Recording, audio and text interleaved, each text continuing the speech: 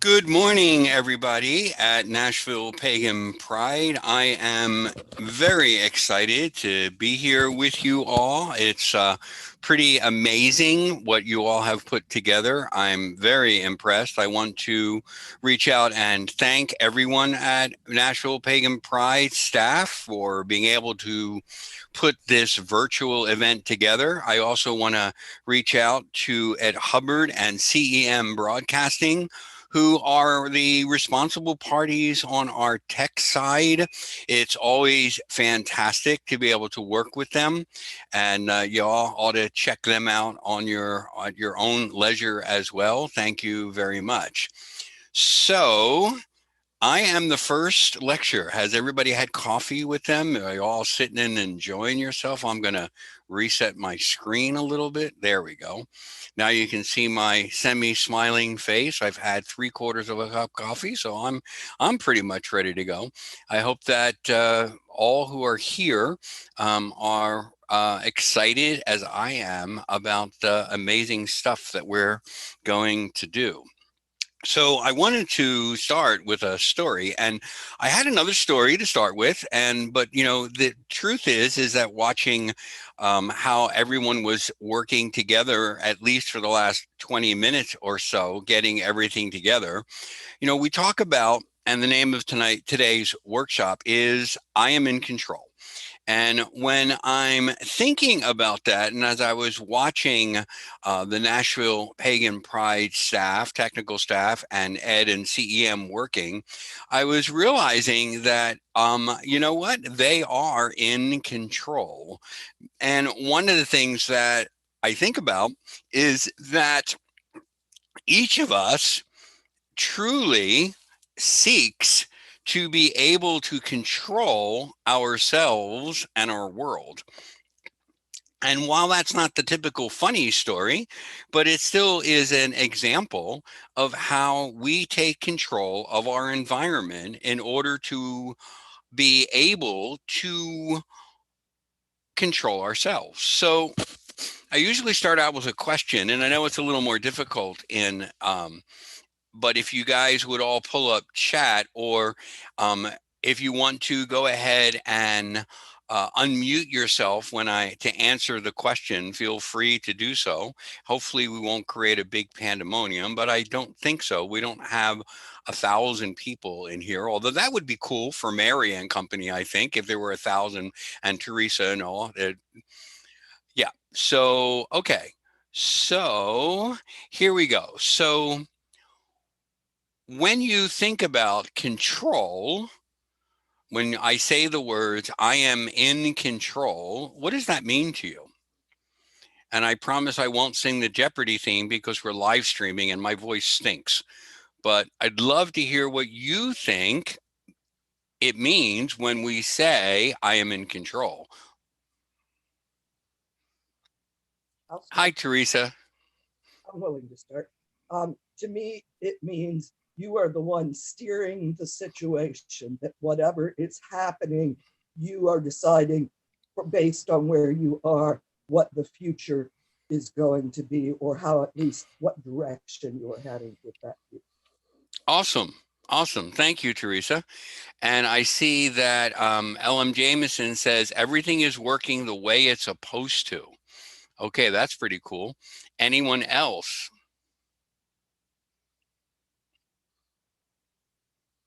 Okay. Hey, is that Oberon Zell who just showed up? No, it's not. Hello, Church of All Worlds. Okay, so I'm going to share my screen for a minute, and I want to, here we go, screen share and see if that works. Hold on a second. Do, do, do, do. All right, hold on a second. This is always the one thing. There we go. Have that up. And I need to have that up. All right, now I go back over here and do screen share. Yeah, there we go. Okay. I should probably. All right, so the thing that we're looking at right now, This is what I call the spirit mandala. And when we look at this, it shows us several different things. So I want everybody to think, and I want everyone to unmute themselves and to say this. It's very important. Everybody, please unmute and repeat after me. I know it's early. Come on, unmute. There you go. Okay, repeat after me. You ready? Okay. All right, here we go. I am schizophrenic. Come on. I am schizophrenic. And that's okay. And that's okay. Okay. All right, let's do it with more feeling now. I am schizophrenic. I am schizophrenic. And that's okay. And that's okay. All right. So now what we mean by that, by the way, for my fellow psychology individuals, the true words is I have dissociative personality disorder, but that just doesn't sound as good. So I use the word schizophrenic.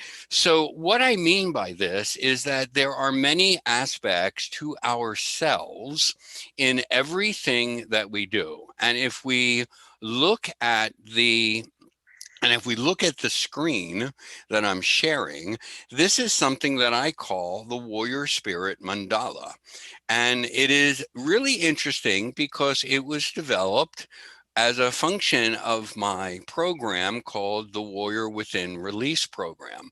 And I just want to make sure that is one of the other co-hosts are letting people in because it keeps flashing. Yep, it looks like you are. Good. Thank you, Nashville Pagan Pride. Okay, so I'm just going to continue. So if we look at this mandala, we see that there are several squares and they're all in the 4 cardinal points. And those 4 cardinal points are actually, they are a function of this mandala.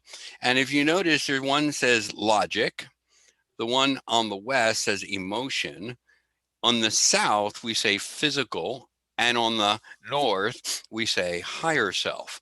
Now, what these are, if we look at these as different aspects of ourselves, so that this is our logical self, our emotional self, our higher self, and our physical self.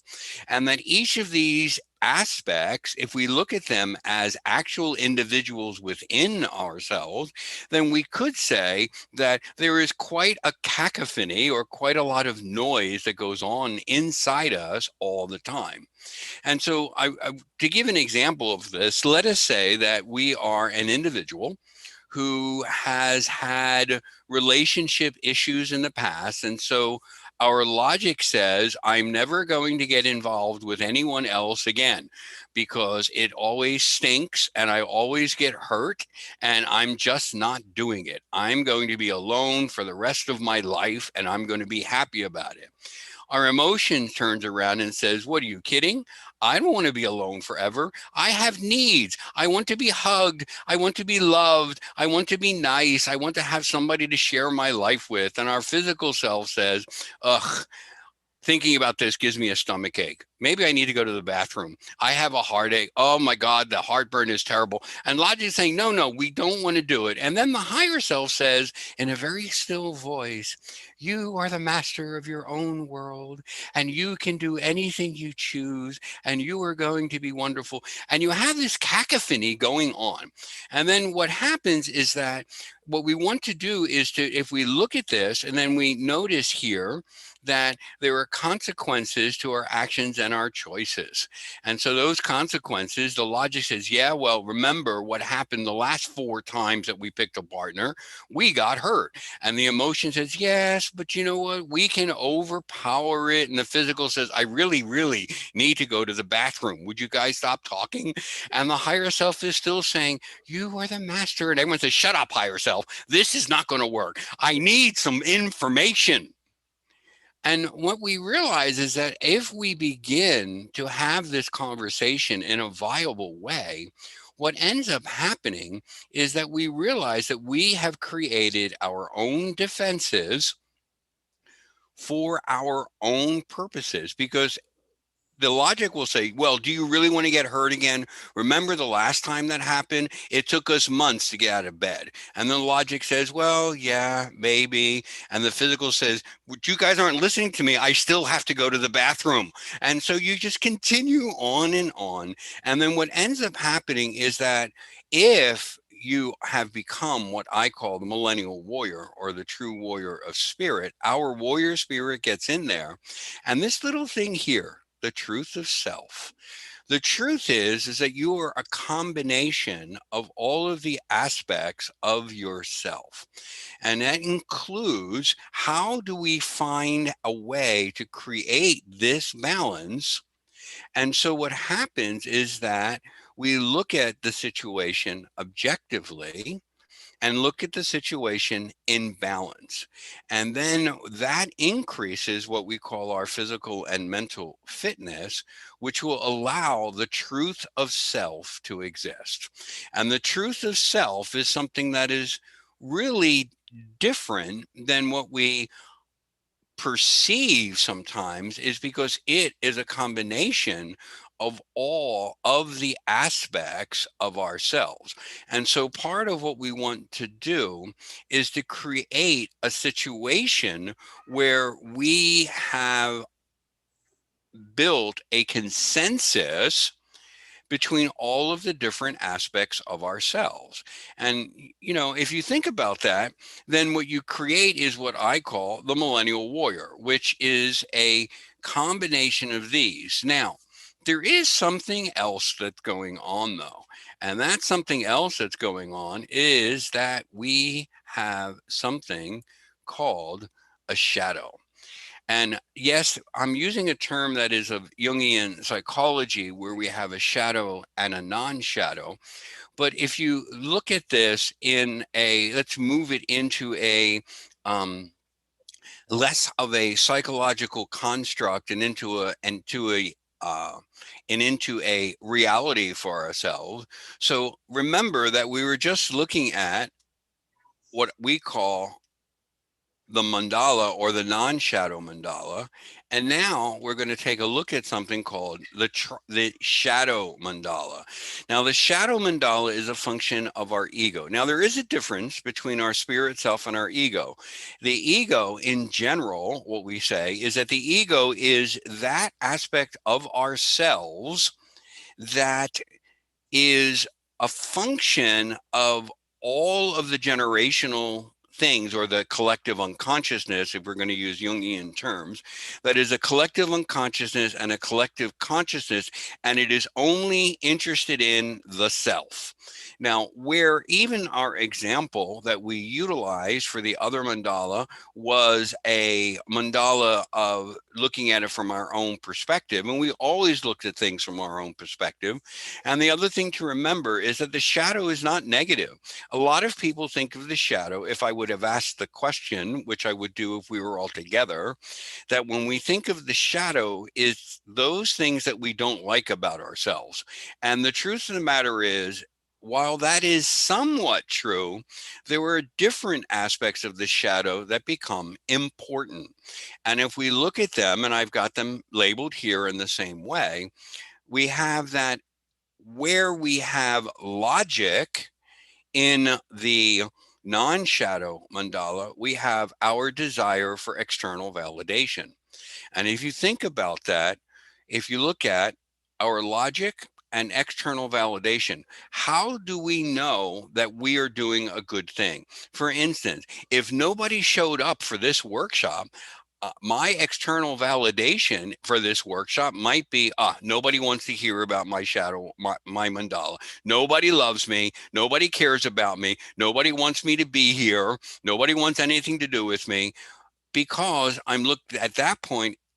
I am looking at it from a perspective of external validation, which is the validation of others. You know, Reverend Dr. Don Lewis and I had a conversation, and I'll tell you a funny story that goes with it, because everybody wants to hear Alfred's stories, because after all, you're not leaving, so I get to talk, and that's my external validation. So I'm going to talk about what I want to talk about. Okay, that's my ego. By the way, Anyway, so here's a great story. I really like this story. It's an awesome representation. So several years ago, Reverend Lori, Chad, um, Reverend Ed, and also Reverend and Reverend Don Lewis and I were all um, at the Pagan picnic in St. Louis, Missouri, and Reverend Don got picked up and brought to our hotel, and it was awesome.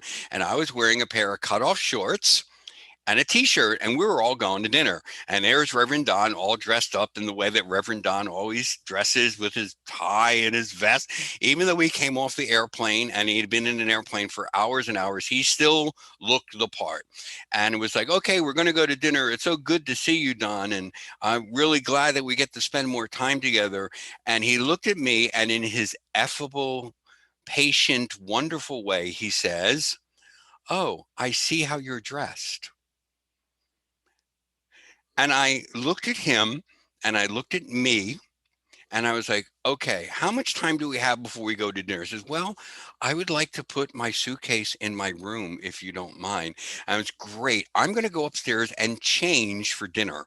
And I went upstairs and I got dressed more reasonably. And ever since that time, and anyone who was here before we started, I had said to Ed Hubbard, I said, Ed, please let Reverend Don know that I'm still dressing the part. As you see, I'm wearing a jacket and a nice shirt, and I'm not wearing a tie because ties annoy me too much. At least right now, I haven't reached a high enough spiritual level to wear a tie yet. But that's an interesting story, because if you look at that from the perspective of how other people look at you, that's the external validation sign.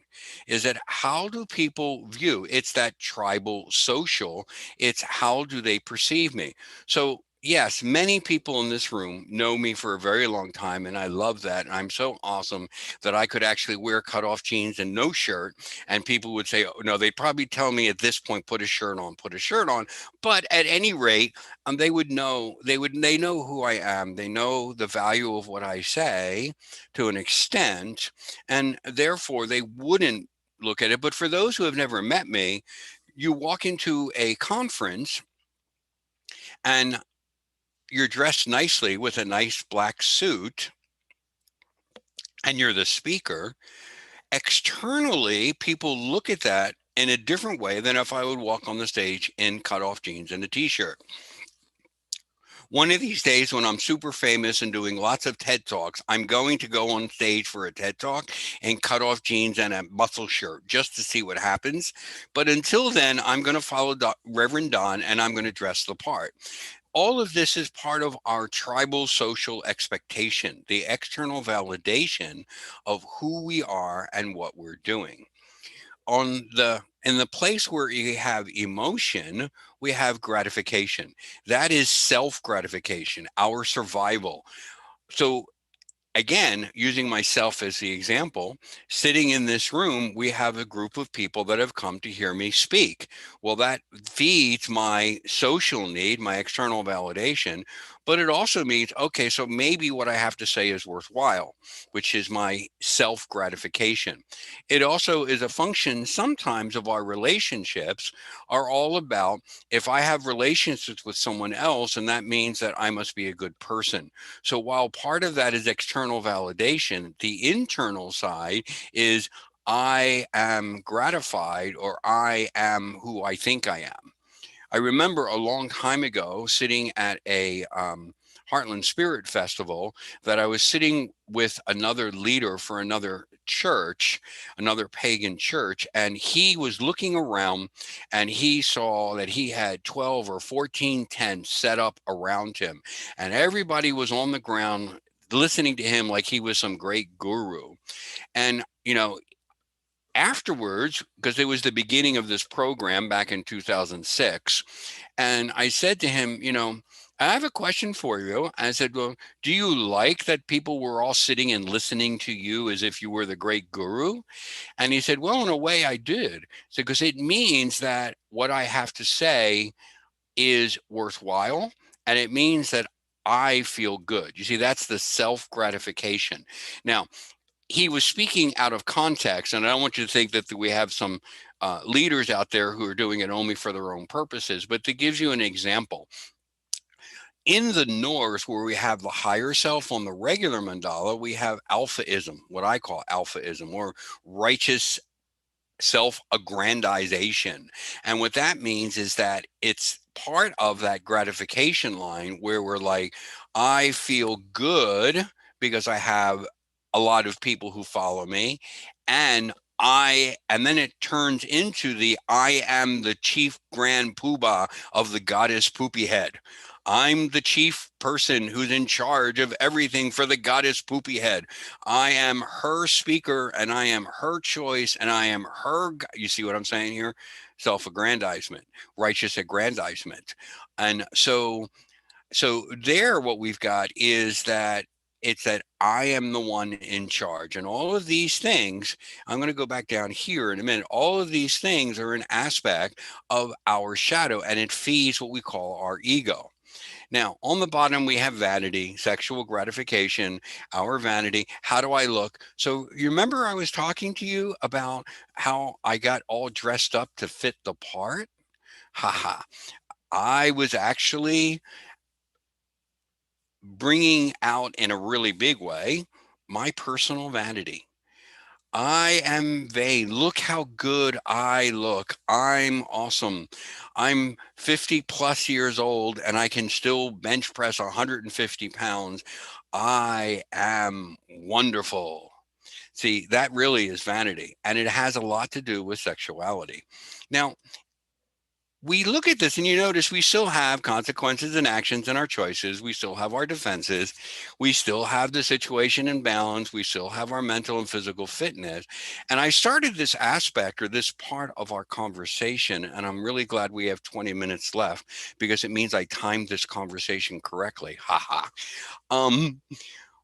What we have, though, is that we can't negate our shadow. And a lot of what people try to do is they try to say, okay, I am focusing on my truth of self, my beautiful warriorness, my perfect situation and balance. I'm going to walk in beauty and light my entire life because, after all, that's what the gods want, is beauty and light, and I love everybody. And my answer is, you're full of crap. There is no way that any person in the world can be that focused without any kind of shadow aspect. Now, it is true that a lot of times we will push what we don't like about ourselves into the shadow, and they will fit into one of these aspects of ourselves. However, even if you are a person who operates as much as possible in this place of the non-shadow mandala, if everything that you do is a function of how you as an individual have put the different aspects of yourself together to make good decisions and choices, how does that get fueled? And for that, I want to say, and here is the interesting thing, I'm wondering if I'm going to try something here to see if I can get it to do it right. Can I? I'm going to put this here, and I'm going to put this here. Can you guys see both? Please, somebody nod their head or tell me they can see both mandalas. Can you see both mandalas? You cannot see both mandalas. Because it's only showing the one thing that's screen saved. Okay, that's fine. Yeah, if I click here, okay, so if I click here and then re-click here,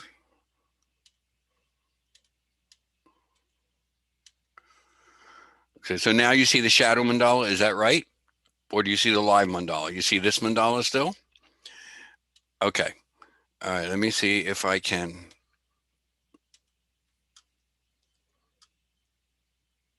Okay. All right. Well, I know how I do that. Okay. So I have to stop share. Haha. I remember, put this up over here, put that down over there.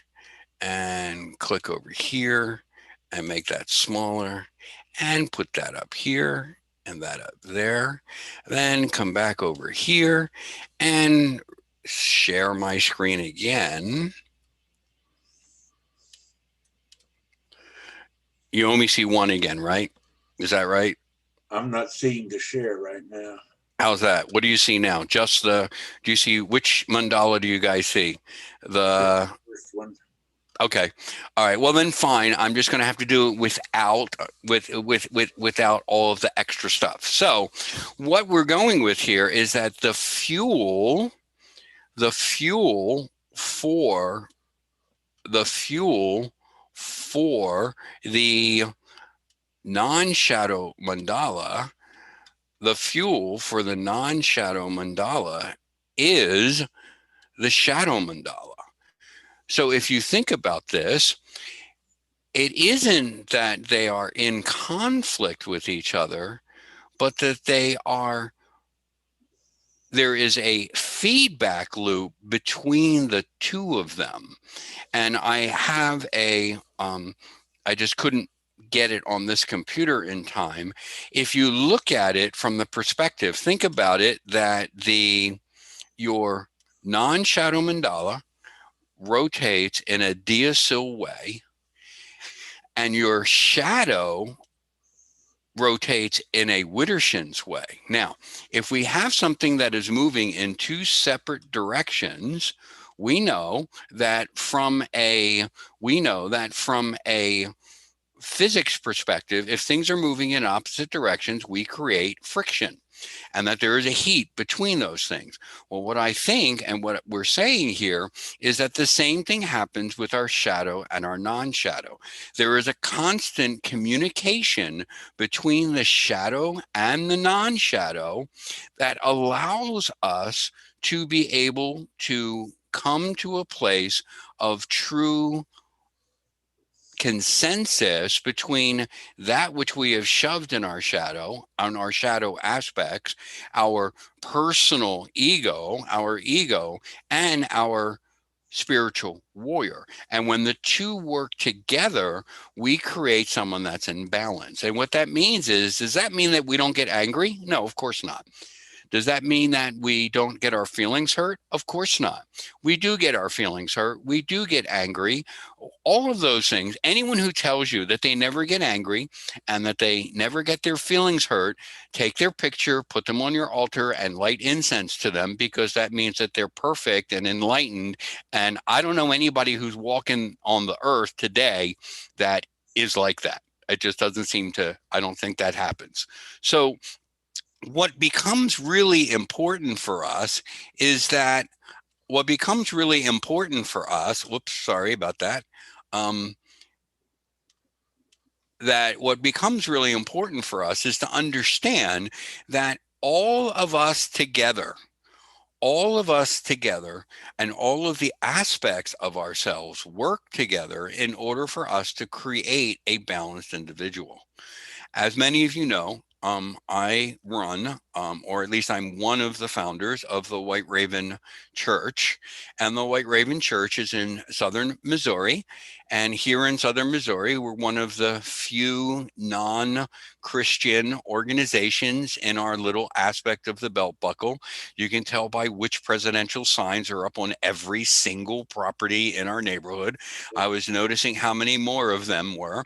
And then there was this one house that had the other person. You notice I'm not saying which is which, and y'all can figure that out for yourselves. And they had one other, and when I looked at that house, it was like I could see my neighbors now saying, of course it's them. They have one of them, their berm houses with that their solar shit up on the wall, and they're one of them kind of people. But in the same token, while maybe that is the case, when people look at White Raven, they don't look at us as that's that other kind of church or that particular kind of church.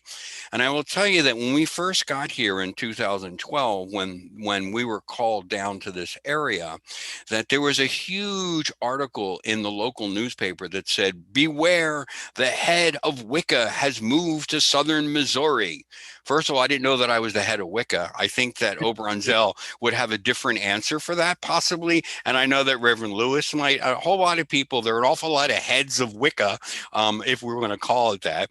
But it was really interesting because there was a lot of comment back in 2012.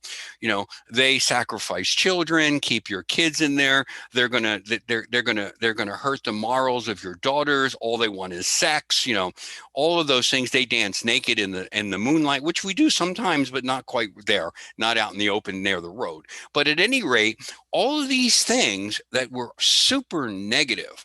Now, if I would have latched onto the shadow of myself, if I would have latched on to those aspects of myself that I was so distressed about, my vanity, my self-aggrandizement, I could have turned around and put the biggest pentacle I could find on my chest and walk all over the neighborhood to prove that I was something. That's not what we did. Okay. What we did is that we began to work on our property. We cleared up the garbage on the property. We built a labyrinth. We fixed all the hedges. We got rid of the things that the previous owners had left up on the land.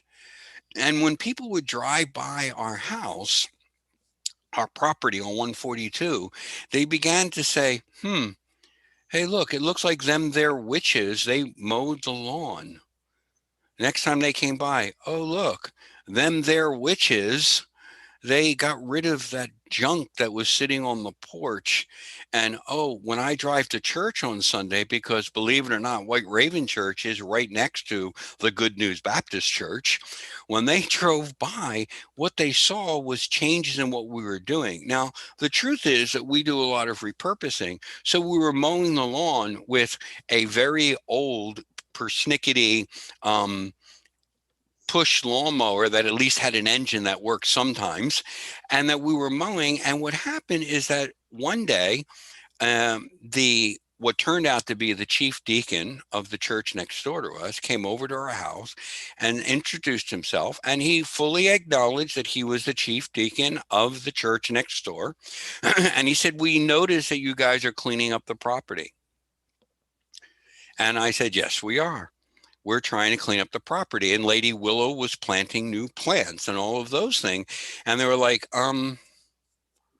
okay. And he asked me a couple of questions, and it was, like many of you know, is that I was previously ordained in a Christian faith. And we had a very nice conversation about certain sections of the Bible that he was trying to use as a bludgeon on my head for why I was going to hell. And then I gave him appropriate responses. And what he said was, oh, you know what? You know your Bible. And I said, well, yes, I do. I was ordained by the Church of God of Anderson, Indiana, and the Assembly of God, both ordinations. And he was like, oh, really? I was like, yes, I was. And we have here a interfaith ministry. I thought you all were witches. I said, why, yes, we are. And he went away shaking his head.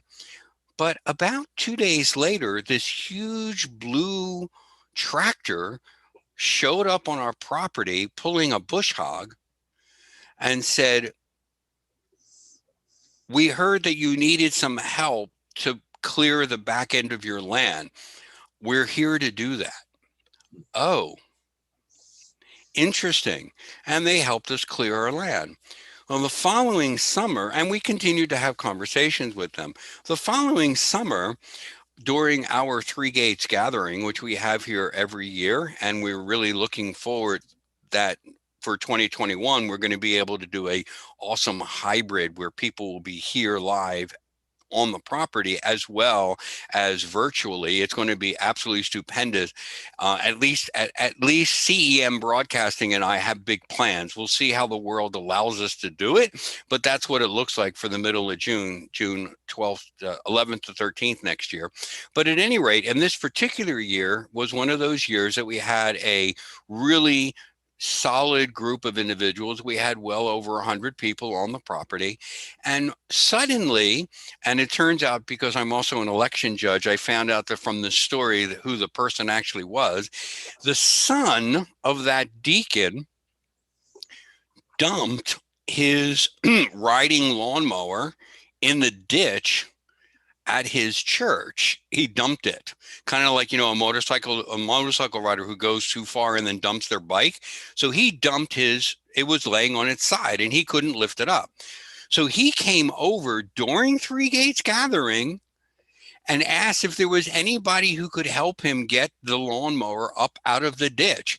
And so these three big burly guys, Asatru guys, with their kilts and their muscle shirts, and one guy with no shirt, and their funny hats, and their big Thor's hammers sitting on the, went over there and lifted up his lawnmower, and then realized and said, well, we're not doing anything. What else needs to be done? He said, well, if you really want to, could you grab a couple of those weed eaters and weed eat around the church? So these three guys spent 2 hours in the middle of Saturday afternoon helping out the Baptist church. And I've talked to that group of the trough, that member of the trough, their tribe, several times since then. And the thing is that after that was done, the pastor of that church came over to me and he said, thank you for helping out my crew. Would you like to have coffee sometime?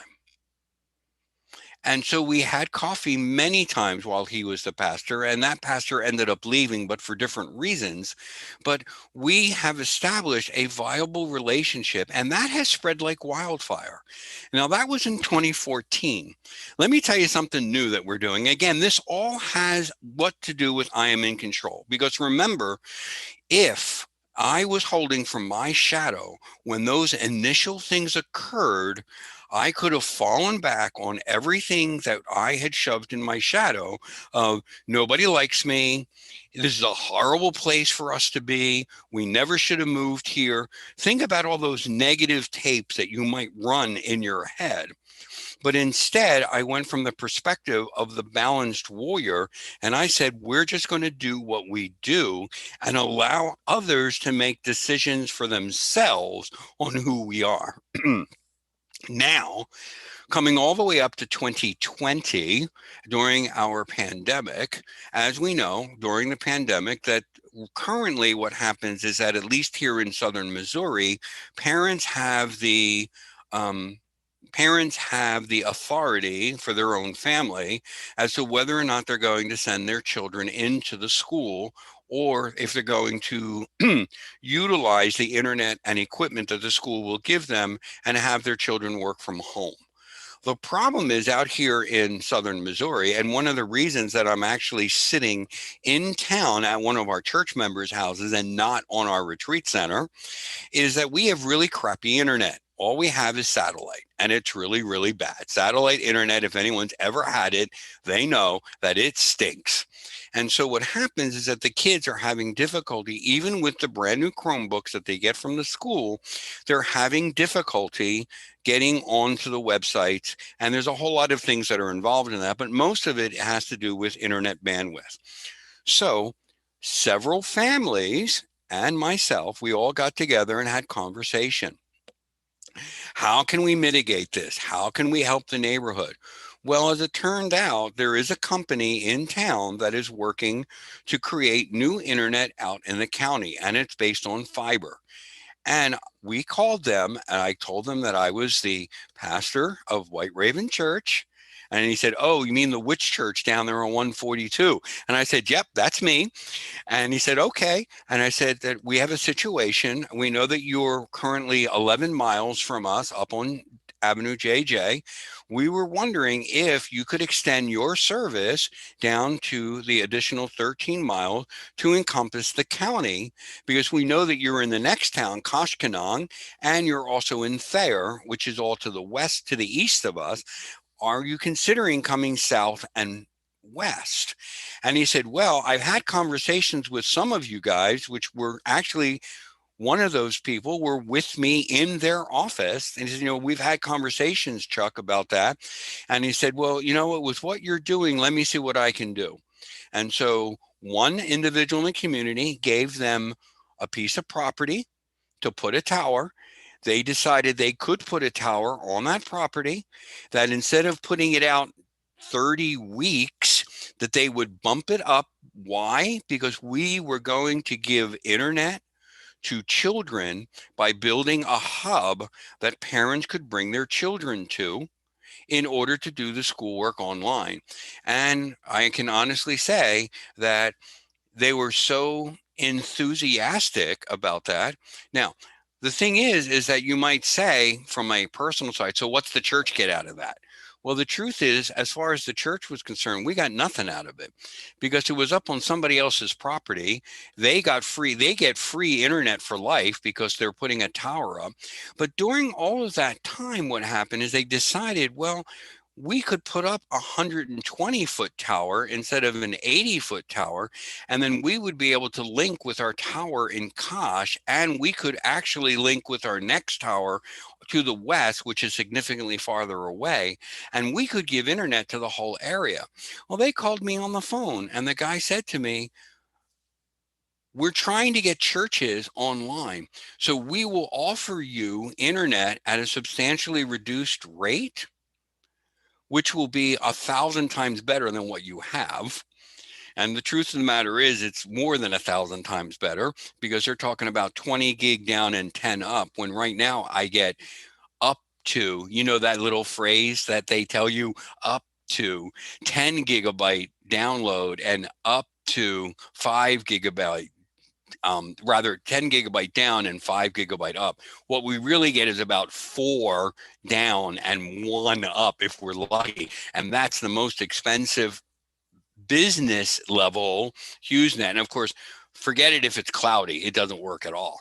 And so that's really, and rain, yeah, forget it. It goes away for a week, But at any rate, they offered us at a considerably lower rate because we were a church, but also because you see, we operate going all the way back to what we've been talking about. I didn't operate from a perspective of my personal desire. I operated from the perspective of what was good for the community. And the only way that I could do that is to fully recognize that I am in control. Because after all, why do you say, oh, that person made me angry? You're telling me that that person has magical powers that can reach into your brain and twist your brain around and force you to be angry with them. They force you to do something negative and say it's somebody else's fault. I'm sorry, that's not a spiritual warrior. That's not a person in control. That's a victim. And victims have no place in the mode of the spiritual warrior, in the mode of the warrior of the millennium, in the mode of a person who is in control of themselves. Nobody makes me angry. I choose to be angry if a situation annoys me enough. And how I operate and how I expand that anger is also my control.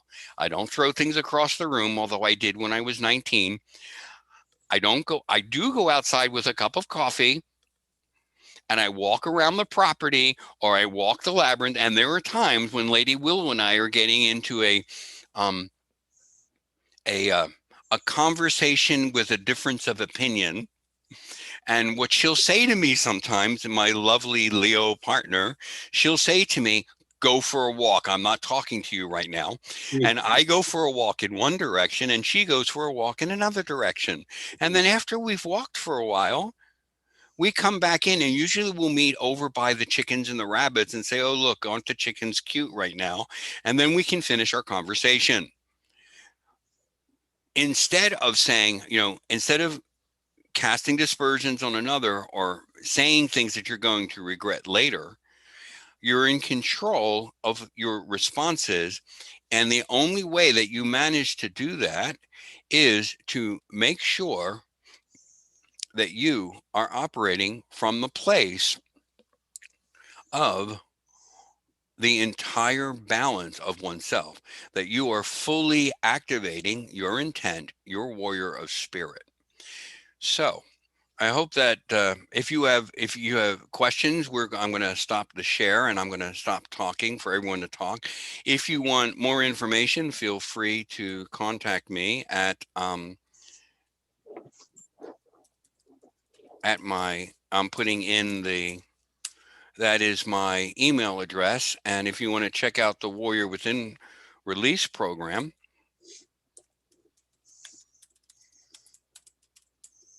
you can go to that website, Warrior Within.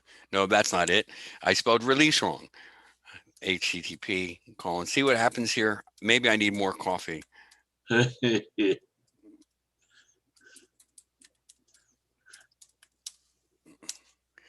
There you go. That looks much better. To go to either one of those sites, you can also, I have a radio show every Friday night at 9 p.m. Eastern on thecauldron.net. That's WCAS. That's 9 p.m. Eastern. And it's called Charge of the Millennial Warrior. Feel free to check out that as well. And that is at http://thecauldron.net. And at other times, please, did I put net? Yeah, I did. Did I put net or nef? What did I put there? Net.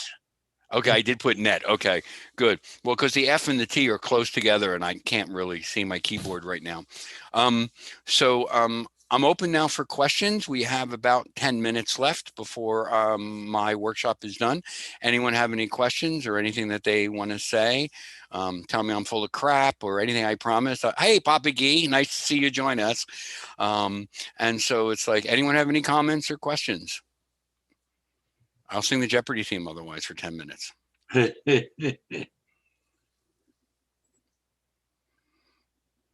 So, so from the Facebook page, they have a question. Is this for Wicca only? No, this is for any individual, regardless of their spirituality, in any case, because we, as even myself, I would not say that I am fully a Wiccan at all. And as I said, we run an interfaith ministry here in Southern Missouri. We have Christians, Jews, Buddhists, Muslims, Wiccans, Asatru, and this program is for any individual who chooses to assist themselves in becoming more in control of themselves. And in order to do that, they can go to the warriorwithinrelease.com site, or they can email me, which is probably the best site, because there has been some interest in doing an online 12-course session for the Warrior Within Release program. And if they contact me at Alfred at alfredwillowhawk.us, I can put them in that line, or they can ask me direct questions.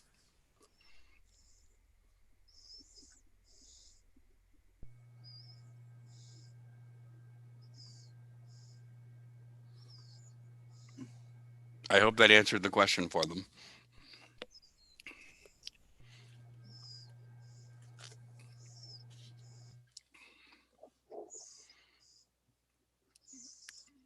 This reminds me of some of Carlos Castaneda's writings and the concept of warrior that was given in there. They are very responsible for their actions, no matter what kind of actions.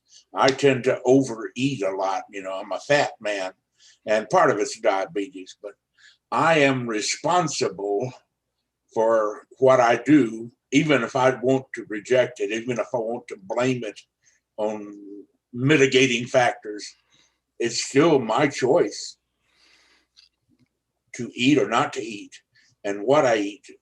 And all of our actions are our responsibility, aren't they? And if we accept that, then we can grow from it. That is true. Is that part of the Warrior Within Release program, we talk about three little terms: honor, respect, and personal responsibility. And what we talk about there is that we honor ourselves, we respect others, and we take personal responsibility for our actions and the consequences of those actions. And that if we do that, then 90% of the issues that we have out in with others goes away.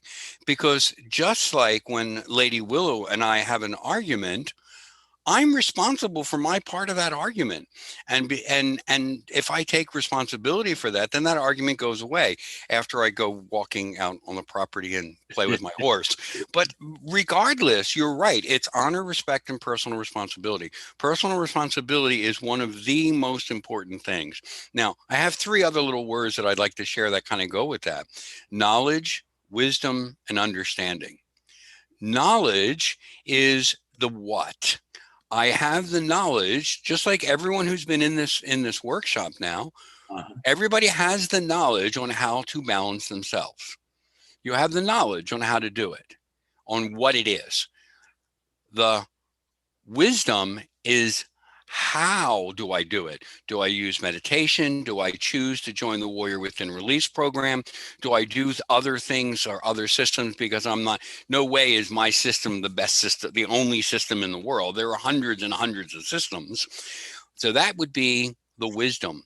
Understanding is the when. When do I apply the knowledge that I gained and the wisdom on what to use? So if you put honor, respect, and personal responsibility together with knowledge, wisdom, and understanding, then you truly will be a warrior of the millennium. And that really goes to, you would make a choice. Every individual makes choices every day, and you have the knowledge. If I could use your example, or I'll use myself, I know that I used to be a smoker. And so I know that cigarettes are bad for me.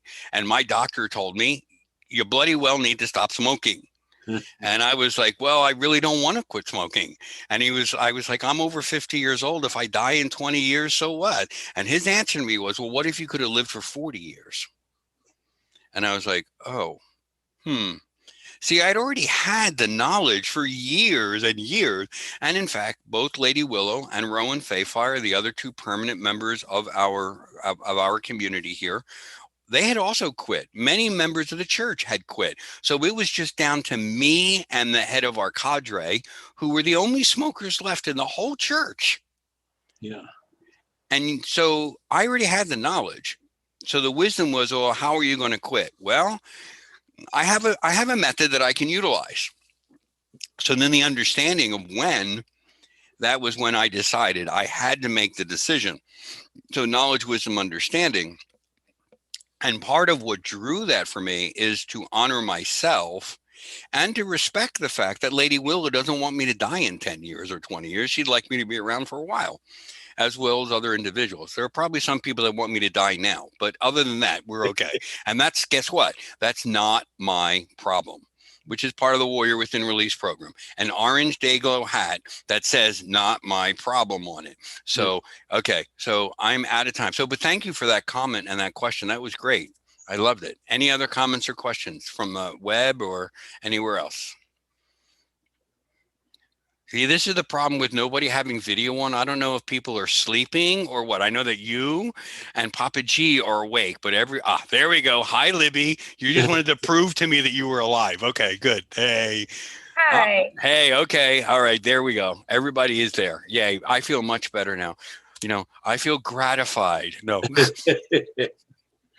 All right. Anyone have any other quote? We have about 3 minutes left before I have to let go of the stream. So does anyone have any other comments? Hey, Libby, it's nice to see you. I just wanted to say that this was a really awesome panel, I guess. It went differently than I thought. I'm personally working in mental health, so it was really cool to go at it from that way. But I appreciate hearing about the shadow side and hearing at it from this is not bad, that this is the fuel. that made a lot of sense to me. I'm really glad. And the fact that you're in the mental health field, I will tell you that because I'm working on a PhD in psychology right now. But a lot of what this turns out to be is really comes from the HTE perspective, transpersonal and existential psychology. And if we look at the actual model psychologically, it's actually part of integral psychology. Because you're in mental health, it's really interesting. I am currently working with the state of Michigan on getting them to approve training in the Warrior Within Release program for mental health counselors that would be funded from the organizations. But if you want to send me an email, we can have some conversation because I know you're in Nashville, right? Yeah, and Tennessee, the organization is a little more. I would have to spin it in a different way, but we might be able to get the state of Tennessee. Oh, excellent, Heather. That's Heather DeMuth works in mental health as well in Nashville, which is awesome. So we can have a conversation about the utilization of this program and the validity of this program. We have to figure out a way to test its reliability yet, but that's, but y'all understand that now we're talking academics, y'all. So I apologize, but yeah, let's stay in touch, Libby. Awesome. Thank you for your comments. Ed's back. That means Alfred has to shut up now. Absolutely. Well, thank you, Alfred, for being here with us. It's been terrific, and you're going to be back on again today. What time? Let's take a look at that. I am going to be back on. Yes, I will be back here at 3 p.m. myself for the Poseidon, the Forgotten Deity. Also that you have Rowan Faefire will be here for Vibrational Being tonight, and also you'll get to hear Lady Willo and the Witch's Garden. So y'all just need to check out the schedule page to see when everybody else is going to be here, which is super awesome. I really appreciate it. Thank you so much, Ed, for all the hard work that you've done and everything involved in this. Really, thank you. I'm telling everybody, do not thank me. I want to get through this day without any techno gremlin. Okay, all right. I'm not thanking you, but I'm going to send out the Greek philosophy. Don't break a leg, and we're having such a great time today. You're listening to National Pagan Pride Day, broadcast on the CM Broadcasting Network, the first social broadcasting network, and we're now bringing you Papa G. And he's going to talk to us about tea leaves and everything. So I'm very excited about this. And go ahead and you can start. There you go. You just start talking. First of all, can you hear me well? I can hear you. Good. So I am Greg, or my root work name is Papa G. My husband and I own Aroma G's Botanica here in Nashville. If I get fumbled, I'm tired. We have spent all week putting together a new room in the shop called the Witch's Lair. So we've been working from open to close, trying to get everything set up. There's herbs hanging from the ceiling and fairy lights, and I'm having nightmares about fairy lights this week. So my workshop is on how to read tea leaves, and the reason why I chose this is because I just finished writing a book with Catherine Ironwood of LuckyMojo.com, and I just got my advanced copies. They're not in our store yet, but it is The Stranger in the Cup: How to Read Your Luck and Fate in the Tea Leaves. So we had a really good time writing this book. I had the idea of writing a book on tea leaves for a long time. I'm a tea leaf reader. I'm also a collector of vintage tea leaf reading cups, cartomancy cups, and I'm going to show you a lot of those later. But this cat knew so much more about the history of tea leaf reading than I did. Lucky Mojo had wanted me to publish a book on something for a while, so we decided to co-author this, and it was a lot of fun. It was tiring.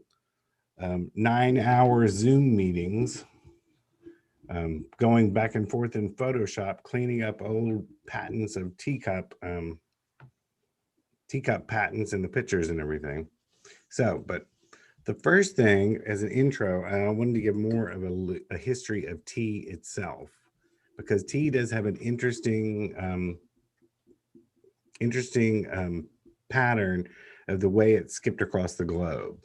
So, according to legend, who's gonna actually verify this? But in 2737 BCE, supposedly the Emperor of China was on the far side of the country, surveying some of his surveying the lands, seeing what was going on in that region. His manservant was boiling water, and some leaves from the tea tree fell into his cup, and he actually decided to taste it and liked it. So they collected some of those. They took them back to their region, planted them. So it was like a best kept secret of China, tea, which is the plant called Camellia sinensis, for hundreds and hundreds of years. Now, eventually, there was a traveler from Japan who came over, liked the tea, and he took seeds back home with him. So there, in Japan, they started planting tea tea plants, and then we all know the Japanese have these elaborate tea ceremonies.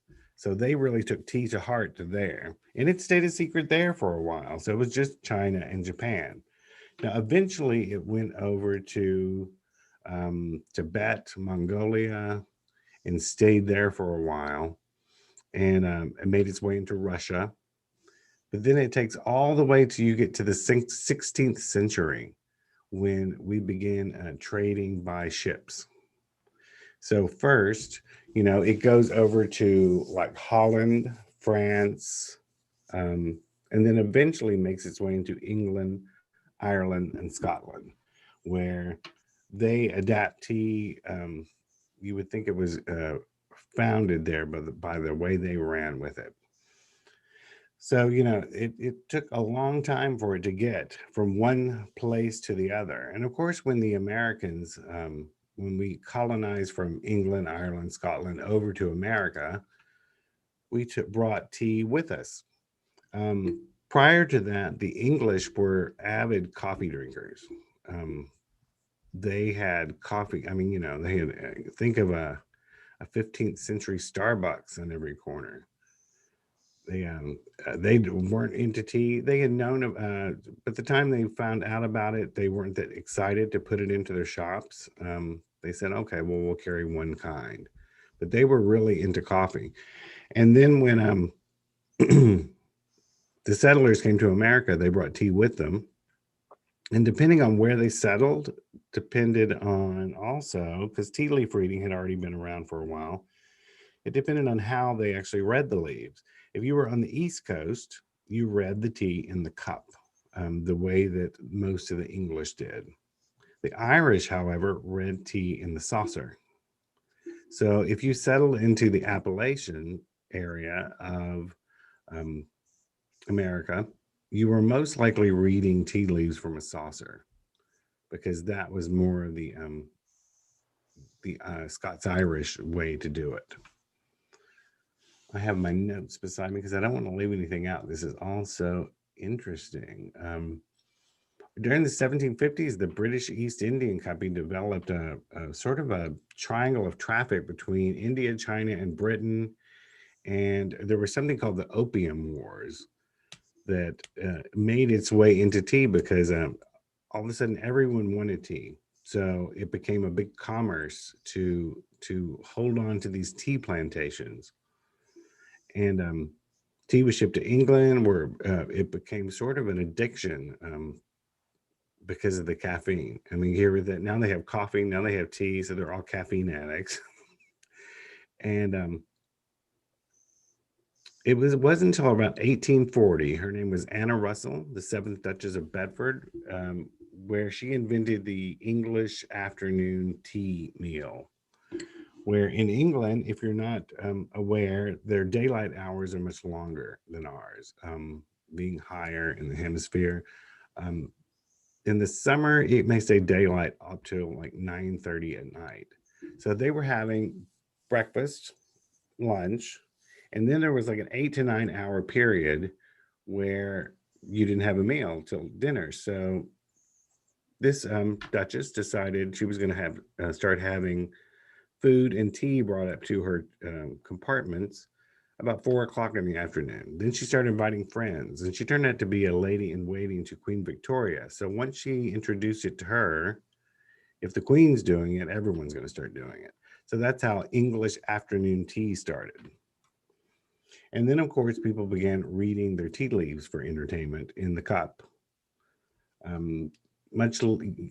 Skip later on, and I'm going to cover that in a little bit, how tea worked its way into the suffrage movement. Ladies were around the 1900s were inviting friends over for tea. They wore tea gowns.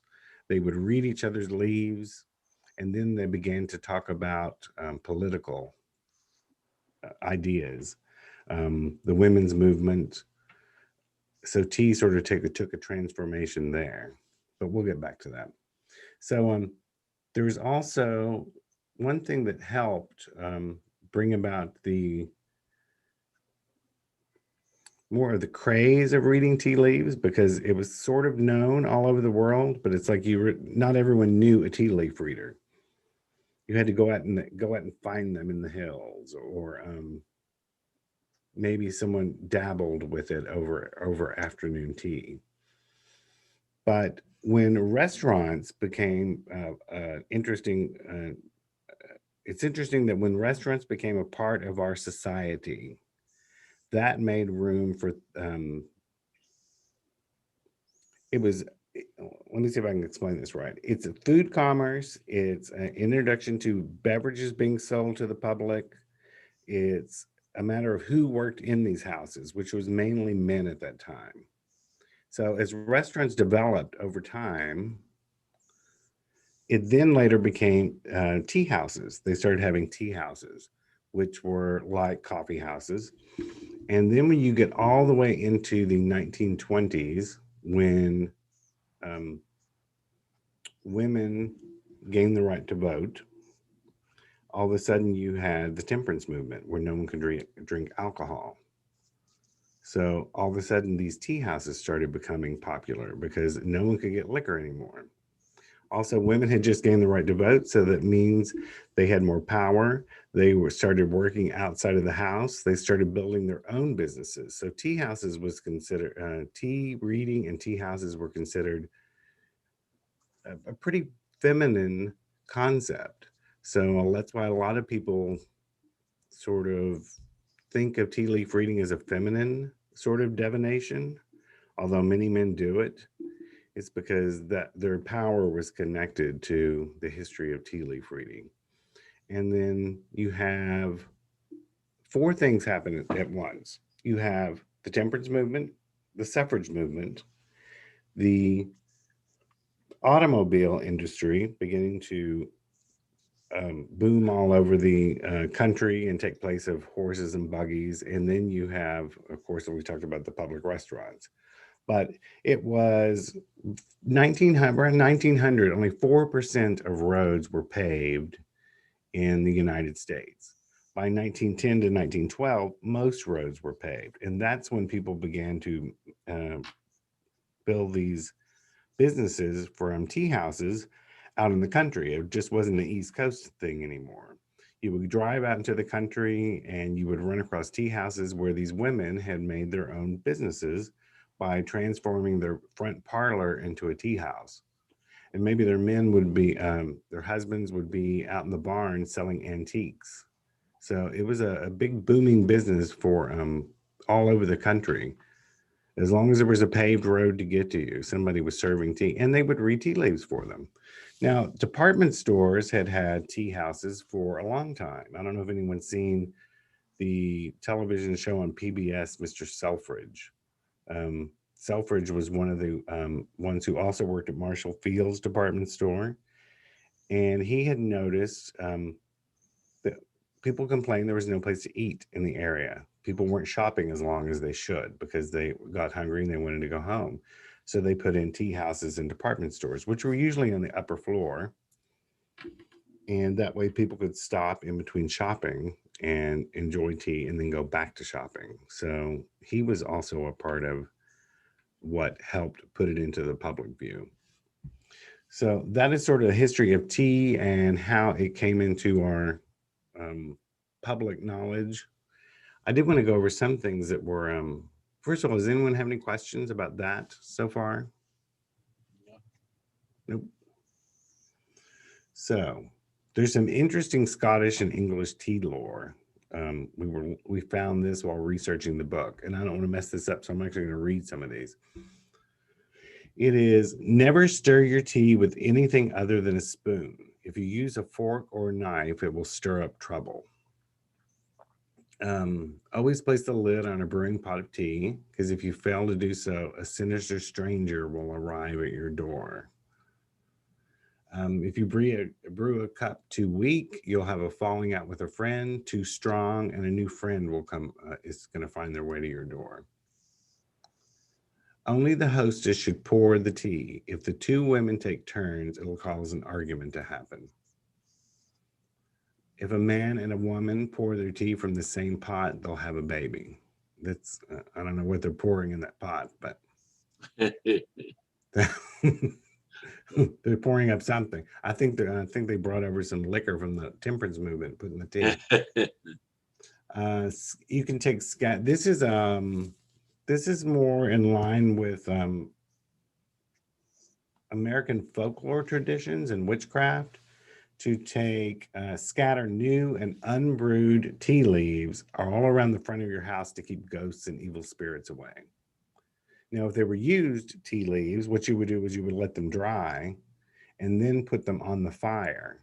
And that was supposed to disperse in the air to keep the entire area clear of evil spirits. That's another one. Oh, never forget to add your tea leaves to the pot first, because it's bad luck to pour hot water into an empty teapot. If you find undissolved sugar at the bottom of your teacup, someone is sweet on you. And then there's a couple from Chinese tea lore that people actually put tea leaves in the deceased person's pillows before burial so they could have tea in the afterlife. That sounds very Egyptian to me. And also, it's considered, still to this day, it's considered rude to have the spout of the teapot pointing at your guest. It should be pointing away or at an empty chair. That's a Chinese tradition.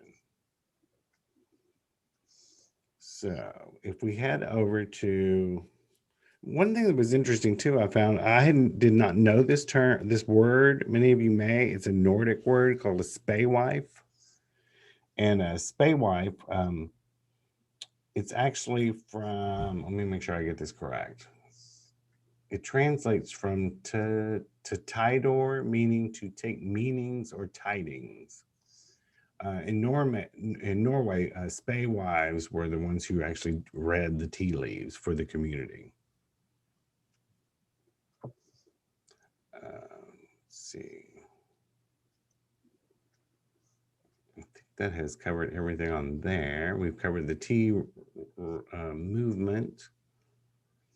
So what I want to do is show you some of the different types of cups you can use. Now you can use a white cup, and then after I go over the cups, I'm going to show you how to divide up a cup so you can actually read it. So usually marked cups were used because they help you get more information than just the symbol in the tea leaf. Many people think tea leaf reading is an intuitive art. It's actually better to use the well-defined symbols. It's sort of like the difference in tarot reading. Like if you actually learn the meanings of the tarot cards versus someone who said, I'm just going to pick up the cards and whatever comes to me, comes to me. So, but if you have an understanding of what those cards mean, because they're multi-layered information, to me, you perform a better reading.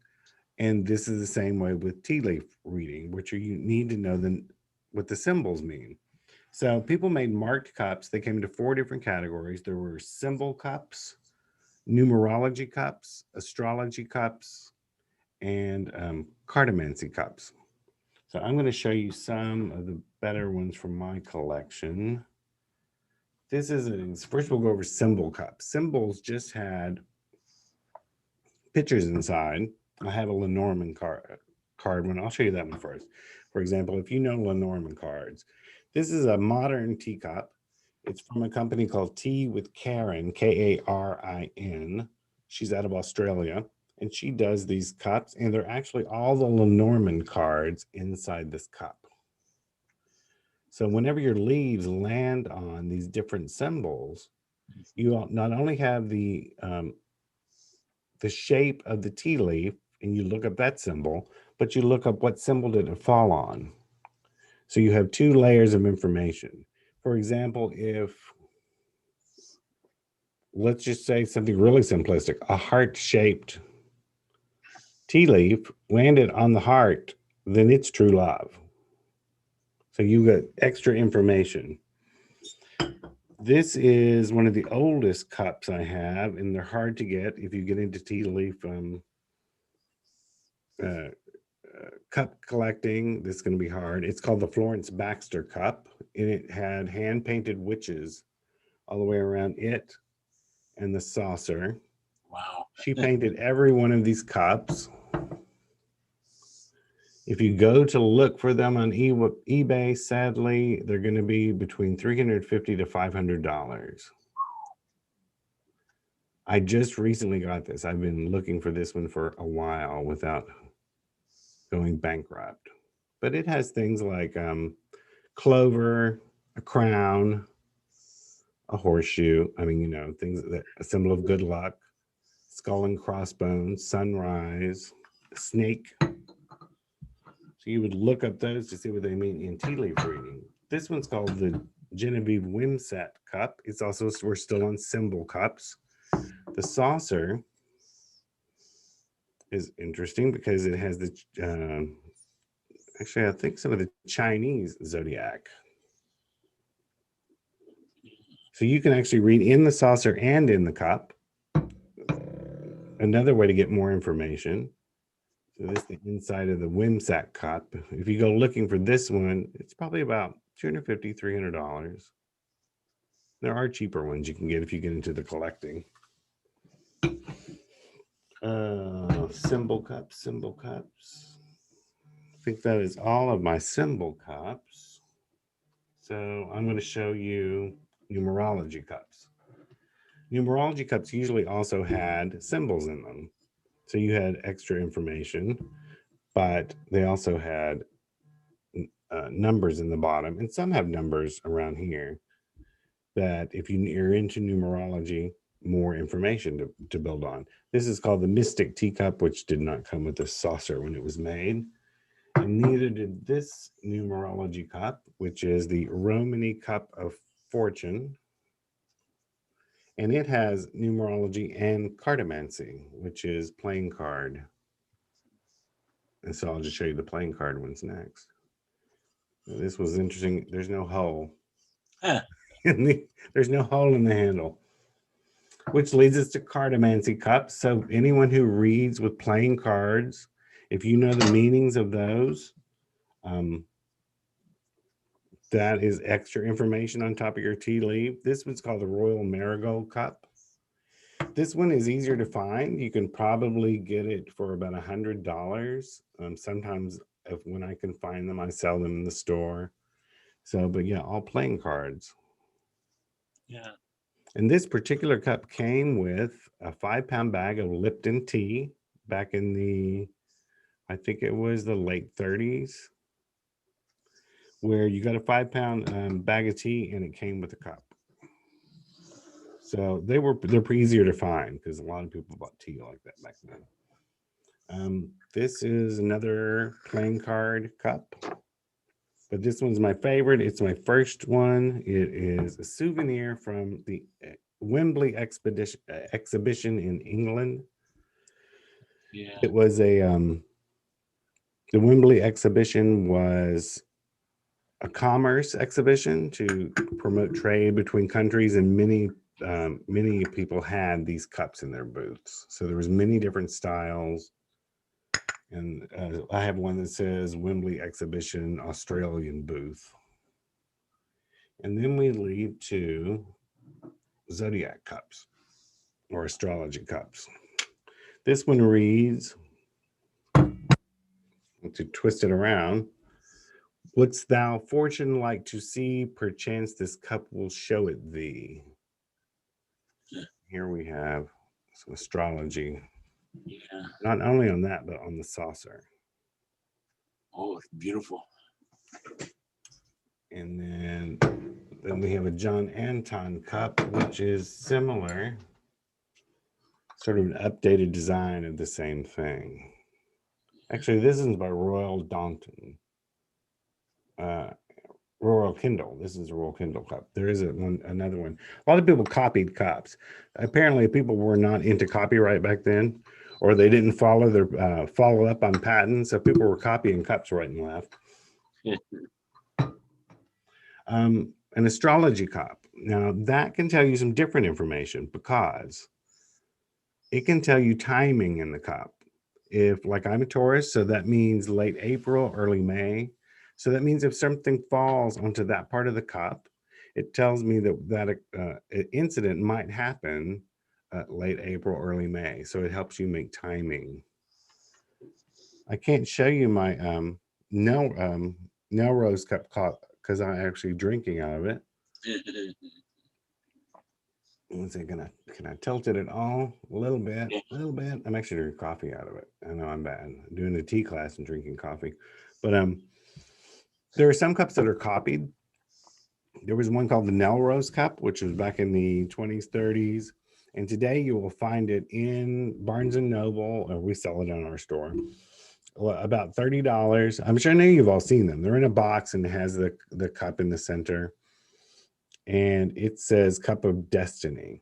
So that was one that Jane Lyle had acquired the rights to as soon as they quit making the Rose cup. But if you start, my point is, if you start becoming a collector, some people on eBay, Etsy, they will call it a Rose cup and want to charge you $150 for it, when it's really the one that was manufactured by Barnes and Noble and $30. So you have to learn what these patterns mean. Any questions so far? Answers, complaints? Nope. David, to everyone, can I have yours? No. Caffeine addicts. Yeah, we're all caffeine addicts. So I'm going to show you how to read the sections of a cup. Let me gather my notes, because I'll tell you what, Miss Cat taught me a few extra things that I didn't know about how to section off the cup. The most important thing to know is you start with the handle. The handle should be facing the person who's getting the reading. The handle is called the home. The far section away from the handle is called the away. So if you're going from the handle to the far side of the cup, which is on the left side, this is events that are falling out of your life. Things that or you could always read this past, you could read this as future. From the away back to the handle, to the home, are things coming into your life. And some people will divide the cup up into sections going down this way, where the farther you go down into the cup, the further the past is. So some people might say if it occurs here around the rim, then these things are going to happen rather quickly. And there's something to really pay attention to. Like if it's something negative, you need to jump on top of it right away, because it is so close to happening very soon. Some people read things like, whatever this incident is, where will this incident occur? Will it occur close to home? So, is it near the handle? Or will it occur far away from home, the away? So is that information there? Some people perceive things in the bottom of the cup as more urgent or can be dangerous, because they consider this issue is drowning in the bottom of the cup. I'm going to pour. little bit of tea. I'm going to let it set for a minute while we finish going over this, and then we're going to actually read the tea leaves in that cup. So it's all about how you divide the cup up as to what happens, when it happens, and how you perceive it. Now, some people can, I think I covered that it can be, you can also do past, present, and future by doing this is the past, this middle section is the present, and then the top is the future. So that's how to do that. And then how you actually read the leaves. I have a different cup from the Tea with Karen. I like this one. It's pretty mystical looking. So what you do is you actually have the client, or if you are reading for yourself, you actually think about your situation while you're drinking the tea. This is supposed to imbue it with what your problem is, what your issue is. You're thinking about it. You're putting your lips to it. And you're doing this the entire time. And the entire time you're drinking, you're putting these questions into the tea leaves, which is supposed to help bring about what you want to know. I got a little bit too much in this. I'm going to drain it and show you how to read them in the cup. When what you do is you leave about probably a tablespoon of liquid left in the cup, so you have room for swirling. So I've got a little bit left in this. They say it is very British to go clockwise, and very American to go counterclockwise, but swirl any which way you want. So you're supposed to swirl it 3 times. Turn it over in the saucer, and I'll pick it up and show you this.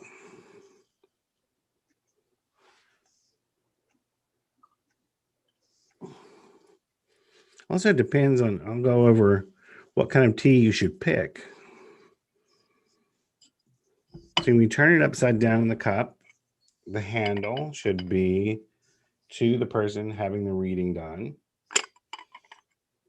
It is a old gypsy tradition to tap the bottom of the teacup 3 times. 1, 2, 3. It's supposed to awaken the spirit of the cup.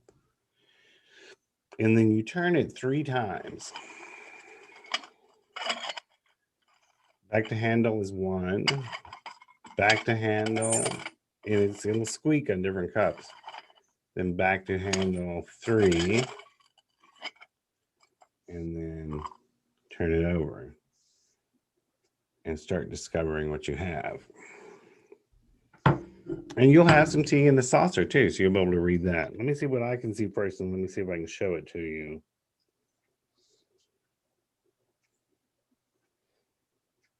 And most of the time, you can find these symbols online. We put them in our book. They're in other books. There's many tea leaf reading books.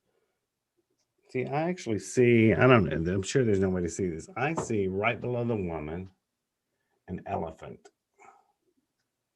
which is about longevity.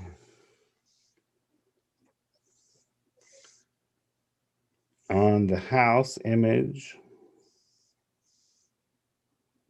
sometimes you will just find something that just look like tea leaves. I can't really decipher that one. Oh, but here's something interesting. At the very bottom, here are 2 twigs. If you can see that, right in, I get a pin to show you. Right in here. Twigs are usually not found in tea leaves because there's it's considered a lower grade tea if you find them. But a twig is actually called the stranger in the cup, which was what our book title came from. A twig is rarely found, but it means like a stranger approaches. So there's a stranger approaching a fish, which means money. So I don't know if I need to lock down my account or what, but so the main thing is to look at the different symbols, look them up, see what they mean. Where did they fall? Did they fall near home? Did they fall in the away? Are they in the bottom of the cup? And that's actually how you would read them. It works a lot better than intuitively, and especially in a marked cup. You can also read the white space. It doesn't have to be just the leaves. You can look at what images does the space between the leaves make. Now, what type of tea do you choose to make good pictures? Now, we have, sorry to make a commercial, but at Aromagees, we made our own fortune-telling tea. We made this because I'm also teaching this class at the 2020 Virtual Hoodoo Heritage Festival in a couple of weeks. And we made this because everyone in that class had to pay for it, and they got a goodie box and everyone got some tea. But I wanted to create, I've always made my own tea blends, so I made this one for the public. It is a mixture of Ceylon, which makes dots in tea, Pu'er, which is a fermented tea, and a little bit of China Black. So some of the ones, Oolong does not make for good tea leaf reading. It doesn't make pictures. When it unfurls, it just looks like a tea leaf. It doesn't really make pictures. China Black makes good layered images, so it's kind of heavy and it may sink to the bottom of the cup or stick to the side, but it'll layer on top of each other and make different images. Green tea, not so good if it's too big, because it'll just kind of spread across the cup and it really won't make pictures. Lapsang Souchong, China Black, those are some. Ceylon, like I said, makes dots, and dots mean different things. If you find them in a small chain, it means money coming to you. If you find a long chain of them or a winding, it means a journey to come. So there's where dots mean. So what I did was I mixed Pu'er, which is cheaper. Pu'er is better than expensive because it's more broken. And sometimes you'll find that stranger in the cup. Pu'er, Ceylon, and of course the China Black. So if you stick with black teas, but it should always be a loose tea, not the kind from bags in the grocery store, which we call fannings. I say it's what they sweep up off the floor when they make good tea, but it won't make good pictures. You can use herbal tea, which they probably did before Camellia sinensis, the plant tea, was in people's regions. But you have to also pick which ones will make good pictures. You can use peppermint leaf, chamomile heads, it won't go anywhere. It won't do anything. Pieces of fruit, dried fruit, they're not going to make pictures. So play with it, experiment with it, and see what will actually, create pictures and designs in a cup. So we have gone over what kind of cup to use, what kind of tea to use, and make sure we haven't left anything out. Let me go over some of the meanings. We still have some time. Like a broom or a besom means avoid meddling in other people's affairs, if you see that. Let me look up. Okay, we saw an elephant in the cup. And I admit, I do not know all of the meanings. I keep learning them every day. Now, if you will learn different, add to your tea leaf symbol vocabulary, you'll find that, let's say you see a flower in a cup. Okay, well, that means one thing. But what kind of flower? A lilac means something. A rose means something else. So if you can, the more you add to them, the more it'll, bring these meanings into your lexicon. See, elephant. Power, happiness, stability, and love. I mentioned stability in love and friendship. Foxgloves is an example of a flower. So if you find not just a flower, but it looks like a foxglove. Ambition and attainment. Roses do mean love and the foundation of love, the foundation of a good relationship. A gun. Okay, yeah, I've seen that many times, which in a tea leaf reading. which really means more of anger, discord, strife. The heart, of course, it means love. Now, I don't. Some of these meanings come from old books. There's many old books you can find on tea leaf reading. Some of these came from the Cicely Kent Teacup fortune telling book, which she had the widest collection of different terminologies. And this one says there's jam and jelly. Now, I don't know how you can see jam and jelly in a cup unless you put jam and jelly in your cup, but jam, a caution that you should guard against being extravagant and wasteful. Some of these are just interesting to read. And we did omit some that don't apply anymore. Like, what if you have a tea leaf on your dictaphone or something else? Yeah, we don't have those anymore. So I think we call it astrology in the cup. Signs of the zodiac. I mean, some of them, especially if you read those cups and you look on your sign of the zodiac, depending on the day you're reading it, you may combine daily magic mixed with the meaning of what it's saying in the position of wherever your zodiac is.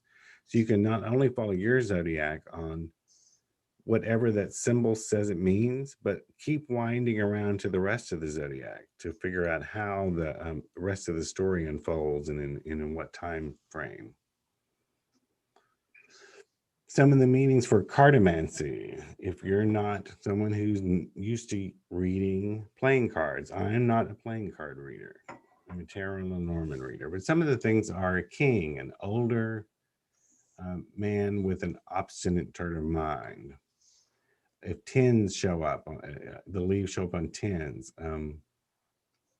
means descendants, journey, travel. Fives, unexpected news. And then we have different things. If it falls in clubs, it means something. Hearts, diamonds. Numerology, that's an entirely different topic.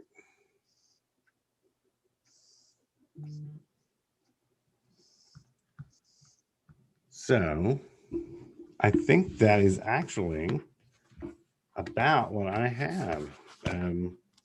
I mean, it's just all a matter of learning your symbols. If you want to start off doing it intuitively, do it for the fun of it. I mean, that's how I started doing it. When we had our first store, I would actually read tea leaves for people who had parties in the store.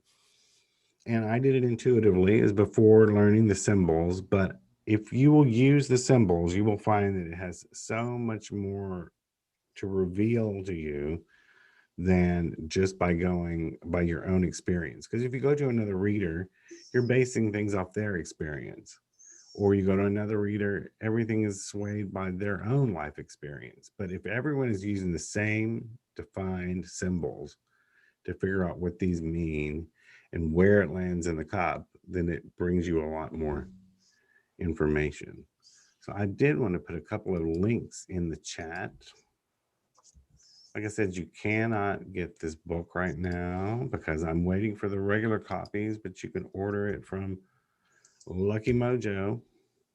So there is the link for Lucky. It's supposed to be on Amazon in a few weeks too. So I'm still waiting for all my copies to come. And if you want some fortune telling tea, here's the link to ours, but go to the grocery store. Just don't buy Lipton in a bag. That's not going to work. I think Lipton actually has some larger leaf you can get too, or we sell tea in our store. So that's what I have for this. I hope you've enjoyed learning about the history of tea and tea leaf reading. And if anybody has any questions.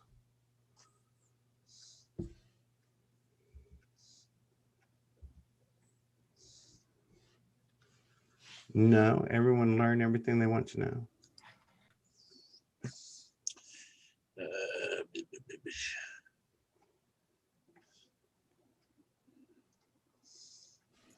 I do have one question. Yeah. I was getting a little bit confused about the handle Uh-huh. pointing towards you or pointing towards the person you're reading it. It should be whoever's getting the reading, because the main thing is it's supposed to point at their heart. So if whoever is getting the reading or wants to receive the information, the handle should point at their heart. So it's their home, what's close to their home. And do you have recommendations for like where to get symbol cups that do not cost $100+? Like for beginners. Let me give me 1 second. Let me dump this one out and I will show you this cup. Let's see. Let me wipe this one out. Let me grab the saucer too and I'll show you.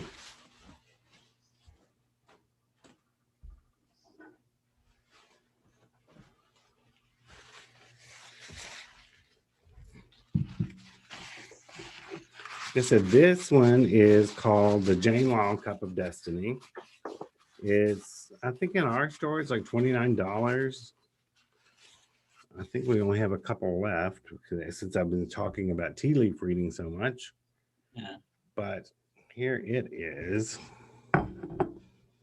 It is the easiest one to find because you just can't find these anymore. And this is the saucer. Sometimes you can find them in a Books A Million. I'm sure you can find them on Amazon. But that is probably the easiest one to find that's not a fortune. Sometimes you can find them on eBay and Etsy.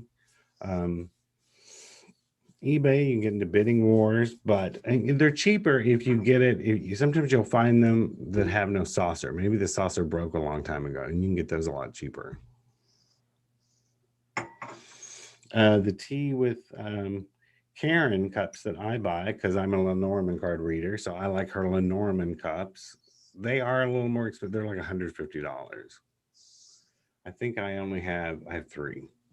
4. I just got a new one.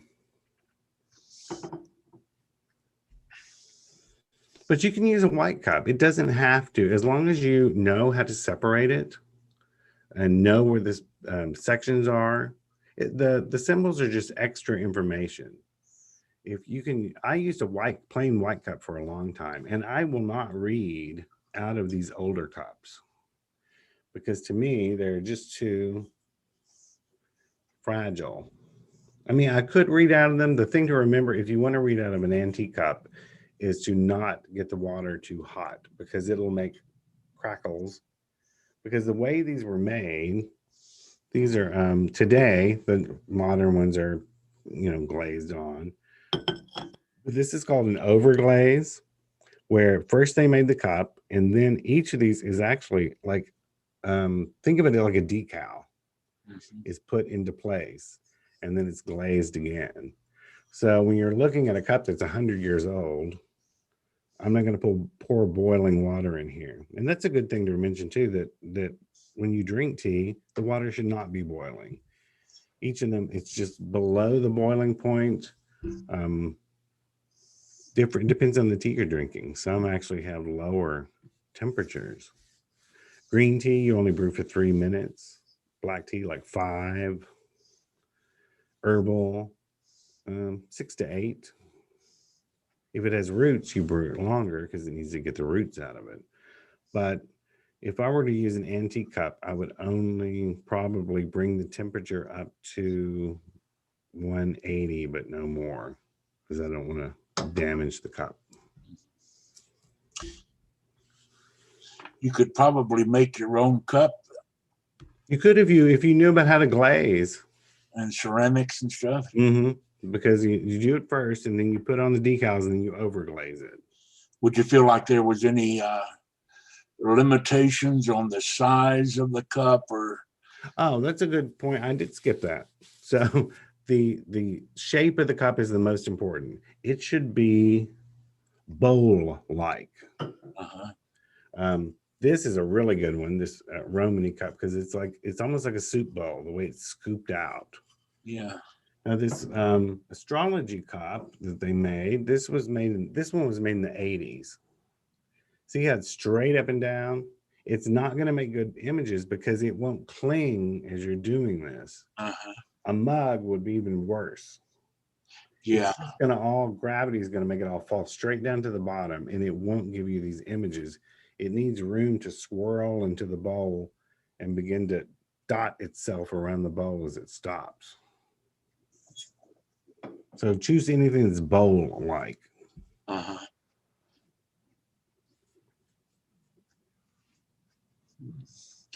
How about the symbols and images in the cup? One could probably put whatever images really kind of express themselves to you. I think you could do your own images. I mean, you know, it's sort of like, I was talking about like tarot cards. Uh-huh. Some people don't use the tarot card meanings. I'm sort of a snob in that area where it's like, to me, it's like, if you're reading tarot, if you say you're a tarot card reader, you better know the name of the meanings. Otherwise, just say I'm a card reader. But what? But you can do that, you know? Yeah. And you could come up with any sort of symbols that mean something to you. Someone could do a rune cup. That would be interesting. I've never seen a rune cup. That would be interesting, wouldn't So somebody out there, make a rune cup. it? You could do, what else could you do? You could do Egyptian symbols. You could do, let's see. Yeah, I'm looking at Etsy right now, and I see a rune one like that. I've seen one that just has different words like hope and body and stuff. So it looks like there's a large variety of what you can do. Oh yeah, there's a lot of current, you know, designers that are doing also. So what all does it have in it? Did you say it had a pope in it? What did you say? It had different words like hope and Words. yeah, here it is. Head, dream, truth, joy. Like it was all just words. Hmm. I can put a link to that one in the chat. Yeah. It's sort, and that would sort of like being reading a that's like a mixing for a fortune cookie and tea leaf reading. There's really, to me, I think you should learn the symbols just to know what they mean for historical purposes. But you know, you can read it any way you want. It's sort of like actually when I started talking about this the other day to someone, I was talking about how since the beginning of time, man has looked into fire for divination. We scryed in water, we scryed in ink. And tea leaf reading is a form of scrying. So use your intuition if you want to. You know, I'm going to click on that and see which one you're talking about. Yeah, on Etsy, there's lots of cup designers. That one's actually very intricate. That has lots of different words in a tight space. But that's also a modern, so that shows you could become a cup designer if you wanted to. Yeah. Just be a good one if you want me to give you $150 for your teacup.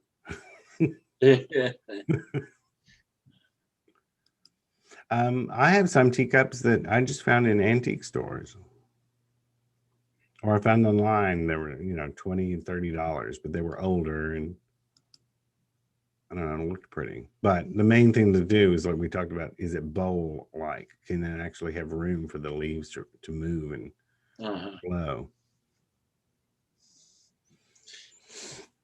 And I didn't leave any information out. I think there's you can do a tea reading in a cup that has nothing inside of it. Just and just use the symbols.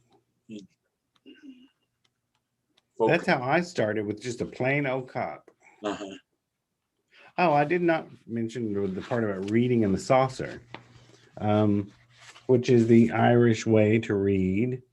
But there is another way, which is a more modern way. Let me show you a saucer. So, plain old saucer. Actually, let me get back to where I can see me so I know I'm holding up in the right place. So I'm going to read this part to you. I think it's interesting. So, reading in the saucer. Look down at it. In your mind, draw a horizontal line across the center. As you would if you're drawing a zodiac chart. So above is considered day, below is considered night. So also you could use above as away, and below, which is closest to you, is home. So above is day, which reveals the future, and night reveals the past. So, a lot of people cut a saucer in half. And we're like, how can I figure out which is home and which is away as I move this thing around to look at it? And I've found if you're going to do it a lot, because I don't want to mess up, but I take a tiny piece of blue painter's tape, just a little bitty piece, and stick it right there. You'll know where you started. But that's the very Irish way to do tea leaf reading in the cup, in the saucer.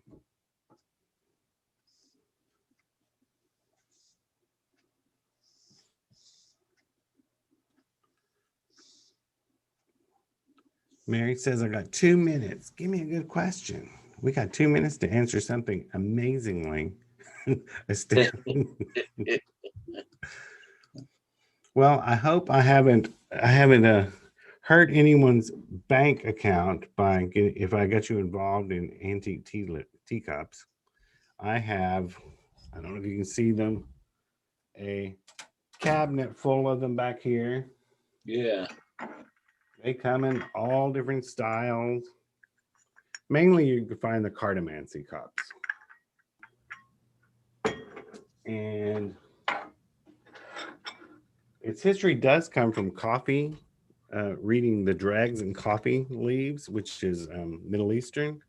And this is a coffee reading cup. Because musically, I kind of was getting into. No, it's autumn that does that. I can't do. I don't know it. Well, Greg, I want to thank you so much for taking the time to do your class with us today. I had fun. And a shout out to Aroma G's, who is one of our sponsors. Check out his link at NashvillePaganPride.net and go shop at his awesome store where you can buy pretty much anything you need for whatever path you practice. True. And I'm also going to tell you a funny. You've noticed my husband comes shopping with me now because even though he's not a magical person, when Donna and I first got together, he asked me what those funny looking sticks I burned were. Now he comes shopping with me at your place so he can pick out the incense we're going to be burning. Oh, I thought you were going to say Palo Santo sticks, but he's not a big fan of Palo Santo. I only burn that for ritual. But yeah, he picks out what we're just going to burn in the living room for ambiance. Well, that's what I'm doing next. I'm going down there to help Amanda because 200 new types of incense just came in, and we are moving everything to make room for it. Oh, I'll be out this week. Okay. All right. Well, Thank you. Or Greg, thank you so much. As everyone can see, Oberon Zell is coming in for the next hour. Thank you. So everyone hang out if you want to. And thank you so much for joining us for Nashville Pagan Pride Day. Hopefully next year we'll be back in the park. Hopefully. Yeah. I did like not having to set the tent up though.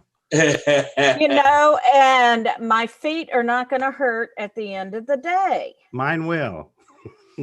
More to do.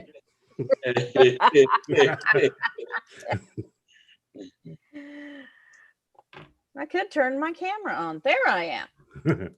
There you are. All right. I'm going to turn it over to Oberon at this point. Thank you. Thank you. Thank you so much, Greg. It's always a pleasure.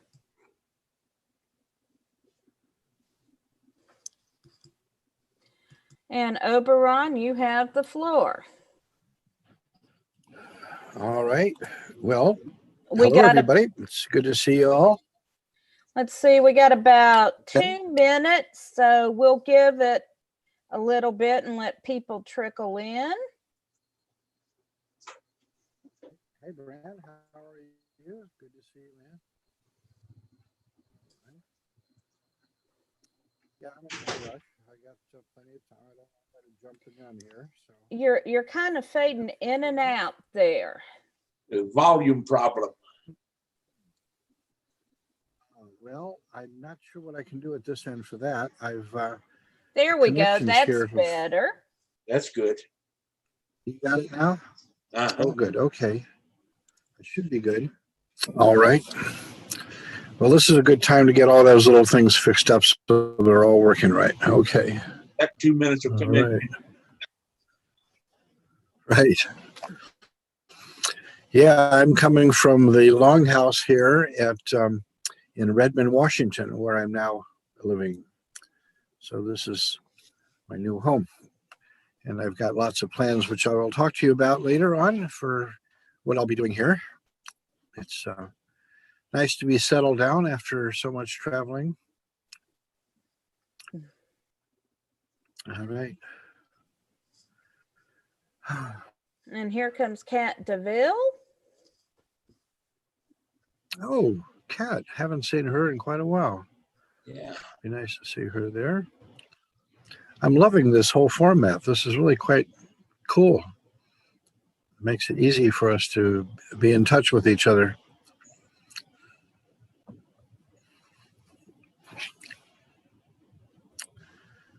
All right. Okay. Well, Oberon, we certainly appreciate you joining us today. Bright and early where you are. It is. It's 9 o'clock in the morning here. But I've had my coffee and breakfast and I'm ready to go. That's good. Still working on my magic morning juice. Good idea. Right. Mine is so magic, it's invisible. Should we tell David this is a non-smoking room? Yeah, that's a good idea. Right. Sorry, I couldn't resist, Definitely. David. Well, we may be in a non-smoking room, but he's in a smoking room. Oh, looky where you are. That's great. Right. Very good. And Night. being Good to see you, Kat. Oh, I guess I better turn off my phone here. Sorry, I muted myself. Good to see you, Oz. I tend to stay muted in rooms unless I'm the speaker because it cuts habit. Yes. That's hilarious. I think that's a good one. Well, I will be on here, so I'm not muted. So let me know when we're ready to start this here little shindig. Well, We've got what, just 2-3 people here? we have got, let's see here. It's telling me we have 13 people, so we have a coven. All righty. Well, then I guess it's time to begin. All righty. Well, this All should be an right. interesting little show for you all. Please because, mute yourselves. Don't forget to Okie check your dokie. chats. Right, the chat. Yes, let me put that up here too. So here we go. There we are. There's the chat. Okay. I think everything is all set. So this is, boy, what an interesting time. These last 24 hours have been really rather remarkable. I'm sure it's going to get more interesting. These are indeed those interesting times of the notorious Chinese curse or blessing. We're all finding ourselves in the same handbasket with everyone else on the planet. It's one of those phrases that I see, where are we going and why am I in this handbasket? You know, we're quarantined, sequestered, right, hunkered down and isolated as if in a siege. But many of us are finding this is a good time for reflection, reading, TV, binge watching, and creativity. I can't help being reminded of the 1951 classic sci-fi movie, The Day the Earth Stood Still, which was based on the 1940 short story Farewell to the Master by Harry Bates. In that film, as most of you should remember, the entire civilized world is brought to a halt when an alien emissary, played by Michael Rennie, from an interplanetary policing organization, neutralizes electricity globally for 30 minutes, except for such essential services as hospitals and airplanes in flight. This little demonstration is a warning to humanity to cease our interminable wars and aggressions, or the grown-ups will step in and eliminate the problem. Says Klaatu, the emissary, to an assembly of scientists and world leaders, your choice is simple.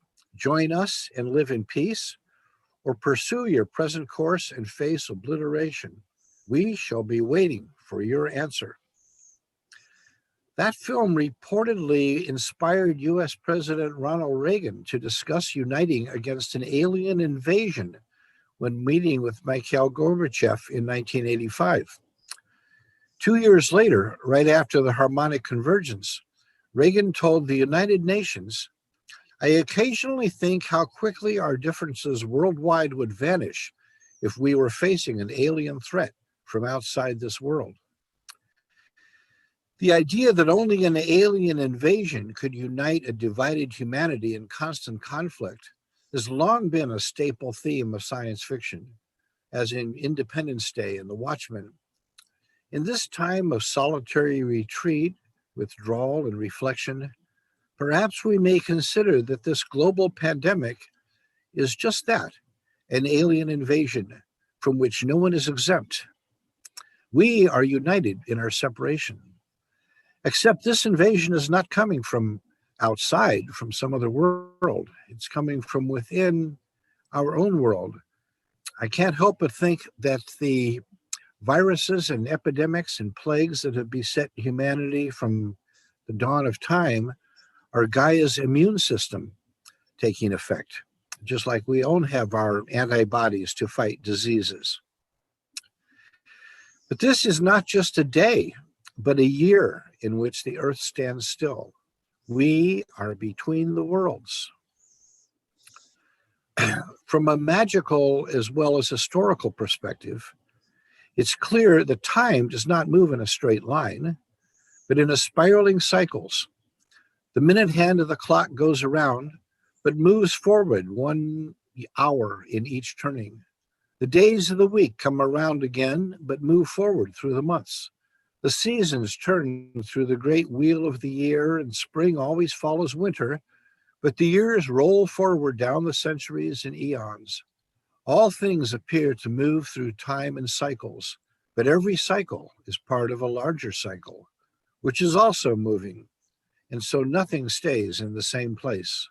The next larger cycles carry us forward one more loop for each turning. On a cosmic level, these spiraling cycles continue. The earth turns from day to night, and the moon circles around each month, but the earth and the moon are also circling the sun through the seasons, along with all the other planets, moons, comets, etc. But all this doesn't bring us around to the same place each year, because the solar system is also spiraling around the galaxy, along with all the other star systems. And of course, the galaxy itself is also moving through the cosmos, and so it goes. Just about every 60 years, with remarkable regularity over the past 6 centuries, there has occurred a cultural renaissance in Western civilization. Each of these periods has seen a flowering of the arts, poetry, music, literature, drama, culture, science, spirituality, sexuality, social movements, and utopian communities. In particular, each cycle has also seen a return of the goddess as archetypal muse. Those who come of age in their teens and 20s during such a cycle will be wise elders, wizards, sages in their 70s and 80s next time around, whose task will become mentoring of the next generation of young heroes, as in the stories. Here are the dates for each of these renaissances that I have mapped with projections for the next couple. In the 1480s, it was the Florentine Renaissance in Italy, or the Italian Renaissance as we talk of it. The 1540s was the Reformation, the Age of Discovery. The 1600s was the English Renaissance, the Golden Age, as it was called, of Elizabeth and Shakespeare. The 1660s was the Scientific Revolution with Sir Isaac Newton and other people like that. The Royal Society was founded in 1660. The 1720s, it was the Great Awakening, or the Enlightenment, which dominated the century. The 1780s was the Age of Reason, the American and French revolutions. The 1840s brought us the Transcendentalist awakening. And the 1900s, the Golden Dawn, the beginning of the Age of Magic. The 1960s, of course, was the New Age, as they call it, the Consciousness Revolution, the psychedelic 60s. And well, now in the 2020s, we are entering the awakening. The wheel is turning again, and consciousness of the goddess is reemerging throughout the world. What can we expect this time around? And how can we shape the coming decade according to our hopes rather than our fears? Imagine you're walking along a path through a rolling countryside. Sometimes the path takes you into deep valleys with forests on either side of you. You cannot see to the sides and you cannot see far ahead, but you have a map which you are following, and landmarks along the way are marked on the map. Eventually, your path brings you to the top of a mountain. From there, you can look back over the path you've already traveled, and you can look ahead over the path yet before you, as far at least as the next mountaintop. So from this high vantage point, you take out your notebook and draw a new map of the road ahead. You mark on it the rivers, forests, rocky outcroppings, villages, deserts, swamps, and other features you will have to pass or cross to reach that distant peak. As the various cycles of time turn and turn again, each time we come round to the same season, it's like coming to the top of the next high mountain. And if we know how to look out, that vantage point allows us to see the next cycle, the path through the valley to the next mountaintop. Throughout the ages, many prophets, seers, and visionaries have viewed the coming ages from such peaks of history's synchronicity waves and cycles. They have left recorded prophecies, which may be seen as roadmaps of time. But while the visions of such seers as Nostradamus, Mother Shipton, and Edgar Cayce have provided intriguing maps of the future from their time to ours, they've only been able to see to the top of the next peak from where they stood. And that peak is where we now stand. Those prophetic maps are now obsolete and can chart our path no further.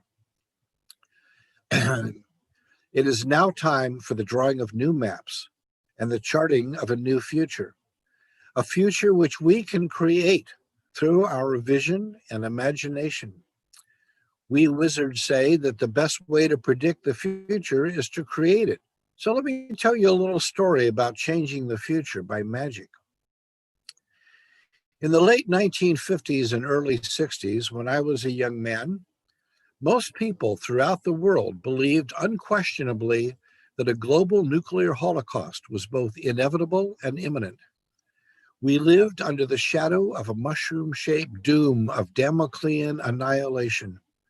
Virtually every book, movie, and TV show about the future made in those days assumed that civilization would soon be destroyed in a nuclear war, and any survivors would be battling hideous mutants in the post-apocalyptic radioactive ruins. People were building fallout shelters in their basements and backyards, uselessly made out of cinder blocks and plywood, and stocked with bottled water and inedible military rations. This conviction of an inevitable nuclear apocalypse ran so deep that in 1960, when George Pal made an excellent movie of H.G. Wells' 1895 novel, The Time Machine, he felt he had to include a nuclear war as the time traveler journeys into the future. But an important part of that story is showing the temporal chronometer on the dashboard of the time machine, indicating the date. So Pal had the time traveler make a stop just as the great nuclear holocaust was being unleashed. And the date on the dial read August 19th, 1966, only 6 years from the release of the film. But when August of 1966 rolled around, we didn't have a nuclear war. Instead, something else happened that changed our world forever. That September 8th, a new TV show premiered with a completely new and hopeful vision of the future, in which there had been no global nuclear holocaust and a united humanity was traveling among the stars. This show, as you've surely guessed by now, was Star Trek. Its creator, Gene Roddenberry, is said to have explained his intention as, "I'm trying to present a new vision of the future that will be so compelling that people will choose it over a global nuclear holocaust." And so he did. One of the greatest acts of magic in our time.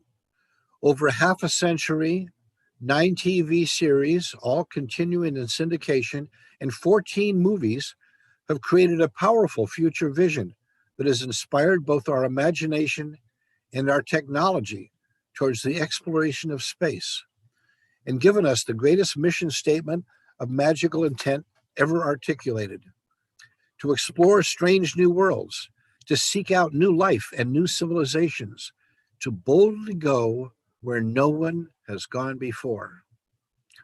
And even the iconic technology of that show is something we all carry around in our pockets today. And the same Renaissance decade that brought us Star Trek saw the inception of the many movements that have also changed the world in so many ways: sexual freedom, free speech, civil rights, social justice, anti-war, psychedelics, environmentalism, gay rights, the women's movement, the New Age movement, and of course, the revival of the old religion in the form of neo-paganism and witchcraft. Now we stand on the threshold of another Renaissance decade, which began this year. It has already been given a name, the Awakening. As happens every 60 years, this is a time of magic, a time for us to conceive and articulate a unified 2020 vision of the world we want to bring into manifestation, just as Gene Roddenberry did last time around.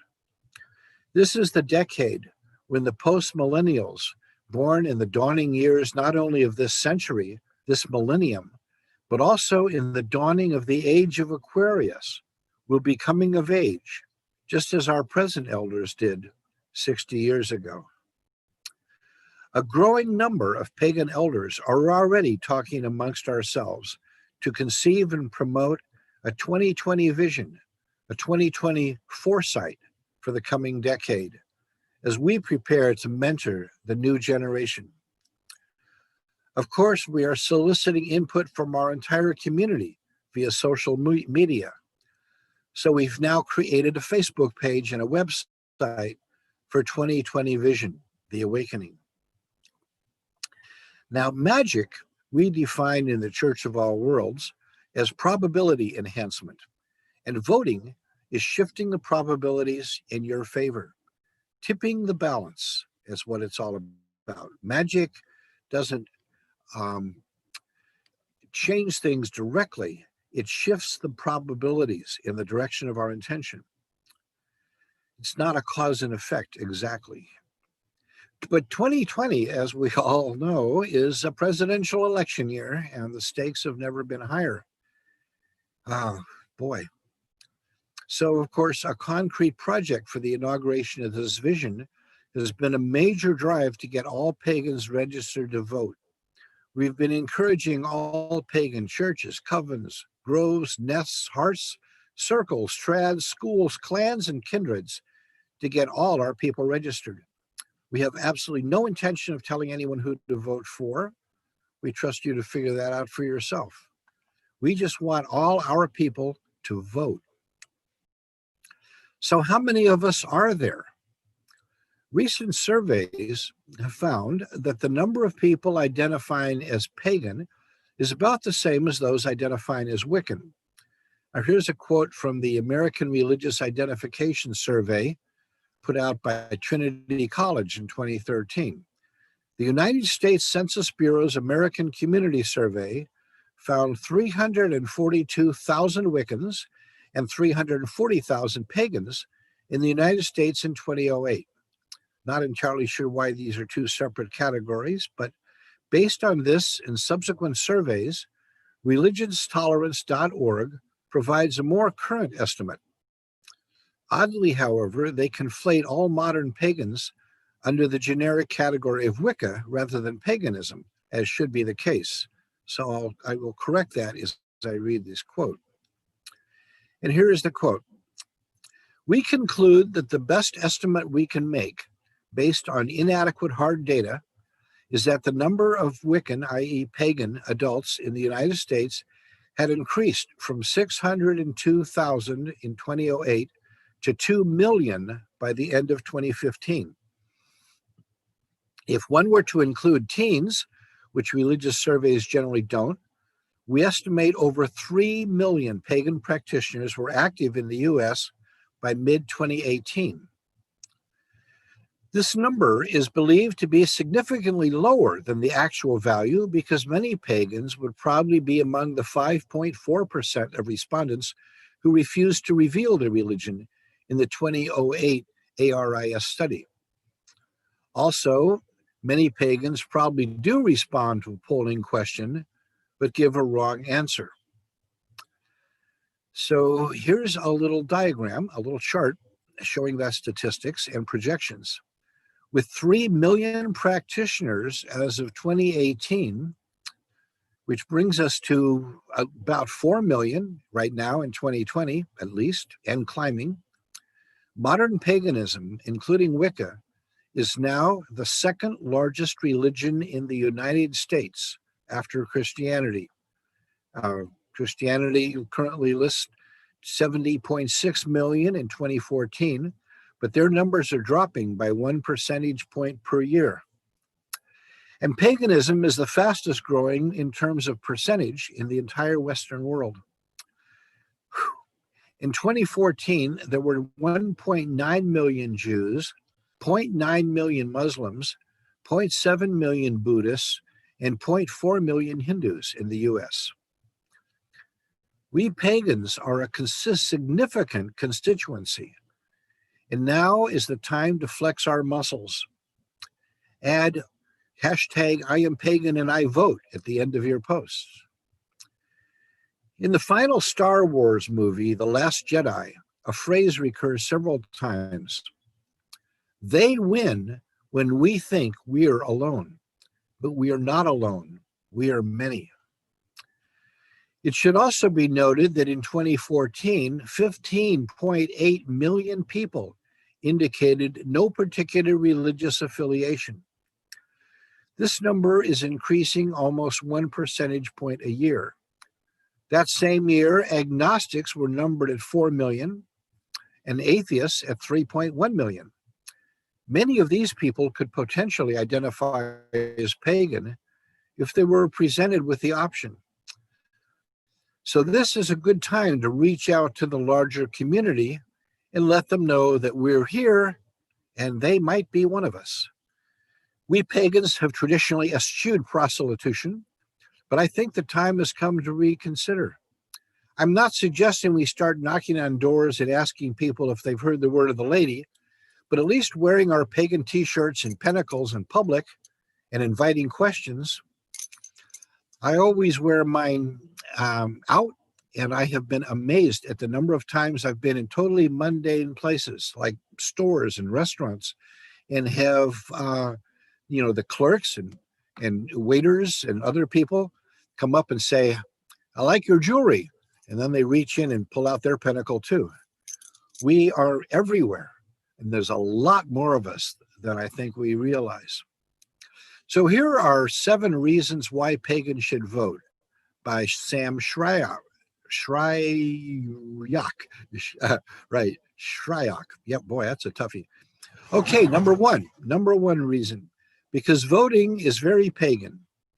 Voting is an ancient pagan tradition. Apathy, on the other hand, is a modern invention. It suits those in power very well indeed, but it disempowers you. Number 2, because many do not believe our religion counts.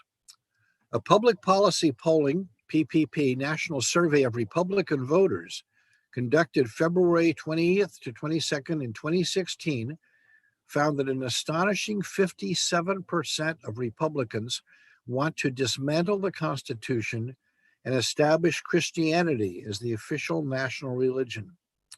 Think of that.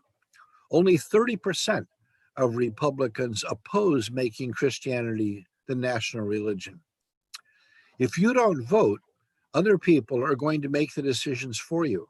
There are people out there who hate us and want to take away our rights and freedoms. They would exterminate us if they could. They are organized, they are active, and they vote. What about you?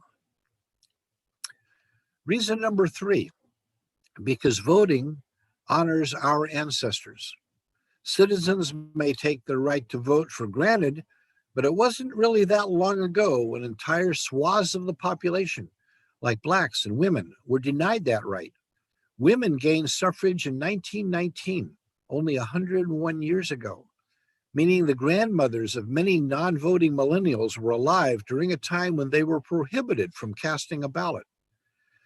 Since the era of women's suffrage, African Americans, Asians, Latinos, and Native Americans have all faced obstacles to voting at various times and places, and plenty of these issues are still ongoing.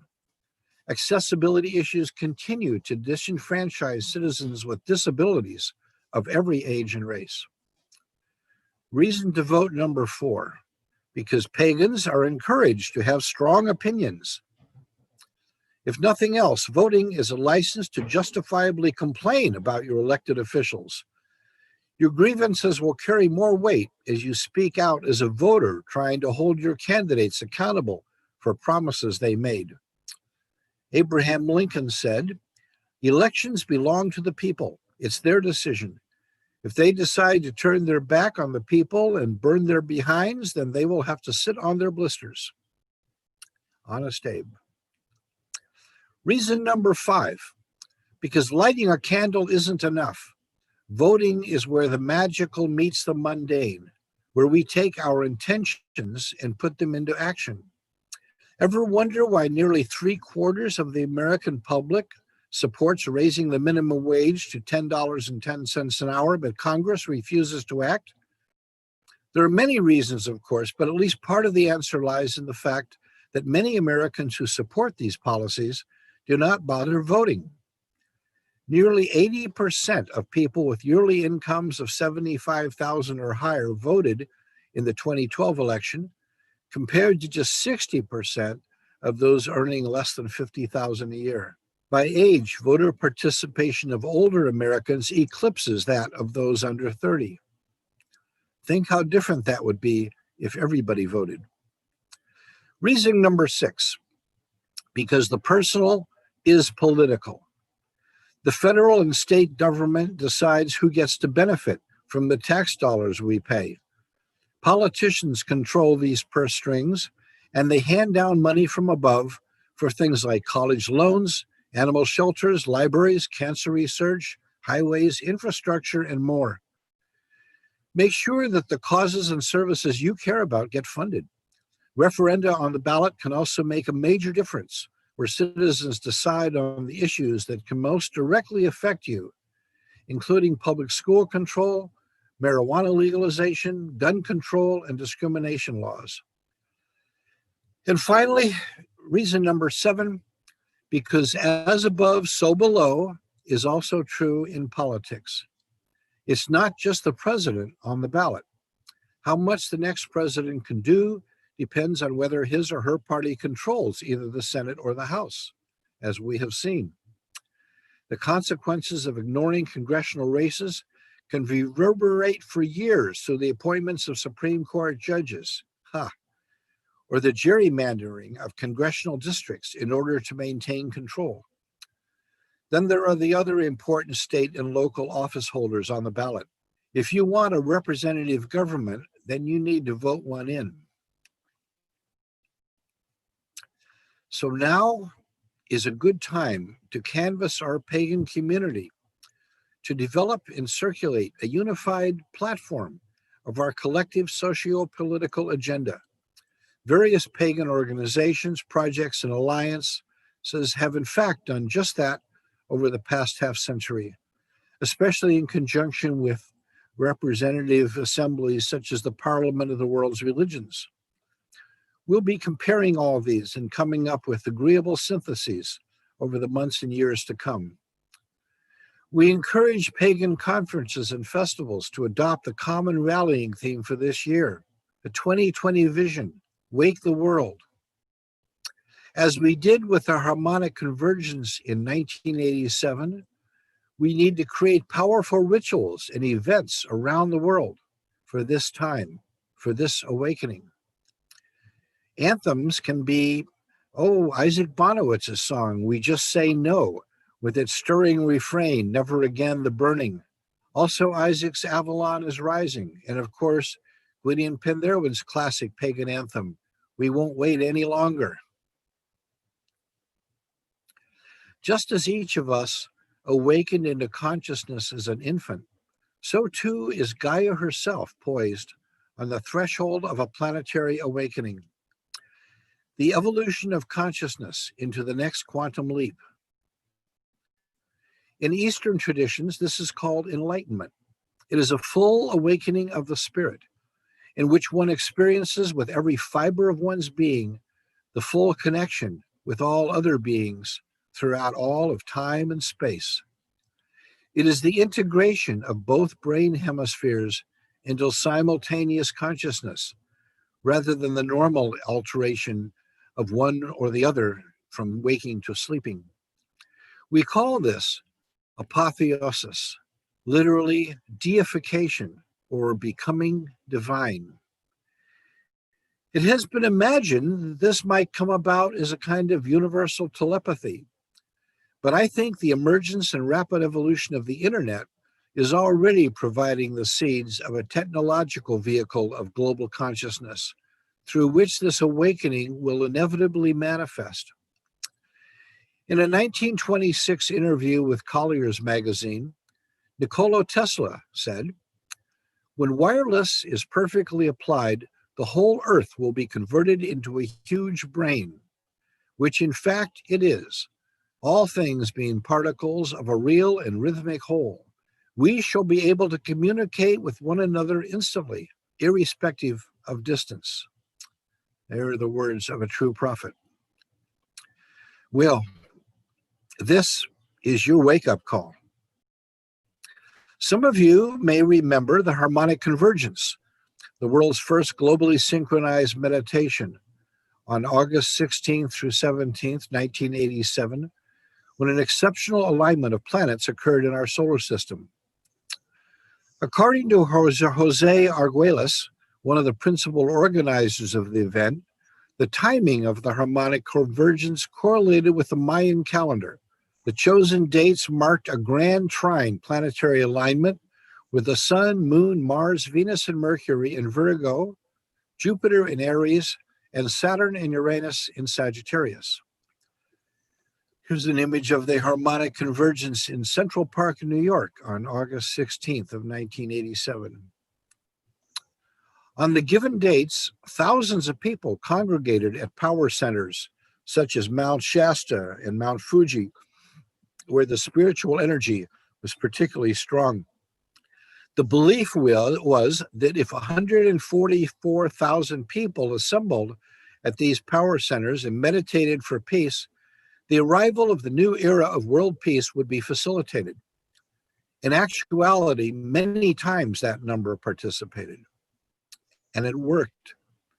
Shortly afterwards, Soviet leader Mikhail Gorbachev introduced a major policy reform known as perestroika, restructuring, thereby overhauling the entire Soviet political and economic system. This led to the dissolution of the Soviet Union, revolutions in Eastern Europe, the fall of the Berlin Wall in 1989, and the end of the Cold War. I propose a similar global ritual event to catalyze the awakening of Gaian consciousness throughout the world. Archimedes of Syracuse, who lived from 287 to 212 BCE, was one of the greatest wizards of history, inventing virtually the entire field of mathematics and founding one of the earliest mystery schools. He is famously quoted as saying, "Give me a place to stand, a fulcrum, and a lever long enough, and I will move the world." We have a place to stand, Gaia herself, our great Mother Earth. And we have a lever longer than Archimedes could possibly have imagined, the internet. All we need is the fulcrum, our vast global community of pagans, Gaians, and New Agers to hold at a given time a magical intention and meditative focus. Awaken. It is a universal practice to prepare for a major magical working or quest with a period of inward turning, purification, fasting, abstinence, meditation, seclusion, and retreat from mundane distractions. And this new decade, as if on cue, is opening with just that condition for billions of people worldwide. All we need to do now is choose a time and create a ritual and spread the word, just like Jose Arguelles did in 1987 with the harmonic convergence. It's time to wake the world. So how about you astrologers out there finding the perfect timing for a ritual of global awakening? And for all our talented ritualists, let's see some rituals for this intention that people can do in our various secluded places on the chosen date. I believe that the two-handed coordination required for playing music and operating modern computer consoles and games is stimulating not only a reawakening of the subconscious right brain hemispheres of humanity, but a full synchronization of both forms of mentality into a new ambidextrous consciousness that will be able to sustain the awakened mind of Gaia. And as with the awakening of consciousness in our own minds in infancy, as the billions of neurons in our brain linked up synergistically, just so shall we all participate in the awakening of Gaia herself and our full apotheosis. Scientist philosopher Teilhard de Chardin, who lived from 1881 to 1955, envisioned just such an awakening of planetary consciousness as the omega point, the ultimate fulfillment of the entire purpose of creation and evolution. This would be the point in time where the individual consciousnesses of all living beings on Earth coalesce into a single collective consciousness. Chardin said, "We are faced with a harmonized collectivity of consciousness to a sort of superconsciousness. The Earth not only become covered by myriads of grains of thought, but becoming enclosed in a single thinking envelope, a single unanimous reflection." He called this new layer of consciousness the noosphere. That was from his book, The Phenomenon of Man, written in 1955. We stand now at a great crossroads in evolution. the most critical in the entire history of life. The very technology which presently threatens all life on this planet could alternately be used to build starships to carry our descendants throughout the galaxy. Perhaps humans are intended to be the spores or gametes of Gaia. Reproduction is, after all, an essential function of all living systems, and this applies no less to a living planet. So I predict that in the next 60-year Renaissance cycle, in the 2080s, we will see the beginnings of the great diaspora of humanity out into the stars. Diaspora means scattering or dispersion, particularly of a people with a common origin, such as the Jews after the Romans destroyed Jerusalem in 70 CE.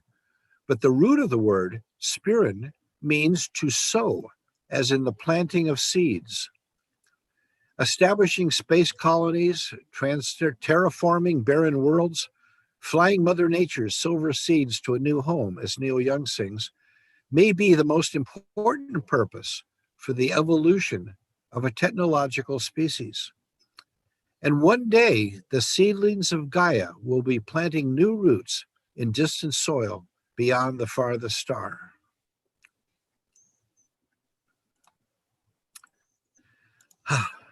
So, there we have it. And now I would like to be open to questions and comments and dialogue with y'all. This, after all, that's what we have here, this wonderful new medium. So feel free to jump in. I was noting that 1966, the year H.G. Wells predicted the end of the world, was only 4 years off from the nuclear crisis that was averted as the Cuban Missile Crisis, which could very well have been the nuclear end of the world. And of course, it's still possible. So we're still facing those. But right now, in this time, we're facing a lot more social crises, aren't we? Not so much the end of the world as such, but the rise of authoritarianism, the great battle looming between Christianity and Islam, so many violent and destructive things going on. And yet there is this growing body of people, and pagans are certainly among them, who seem to be driven more by compassion and globalism and looking to the future to build something that has no borders to fight over, no ideologies to argue and kill each other about. And I think that the Earth, Gaia, does not need to be awakened. I think we need to be awakened to the fact that we are Earth spirits. Our spirits come from the Earth. I think there is something growing. I think there are dark times ahead, but I think that there's going to be a beautiful thing that grows out of that darkness. That's why I find it useful to look back over history at previous times and to note that in this 60-year cycle, there has always been the darkest of times. Yeah. And as was written about from one of these previous cycles, the one that occurred in the 1780s, it was the best of times, it was the worst of times. Yeah. And this is always the case, because out of that ferment, out of that total breakdown, out of the whole, everything being burned down to ashes, only from that is it possible for a new phoenix to arise. A whole new order can arise once the old one is shaken down to the barest bones. And that's, I think, is very useful to look back over history and see that each of these Renaissance has arisen out of the darkest of ages. The earliest ones rose out of the Spanish Inquisition, you know, in the 80s. I was sorry, the 1480s. And each of these has had that. So I think it gives us a little bit of hope and a positive image to see that our time is not unique and not alone, simply another turning of the wheel. And it gives us something that we can do. We can be the enlightened people, the magic people, the people who see beyond, the prophets, the visionaries, to look to this with a 2020 foresight and create the new order. And there are now millions of us to do so. This is a staggering thing that the seeds we planted 60 years ago have flourished into this vast forest, this global forest of Gaian aware people. Anybody else like to jump in here? Well, I'm going to say I tootle around Gallatin, Tennessee in my pentacle, which is a small town north of Nashville, as Brand there is chuckling. And yes, here's mine. Even has teeth marks from where the granddaughter you just saw teethed on it. But we went out to where what? Jersey Mike's, I think, for subs. And one of the women that worked there came up and whispered in my ear, "I like your necklace." That's usually what they say, I find. Usually the opening is, "I like your jewelry," you know? Yeah. And then from there on, we kind of go, "Well, blessed be," you know, and it just opens up. But there's that wonderful sort of a sense of recognition, the smile on our face, the look in our eyes as we meet each other and recognize each other, you know, and that's vaster than I think many of us realize. The woods are full of us, you know, and so are the cities, as it were. Yes. How about somebody else here? Anybody else got something to toss in here? Come on, you guys, don't everybody speak at once. I know in our last workshop we were talking. Well, I'll tell you. Go ahead.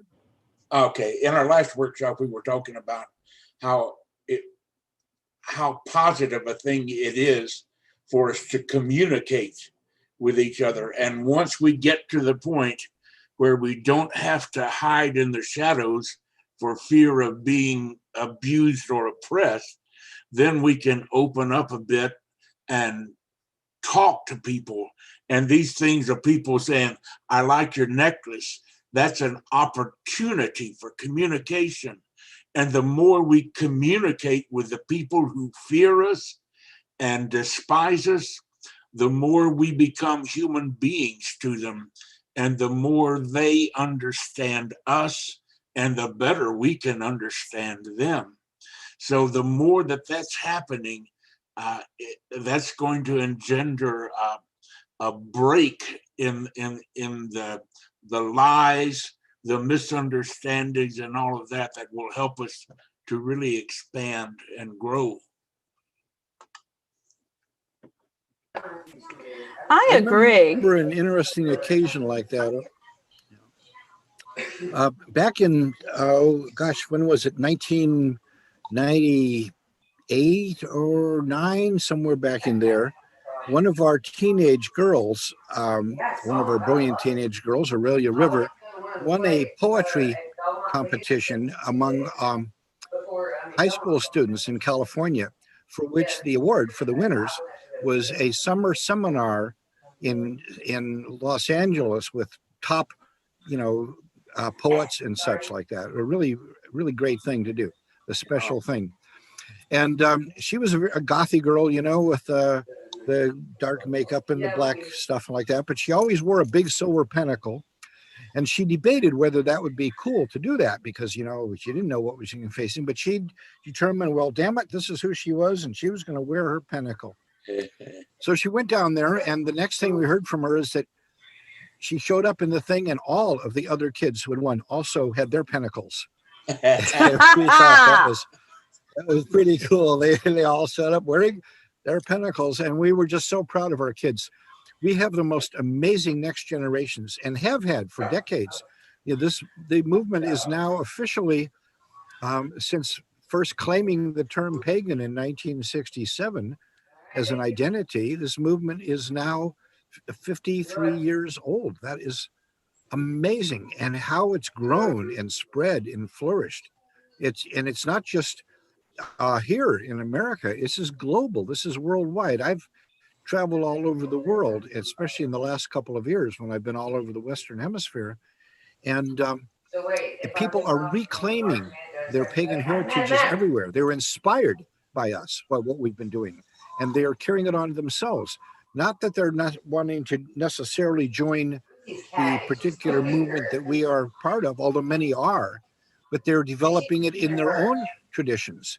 The Pachamama Alliance in Latin America, for example, which is basically Gaia, is growing and is huge. And people, and we're seeing the same thing of reclaiming their traditional pagan heritage in the Balkan countries, in Scandinavia, in lots of places. Western Africa, Australia, New Guinea, New Zealand. We're seeing this happening globally, as that people are turning to the old religion of their own particular heritages and wanting to reclaim it. So this is just an enormous, enormous thing. And I think we can be proud of our part in it, and particularly proud of the kids that we've been raising, which is the greatest validation, I think, of any religion or movement, is the kids. How are they doing? Definitely. And I think they're doing great. I've seen 3 generations in my time growing up, and I am so proud of them. Anybody else? Come on, I know there's more of you over there. Jump into this. Don't hear you. Yeah, no, don't hear you. I particularly like the idea that this is a cycle and that this is not the first time that we've gone through this, and that there is a beginning and closure to it, that there's that idea of hope, and that we're not alone, both historically this has happened before, but also, talking about the internet, we are way more connected than we ever used to be. And I think that there's a lot of very powerful ideas in that. Exactly. We are at a new level that we were not before. And in previous of these renaissances, I've also seen a whole new level of possibilities, awareness. The scientific revolution gave us things like telescopes, where we, for the first time, able to realize that we are on planet among other planets. It was 410 years ago that Galileo looked through a telescope and saw the moons of Jupiter. And just a few weeks ago, we got out a telescope right here and looked at exactly what he saw, Jupiter with 4 moons that were the Galilean moons around it, and the rings of Saturn, which are now visible in the sky, and the red disk of Mars floating up there. So our finding our place in the larger solar system. But as the technology has advanced, we went from telescopes, we eventually went to microscopes and discovered the tiny world within. And that has changed everything. And then in previous cycles, we've discovered nuclear theory and quantum theory, and now we have the internet. We are in communication with everybody, everywhere in the world. We have access to all of the knowledge of the world, all the books, all the history. It's all right there for us. This is an astonishing place to be, an incredible opportunity. Something to, not just fritter away on pictures of cute cats, but really we can change the world with this. And we are, Let's do it consciously and intentionally. Anybody else here? I've been being silent because there wasn't a lot more that I could say than you said. I've gotten really depressed, and as many of us have, with the fact that society has traveled into the darkness more than we have ever been for so long. And yes, I understand a lot of this is cyclical, but what is the line from Lord of the Rings? I don't want to live in the times I live in, but we don't get that choice. And so part of what I've done as a sociology instructor has been trying to impress the younger generation with the fact that they are not powerless, that they do have power, but as people who live in a representative democracy, the only way that they're going to be able to exercise their power is by exercising their power, that they cannot just be upset at the millennials, be upset at the boomers, and be upset at the generations who've gone before about how we have not fixed it by now. They have to be willing to do what so many of the younger generations are doing, which is stepping up and taking the lessons that we did give them over the last 50, 60 years, 40, 50 years, about getting out and protesting, raising their voices, taking part in the democratic process. And so I never tell them how to vote.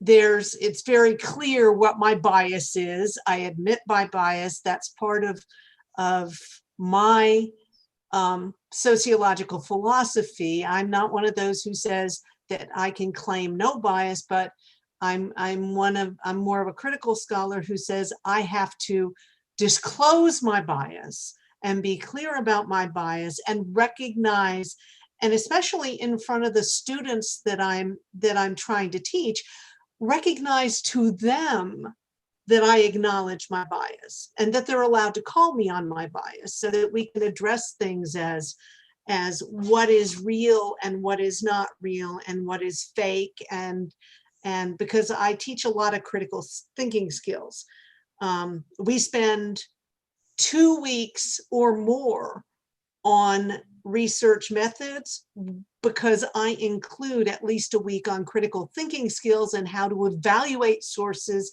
and how to know when you're on the internet, how to fact check things on the internet. And so it's important to me that they understand how to evaluate things. But even when they know my bias, I do not try to tell them how they should vote or what they should do to change the world or what changes they should try to make. I try to impress upon them that the world is now theirs. I'm on my way out the door, and that it's now their world, but they have to claim it. They have to make it better. They have to decide what is better.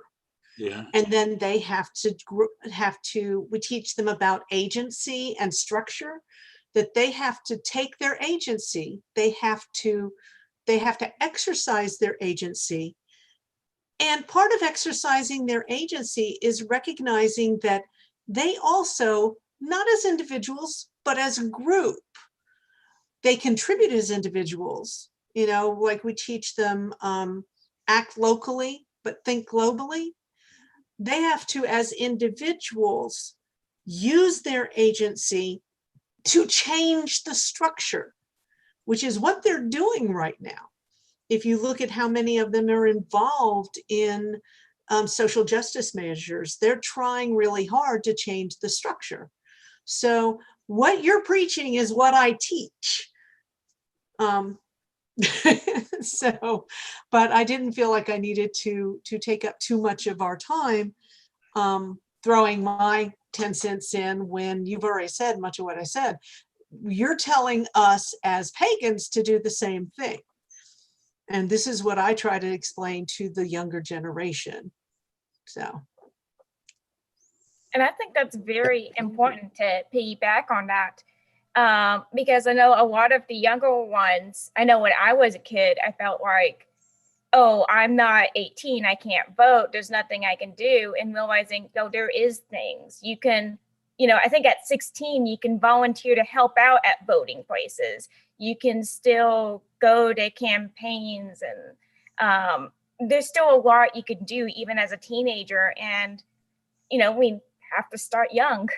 Yeah. Well, and those young people who, for example, the young people in Florida who were in front of cameras immediately after their high school shooting, That's an example of you don't have to be 18 and able to vote to get out there and influence people. The young lady, and I'm sorry, but my brain has gotten to the point where I really can't remember names, but the young lady who has been out there so much and taking so much crap for the fact that she's being an activist about climate change. Yeah. She's not 18 yet, Right. but Hubbard, you, right. you can get in front of a camera and raise awareness. You can volunteer and organize, you know, and you can volunteer and organize,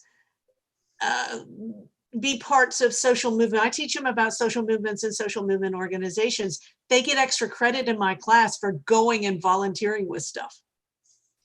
So yeah, you don't have to. Thank you all. And this has really been just delightful. It's been nice to have this conversation. Our time here in this particular workshop is up now. And time to tune into the next presentation. And I'll see you again. I'll see you again in a few hours. And on. I just really want to thank Oberon for joining us today. We really appreciate your insight and your wisdom.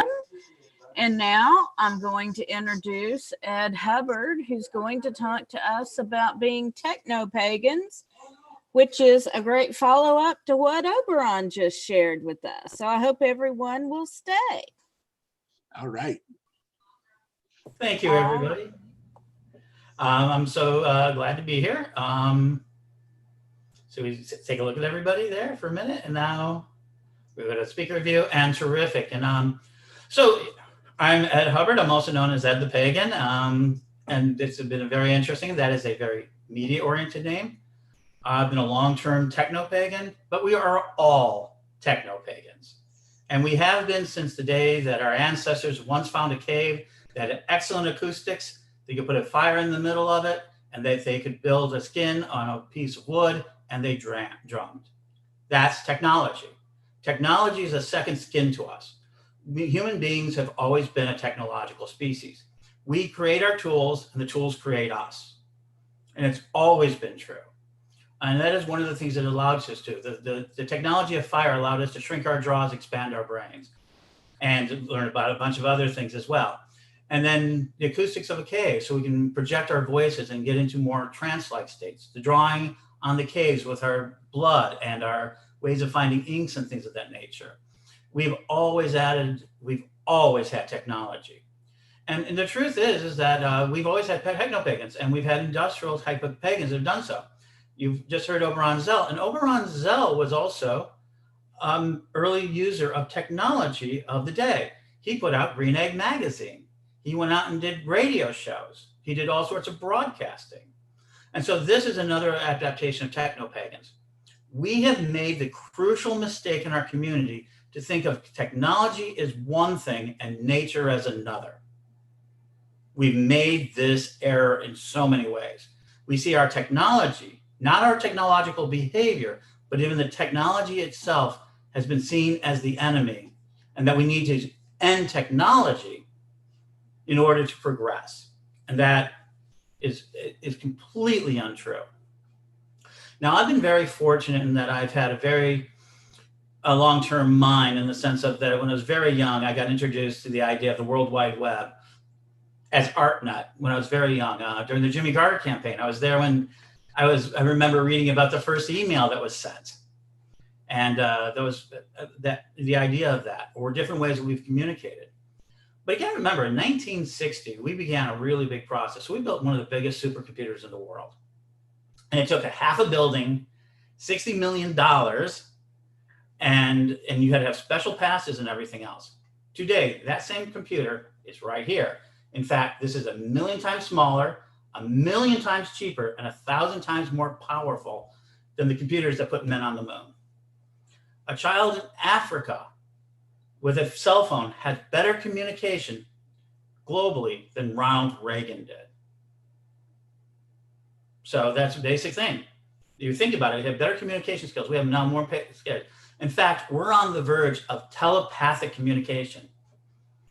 Well, we do have telepathic communication in the sense of What is telepathy? The communication of experiences, of visual, audio experiences that we can send across and that we can share with another person instantaneously. What is a cell phone but a wormhole that allows us to do all of that? And with that, I have a little piece I'm going to share with you that explains this so well for me. And here we go. This episode of Shots of Awe is brought to you by Norton.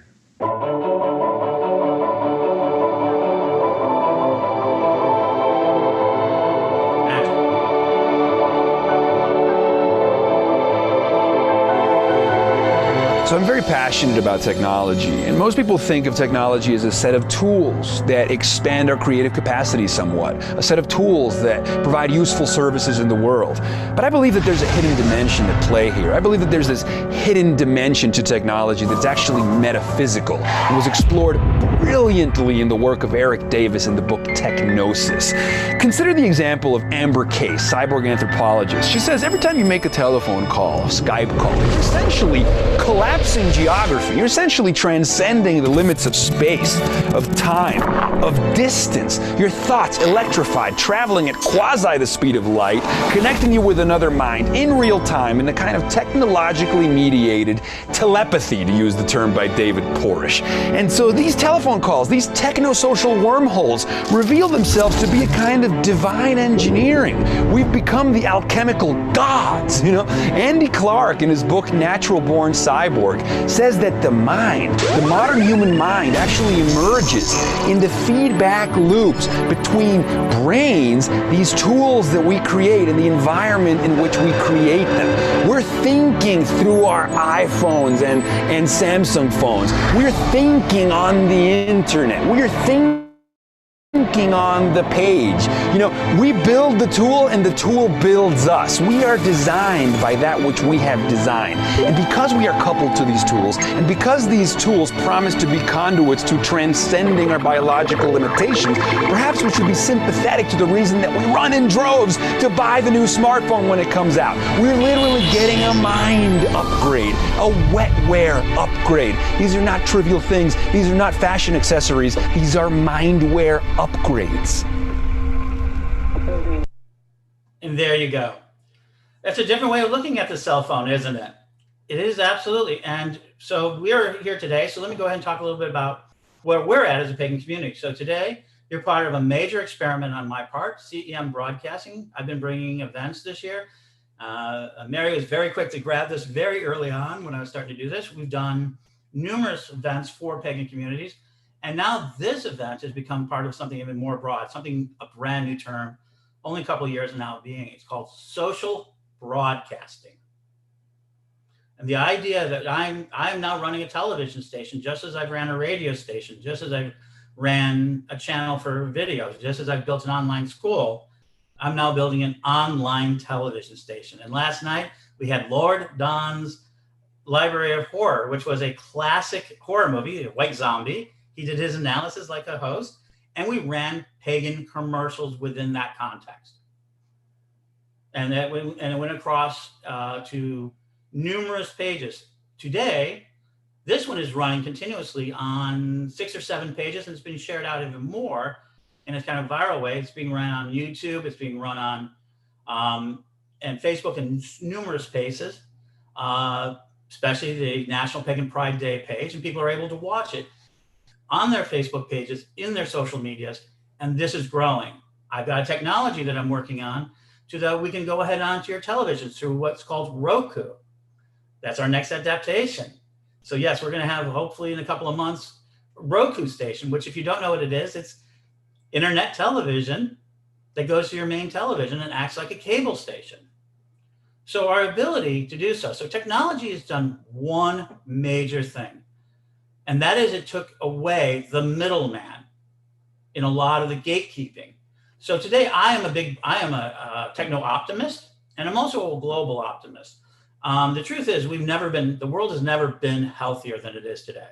A lot of people will disagree with that, but if you look in the records, the abundance movement that is out there, we've never had a better world than we do now. We've never had a better quality of life we do now. We don't have any major wars in the Western Hemisphere right now. None. We don't have tanks running around everywhere, except, you know, a few spaces. We don't have airplanes bombing everywhere all at once. We don't have global wars. And in fact, according to Kurzweil, we are at the least likely time to die from another human being than we've ever been in history. The truth is that the world is getting better, and it has been getting better. And through these technological advances, we've continued to grow. And pagans are very much into that. So for me, cyberspace is psychic space. And let me go ahead and explain. What is clairvoyance but the ability to see at a distance? What is clairvoyance electronically but to be seen through any camera connected to my electronic system that it feeds right into my brain? What is clairvoyance, clairaudience, but the ability to hear from any microphone in the world that's connected to my electronic extended brain that gets into here, that I can control? What is clairsentience but the ability to find out information instantaneously? And what is the Akashic Records but the collection of all knowledge that Google is trying to imitate at this time? So we can see right here in this process, we're already deep into this sort of transformation. Now, even this broadcast right now, which I'm doing live, which I have 14 people in the room interacting with me, some of the most prestigious people I know, and I'm grateful.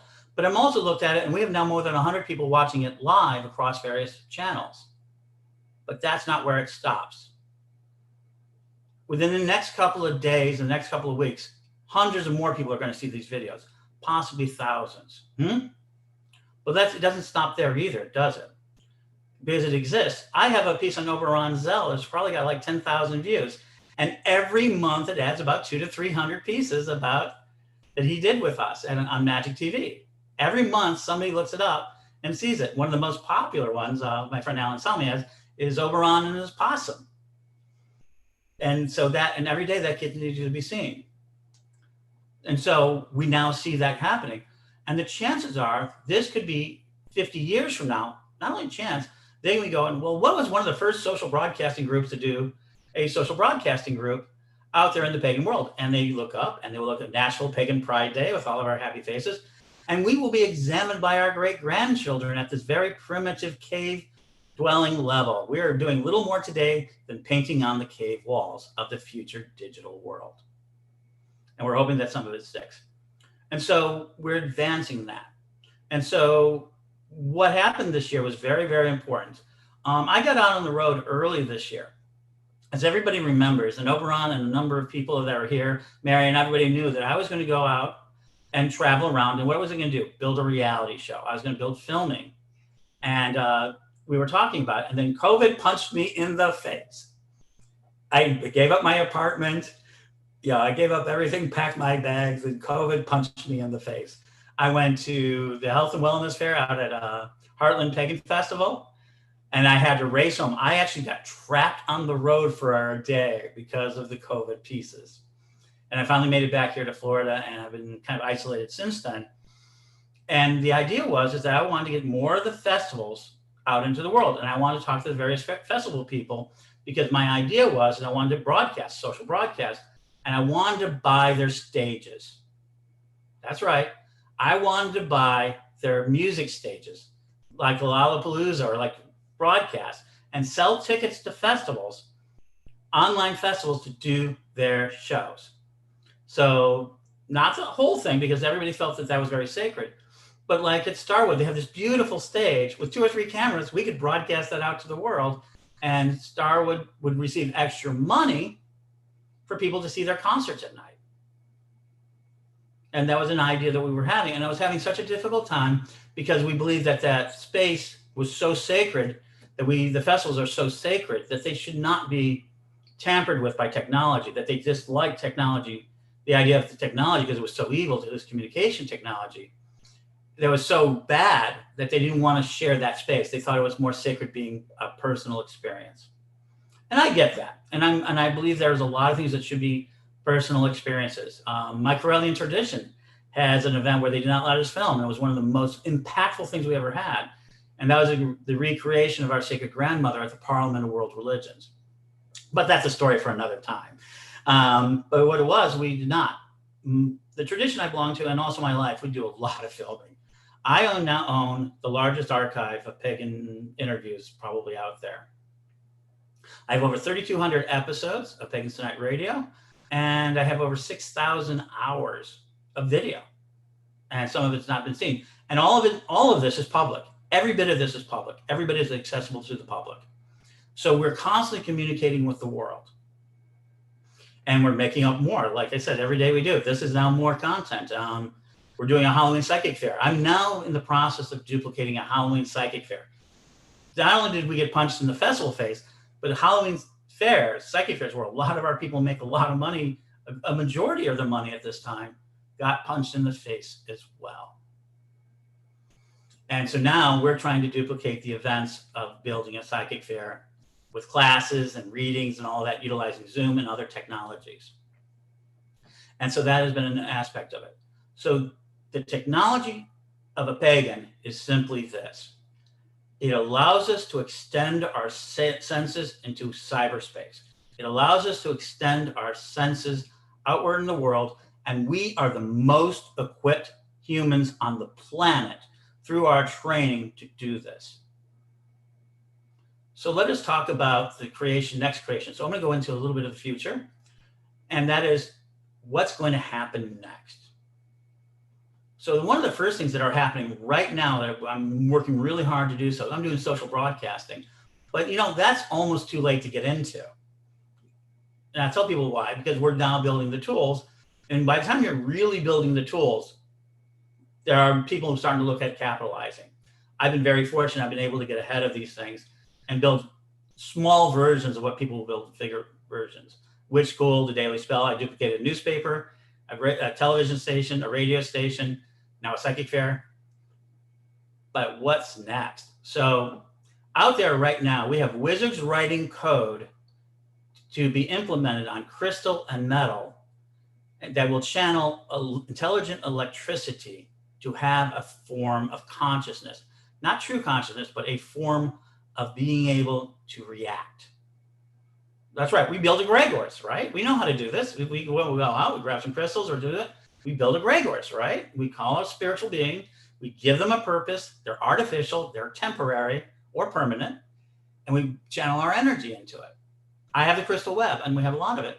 And what we do, we write code or language, wizard symbols of all kinds, put it into a technological piece. We put it into like crystals or stones or an urn for the dead or whatever. And then we kind of embed it with energy, our mental energy, and then we can communicate with it. And in our minds, we can communicate with it. So today, what is Siri? What is Alexa?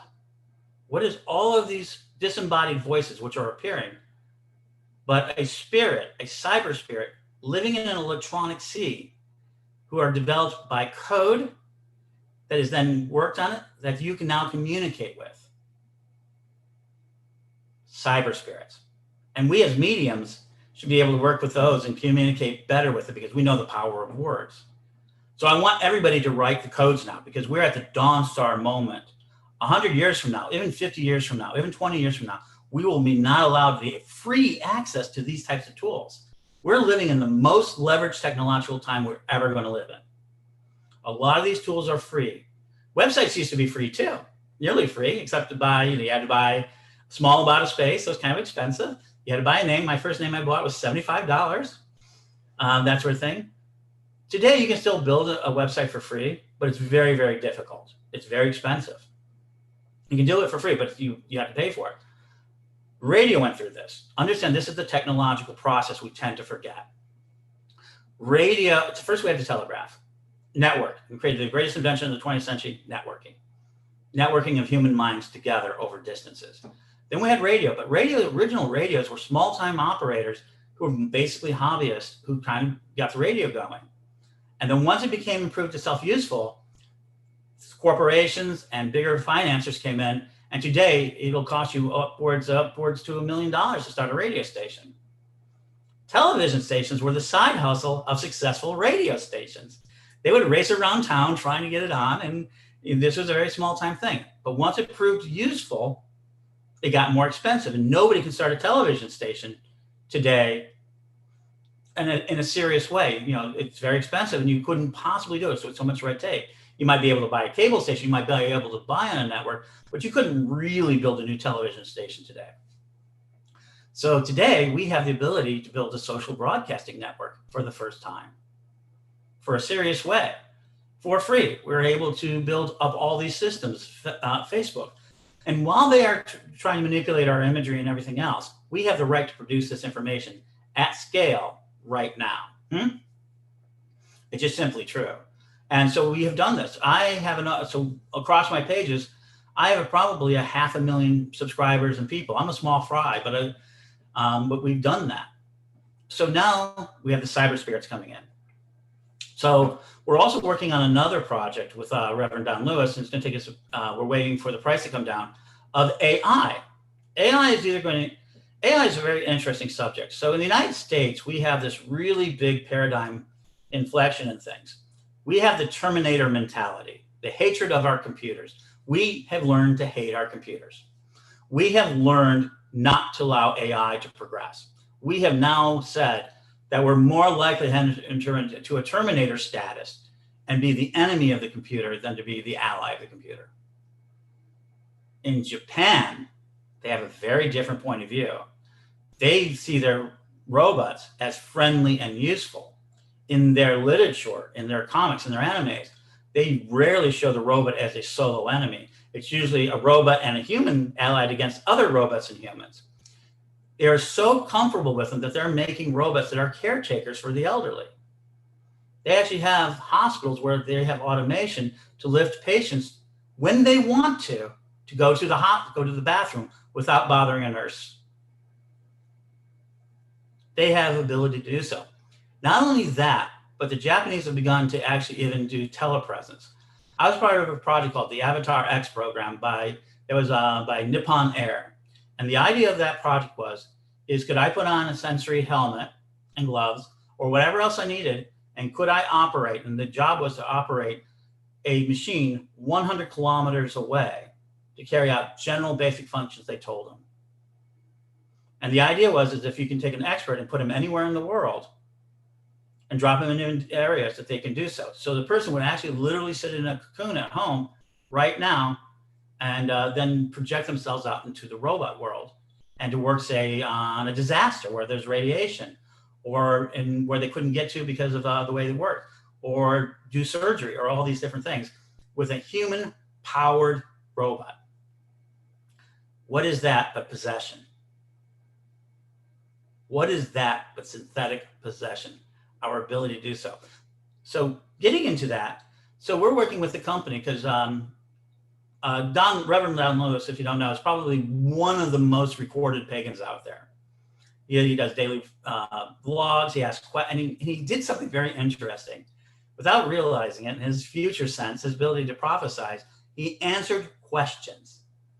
And he's about to come out of his books of 100 questions. He's like 4 books coming out, 100 questions answered by Reverend Don Lewis. But he answered a question by vlog every day, that he did so. And now we're going to gather all of that information, something we are going to call a digital aura. Interesting idea. Just as we have energy that emanates from our bodies, and we know that, chakra energy and everything else, your presence on the internet generates a body of information that follows you around. Everybody's, that sort of thing. So we're wearing that information as a skin. And where free will enters interface is where your digital aura begins. As big or small it is, if you're sloppy with it, then it can be all over the place. And people lose their identities over sloppy digital aura management.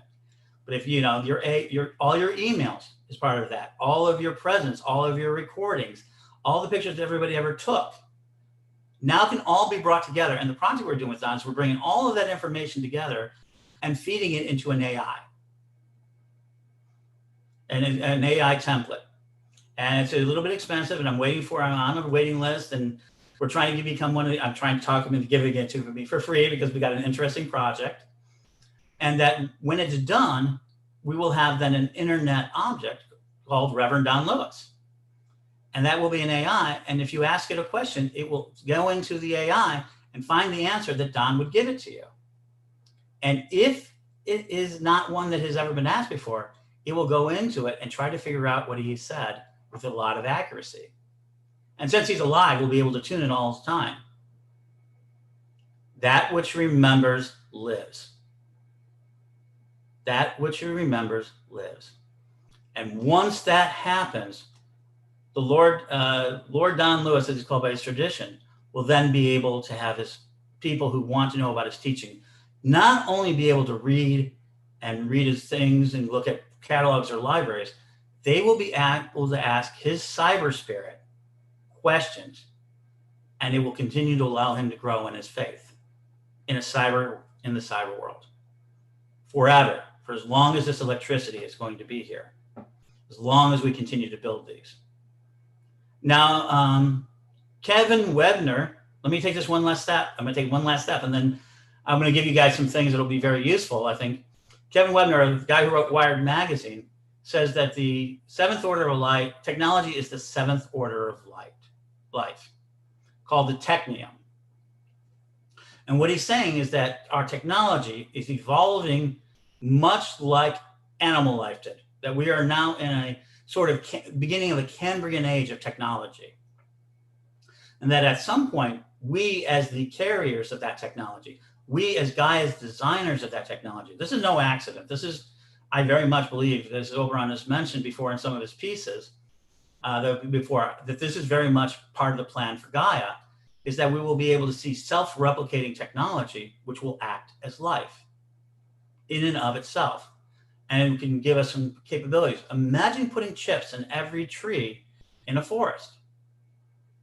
And then a cyber druid could go out there and touch into the equivalent of a Wi-Fi system, and touch into a Wi-Fi system and know how the health of the trees are. What if one of those trees is diseased? It could send a signal to you to know that tree is diseased, or it's thirsty, or it's on fire. We would be able to react with that force on a very personal level, a kind of synthetic telepathy level, which I find fascinating. And that, in fact, once we get replicating AI that can self-repair, it can take and put out its own force fires, or decide it wants to trim itself, everything else. So the last step of this technology is that we're re-entering the animist world, where everything is becoming embedded with intelligence.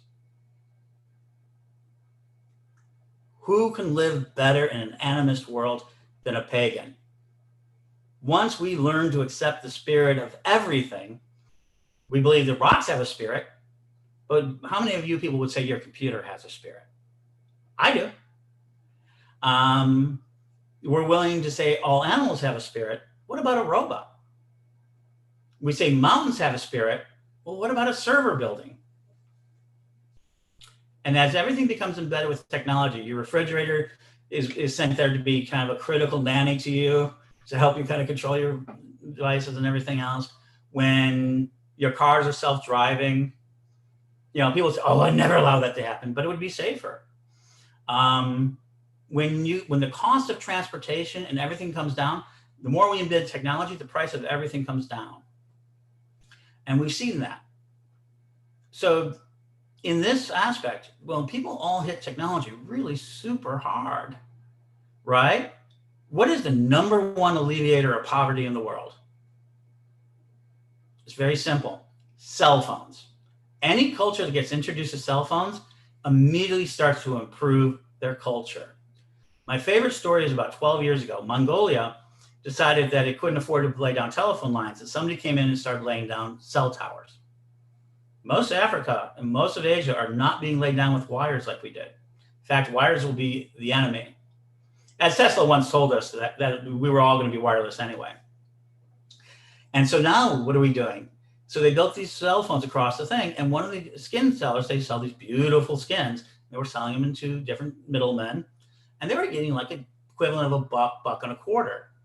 And these middlemen would then pass it into the Russian market, particularly Moscow, which loved these sheepskins to make them into, and they were selling them for $40 to $50 a piece. cell phone towers came in, and a young man by the name of Hugh, is a very common name there, Hugh Malin, decided he took his cell phone and he did a little research, and he called Moscow to somebody who was selling sheepskins. He just called him. He looked it up on the internet, called him and said, I'm a Mongolian salesman and I have the sheepskins. He goes, okay, I'm interested. What do you want to talk about? How much will you pay me for the skins? He goes, well, how much do you have? He says, oh, I have thousands of them. I run a big herd. He goes, really?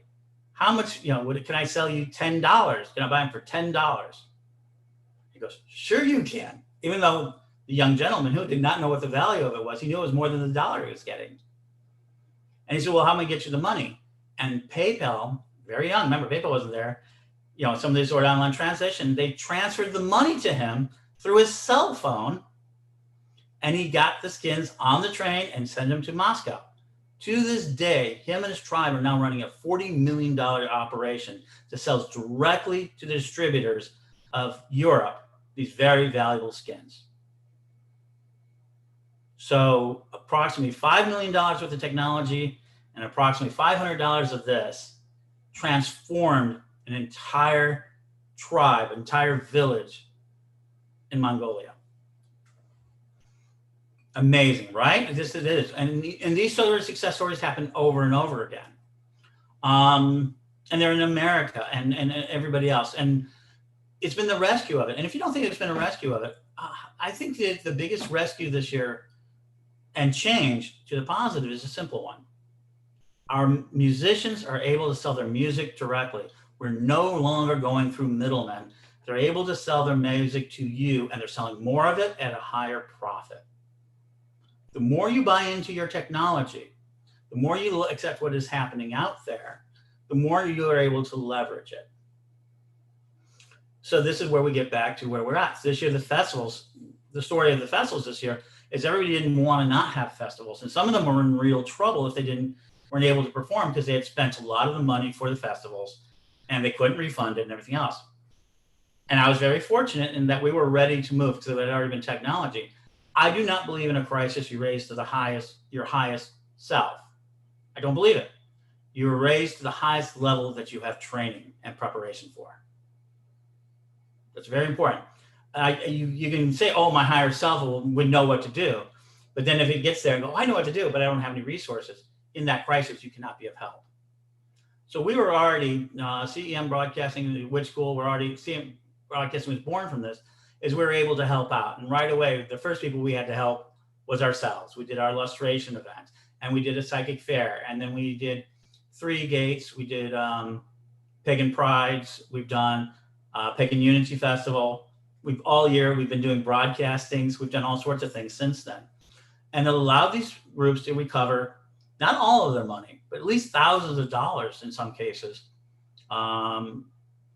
That was able to do so and allowed the presenters to still make an earnings this year that they would have lost otherwise.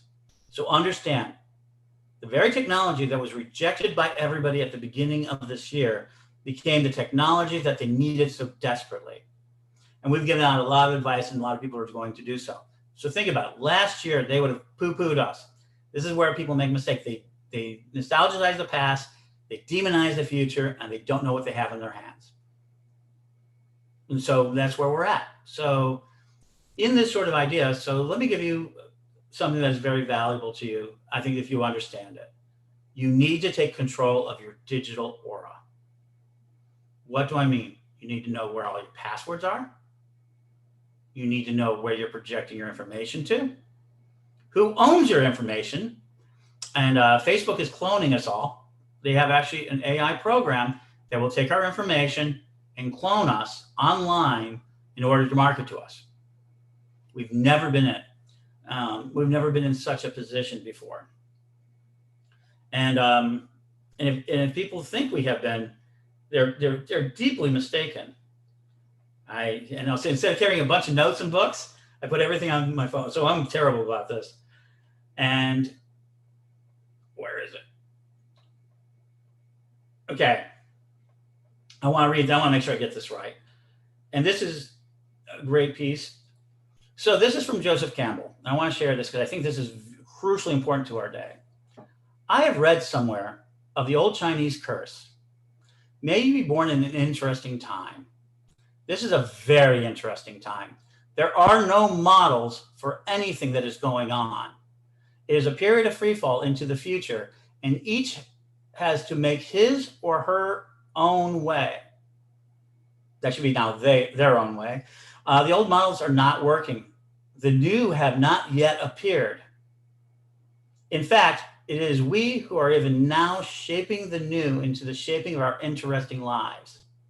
And that is in the whole sense, in mythological terms, of the present challenge.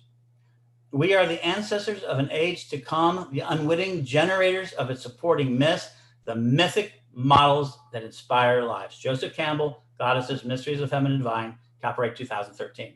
I love that last line. We are the ancestors of an age to come.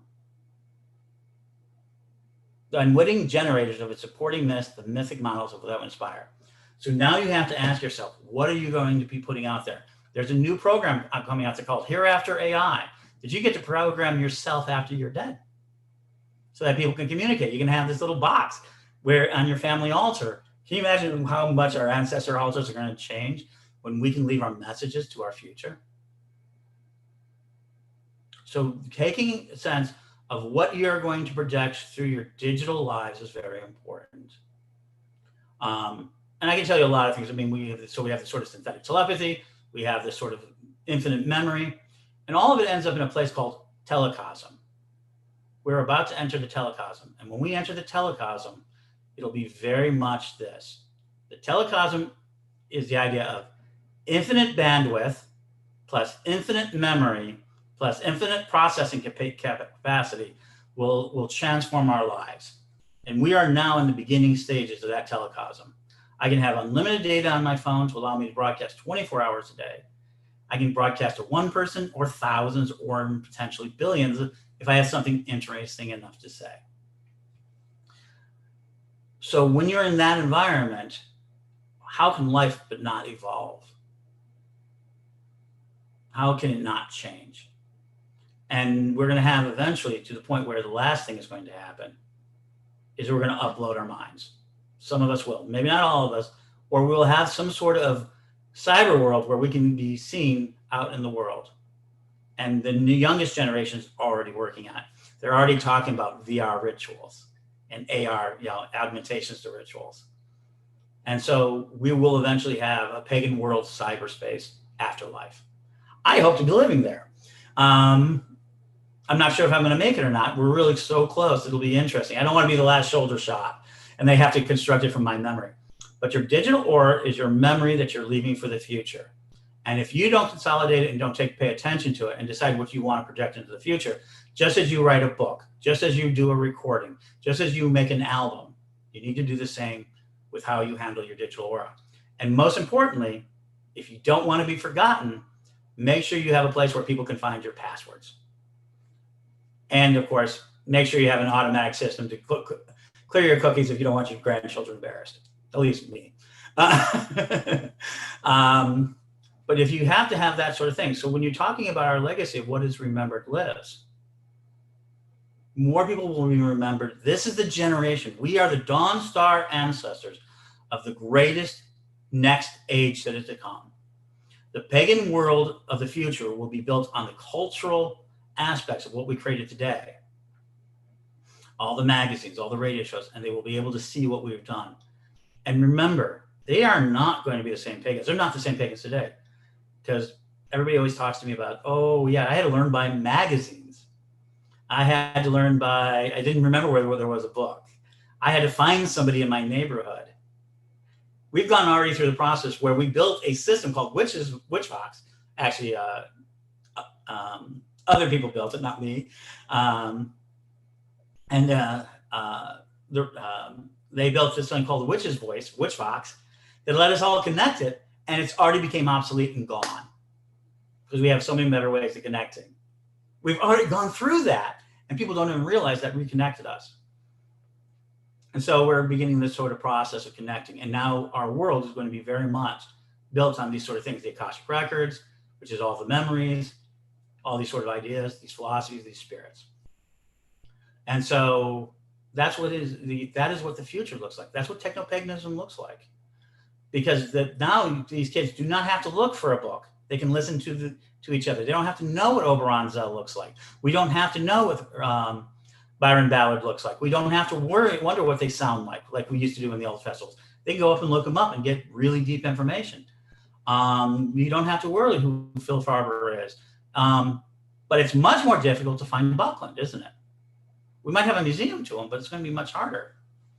And who remembers Lady Shiva?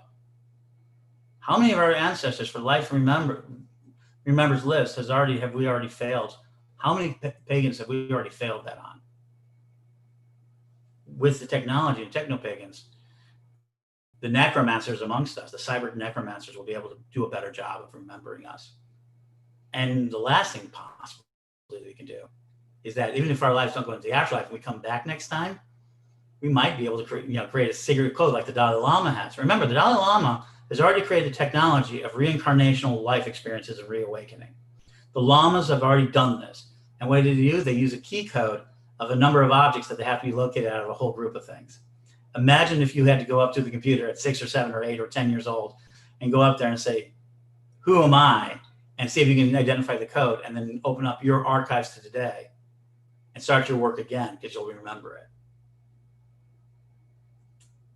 As techno-pagans, we'll even be able to recover our past lives. All of this is within building. It's a very different point of view than most people. But today I can give you some practical. So I'm going to tell you the practical. The practical is, if you need to communicate, use Facebook, use Twitter, use TikTok. Oh my gosh. Do you know how many witches are on TikTok under the age of 30? 1.25 million. 1,250,000. There are single influencer witches under the age of 30 who have 400, 500, 600, 700,000 followers. Witch baby soaps, a bunch of them on TikTok. The youngest community is already formed up, and they're bigger than ever. And it is because we made information so easy, so fast, so quick that they're able to join us. And remember, they don't just have a book. They don't even have 2 books. In the great words of Lady Phaedra, we don't have holy books. We have holy libraries. And so there it is. And most people don't realize it, but I helped produce a book that is not quite as big as Scott Cunningham's Wicca yet. We've already distributed 400,000 copies.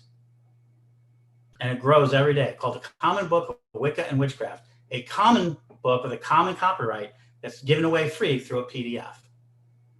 And it grows every day. So we're living in an exponential world. We no longer live in the local and linear, which so many pagans love, right? And if you go to social.edthepagan.com, you can actually go there and get it on the bottom of the page.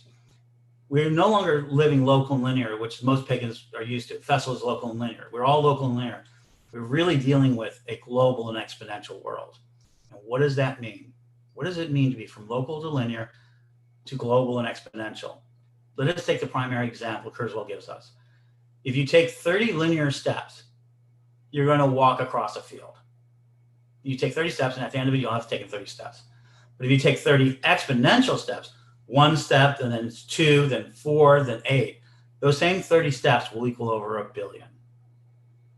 Most people in the pagan world don't realize we've entered into the disruptive exponential growth. And we have been. As you know, I've been historically correct. And you can check it out. In 2004, I said, Wicca, pagans and Christians agree, biggest press release I've ever put out, made with cotton candy facts, right? So it was cotton candy facts that said that we were going to be the largest religion. And I took some of the things that we had 9,000 people. At the time, we had 135,000 identified pagans in the world. Today, we identify over 1.5 million in the same census. We've seen 10 times growth in the last 20 years, just in that aspect. That's not the uncounted. The numbers are probably close to 3 to 5 million of people that are identifying themselves. And they're not doing it directly. They're doing it through the books we've already created, the systems we've already created, and the internet. And so in this, I want you to remember, we're not becoming techno-pagans. There is no becoming. We are techno-pagans. And if you don't believe me, I am going to share my screen one more time. Oh, no, I don't want that one. All right, we're going to erase that for 1 second. So we have a strong belief. So we even use an earlier technology that is now coming back to the forefront. And I love this piece. We're going to do one more. Oh, don't do that. Why aren't you coming back up? Thank you. Oh, there it is. Share my screen. And this is about a 2-minute piece. I thought this was a great one to end it with.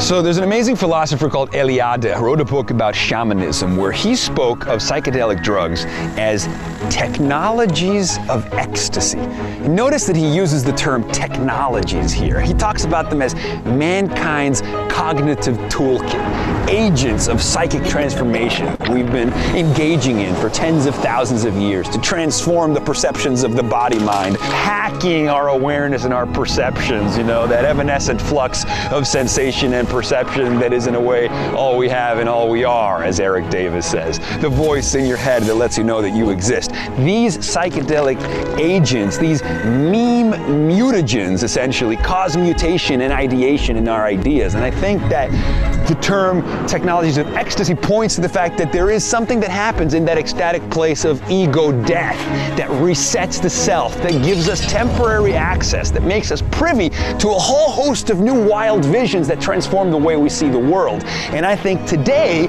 these modern digital shamans, these ecstatic technicians of the sacred, these doctors of the word, are the scientists and philosophers and writers that are there making us question our current belief systems and deconditioning our thinking. And that has always been the role of the shaman, to unplug us and to show us a bigger, wider, more far-reaching universe that goes beyond what the eye can see.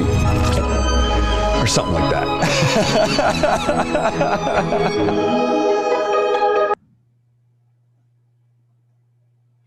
We are the shamans of our community. We are the people who are transforming the world. We have the tools, the technology, and the answers. We've been telling people about what is about to happen. And so while the rest of the world is preparing for the crisis of the death of the ego of the world, Gaia's own ego death, for the 6th time, she is going to die, a large portion of this world. And that we, as pagans, can now find our spaces in this place and survive that ego death, the death of the climate change, the death of the way the world is working. And we can reemerge as partners and creators in Gaia. And we do this by embracing the technology of today and to make sure that we don't just use it, but we own it and take possession of it in a way that we have never, ever before. We talk about land. Let's make sure that land has our servers. Make sure when we talk about property, we're talking about the electricity that falls upon that property. When we talk about all of this and making self-sufficient communities, let's not go backward to where our ancestors were. Let's take the best of what they gave us. Organic crops and all of that wonderful things, great housing, self-sufficiency, and ways to do so. But make sure that we have ways to continue to expand our minds. Because what is the pagan world? What is the core of paganism? But the constant expansion of our minds. Technology is our next set of tools. And I'm open for questions or anything else that I can give you. You can ask very critical information if you want. I can ask you, don't worry about it. Be egotistical, ask it about yourself. I can tell you anything. I think I got like 10 minutes. I'll be more than happy to answer anything that you'd like.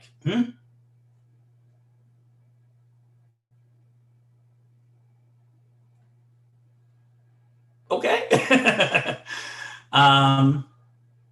That's cool.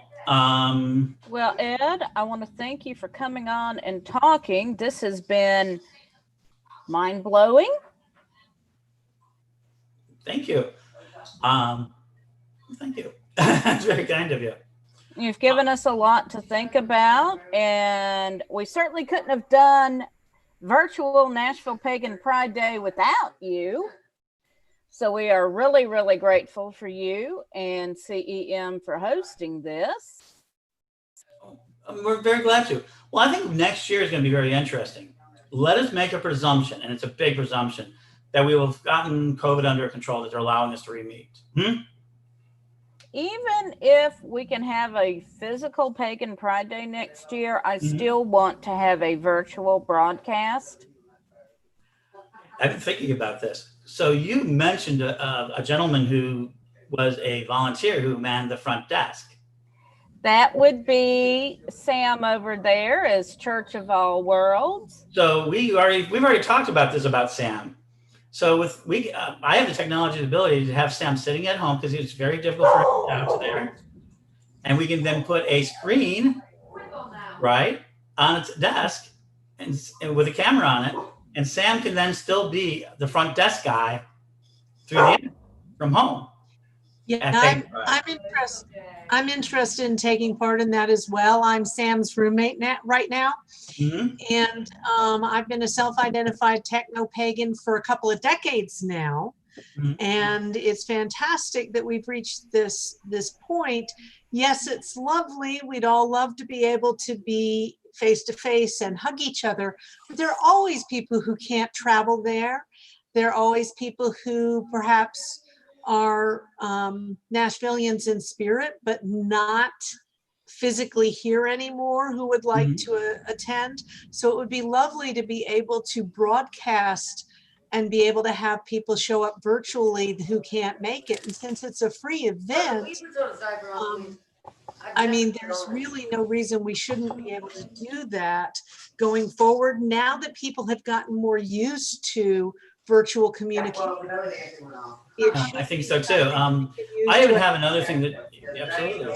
Not only that, but we can also have, so there's a thing that I'm calling a rider monk because I just like it. So imagine that if I had microphones on me, cameras out of my glasses, and maybe some other pieces, and I had an earpiece in my ear, and people could then hack me at a festival, and they could see what I'm seeing, hear what I am, and allow me to go up and say, and they say, Cat, says, go over by Cat. Okay. And they could hire me by the hour. Right? Yeah. Hire me to go to the festival for them. There's been several people. To quote one of my favorite shows that I've been binging lately, Age of the Geek, baby. Age of the Geek, right. And you know what I'm talking about. And then I go up to Cat and says, this person wants to talk to me. I either can push a button so they can speak through a microphone or through a speaker I'm carrying, or I can just repeat what they ask them. Imagine that as a career, as a job. Having your experiences broadcasted to an audience that can interact with you personally. Cool. And can we give you our PayPal account so you can shop at the vendors? Exactly. And speaking of vendors, I want to give a shout out to our vendors and our sponsors. And I am going to ask everyone to visit our Merchant Row page and take a look at their links. You can still shop at Pagan Pride Day. This year, we have got Aroma G. That was Papa G that talked about tea leaves. Which School is a sponsor? We have Quantum Light Shamanic Healing. We have Atalanta Moonfire, who's coming on next. LLSF Leather Goods, Melly's Crafts, Psychic Essence, The Lazy Fox Farm, and Creative Aerial. So please do take a look at our merchant page and what they have to offer. And I'm also to our charities. Donate to our charities. And Tish Owens could not read for us this year, but she is giving us a special. If you call her to make an appointment for a reading and mention Nashville Pagan Pride Day, you get a $35 special. And our charity this year is the local Second Harvest. You can donate online, or if you want to take canned goods, you can take it to Tish's office at Spence Lane, and she has a collection box out. All right. So, especially right now, Second Harvest is running low. So if you're able to assist, we really appreciate it. We have been supporting Second Harvest for at least 10 years, and they are always very, very grateful to us. And very much in need right now. Yes, they are very much in need of any donations anyone can make to help our neighbors who are in need right now. And I'll throw out this, they're not putting political literature in their food boxes. And I'm the nest coordinator for the Church of All Worlds cyber nest. Mm-hmm. And the concept of it is for people who they're not near a local pagan group or coven or whatever, or they can't get out, like I'm in a wheelchair, don't have transportation, so I can't get out and participate the way I'd love to. So it's an alternative, and I think there will be more of them developing here, like what you're talking about, using virtual contact when physical contact isn't possible. So I found your workshop very interesting in that context. So let me go ahead and say, this is not theory from, some of this stuff is not theory for me. From the Daily Spell to Witch School, we have gone, as the Corellian tradition, we have gone from being 5 little coven groups in the 1990s. We expanded out and had 5 covens in central Illinois. Now we have, I think, 130 different groups worldwide. Yeah. Over 300,000 total members that have come through our system. They're never all active. No one ever gets that. It's only a small percentage, but we did. And we were able to spread out to the point we went to the 2018 Parliament, and we were able to present before the Parliament of World Religions. We went from 1993, where I went there as a staff member, hiding, basically being a stage manager, and getting insulted that paganism wasn't even worthy of being there because we didn't have 100,000 members. I said, oh, we do. He says, yeah, but they're all shattered into different groups. To in 2018, where we were seen as a global religion. And we had some of the greatest leaders there, basically all talking in unity to say, in this case, it was a very particular window we took, Wicca, because it was highly identifiable against a larger pagan background. Uh-huh. And we got to be identified as a world religion. 25 years, we went from being not even respected in the Parliament, except for a few of our best academics, to being recognized that we had a right to be on the global religious platform. All right. And that was with, a lot of other people who were doing it. And the only reason we were able to do that was through technology, because that could improve our numbers. Yeah. This isn't theory. This is the fact of doing it. And so for you, Church of All Worlds has such a rich environment, right? And such a rich history, right? If it could get itself into the attention span, because attention's everything. I think you guys should be out there in 100,000 members. I think there's a potential of 100,000 members, and I'm not blowing smoke. I mean, that's just a start.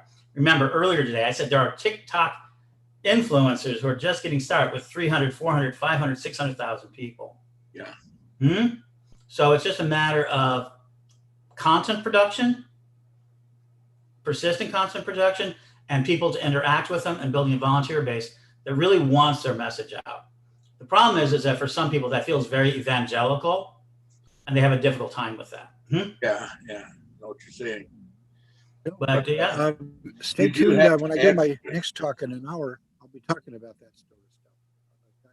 Yeah, and I've got some things on the drawing board that I think might interest you. I am. Well, I'm here all day. Next, I'm not going anywhere. Okay. So the clock's in. That's cool because, yeah. Right. So I guess in a couple of minutes, you got your next speaker. Yes, coming up at 1, we have Atalanta Moonfire. She has joined us. I'm sorry for the background noise. My daughter is running the common room chat from about 5 feet away from me. But we have Atalanta, and she is going to talk to us about throwing the bones for divination.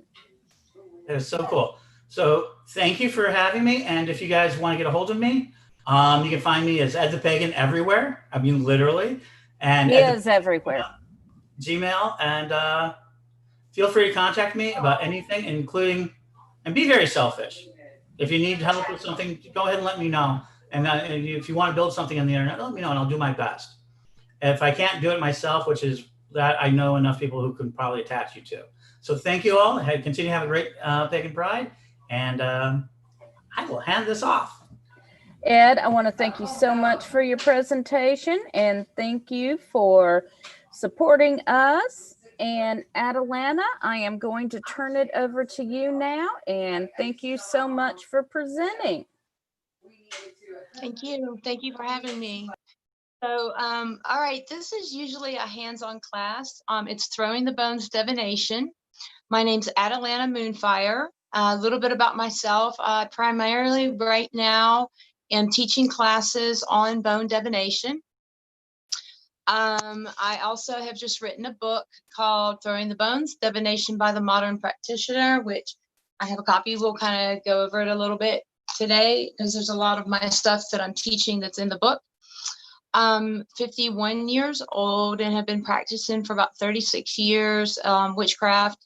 I have been doing divination for about 26 years. I started with tarot, and about 10 years ago, I got introduced to the bones at a pagan festival, and I've been hooked ever since. So I'm ordained. I'm a Reiki master and high priestess of a coven called Sacred Moon. And that's just a little bit about myself. Like I said, this is usually a hands-on presentation. So we're going to do our best to make it as hands-on as possible. So I like it when people talk. I like it when people give me feedback so you don't have to stay muted.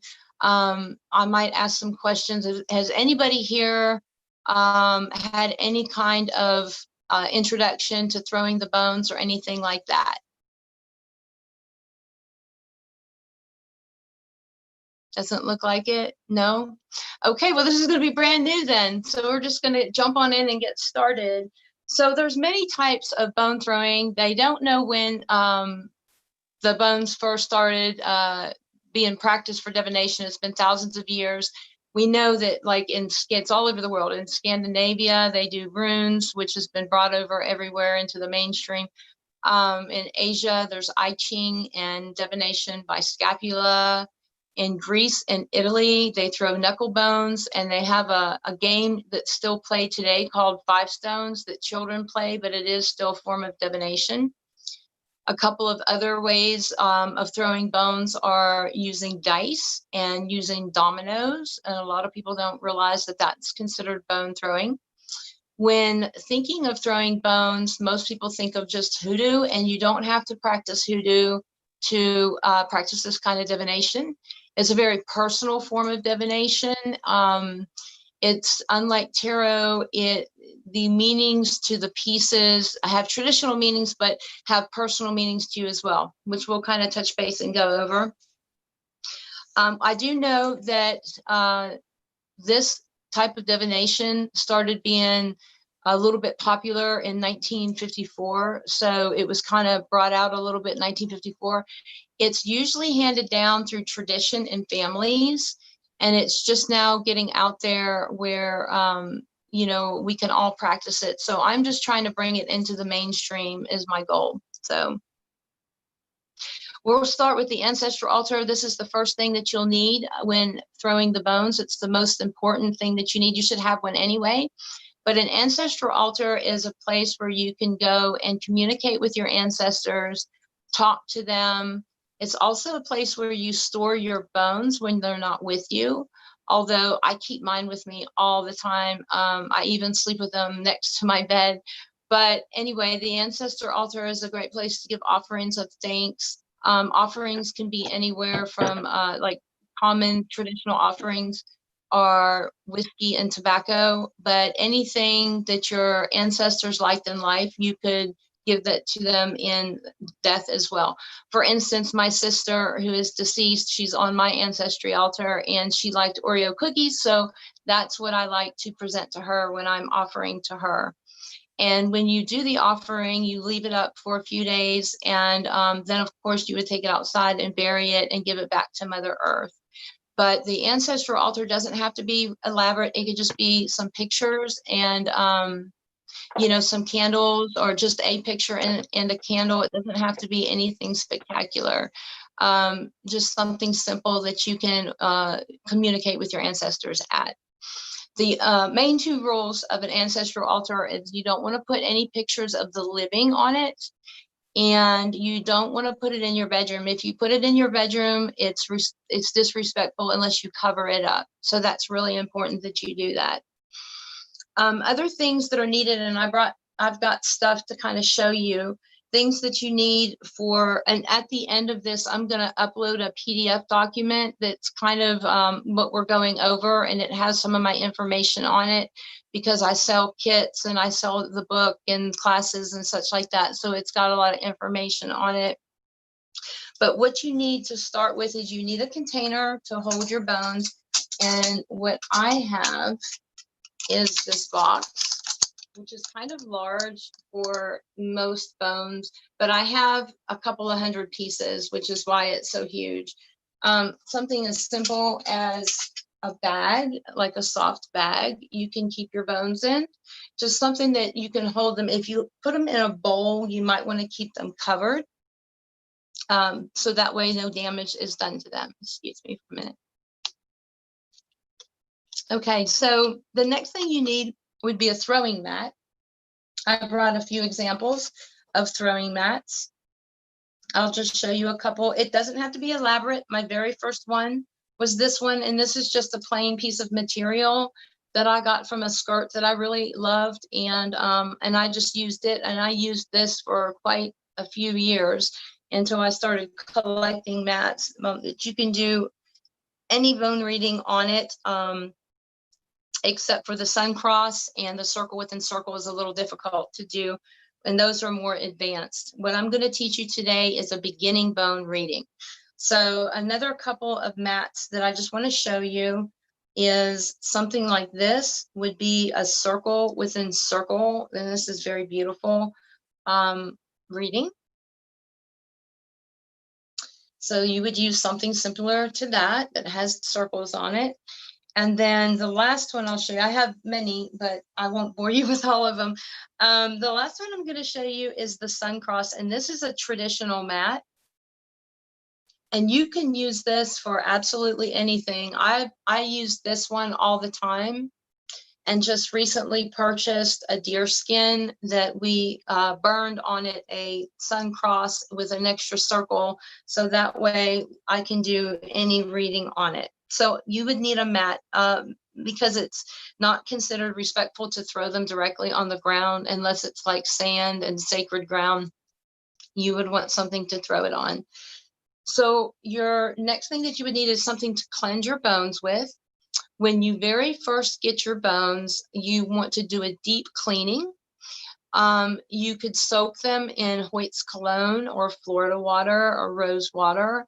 If you have some soft pieces, it's not recommended to do that, as I do. I have soft pieces, so I saged mine with sage, and then I took the soot from the sage and sprinkled it over the bones and cleansed it that way. And that's a really good deep cleaning.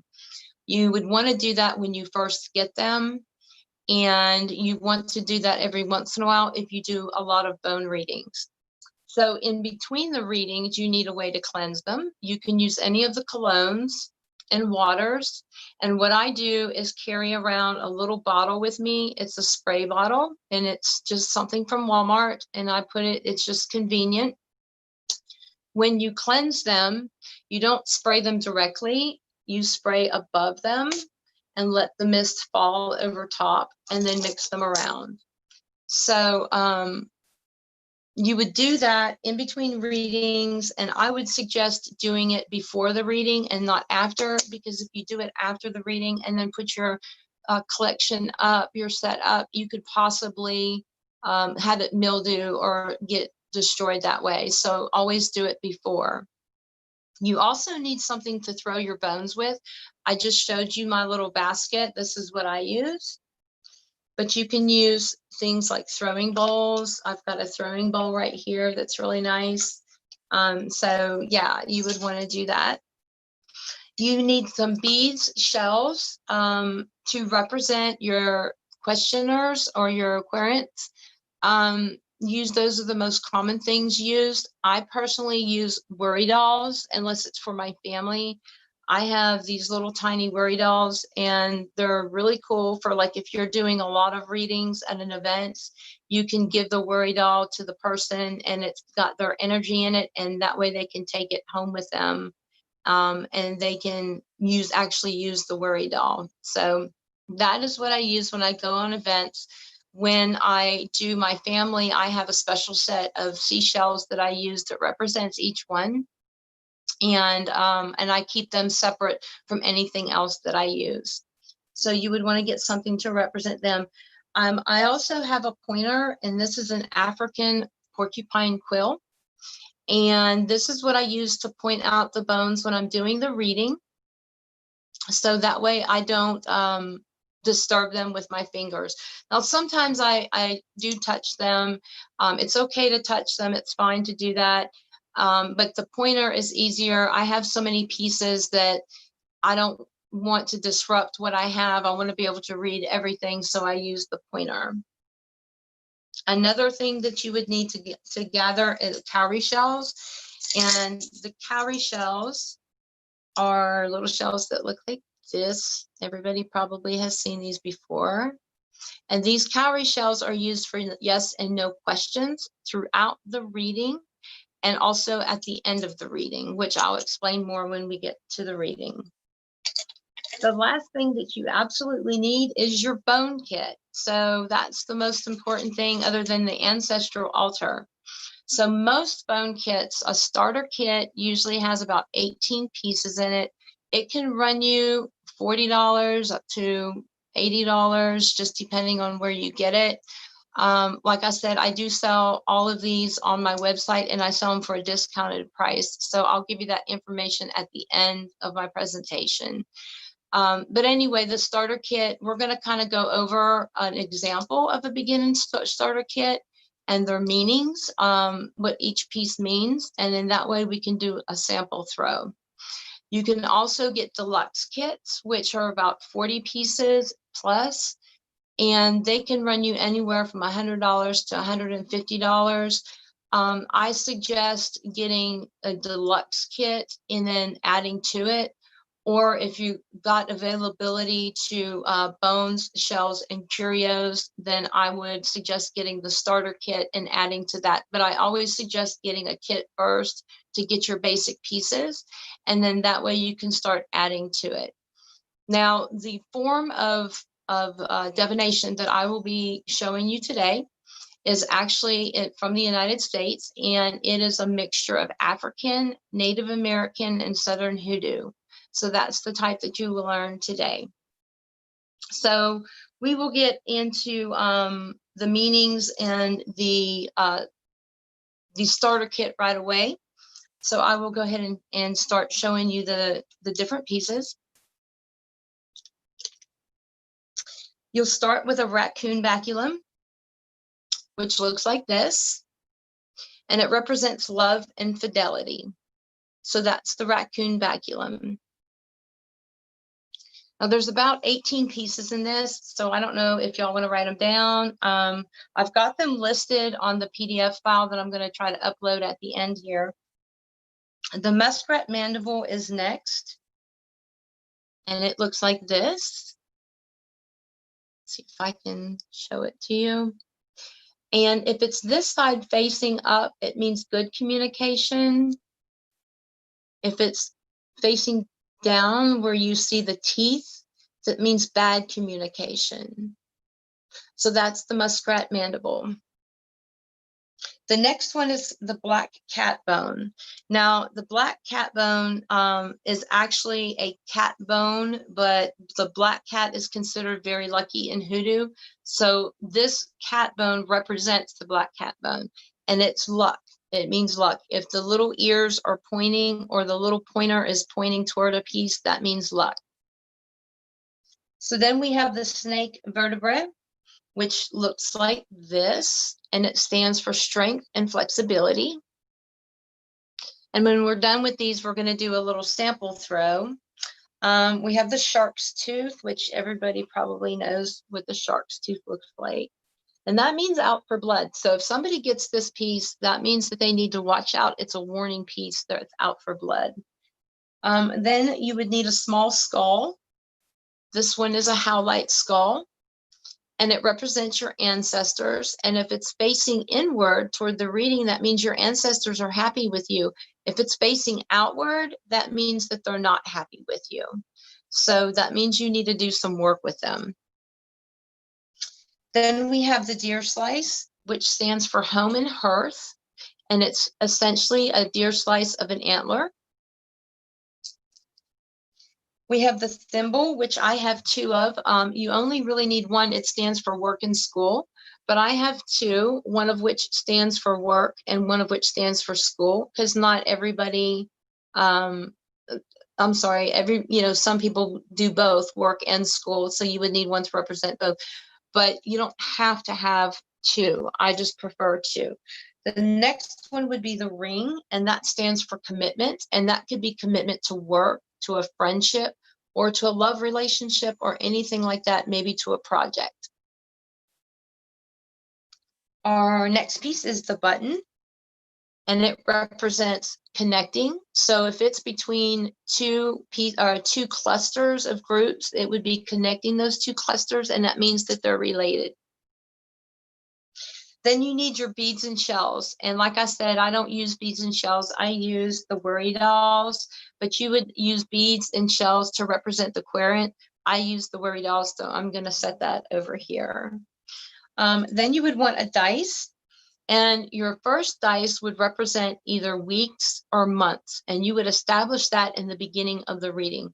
Something really cool that you can do is you can get from Dungeons and Dragons, you can get like a 9-sided dice, and then that way you have more weeks and months in your reading.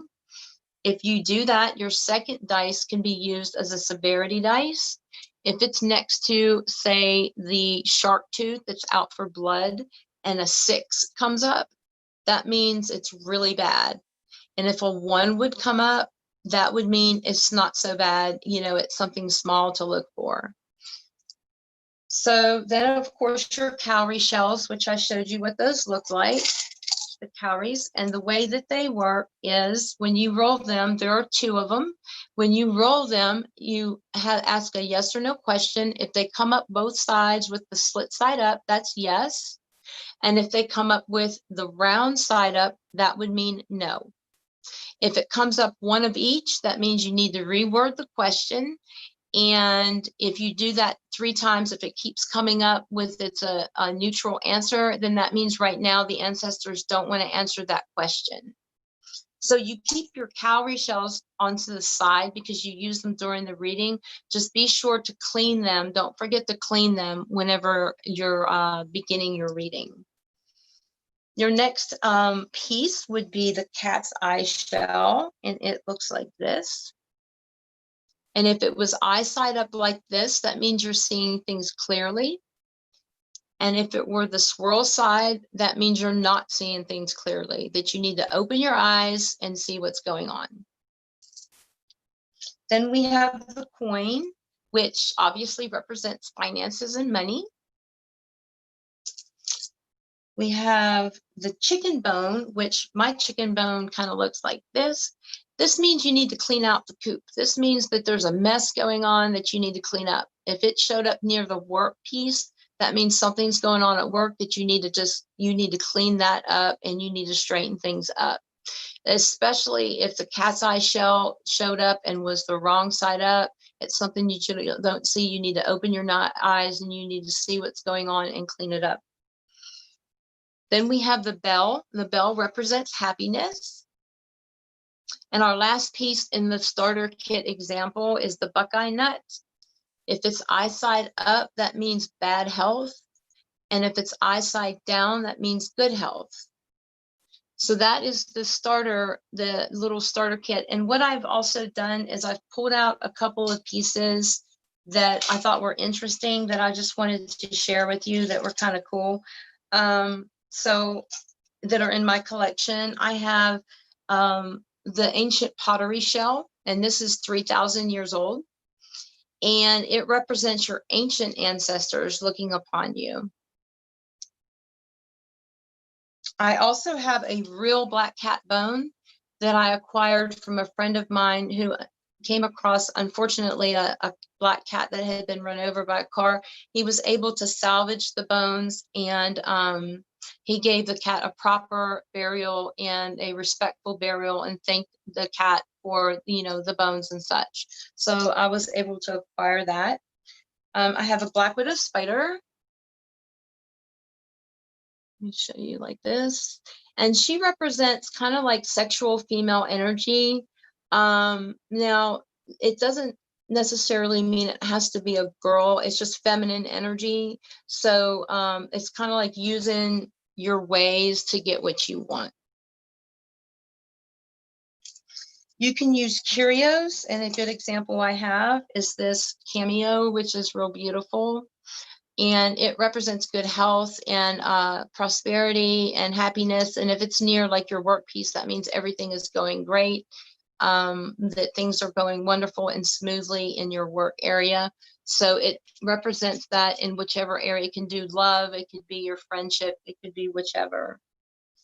Another piece that's the pieces that I find are most interesting. Well, let me show you this one first. You can use actual limbs from animals. This is a cat foot, and as it's very fragile, we've covered it in acrylic, which is a really good idea if you get a fragile piece. This stands for landing on your feet. We covered it in acrylic, so it's made it kind of hard, and that way it's not so fragile. So just to kind of show you that you could do that with pieces that are very fragile. The last couple of pieces I'm going to show you, some people get weirded out about them, but they're kind of some of my favorite. I have a human fingertip, and it looks like this, and it represents a balance of responsibility. And then I have a human flange, and it represents helping someone or needing help. So those are just some of my extra pieces that I have that I wanted to show you. A couple of other pieces that you might want to get for your kit that are kind of important is a bracelet. And the bracelet, if something falls in the bracelet, it means that you need to look over there. It's very important. It's an important part of your life, and it's probably going to be the basis of your reading. The same thing with the Herkimer diamond.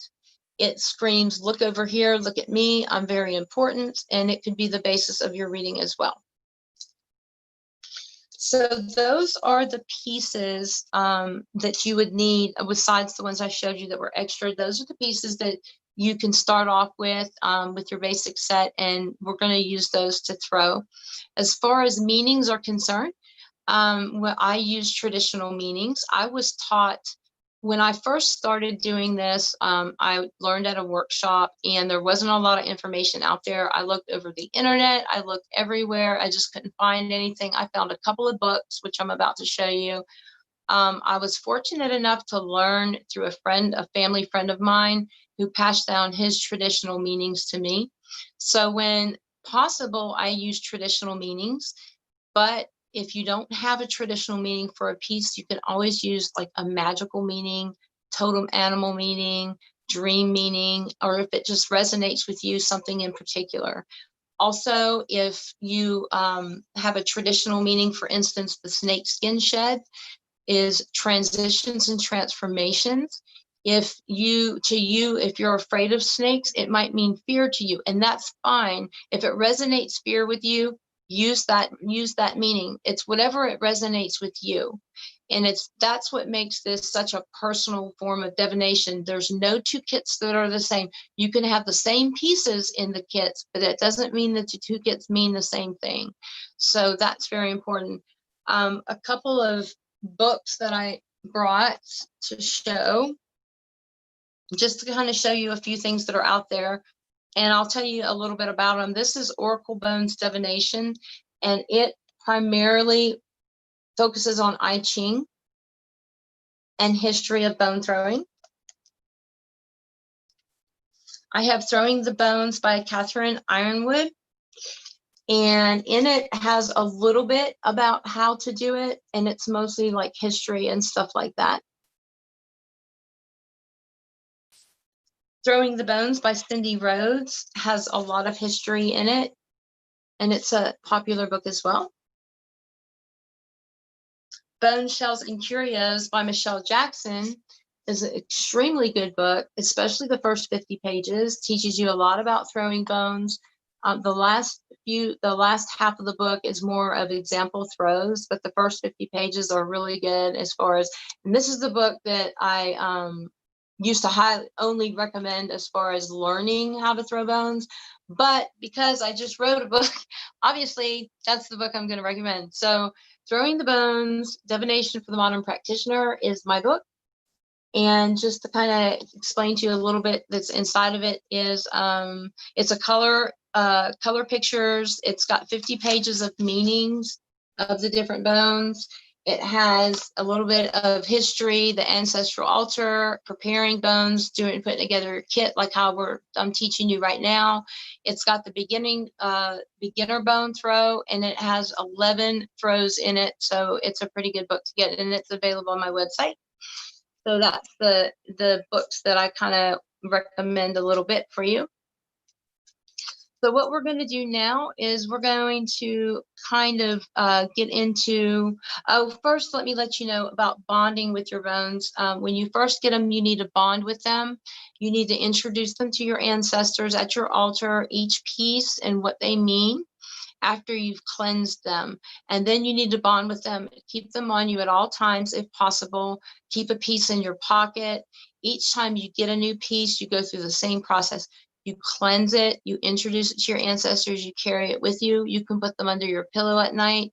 I keep mine everywhere I go, but I just keep them with me at all times. That's the way I've bonded with them. So we're going to start with a beginning bone reading. So I am going to put these pieces back into the basket.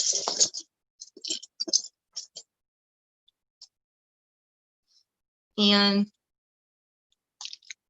I'll explain to you how the first thing that needs to happen. The querent is going to choose the bead or shell that represents them. So we have this little piece right here that's going to represent our querent, and we're just going to use an imaginary one. So you would introduce this piece, you would cleanse your bones with the way that I taught you, and then you would use this piece and you would introduce it to your ancestors and say a prayer to your deities.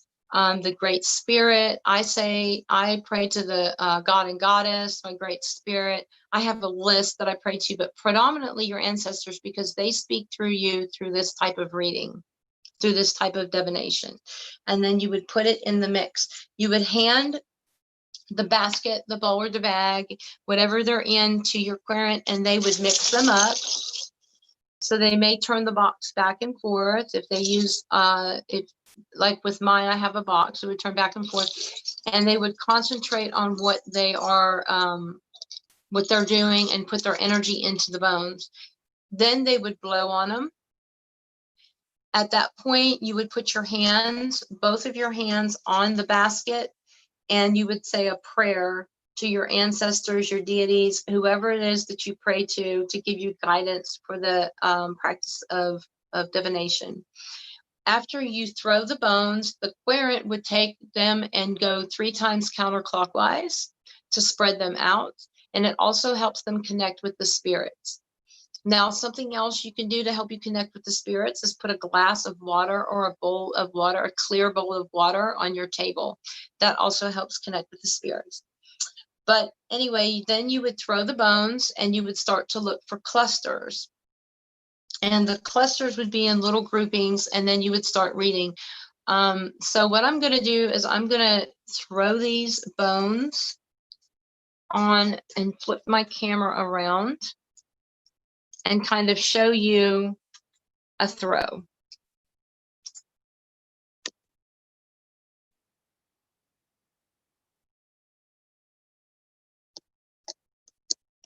And get my camera to flip around. There we go.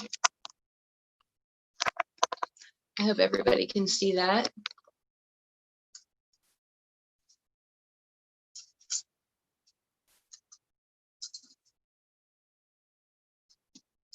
So we've already cleansed them.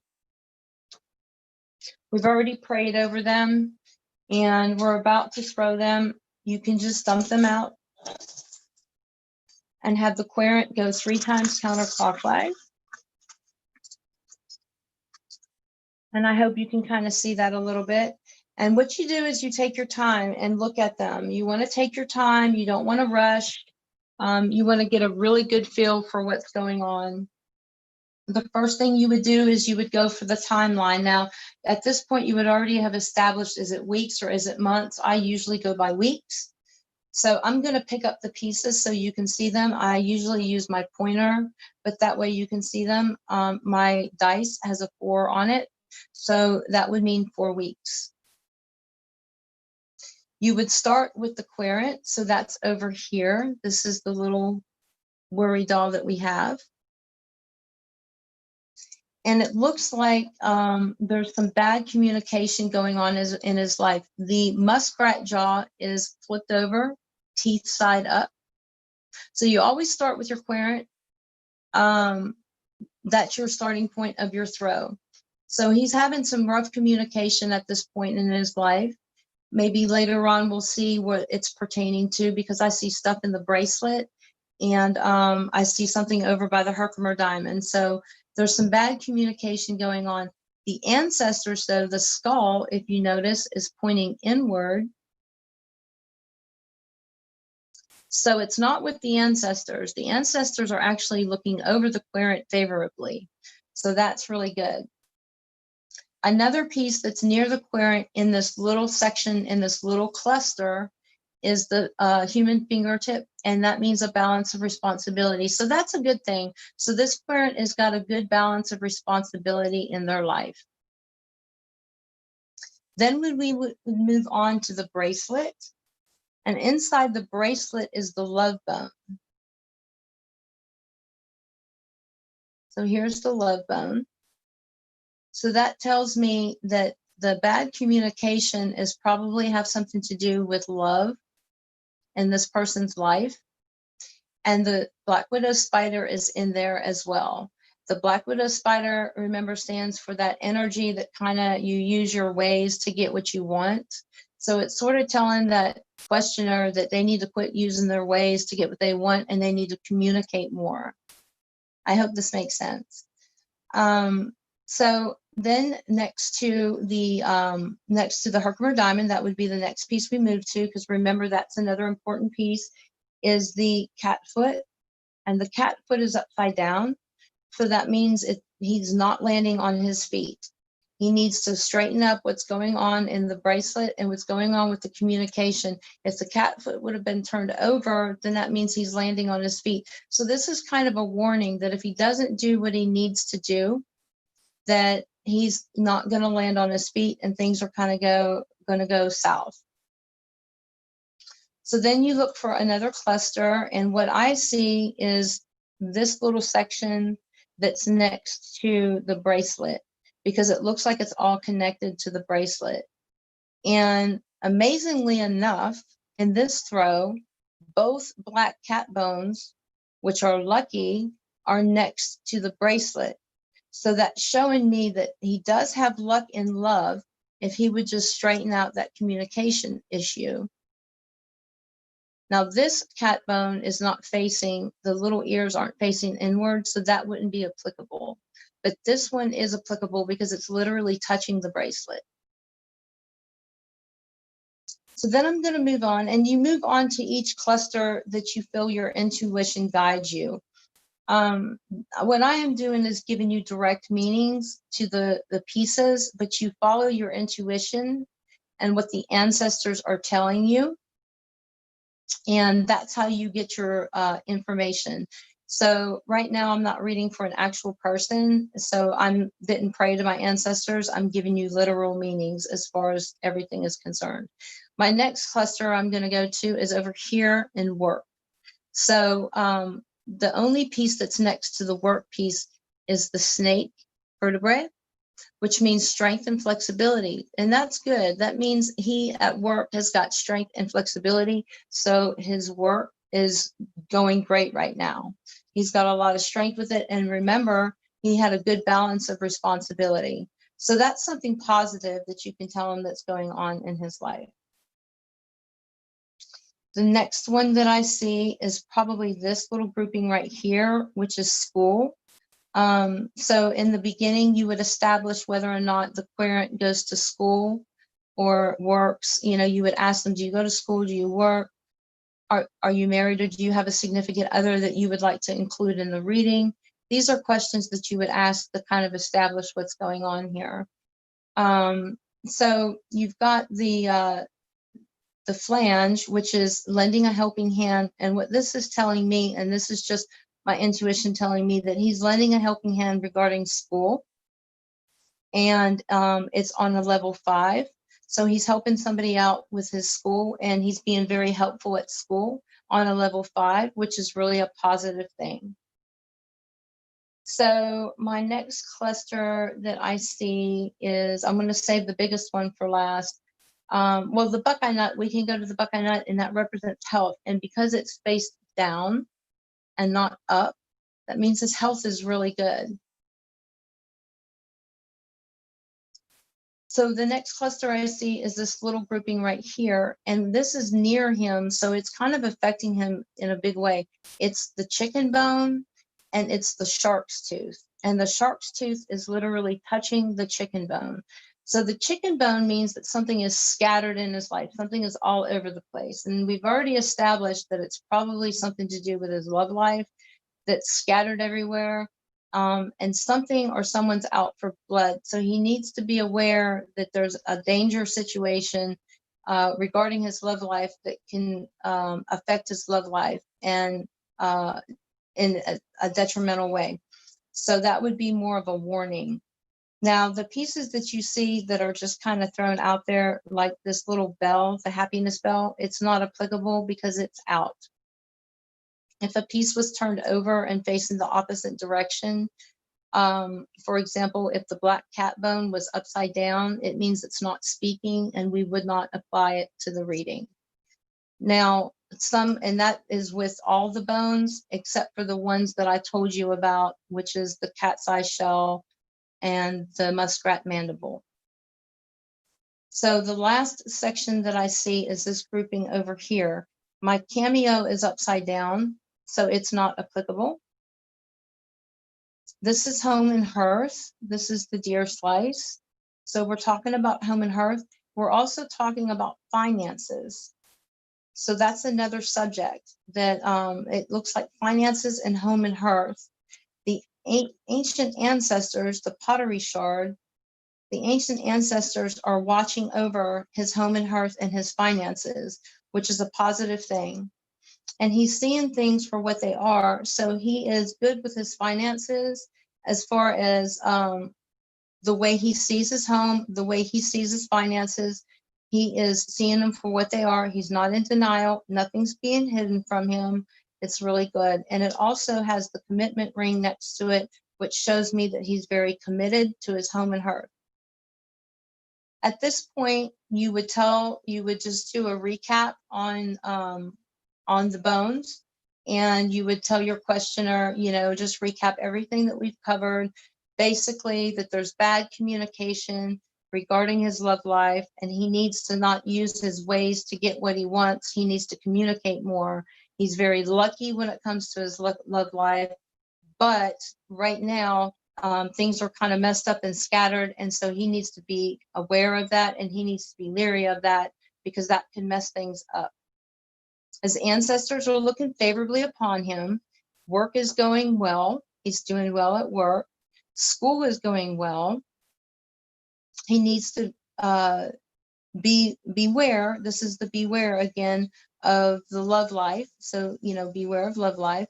And home and hearth and finances, he's seeing things for as they are, and he's very committed to them. So that's very good. And his health is good. So that basically covers with this simple set that we started off with. And like I said, the more pieces you have, the better the reading is. And what I'd like to do here in a few minutes is an actual reading for someone using all of my pieces to show you exactly, you know, what it's like to have a full reading with more than just a starter kit, which is why I recommend getting a deluxe kit. So I'll flip the camera back around.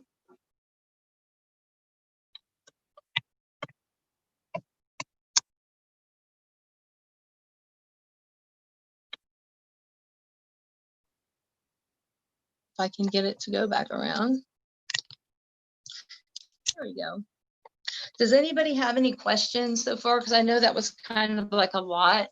Does anybody have any questions? No?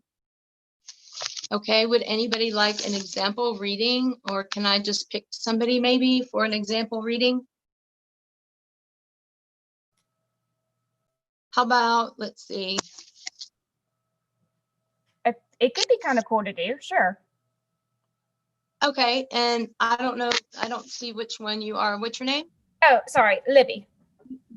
Libby. Okay, Libby, we're gonna do a reading. Okay, so let me gather up my bones. And now, because it's a long distance reading, what I'm gonna do is write your name on a piece of paper. What's your birthday? August 30th, 1988. Okay, so I'm going to take that piece of paper and I'm going to put it under my mat. Okay, and I'm going to go ahead and put my box up here. Flip the camera back around and cleanse. We're going to do a general reading, and we're going to cover a bunch of different subjects. So as far as work and school, do you work, do you go to school? I work, I do not go to school. Okay. Do you have a significant other or a person that you want me to include in your reading? I actually have two significant others. I'm poly. Okay. Okay, great. All right. So let me get out. Hold on just a second. Let me get out my worry dolls. So I need to know how many female, how many male? 2 male, no female. Okay.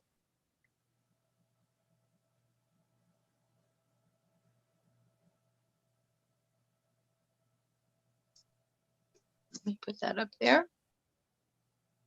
All right, I'm going to flip it back around again so you can see what's going on.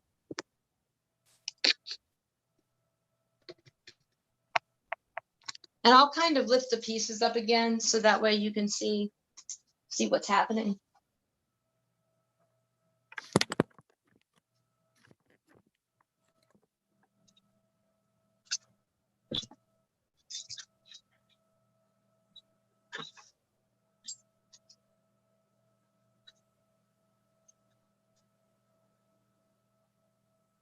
Okay, I'm going to cleanse them first. And I always say a prayer over them when I cleanse them. So just a minute.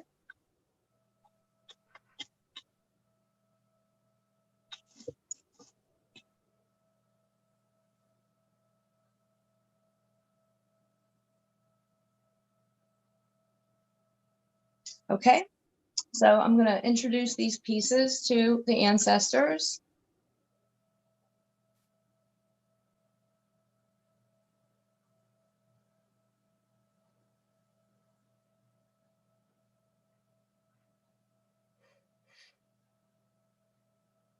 Okay. What I'm going to do is I'm going to turn this back and forth. First of all, let me ask you, do I have your permission to act on your behalf? Yes, you do. Okay. So I'm going to turn this back and forth until you tell me to stop, okay? Okay.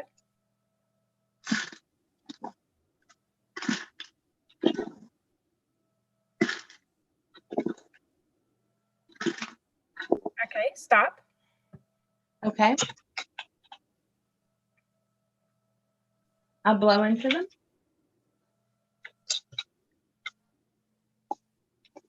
And I'll carefully pour them out.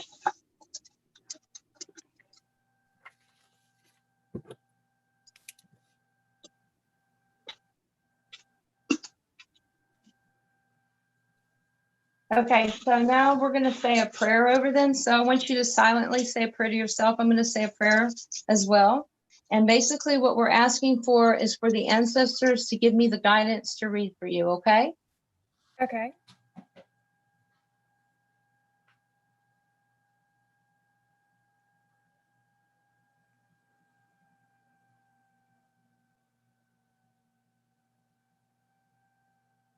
Okay. Now I'm going to spread them out 3 times.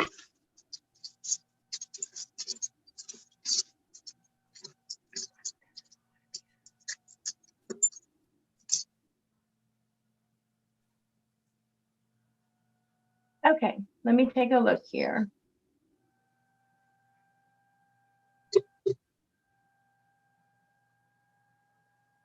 Okay, so what we have here is this doll that represents you, shows a lot of clarity. Okay, let me look for this is going to be between now and 4 weeks, okay? So it shows a lot of clarity that you will have. There's going to be a rocky situation coming up, but you will know what's going on. This is the selenite piece, and it means clarity. It's something that's going to happen rather quickly. The domino is upward, so it's something that you're going to see happening. And it doesn't have the severity dice near it, so it doesn't look like it's going to be that big of a deal, but it does show that something really good and beautiful is going to come out of it. So whatever that rocky situation is, something beautiful is going to come out of it, and something nice and calm is going to come out of it. So then we move on to the bracelet. And inside the bracelet, let's see, shows a lot of feminine energy, actually. And it shows helpful talents. You will succeed with your talents. The triple goddess is watching over you.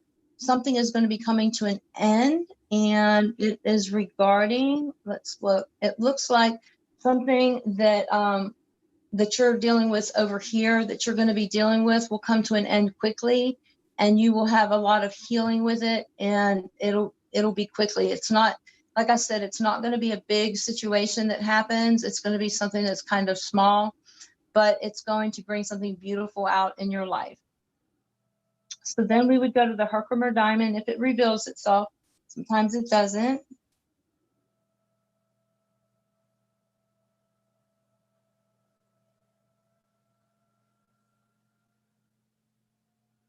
Okay, so it's hiding. The Herkimer diamond shows me that your third eye is open.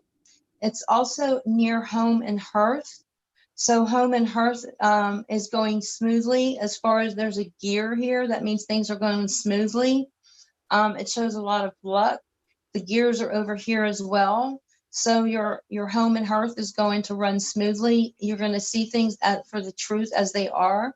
It shows a lot of power, but kind of solitude. So you're going to kind of have a little bit of solitude with yourself that's healthy. You will be releasing things that are no longer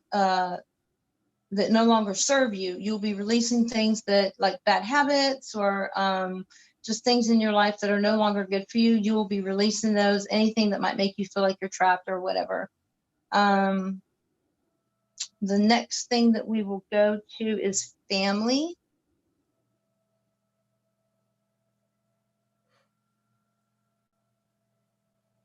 Okay, so family shows that you're very happy in your family and things are running smoothly. just as home and hearth shows as well. There's a lot of victory. This stands for victory. There's a lot of happiness there. These next 4 weeks are going to be really, really happy. Things are going to go, like I said, very smoothly. The black cat bone is right there, which is the lucky piece. There's going to be self-nourishment. You've got power, you've got strength. It does show that there's going to be a little bit of a heavy burden and some work that's going to be needed to apply. So I'm assuming that this little rocky situation is probably going to have to do with family. But like I said, it's not going to be that big of a deal, and something brilliant and beautiful is going to come out of it. You've got the mammoth tusk piece right here, and that shows that, and this is next to one of your significant others, that they're going to be kind of a leader and a protector of you, and they're going to kind of guide you in the right direction. It shows that you have a lot of strength and flexibility, which means you're a very strong person, but you're also flexible as far as doing things. The starfish mean you need to go and do some more spiritual work. So that's regarding your family, some spiritual work. Let me see what else we have here. Your friends. You look for friends.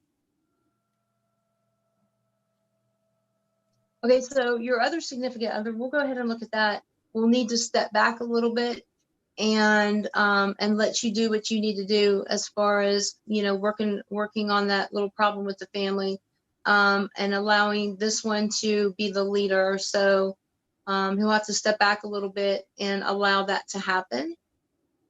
Oh, it shows you're a very giving person. Let's see, it shows that you're very intelligent.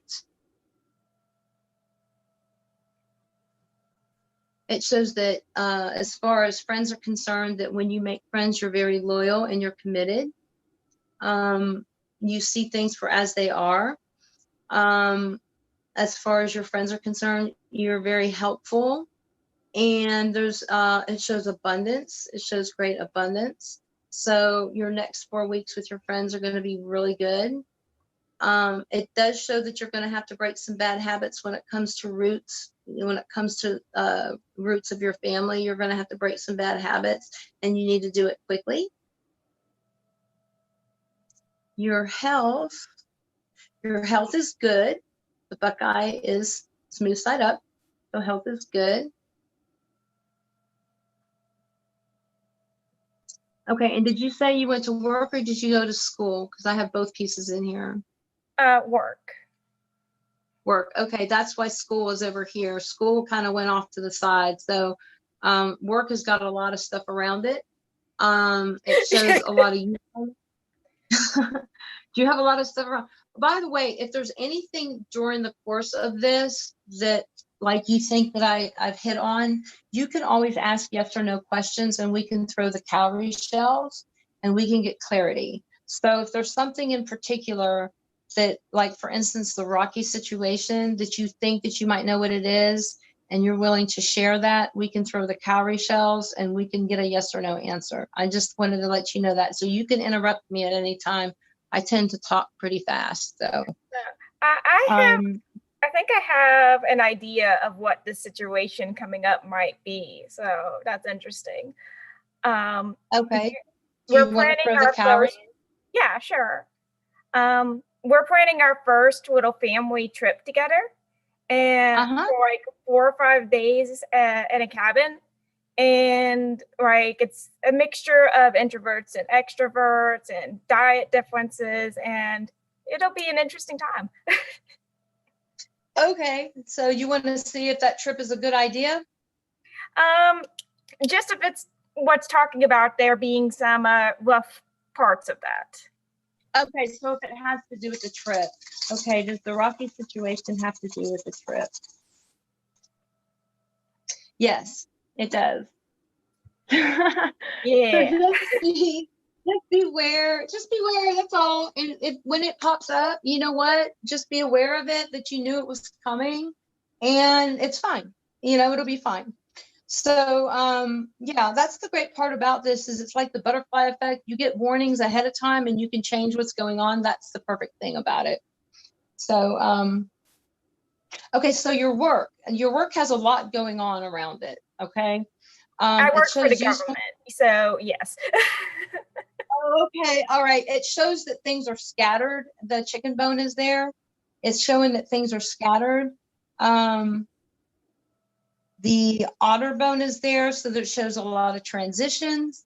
The spike is there, so that's showing use your instincts. The deer molar is there, that means use your intuition. So there's a lot going on around work, and you need to stick with your instincts and your intuition. You've got new things coming up. Like I said, things are scattered a lot at work, and so you need to kind of try to bring that together. If you do, it'll have freedom. You'll have a lot of freedom that will come up with it. Yeah, so, you know, it's not bad. It's just there's a lot going on there. There's a lot going on there. And it's the only warning I see is that you need to protect yourself as far as being yourself. You need to be sure to have some downtime. The fish shows that you need to have some downtime. You need to have some time for yourself. You need to process what's going on, and that way you can be better at work. Does that make sense? It does, yes. Okay, good. So projects and activities, let me see if that reveals itself.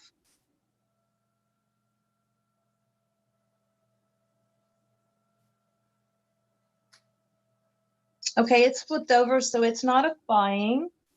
Your spirit guide is next. So let's find her.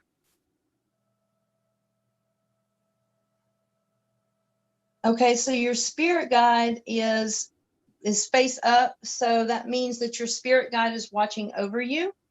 And that's really good. Your ancestors, I think I already mentioned, or maybe I didn't, your ancestors are looking in. So your ancestors are good and watching over you. So your spirit guide and your ancestors are watching over you, which is a really good thing. So yeah, do you have any questions, any yes or no's, or any other questions about, because I know we're getting close to time. There's a lot more here, information here that I could give you, but that was basically a general on all the subjects. But there's a lot of stuff. It shows that you're a passionate person. It shows that you're wrapped around your family. You're very in a good, in a good way. You're very tight. Let's see what else. That you overcome obstacles. That you always achieve your goals. You don't give up on your projects. I mean, there's just a lot of information here. This particular reading could last for an hour if I did the full reading. But do you have any questions, any yes or no's maybe that you want answered? Not really. You've definitely given me some stuff to think about. So that was really cool. Okay, well, I'm really glad that you enjoyed it. And so let me turn this back around.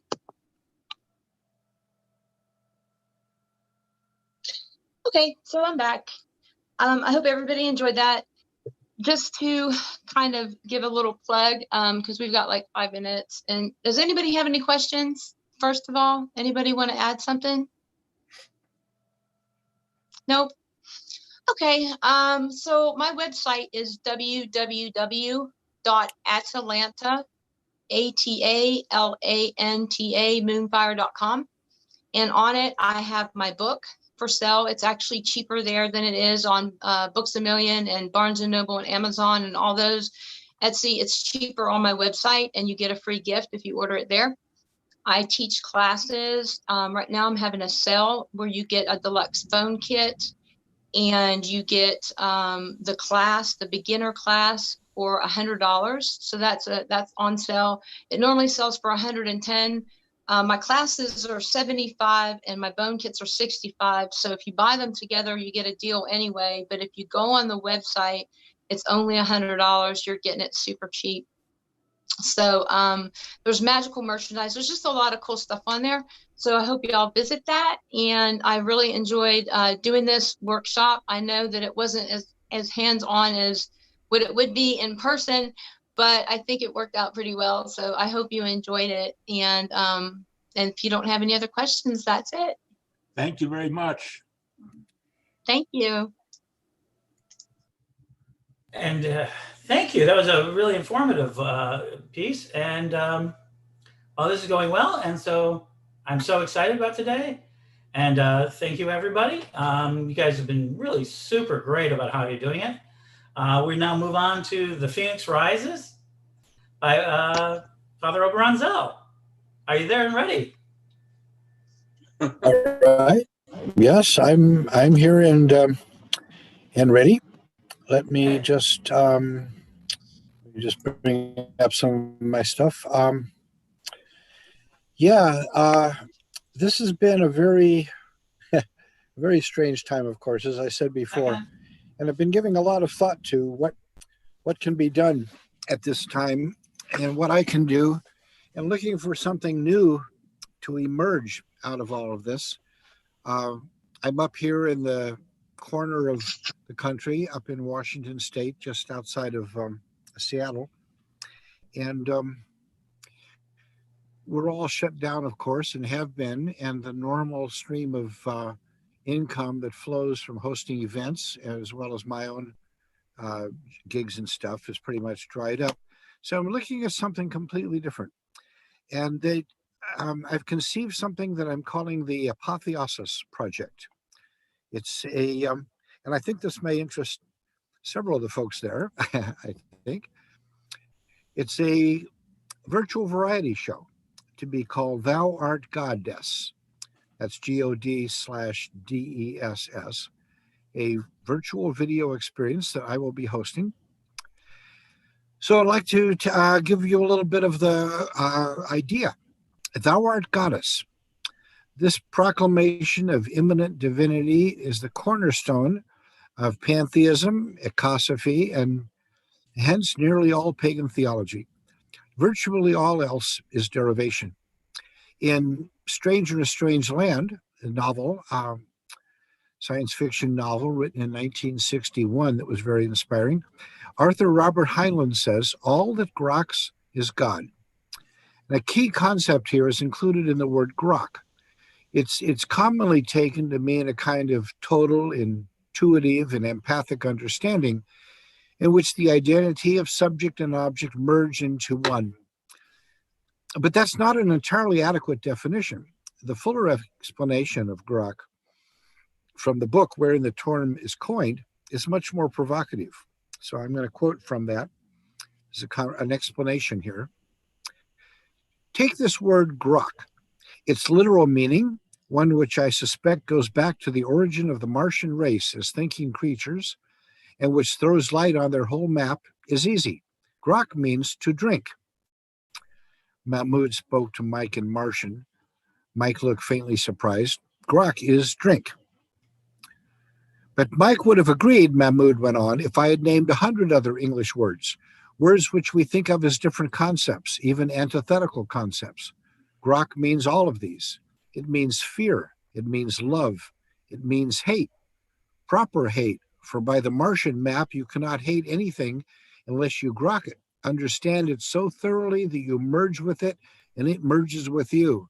Then can you hate by hating yourself. But this implies that you love it too and cherish it and would not have it otherwise. Then you can hate. And I think Martian hate is an emotion so black that the nearest human equivalent could only be called mild distaste. Grok means identically equal. The human cliche, this hurts me worse than it does you, has a Martian flavor. The Martians seem to know instinctively what we learned painfully from modern physics, that observer interacts with observed through the process of observation. Grok means to understand so thoroughly that the observer becomes a part of the observed, to merge, blend, intermarry, lose identity in group experience.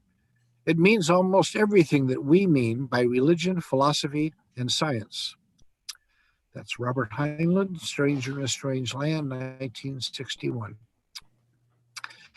I wrote the following words 50 years ago in my journal article, Theogenesis, Birth of the Goddess. This was laid out the foundations of what came to be known as the Gaia thesis, the premise that the entire planetary biosphere is one single vast living organism. I wrote this with an addendum in 1988, and these words seem eerily prophetic today. When in the human body, some cells start multiplying all out of control and excreting toxins into the bloodstream, we have a cancer. One of the ways cancer can be controlled is by radiation treatment. At this moment, humanity as a species is multiplying wildly out of control and excreting vast quantities of deadly toxins into the air, water, and soil. If our own cancerous population growth is not halted, indeed drastically reduced, our numbers and poisons will severely cripple or kill our planetary organism, Gaia. Perhaps nuclear war, a global radiation treatment, will be needed. But it's still to be hoped that it is not too late for us to wake up to our responsibility of stewardship. In reading those words 18 years later in 1998, I was appalled at how casually I invoked nuclear holocaust as an antidote for the cancer of our species. Studies on the nuclear winter scenario, as well as the recent discoveries concerning asteroid comet impacts as agents of massive extinctions in the past, have severely curtailed any prospect of Gaia's ability to survive a nuclear war.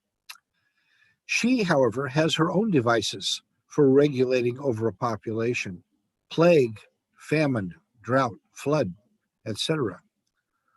Or we could save ourselves a lot of grief and just decide not to have so many children. So what can we do? In 1971, I wrote the following. It is plain that the solution depends on humanity awakening to a full sense of our function and responsibility as a vital organ in the larger body of the planetary biosphere. It is an essential duty of all aware, intelligent people, and neo-pagans especially, to get behind every movement for peace, population control, and ecological responsibility we can find with all the support we can muster. To work for increased awareness and sensitivity of all to our present crisis. To initiate and encourage massive responses, creative and constructive on all levels. If we succeed, a glorious new stage in planetary evolution awaits us. If we fail, we lose all. For if Gaia dies, we die with her. How can we shine this light into eyes blinded by generations of living in darkness? By telling about it, of course, but most of all, by living it. We must each live our own lives as conscious gods and goddesses, aware, courageous, and resolute. We must show by living examples what humanity can be and help others to follow in our footsteps. We must ourselves continue learning, growing, and grokking, and become as guides and torchbearers to others who seek our path. We must establish alternate societies and communities in which people live in eco-psychic harmony with themselves, each other, and all life of their immediate biome, demonstrating on a small scale the larger stewardship role of humanity upon the planet. We must spread this message by every means possible until it appears to all people everywhere as clear and as obvious as sunshine. And we must learn and teach others how and what must be done. This article I wrote called Biotheology, the Neo-Pagan Mission, which was published in Green Egg magazine in July of 1971. So now, all these decades later, like 50 years, I'm developing an innovative new virtual variety show to be conducted via Zoom, like this, with a live interactive studio audience, like this, as well as simulcast viewers. Episodes will be recorded for later release on YouTube, and I hope to launch this show in the next few months once all the ducks are in a row. Here's a little teaser ad. The show title is Thou Art Goddess, and the concept theme is, what would you do if you were God or Goddess? So each week there will be 3 segments of an hour-long show, and guests will appear each week. There will be a guest deity. Guests will appear via Zoom from their own homes, aspecting their chosen deities in full costume, headdress, makeup, props, etc., with appropriate Zoom virtual backgrounds. And the guest deities will interact directly with the Zoom audience for questions and answers, and so on. A must-see inspiration that has appealed to me for some time is a 2017 movie called It's God, G-A-W-D, with Tommy Chong. And I hope some of you may have seen it, but if not, check it out. It's God, G-A-W-D. The teaser blurb says, amid the threat of nuclear proliferation, global warming, and terrorism, the Earth's creator tries to reconnect with humankind by returning to the planet and hosting his own internet variety show. Haha. So that was kind of the inspiration, and I think it's really worth checking out. Here's another little video that I found inspirational for this project. And Mary, I hope you can put this up for everybody. It's a 2017 Australian commercial for lamb featuring a dinner party with the gods of the world. So I hope you can see that. Hopefully we can get that up. Here we go.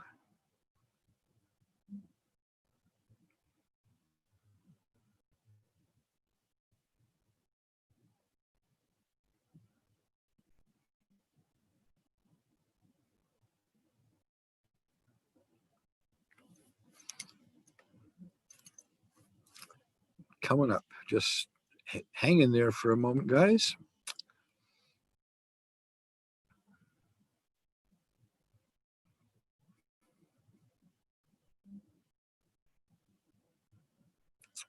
All right. Now we just get the sound up here. We'll be good. Can you see this? We can see it, but there's no sound. I can see it, but we don't have sound yet. There was another person that had that same issue earlier that had swapped to their cell phone, so I think it might just be Zoom.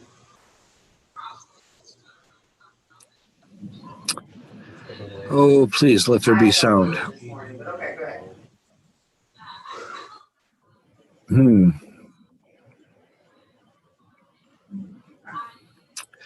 Well, not working very well without the sound, I'm afraid.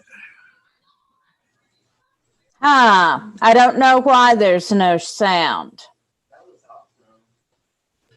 Mary, on your share happened then, page, huh? you want to reverse it. If you look on the share page, there's a corner button in the far, as you're looking at the far left corner bottom, it says share sound with computer. That's what we need to do. Oh, good. Maybe we can start it at the beginning with the sound. We're good for time. This is well worth enjoying. Okay, Ed, what am I supposed to do? So when you see the screen, you click on the screen, but there's a button on the lower left corner. The lower, as you're looking at it, the lower left corner says share sound with computer. Computer sound with computer. Okay, so when I hit share computer sound. Yes, you have to do that too. Aha, I've never done this before, y'all. I'm going to rewind the video. Good, we're all learning something today. We're all learning. We are on a learning curve, but we will get this because we are clever. Yes, we will. Yes, we will. Okay, Jesus. Can you hear it Where's now? your dad? He's everywhere. Just joking. He's working. Can you get that? Thanks, Zeus. God, I love this lamb. Well, that's a relief. It's a nightmare catering for you lot with all your dietary requirements. Oh, no, not for me. I'm designated driver. See that? Reverse miracle. I think that's yours, Aphrodite. How do I get that thing for myself? Moses, can you pass those down? So, should we address the elephant in the room? Not funny 2,500 years ago. Not funny now. What is this music? It's his playlist. Oi, Christian rock. This one's about me. They're all about you. I don't understand why people take photographs of food. You know she probably has more followers than anyone at this table. Really? You're famous. Have you ever thought about Scientology? If you could just open your mind. Ron, let's not get into religion at the table. I gave up dinner with Tom Cruise for this. Yeah, sure. I'll see you next time. Who's that? Mohammed. Can't make an appearance. Daycare pickup. That is a shame. Oh, I got a match. What does eggplant mean?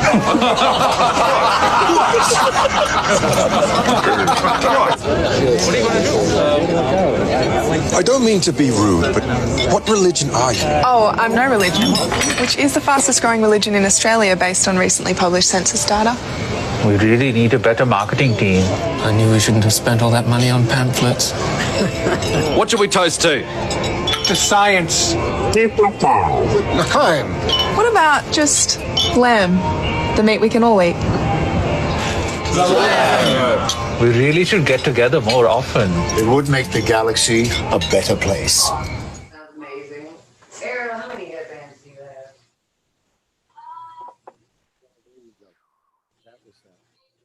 So, you can see what can be done with this. Now, many of us have had experience in doing mysteries and rituals with aspecting deities. So that's kind of the basis of what I'm looking at building here. I'm considering a lineup of potential guests to appear in full aspect as their chosen god or goddess. I want guests with theatrical acting skills who can carry that energy with a dramatic stage presence. They will need to look and sound the part and convince our live studio audience, who will be present via Zoom, just like you all are, as well as live stream viewers. I'm not particularly looking for guests because they've written a new book or for any of the other usual reasons that people are interviewed or present at festivals. For this show, I'm looking for gods and goddesses. However, because this new show needs to attract an audience, I'm also looking for guests who are already well-known figures in our pagan community, whom viewers will tune in to see. And thus, I am soliciting recommendations, and those who receive the most nominations will be the ones I contact first. Now, as I mentioned, this is a three-part show. The first part is me basically doing introductory stuff and a little monologue and talk about whatever's going on. And the second part will be the interview with the god or goddess of the week. The third segment of the show will vary for each episode. And for this, I'm looking for 15 to 20-minute videos of rituals, crafts, like making cool magical stuff, spell workings, altar building, teaching lessons, divinations, demonstrations, exercise, seasonal things, short films, music, comedy routines, or any other magical videos that folks may come up with, such as the ones that we've just seen from Atalanta and from Papa G. This is the kind of stuff that would be the third component.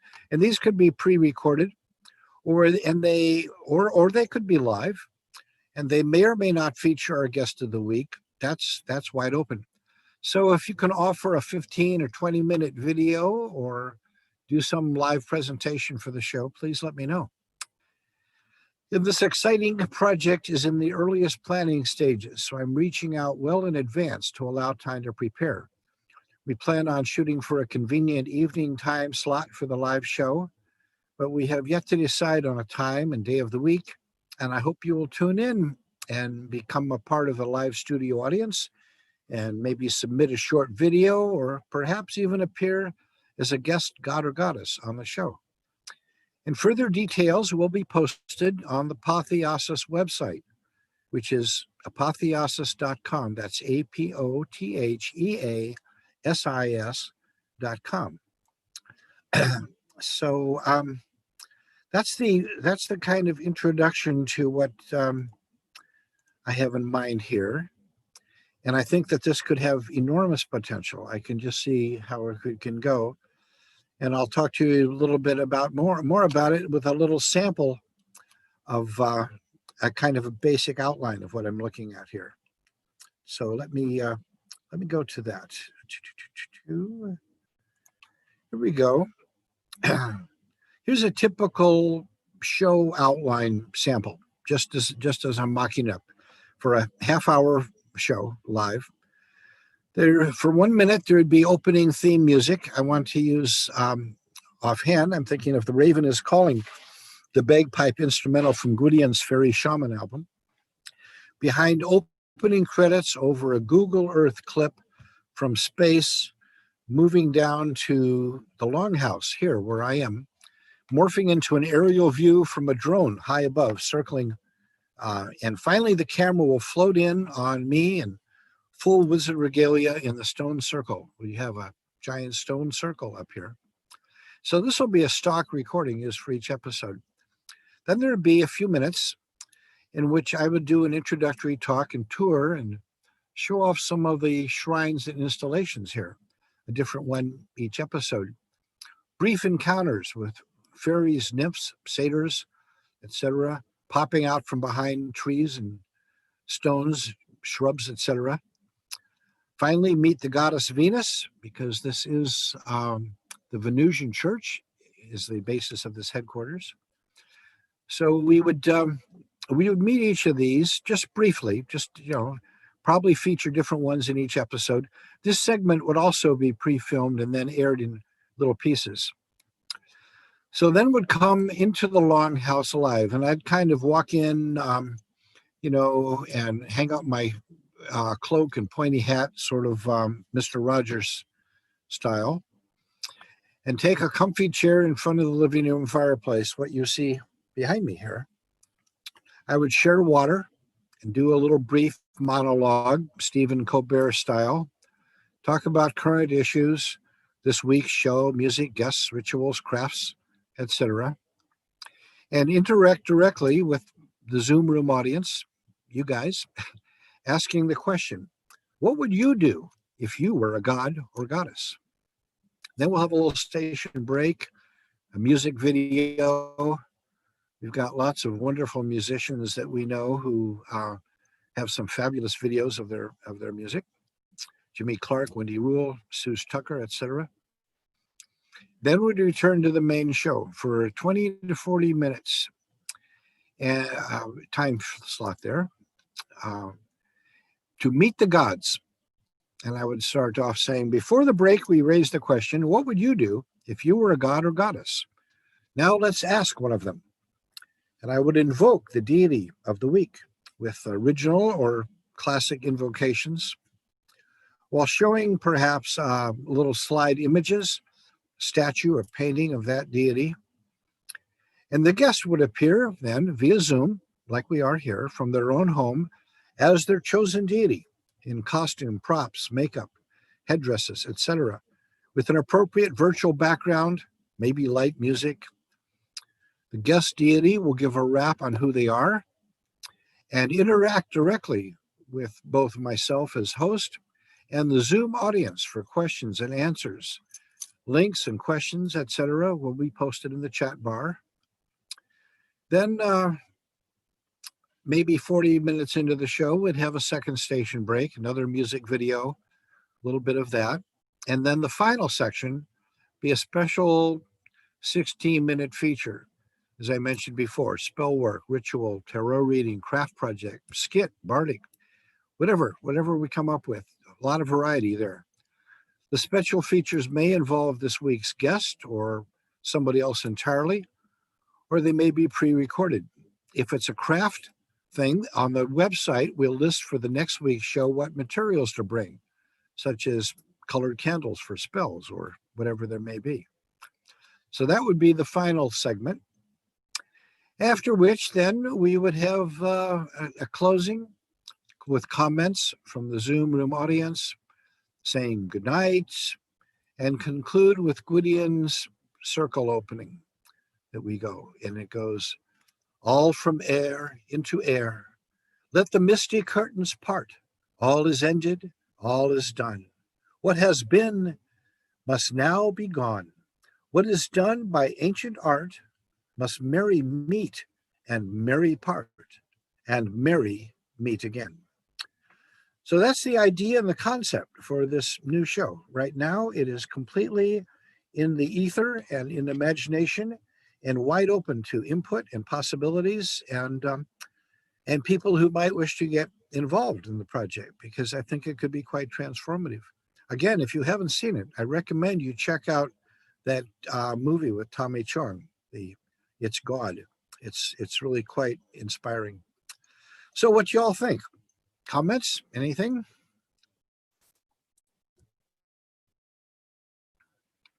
I Come on, can't don't everybody wait speak at for it. once now, but be sure to unmute.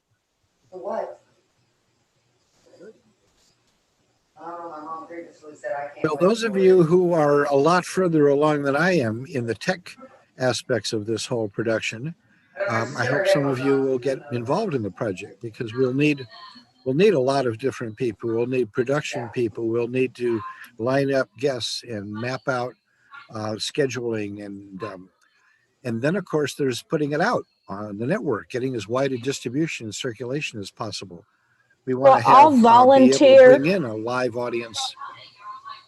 All right, Mary, I'll put your name on the list. And I think this is going to be fun for everybody, and taking this to another whole level of where are we going. We've gone from live festivals to events like this one, and we've been doing videos and interviews for years, and this brings it all together to another level that I think will be just altogether too much fun. Any other comments? Come on, guys, what do you think? What ideas do you have? This is the time now that we're putting it together, brainstorming and thinking. And you're the first bunch of folks that I've been talking to about this. You are really at the head of the line here. So the biggest thing I always see with this is the execution is always the execution, and making sure your volunteers and people are doing it, and making sure you have the payments for the distribution service. It's cheap, but there is a number of systems to do. There's a lot of systems, like I said, out there to do so. So you don't really have to build anything as so much as put it together. We're kind of in the plug and play world. So it's not like having to build a website or things of that nature. It's just a matter of putting it together from various components, a YouTube channel or a Zoom channel, or whatever way you want to broadcast it. There's Boxcast, Streamcast. So when you get down to distribution, I'd be happy to help you and advise you on how to best distribute it. And the second thing is monetization. That's the other thing. How are you going to monetize it? How are you going to make enough money to cover your expenses? I thought about that, and there are several layers at that. One is that people who are in the Zoom room, the live studio audience, as it were, would be paying for that. That would be a factor we'd have to have. I have no idea how much that would be. If this thing becomes as successful as I hope it could be, there could be standing room waiting to get in, because we can really only have a few dozen people, practically speaking, in the live studio audience at any one time, because it becomes unwieldy after that. And we have to really figure out how many we're talking about, a couple dozen, 3 dozen maybe, something like that. And then figure out what to charge. And that may start off with a introductory offer and then increase as the demand goes. And then there's people who would be attending in the live streaming audience out there, but it would still be live. and be able to interact in whatever way that works. I don't know really much about that. That would be another pay thing. And then there's putting it out on YouTube with the payment that you get for each hit from, advertising or whatever it works out. So the monetization of this is at least 3 different levels, possibly more.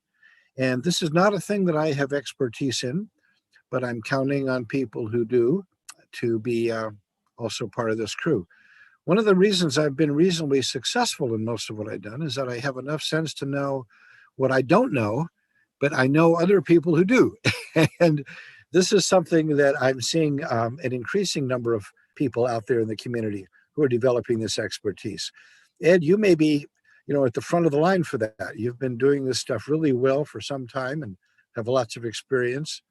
And, so if we can pull together the best talent we've got and figure out how to appropriately monetize it, I think we can have an amazing product here. So, yeah. What do you think? So my strength is, when you talk about the actual infrastructure distribution, I'm great at. Content, getting people out there and doing that sort of thing. That the stage presence is not my forte. I'm much more of the backyard, I'm the back of the scenes geek. But getting it distributed, it is about getting audience size. And there's a subscription service you can do. If you're going to do it regular enough, you just charge a subscription. I recommend anyone who can build a subscription site, because that's monthly income. But yeah, when you're ready to do some of that, I'll be happy to coach. Excellent. Well, start thinking about ideas for this, things that you can plug in with it, and we'll be putting this together. I would love to be able to launch this in November sometime, at least before the end of the year. We'll just have to see how it goes. There's a few elements that have to be put together, but most of it, as you said, it'll be kind of, just plugging in the pieces. And certainly, I think that I can handle the hosting part of it because I've done radio shows and lots of interviews and a fair amount of TV, actually. But I haven't done any of the production part of it. So that I'm going to be looking for other people who have better experience. Anybody else want to get in on this? Comments? What you think?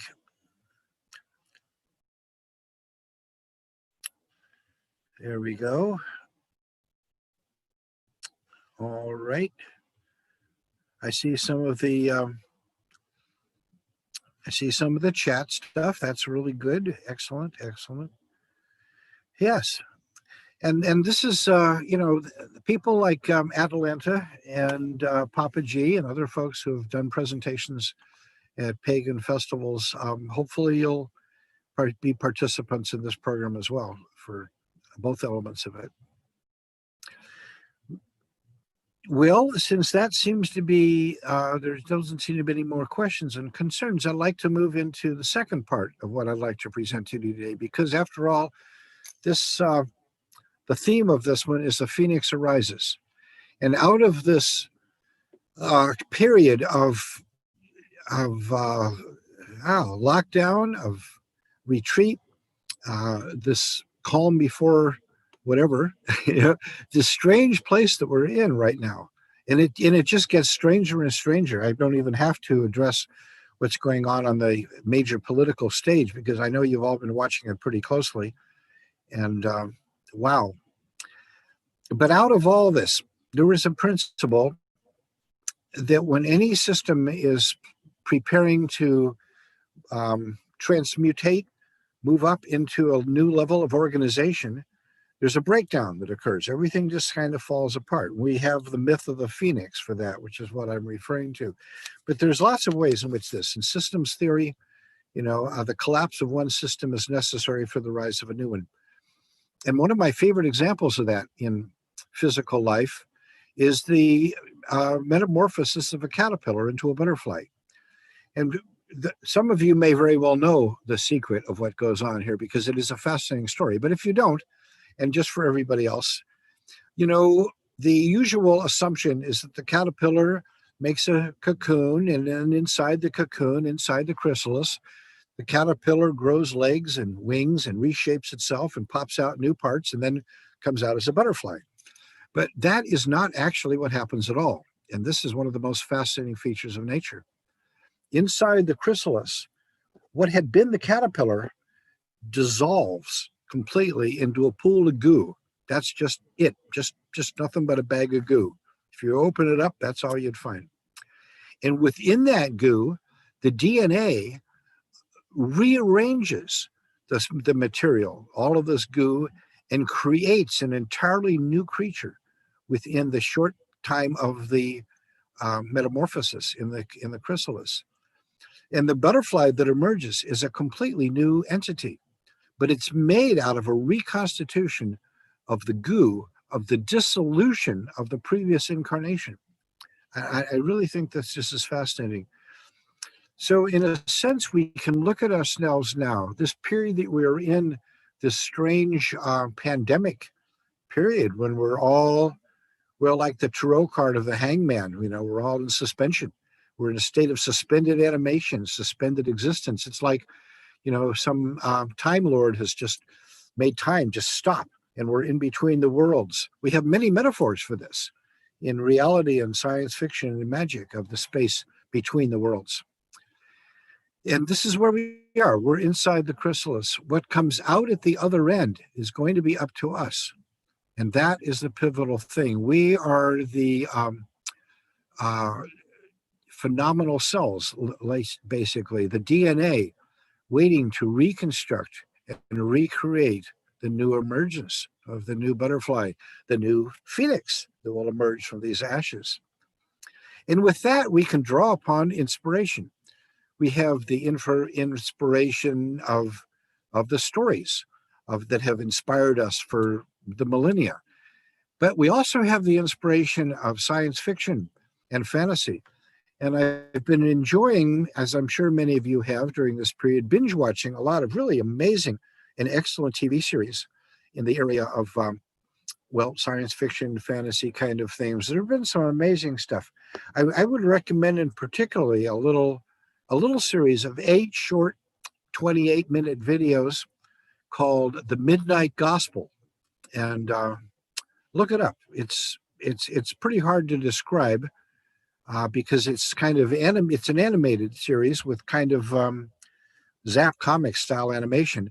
In the narration are interviews with very remarkable people talking about magical things and themes, with this animated thing going on that only peripherally relates, but the overall impact is really pretty amazing. I suspect it was probably designed to be seen with one's consciousness somewhat altered, so I would not discourage you from doing that.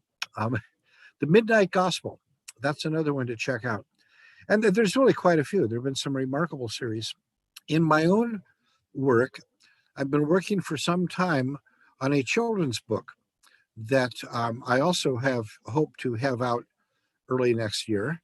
I'm only holding off, for some technical reasons, but the book is basically all ready to go. And I would like to share that with you for the remaining time I have. So if Mary, you can be prepared for the next set of slides, I'm going to go and share with you the Song of Gaia, a paean to the soul of nature. In 1970, 3 years before James Lovelock published his famous Gaia hypothesis, I had a vision. In my vision, I traveled back in time through cellular memory to the dawn of life on Earth, the first cell, mother of all. I watched as life developed through all the ages and stages of evolution before my wondering eyes. Gazing down from among the stars, I recognized for the first time the entire planet as a superorganism. Now you know me, she spoke to me as a mother unto a newly awakened child. Over the 5 decades since then, I have championed the awareness of Earth as mother. My sculpture of the millennial Gaia depicts Earth as mother goddess, with evolutionary features etched over her body. I'm also the founder and headmaster of the Gray School of Wizardry, an online educational institute dedicated to the pursuit of the ancient wisdom of the earth. I met Kirsten Johnson when she was a child playing with my stepdaughter in the California hippie homesteading community where we all lived back in the 70s and 80s. As a young woman, Kirsten began learning earth mysteries and mythology from Morning Glory and me, and thus began her life quest to engage and articulate an intuitive relationship with nature's vibrant soul.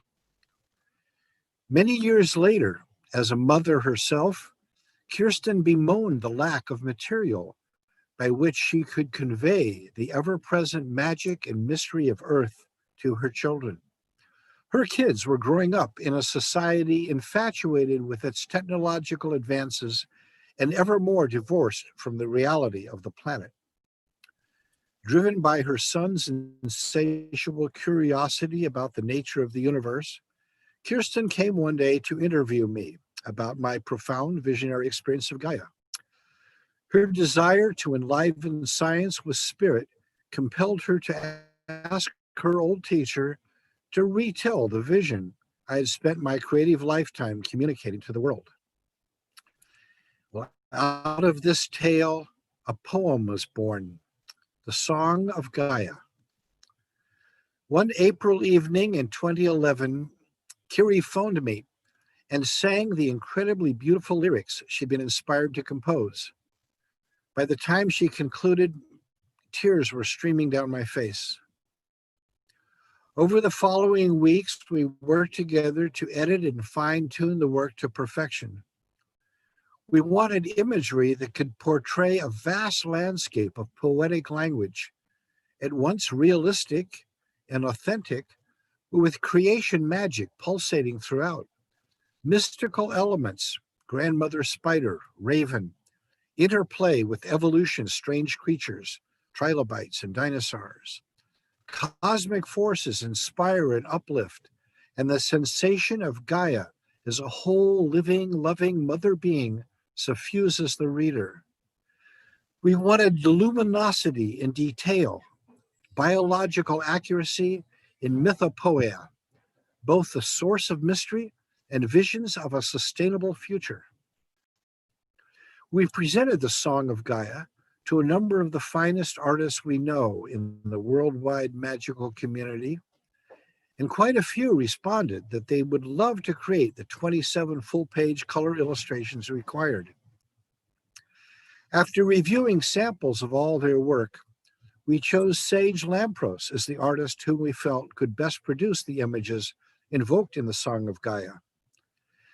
But after completing perfect illustrations for the first two stanzas, Sage simply disappeared. She never responded to any of our efforts to reach her by email or phone. At the same time, Kiri's and my personal lives underwent considerable upheaval, with my life mate Morning Glory dying in May of 2014, and we just had to put this project on hold. However, I did continue to search for another artist who could produce illos for the remaining 24 stanzas in a style compatible with the two that Sage had created, and at an affordable price. Last year, I finally found the perfect artist in India, Pratima Sarkar. She's a professional illustrator of children's books. In her audition sample for stanza 3 is a seamless continuation of Sage's style in the previous ones. I've been working closely with her, doing my own tweaking of each piece to perfection, and now they're all completed. And I think the whole set is magnificent, and you will see them all here.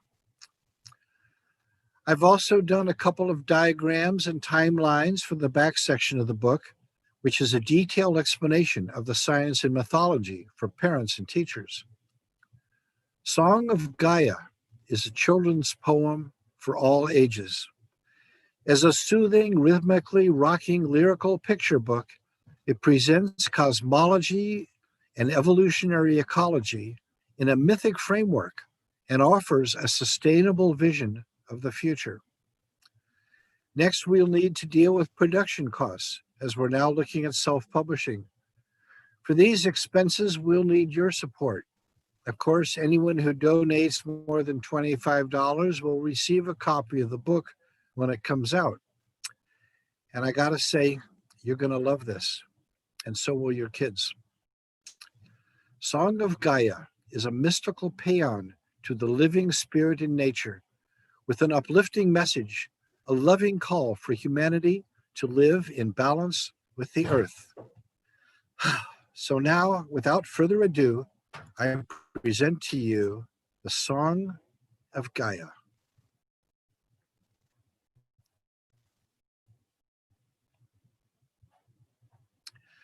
Grandmother spider, she weaves her great web, dancing in spirals, casting the thread. Grandfather raven, old trickster of time, laughing and singing, he catches the line. A magical tapestry is what they weave. Creation, a story we dream and believe.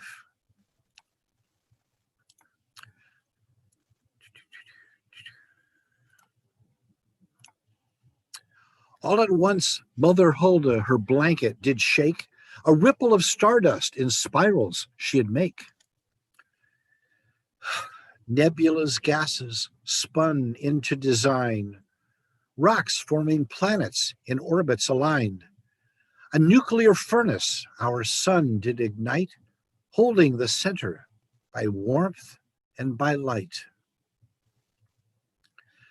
Twixt the fire and the ice, in the Goldilocks zone, lies a magical realm that we know as our home.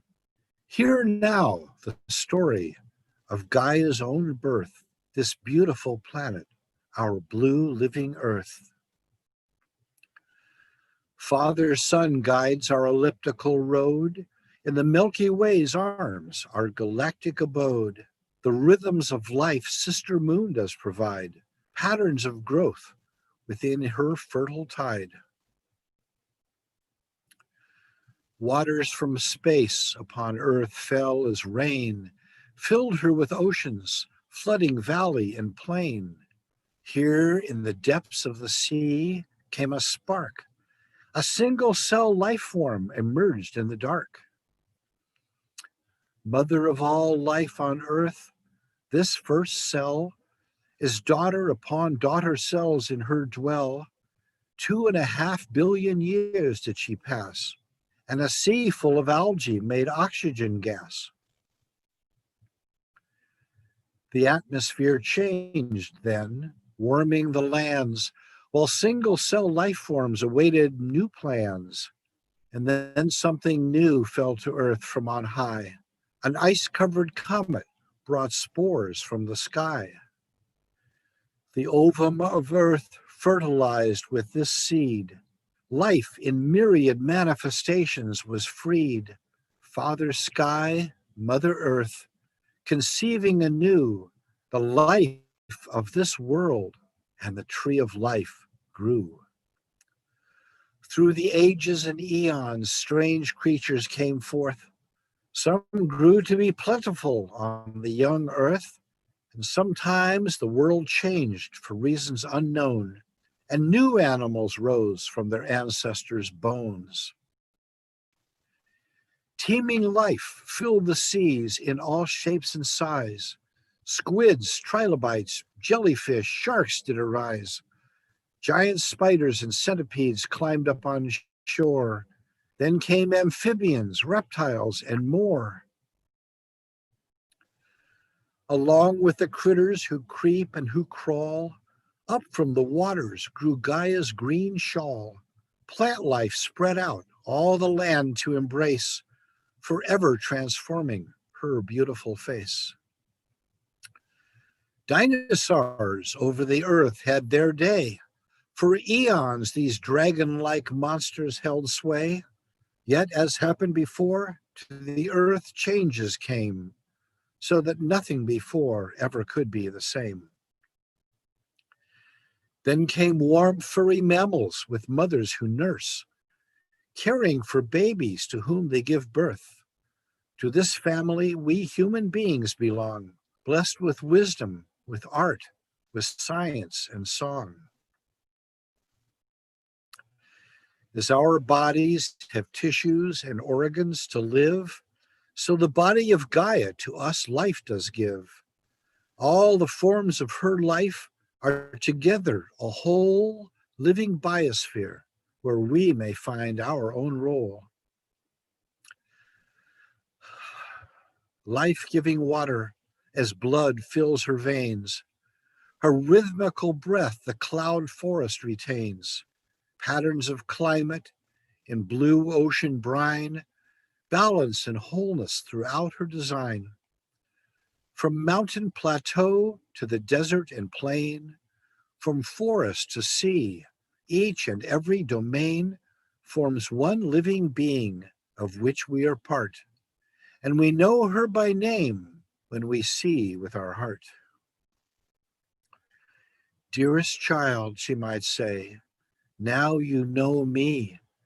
In the flight of the bird and the song of the sea, by the roar of the river and the trickle of creek, I am the soul of all nature that wise people seek.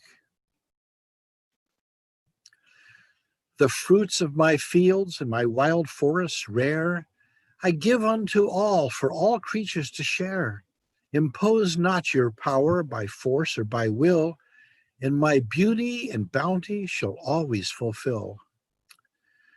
My dear human child, I am calling you now to open your heart.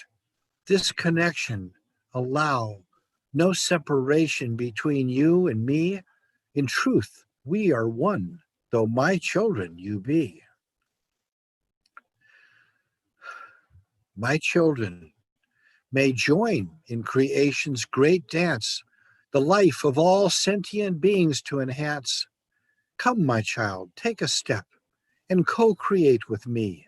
What a wondrous, magical world we shall be.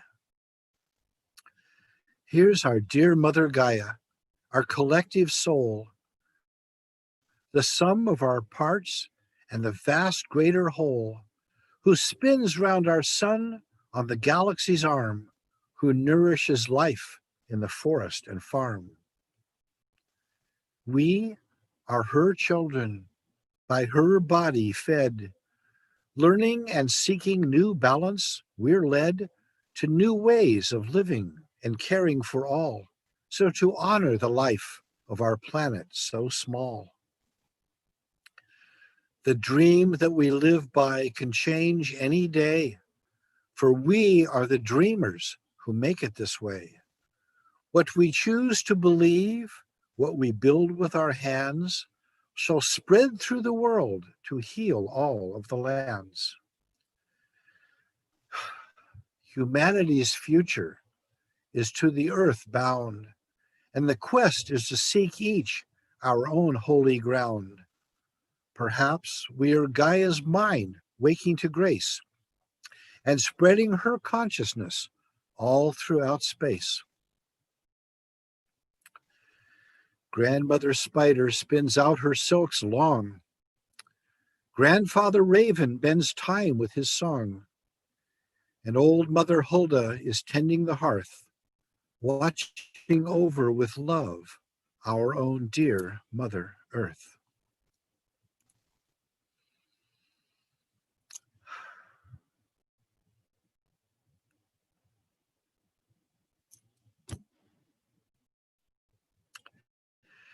And there you have it, the vision of the Song of Gaia. Go to the website. There should be a slide to show the website. There should be a final slide, Mary, if you can put that up.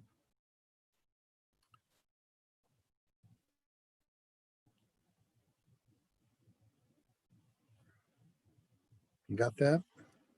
Okay. Here we go. There should be one more. There we go. That's it.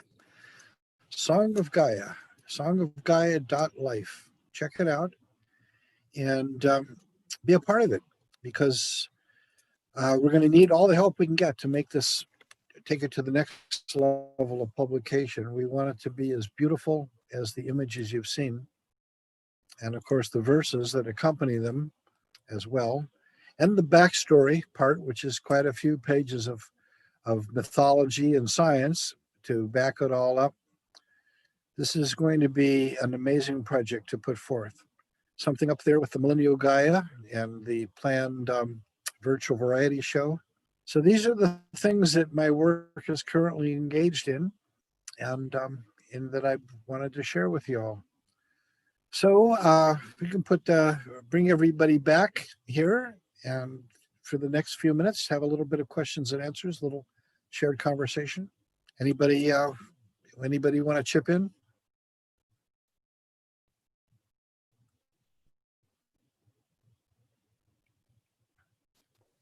Well, you Now, this always is your give me time, shivers when you read that, I'll tell you that.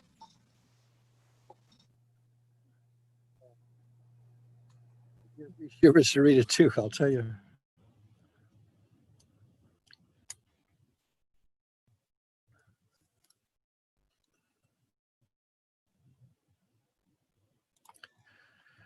Yeah, we're still Oberon, exploring I'm really excited about this new work of yours, and the Song of Gaia. It was very, very beautiful. Thank you for sharing it with us, Oberon. That was really awesome. So I guess California's agreeing with you. Well, I'm not in California, Alfred. I'm in the state of Washington. I'm located about a half hour southeast of Seattle. Oh, wow. Where we have not been burning up in impossible conditions. I considered seriously moving back to California. Well, the fires were a major discouragement, but even more so, the places and locations that I had been most interested in considering all got burned up to ash. And so I took that as a good indication that that was not a good place to go. Obviously, and then I got I'm an glad you're invitation safe. to move up here to this.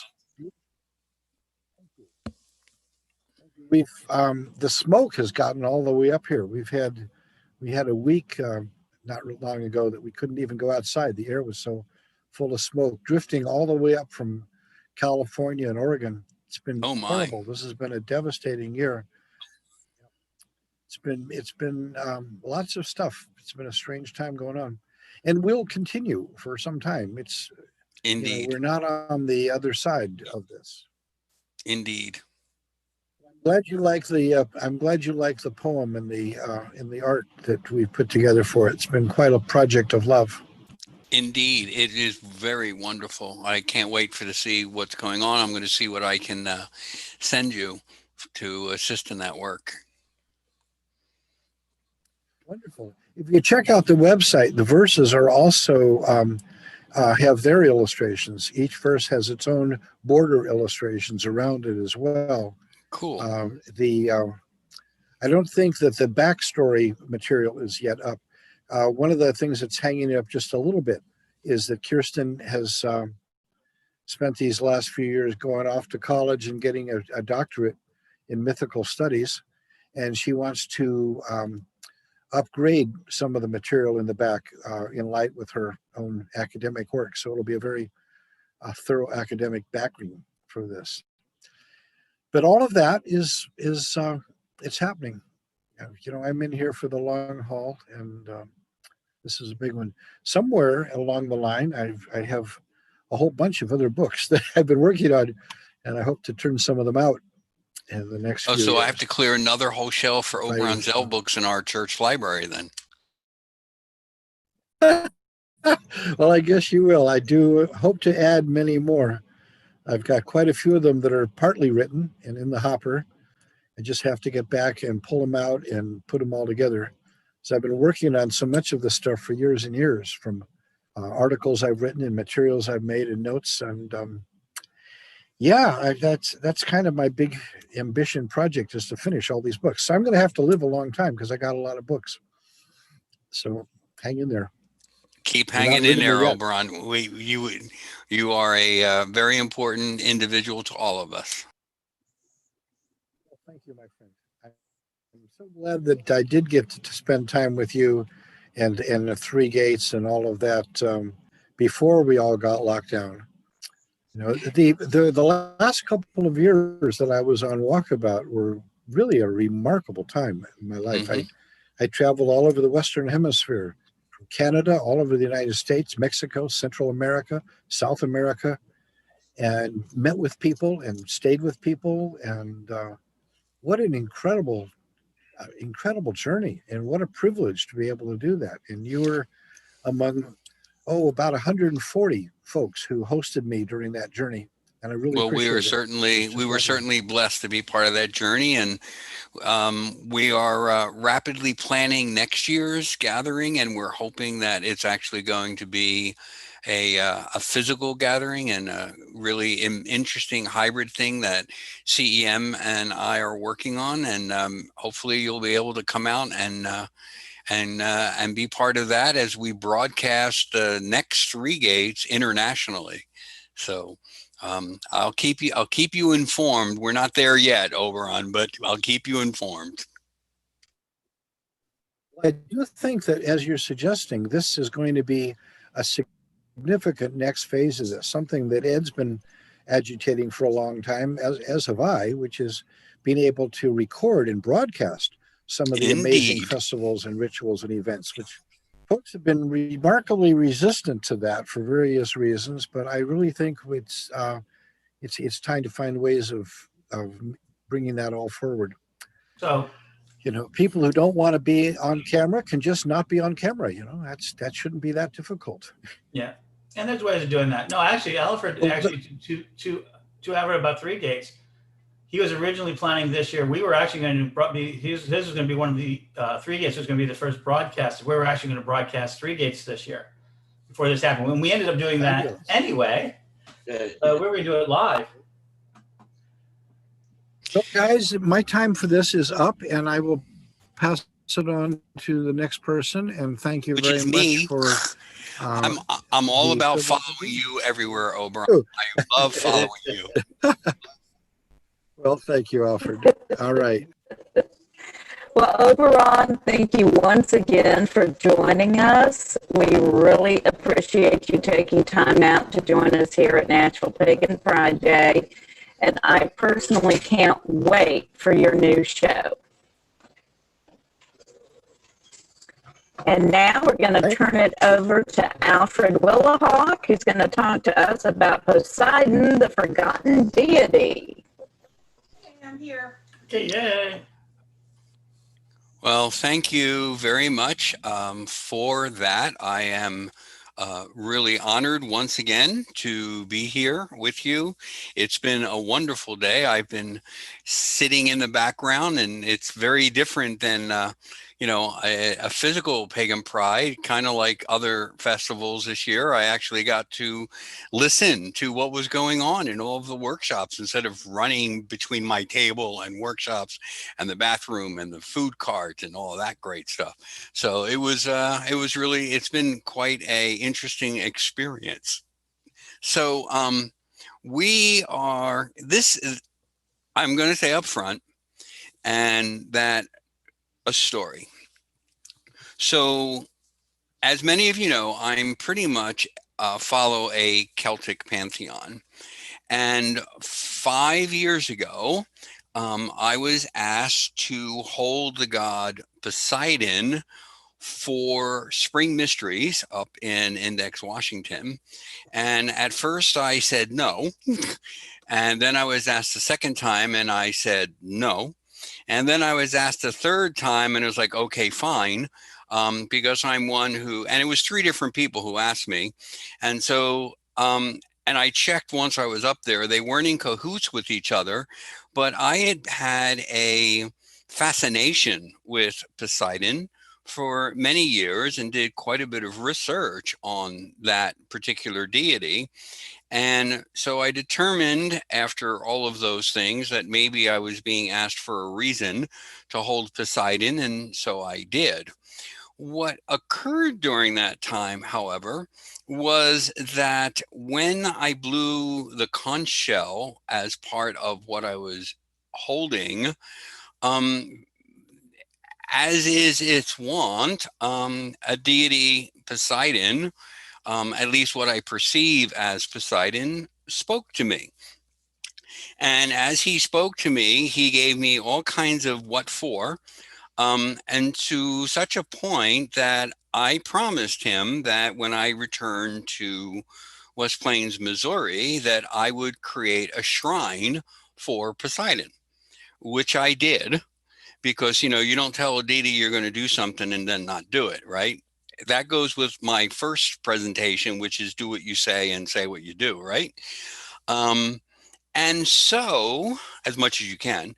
And so I built this shrine to Poseidon here in West Plains, Missouri, which of course is landlocked. And so what I ended up doing was putting it facing our lagoon, our pond, which is not a poopy lagoon, it is just a lagoon. Although I think at one time it might have been a poopy lagoon, but not anymore. So I continued my research and began to have conversation, which you would call, I guess, UPG, unverified personal gnosis, except that as I finished it in my very Capricorn way, I wanted to know, well, gee, did this stuff that I just did I make it up out of my head, or did it come from something else?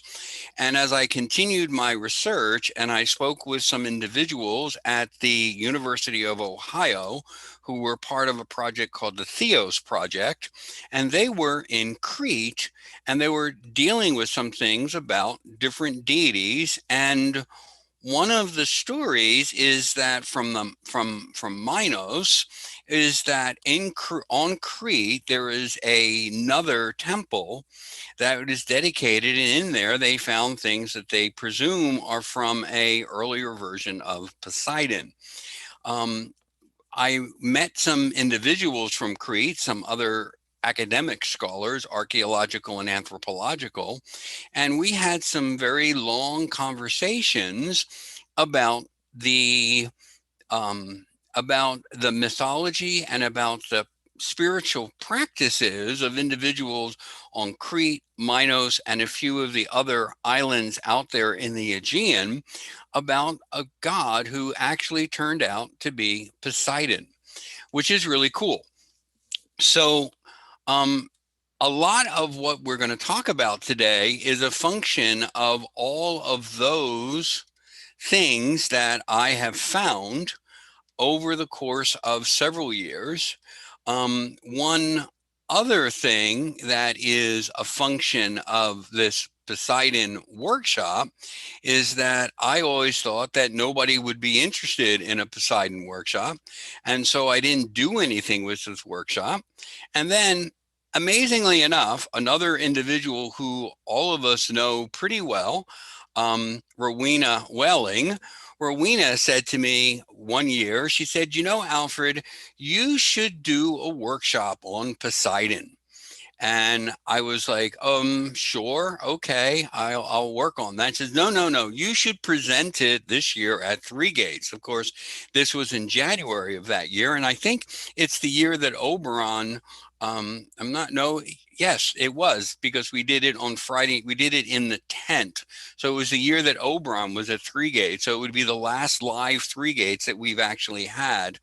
And it was the first time I did this workshop. And then when Mary asked me to come to Nashville Pagan Pride, and I was like, okay, I'm going to do this Poseidon workshop. So that kind of gives you a background on where all of this comes from. And as is my wont, and you guys can go ahead and unmute, what do you know about Poseidon?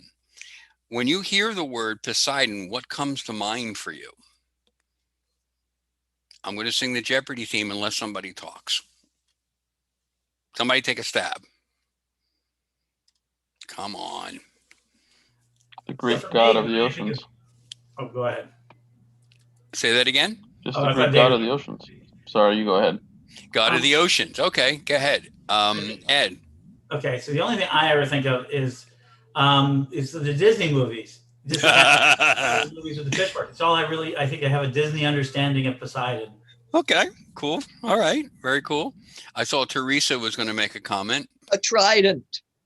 A trident. Awesome. Awesome. Anyone else?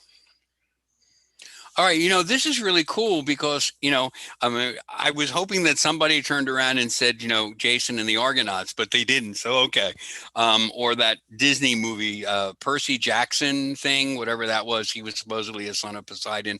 Anyway, but the truth is, so I'm glad to see people have a little different understanding, but it is true. And I'm going to share my screen here for a moment.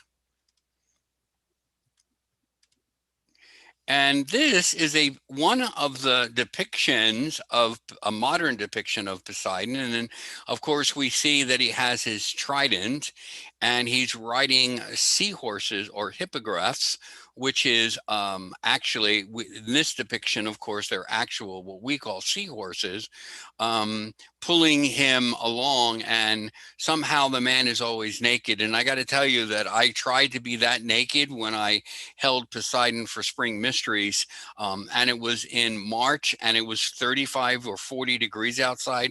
It's freaking cold, if you're not a god. But but I'm also going to share another. I'm going to stop the share, and I'm going to share another image of Poseidon. Okay, hold on a second. Okay, got to do share screen first, Alfred. Here is another depiction of Poseidon. We notice we have the crown and we also have his trident. But the interesting thing about all of this is that many people don't really know a whole lot about this particular deity. And one of the things that I'm just going to move this over because, believe it or not, this is a workshop I need notes for. So I got to pull up my notes. There we go. Okay, so Poseidon is actually considered the god of the sea, which someone had said, I think it was David. He is also the god of horses, weather, and fishermen. And we know that Poseidon, in terms of history of Poseidon, at least what we have from the Greeks, is that Poseidon his father was Cronus, and that, like some other individuals within that he swallowed him whole, and eventually he was reborn, and he and his brothers being Zeus and Hades, as people call him, and they drew lots to divide the cosmos on who was going to control what, and Poseidon got the sea. Now, it's interesting to me because most of what we have about Poseidon is a function of the Greeks. And there is some archaeological evidence, as I talked about earlier, that he was pre-Greek and that he was worshipped or honored by many of the cultures in the Aegean area. It is true that we have evidence that there was at least an annual sacrifice in Crete and in Minos that was related to that they would sacrifice a bull to Poseidon at the beginning of the summer in order to bless for the safety of the fishermen and also for their future catches. So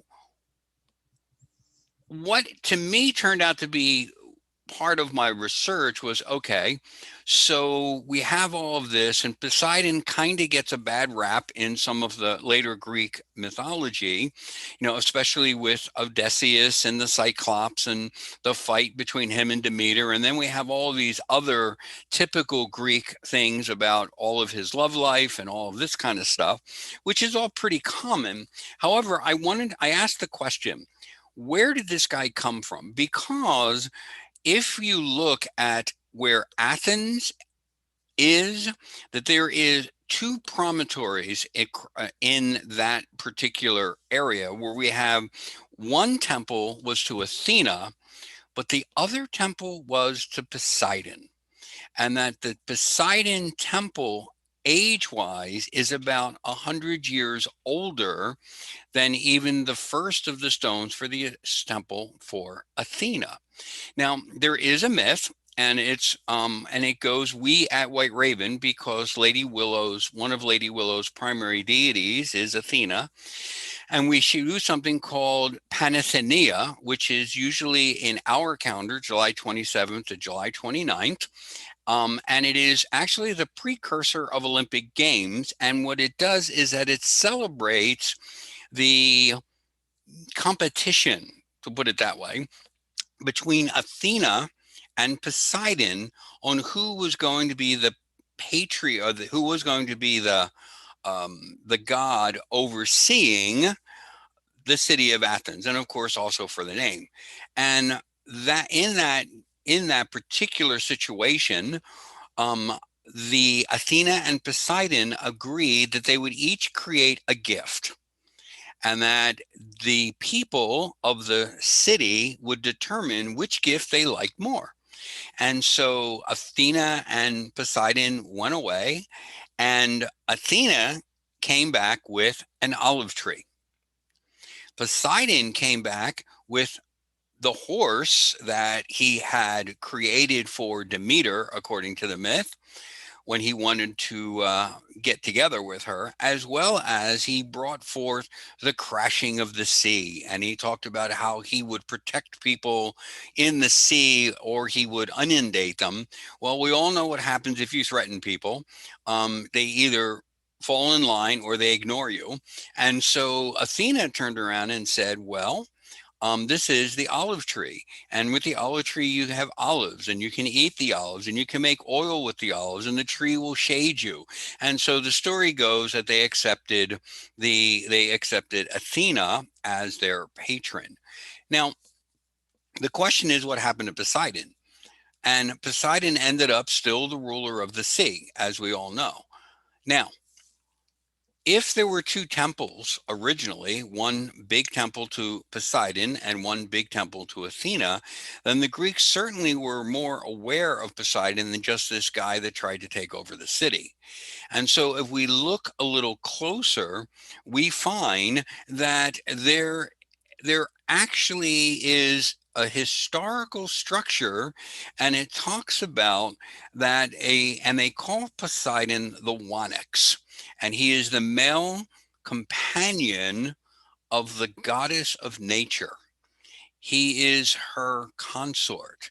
And it is part of the Minoan structure that when Poseidon and the goddess, or when Wanak and the goddess got together, that they created an individual that we all know from Walt Disney called the Minotaur.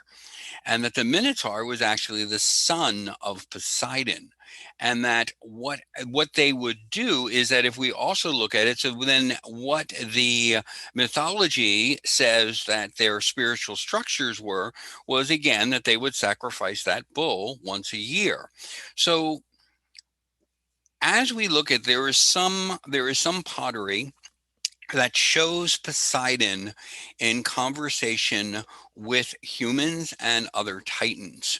And that the Minoan story goes that, and in that one of Poseidon's reasons for not helping you is if you lack respect for each other, the land, or the sea. So now let's roll all the way up to the Iliad. What did Odysseus do that made Poseidon angry?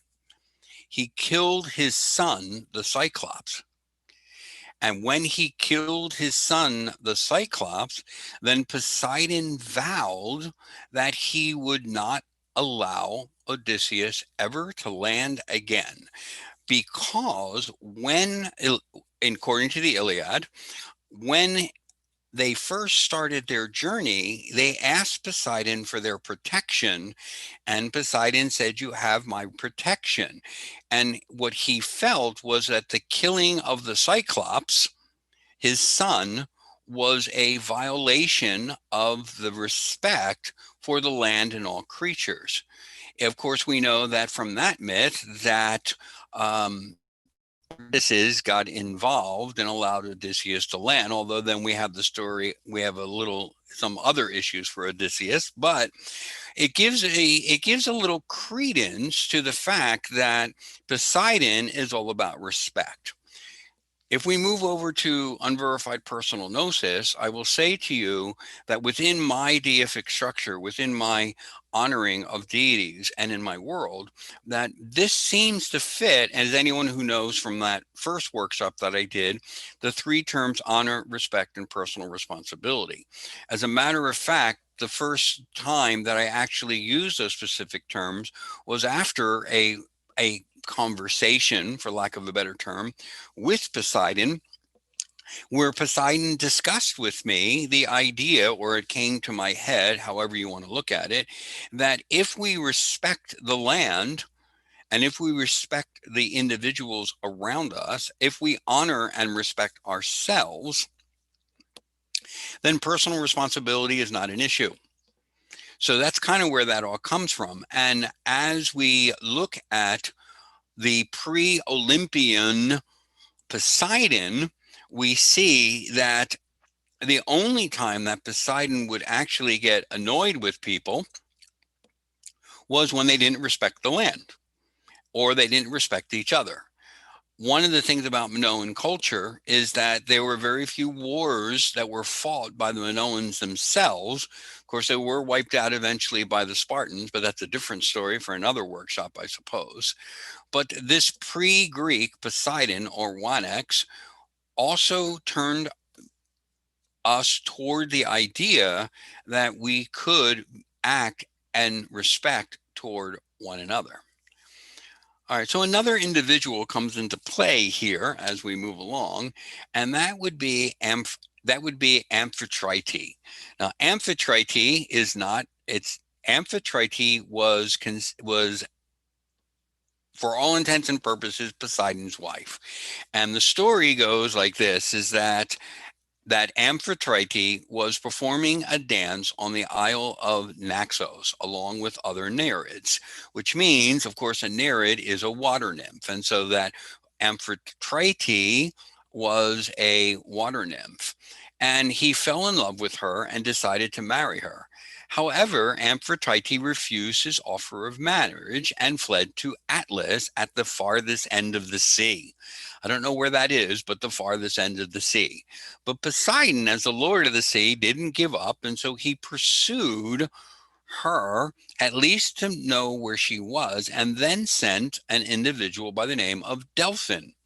And Delphin went and found Amphitrite and spoke persuasively to her on behalf of Poseidon, and ultimately she agreed that she would marry Poseidon, and she returned, became his wife, and then Poseidon rewarded Delphin by placing him as a sub-god of the sea, but he turned him into a dolphin so that he would be both of the sea and of the land, which is kind of interesting.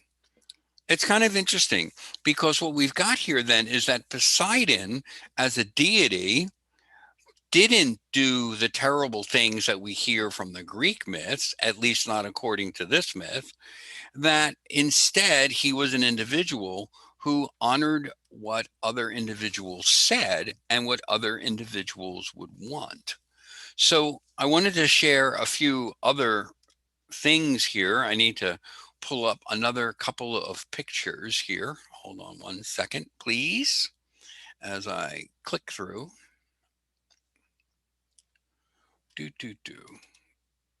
Okay, there it is. Have I told you guys that I actually, after all this time, I kind of like Zoom. It's really been cool to be able to do all this. It's better than like holding up pictures in the middle of a workshop. So this is a picture of Sunyan, which is on one of the arms in the Aegean Sea opposite Athens, and this is the remains of the Temple of Poseidon. Some other things that I want to talk about the ancient rites of Poseidon is that it was one of the things that occurred in the pre-classical Greek is that if an individual wanted to have safe travels across the sea, is that they would take a offering, and this is what was interesting, is they would take leaves of a laurel tree and some olive oil, which ties us back to Athena, and they would take a long serpentine walk up to the temple here in Sunyun. And the thing about that road is that it was shaped like the hippocamp. It was shaped in like the tail. It was almost serpentine in the way that it was. It took quite a while. Instead of just walking straight up, you had to take this winding path, and that there were stations along the way where you would share different aspects of yourself in order to show Poseidon that you as an individual were worthy of him helping you because you honored him and his pathways. So I wanted to open it up a little bit again here and ask you what you think about the idea of a deity which is foremostly interested in the way that you respect other individuals. How does that change your idea? What does that do for you? That the idea that Poseidon was most interested in the fact that how you respect each other as individuals. And I'm going to sing the Jeopardy theme. Either that or there's going to be a really fast workshop. I think that it's interesting that it would force anybody who is using him as a deity to be completely intellectually honest with themselves and how they treat other individuals when approaching him. Indeed. And it could be that's one of the reasons that David, that that the honoring of him, or as they, of course, archaeologically they use the word cult, that the Poseidon cult kind of went by the waysides because of that need for such honesty. Anyone else?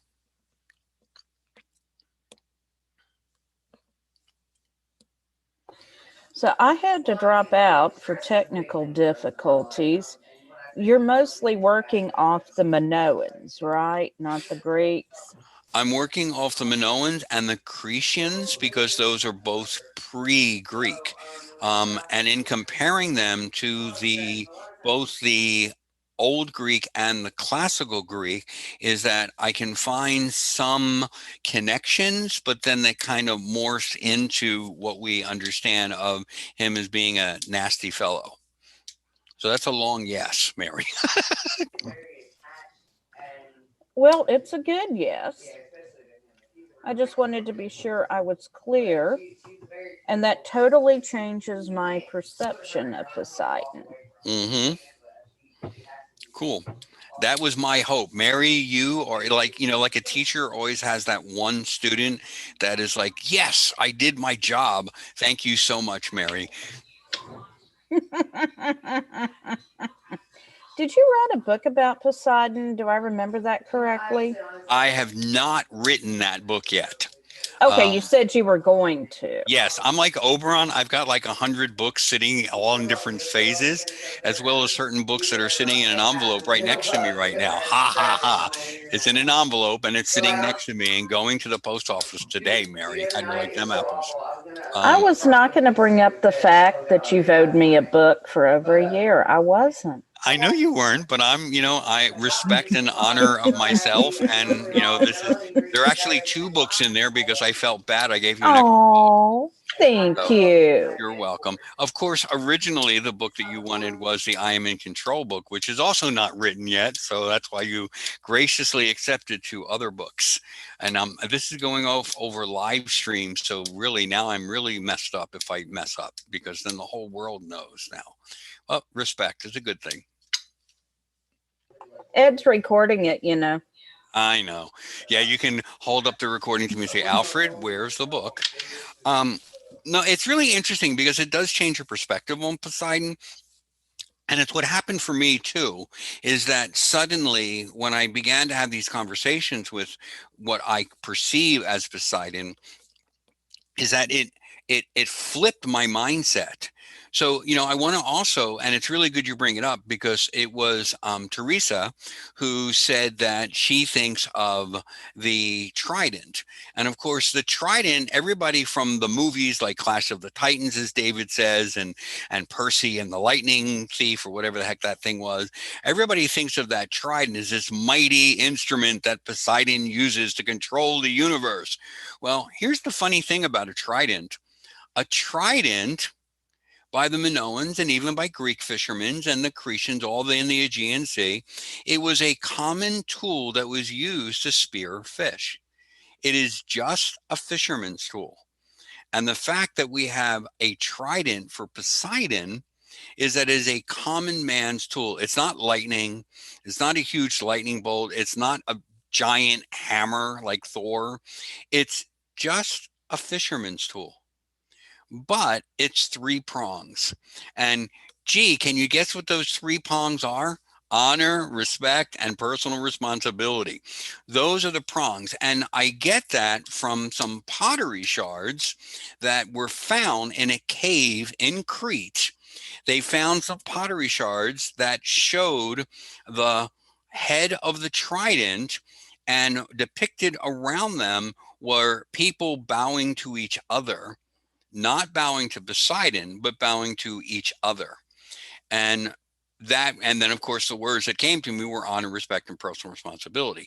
The funny thing is about this trident thing is that it is a common instrument, and it is something that is used by all individuals strictly for the purpose of bringing in fish or taking care of oneself. It isn't a strange magical entity.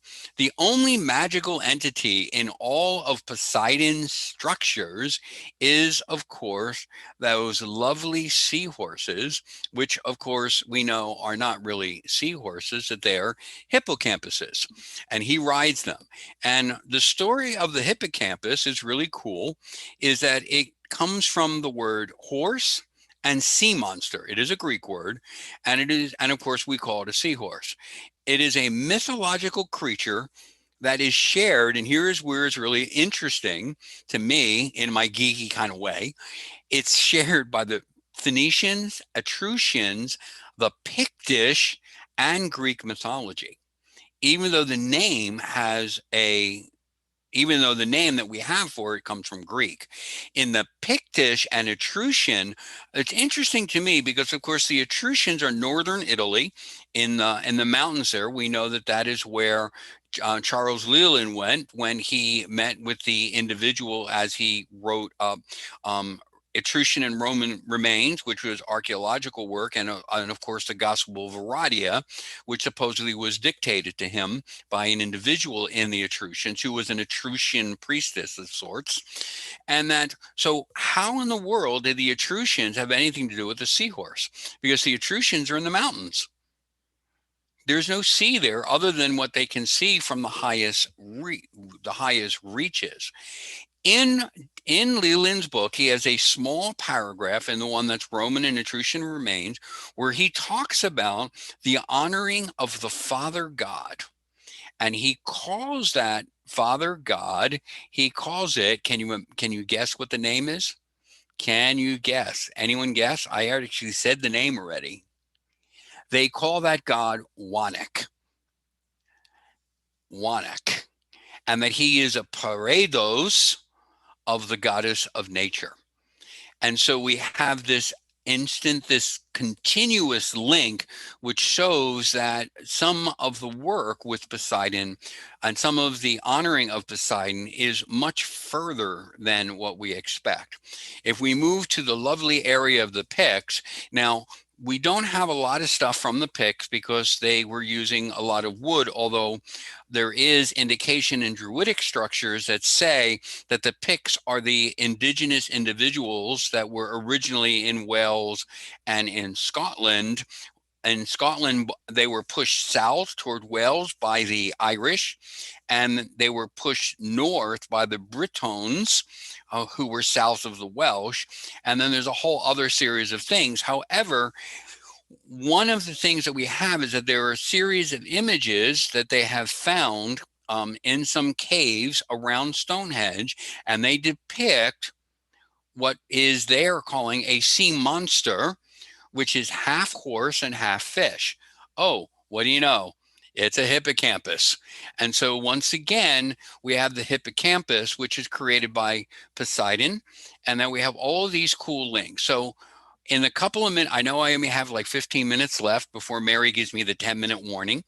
Actually, she'll give me the 10-minute warning sooner than that, probably. Anyway, but see, she's smirking at me again. Because she is the timekeeper for this pagan pride. What one can do now.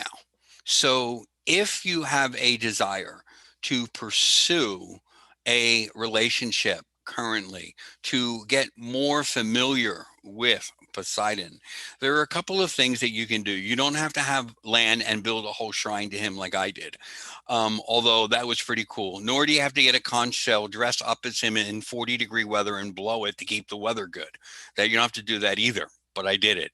However, there are some things that you can do and that have worked significantly for individuals since I first brought this into the public eye, let's just say back in 2014. And gathering some sand from any kind of shoreline, whether it be a sea or not, because all the waters of the world are connected. I'm sure that Oberon would agree with me that all water is of Gaia, and therefore all water is connected, whether it's sea or salt, whether it's sea or fresh. Gather some water. So it's almost like Oberon's water gathering thing. I don't know if Oberon is still in the room, but I know we have some Church of All World stuff here, people here. So yes, I'm almost doing your water keeper, but not quite. I made it's a different ritual. I promised I wouldn't take it from you. And you know, it's not a stranger in a strange land. So I promise, but we're the stranger in a strange land, I guess, with Poseidon, right? Come on, you know, it's hard to see you hopefully laughing. Thank you, Mary, for keeping your video on so you smile, because you know me and my jokes, I have to, if I don't get to see the smiles of folk or get little he's, you know, I feel lost. So, but where's your nose? Yes, I didn't bring the nose for this one this time. I'm saving the nose for the next time you invite me to Nashville Pagan Pride and we can do it in person. Because that's when we're going to do that other workshop, which is myths for the 21st century, because that's attached to that one. So yeah, I guess I have to share the story, but let me finish Poseidon first, because Mary, that was such a great story that the two of you went ahead and gave me that nose for that at Puff that year. Okay, so other things that you can do: gather some sand of some sort, a shell. Believe it or not, the one plant that is a plant that is known to be related to Poseidon is something that is known as sea celery. And sea celery, if you want to know what that is, believe it or not, it is very similar to what we call the lily pad kind of thing, or the cattails. Sea celery is familiar to people.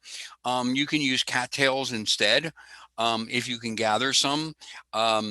You can send a message to Willo, who will, because her workshop is next. It's a shortened version of her logger workshop that we put together, but she unfortunately was not able to join us. But you can check with Willo, and I'll give you how to contact her about sea celery if you are interested as well.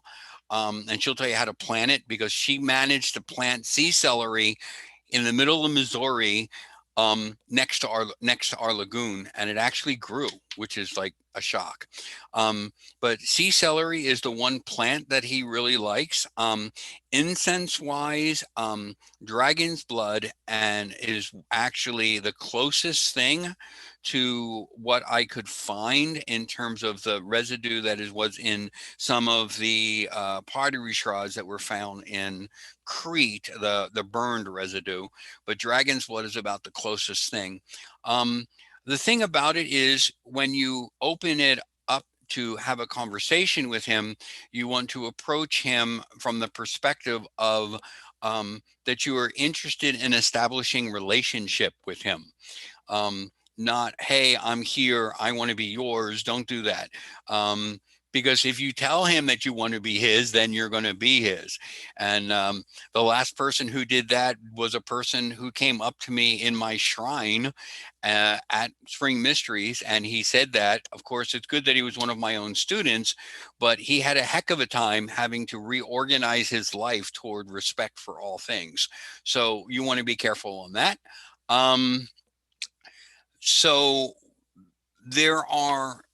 you can write your own little thing to Poseidon if you so choose. My suggestion is that you simply be open and honest with your desire to share space with him, and that you want to learn from him. And just remember that the very first thing he's going to do is reorganize your life along the lines of his trident. So you're going to want to be careful. I'm just saying that that's going to happen when you decide to approach him. This is really new ground for a lot of people. Poseidon has really been given a bad rap, and most of it is because of the classical Greek and what they did with him. Just remember, among other things, that for all intents and purposes, that Poseidon is an individual who will help to avert disasters. There is, from the 2nd and 3rd century AD, there was a translation of the Alien on animals where it talked about that every time that a fisherman was enmeshed in their own net, that they would pray out to Poseidon, the averter of disaster, and that they would become freed from that. Another thing, as we talked about the Korka or the bull, that they found that when individuals would lose the ability to find where the fish were, or the tunies, as they said, that they would sacrifice a bull, and they would send a individual with the blood of the bull that they sacrificed all the way to Sulyan to be able to be gifted at the temple, in order to be able to find the fish. And then once they found the fish again, they would sacrifice 20% or so of their catch at the temple to Poseidon, meaning that the priests and priestesses got to eat fish for a while. So, but that was that. So these were, so while I think it's worthwhile that, I think it's really important for us to establish and understand that Poseidon, beside the trident of honor, respect, and personal responsibility, that he can be helpful as an averter of disaster.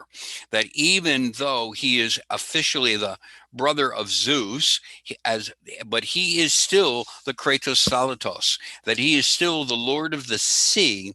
And since all of us actually come from the sea, think about that all of life came from the sea first. So in reality, going to Poseidon is going to our eldest father. So there you have it. So go ahead. You had something, Mary? Go ahead. You know what, Alfred? Dadgum you. I've been afraid of water since I was 7 years old. Sorry. Now I'm going to have to go deal with Poseidon, aren't I? Yes, ma'am. Yes, ma'am. And if you want Dadgum you. Yes, ma'am. And if you really, if you want to, I have a student all the way out on the West Coast in Canada who was in a similar situation when her soon-to-be husband committed to Poseidon for a year. But she had always been afraid of water, and then she ended up in Caradwin's cauldron, and from there, water is now her friend. That and the orcas and the dolphins. So there you go. So I give you that as an encouragement. Somebody else had their quote unquote hand up. Someone else had something else, I think.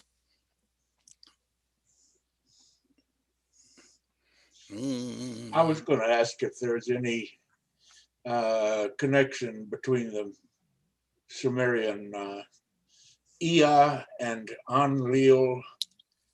Ea was a god of the sea and Enlil of the sky. Is there that sort of connection between Poseidon and Zeus? There may be. It's interesting that you bring that up, as that in my copious free time, as I'm writing chapter 1 and 2 of my dissertation, in my copious free time, I've begun to examine that. Of course, the thing with the Sumerians is that a lot of what we have is still anecdotal and anthropological as well. And I've been examining on a cursory look. I would say that there is a link, particularly through the hippocampus. So that I think that there's a link, but I can't speak authoritatively of it at this point because I don't have enough information. I'm always looking for partners to work with me on stuff, especially since no one can help me write a dissertation. So.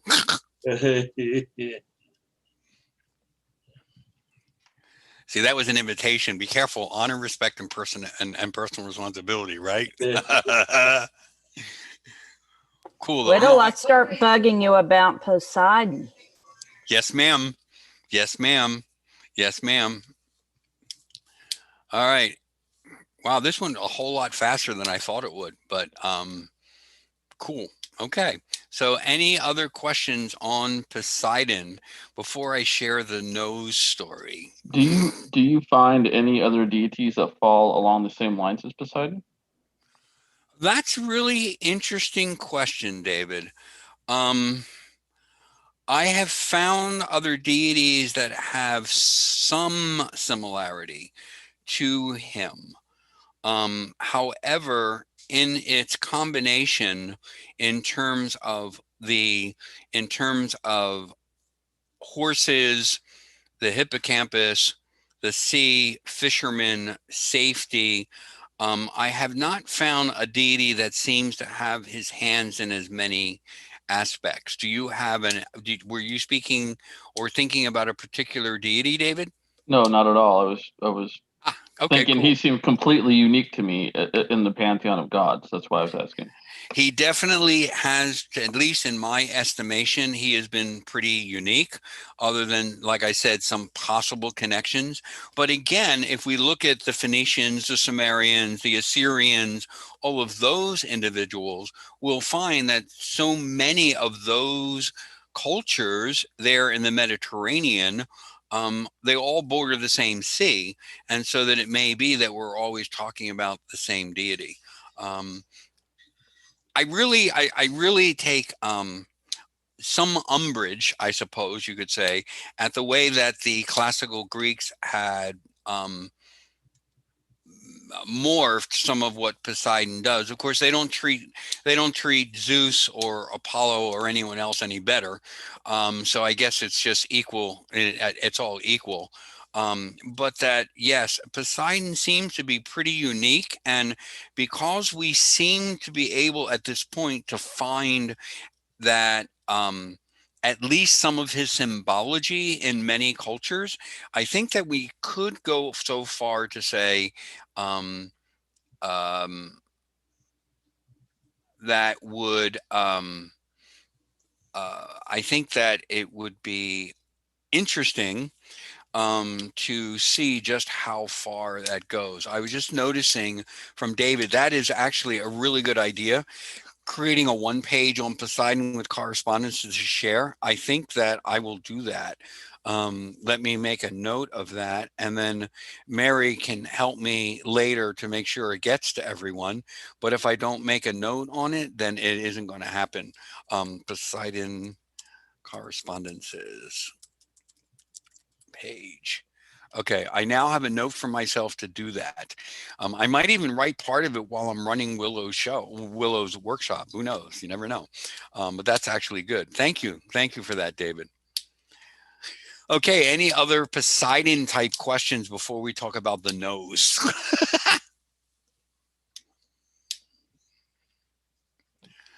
Okay, so 2 years ago. I guess it would be 2 years ago, which was the last live Pagan Unity Festival. I did a workshop, which is called Myths for the 21st Century. And in that workshop, what we do is that we discuss how myths come into being, how they move from individuals to legends, legends to myths. But when Mary and, was it Teresa who was with you, Mary? Is that right? Lucy. And when Mary and Lucy came, for some reason, Mary had a red clown nose. No, it was Lucy who had a red clown nose. She had riding around in her purse for about 6 months. Okay. So it was Lucy who had the red nose, and Lucy hands me this red nose right before that workshop. And so I turned my back as everybody was being seated, put the nose on, and I did the first part of that workshop wearing a red clown nose. And that has become a signature for that particular workshop ever since. So that is the story of the clown nose. So there you have it. So I don't know. So you expected it today, but that would have meant that I would made up that would have meant that I made up Poseidon, which I didn't. So, but yeah, I guess modern ritual, I guess we can talk a little bit about that. Don't we as individuals create our own ways of honoring our connection to the divine? We don't have a single book that we use that has a set of prescribed things that we do for each of our honoring of deities, whether we're polygamous or pantheistic or whatever.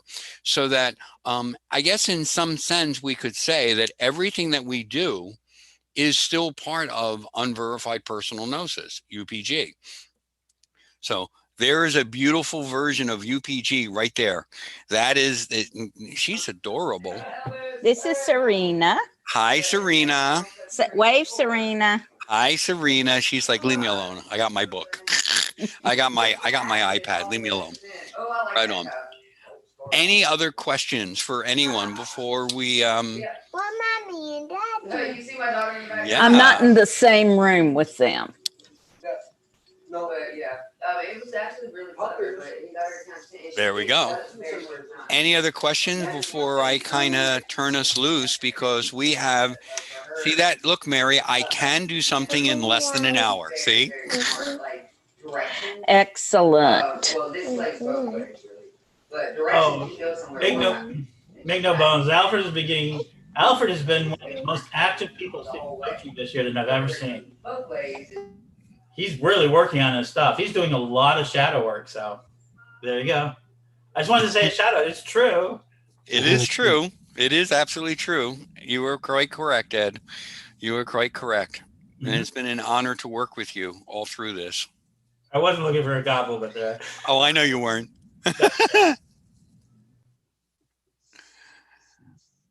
All right. Well, I just want to thank everybody for the opportunity here to be able to do this and to share this with you. I hope that if you have questions, feel free to reach out to me again at Alfred at alfredwillowhawk.us.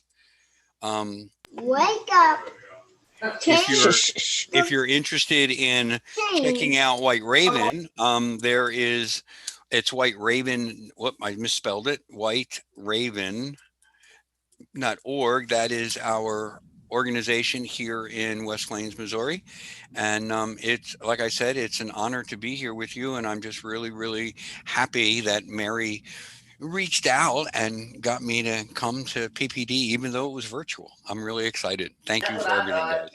Well, Alfred, I just want to thank you for coming and presenting twice and tell Willow how much that was my son-in-law. Thank you for presenting Willow for us. She goes on in 11 minutes. So we can all take a little brief break here and come back at 4. And okay, we don't show everyone Gra's credit card. Gra was shopping with the vendors a few minutes ago. I'm gonna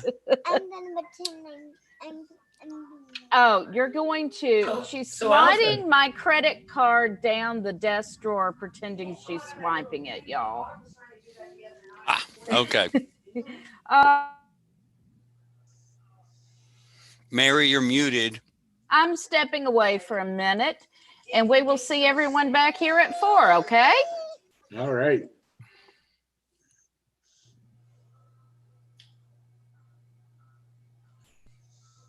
So, Alfred, are you still there?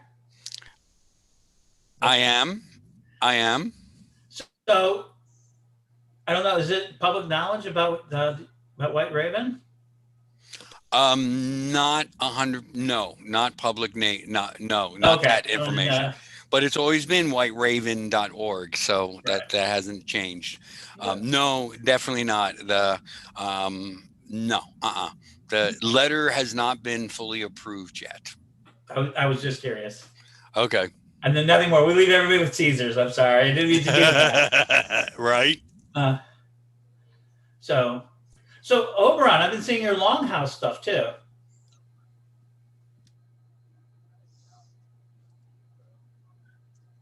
We can't hear you, Oberon. Oberon, you're muted. There we go. Yeah, I got a lot of stuff on the Longhouse Facebook page. You can check it out. Oh, yeah. I can post the link for that.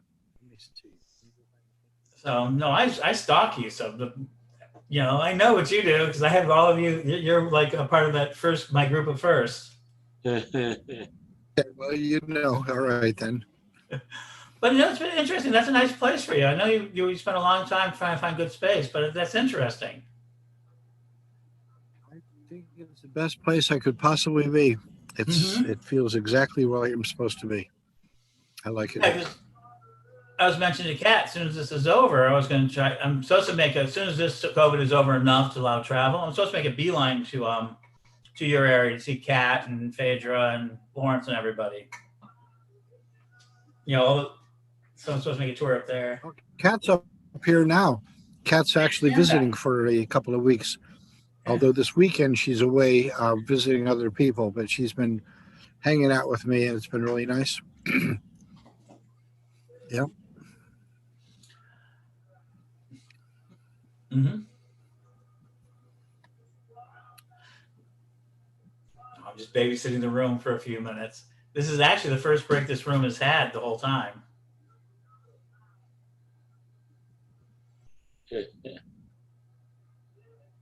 Yeah, people are still watching. See, there are people out there. So this is how your show is going to work. What we're doing here today is how you broadcast your talent show. Because what is happening now is that we have this on Facebook and Twitter, Twitch and stuff. So it's broadcasting out. We've probably got about 100, 150 people out in the various pages watching simultaneously. Well, what I have to do between now and the show is put together the video clips I need to have for the introductory stuff and the credits and things like that. And then start lining up potential guests and music videos and short little, segments and things like that. So I'll be working on that part of it. That's next. actually the and hardest also part. kind of mapping out not for me so much because I got a huge number of people to tap. Mm-hmm. But what I do need to get from people like you, I'm also working with Lola Stardust, is what needs to be done on the other end of this, on the tech end of it. Sure. Everything from how to do exactly what's being done right now by Mary, clear up to the marketing and the production and the promotion and getting it out into the world and networking and putting it out on wherever it goes and all that stuff. None of that is stuff I really know about. I'm not the tech crew, but I can like I was saying earlier, assemble the there's not a lot show, of models get the anymore, pieces in, line up the guests. Hmm? I know there are very few people I know who do this stuff, but yeah. No, Lola's great. She's seem to doing be it's very insurmountable. interesting because Lola and I are taking two different approaches. She's working in the perfectly sensible Microsoft world, and I'm working more in the app world, that sort of thing. And I will tell you, the work that ATC is doing is beautiful work. I mean, just gorgeous. Hmm? I'm Right. impressed. Really is. I think it's a little harder All right, that was it's a little bit harder for me to understand and most people to do easily, but they get, I think, higher quality. So it's a little bit tougher, a little bit more geek oriented, but they get quality in the back end of that. So quality's gonna be important. Now I'm also got a upcoming thing. Just a minute, let me find this because this is interesting too. Where did I put it? Right, yeah, for Hecate's sickle, they're doing. What are they doing? This totally different system. Microsoft Teams platform. Boy, I don't even know what this is. I've never seen it before. Office 365. I've got to get all that on. I've got it on. It's so this is one of the reasons I think that they're good, is that basically at this point, hold on a second. What's that?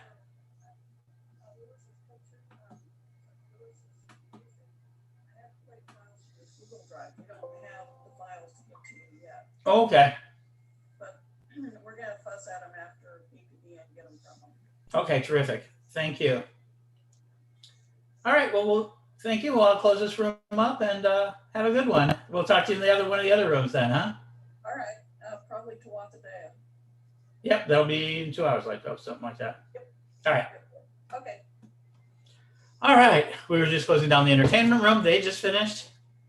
So Microsoft Team is a more professional system. It takes just a little bit more to set up, but it's more reliable. It breaks up less. It's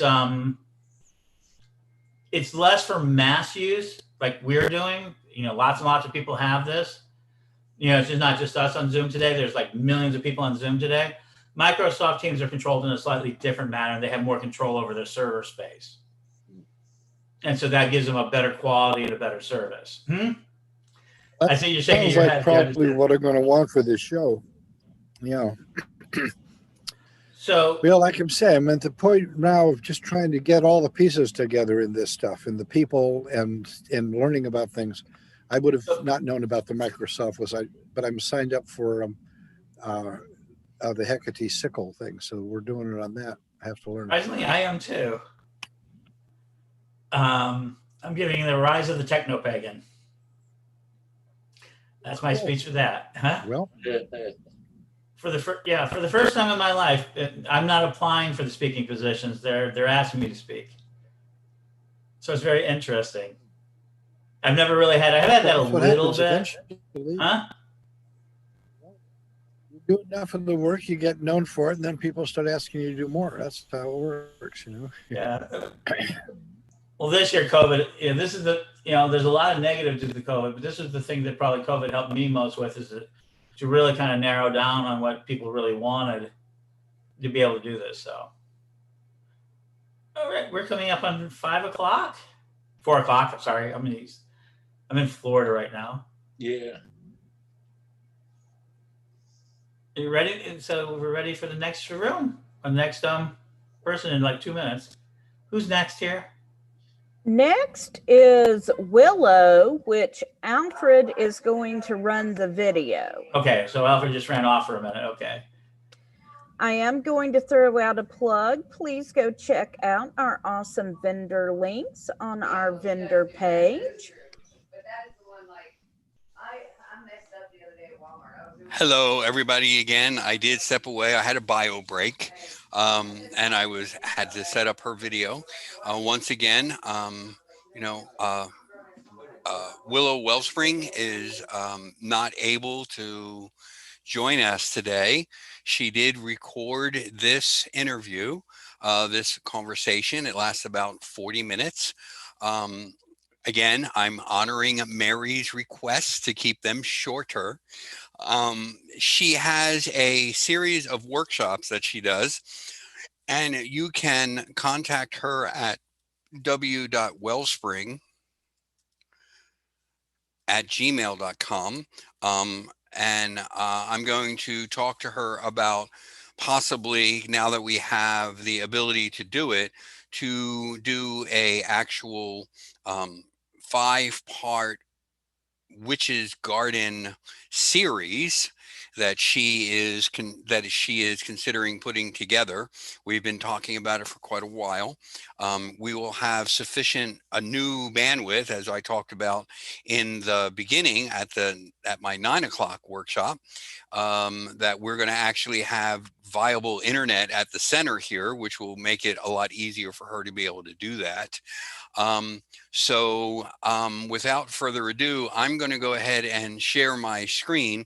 If you have questions during the workshop or even after, if you would please put them in the chat, and then I will make sure with your email address, and then I will make sure that Willo gets back to you and gives you the answer to those particular series of questions.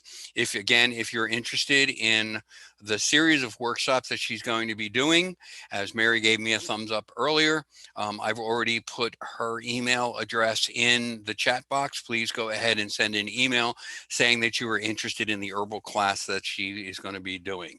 So I'm going to go ahead and pull that up.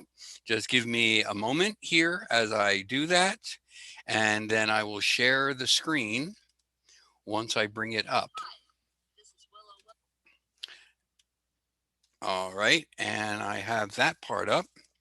So now go back here to Zoom and then share screen. Haha. Share screen. Why is it not up? I always have this issue.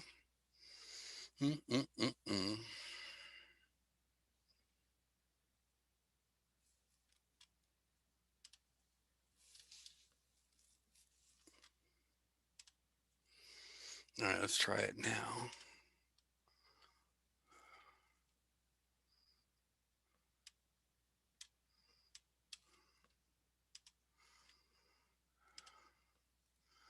All right, do you guys see Willo Wellspring? Can someone nod their head?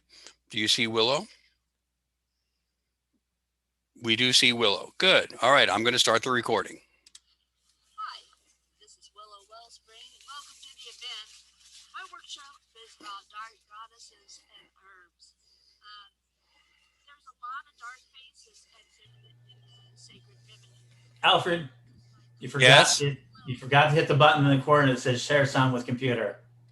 Oh, 1 second. Forgot to hit the button that says what? Down here in this corner. Oh, sorry, can't see me. Down in the lower left corner when you do the share screen, when you start end this one, when you down in the corner of the share screen, you see it's share computer sound on the share page. So okay, hold on a second. Okay, when you get the share screen up. All right, I shut the other screen off, yeah. Okay, now set it up. You open it up like you do, share screen. And then okay. Before you share it, there's a corner in the far corner. In this corner is a thing called sound. Share sound on computer. It's the far corner down here. When you open the share screen originally.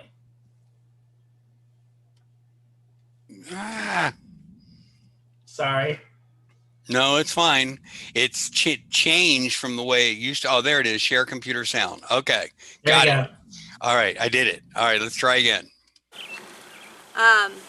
The Black Madonna. Hi, this is Willo Wellspring, and welcome to the event. My workshop is about dark goddesses and herbs. There's a lot of dark faces and feminine in the sacred feminine. Goddesses like Kali, Lilith, Hecate, Medusa, Morgan, the Black Madonna, and even Inanna, Freya, and Hel. So we're going to take a little walk into this transformational and healing powers and the wild face of the dark goddess as it holds to us. Let's talk about her and how we access her. how to get into that place where the divinity of this dark and powerful force embodies and is expressed into our being. First, I'd like to talk about the goddess Kali and one of her favorite plants, the hibiscus. So as a green gardener, as you can tell in my surroundings, I like to do a chant that goes like this. Salutations to you in the form of consciousness, and I cut. Salutations to you in the form of intelligence, and I cut. Salutations to you in the form of power, and I cut. Salutations to you in the form of forgiveness, and I cut. Salutations to you in the form of beauty, and I cut. Salutations to you in the form of fortune, and I cut. Salutations to you in the form of contentment, and I cut. And salutations to you in the form of the Dark Mother, and I cut. Kali has taught me about death and about the doorway to life. I don't believe anything truly dies. And the dark goddesses shows us that about the power of descent into ourselves and our surroundings. About the wisdom of the sword. And when we wield it with compassion, it is actually the touch of the mother. A gardener might say it's just a matter of simple pruning. But I say that hibiscus and Kali are symbols of happiness, prosperities, but they are a completion and purpose of life. So the next time, if you have hibiscus in your garden or have an affinity for Kali,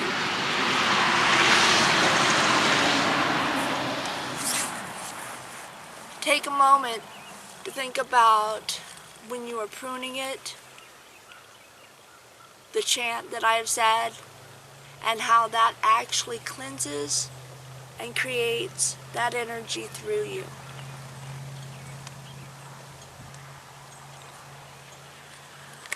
Along with that, there are a lot of different medicinal herbs to go with the hibiscus flower. Now, a lot of people know about hibiscus tea, and that's probably the weakest form that you can actually partake of the hibiscus flower medicinally. But the chemicals in the hibiscus flower help with the growth of hair. They reduce dandruff. The actual oil in the flower is a good conditioner. It can be used as a contraceptive. It can be used as, believe it or not, polishing your shoes to make them glisten. The juice and the leaves actually help regularize the menstrual cycle in female. And we know our dark goddesses like to deal with blood. It also can be used in the morning on an empty stomach to help cure some of the irregularities and diseases that our bodies may hold. The oil can be applied to wounds, And it also is a good proactive tea in the stages of initial cancer to use. It's good for increasing the blood count for anemic people.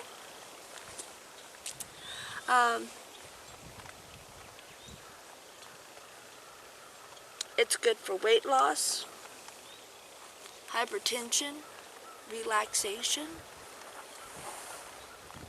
So if you have an affinity for Kali as your dark goddess, you might think about hibiscus and how to use it in your rituals and your chants to her. Next, let's talk about Hela. Now, Hel is, of course, Nora's goddess.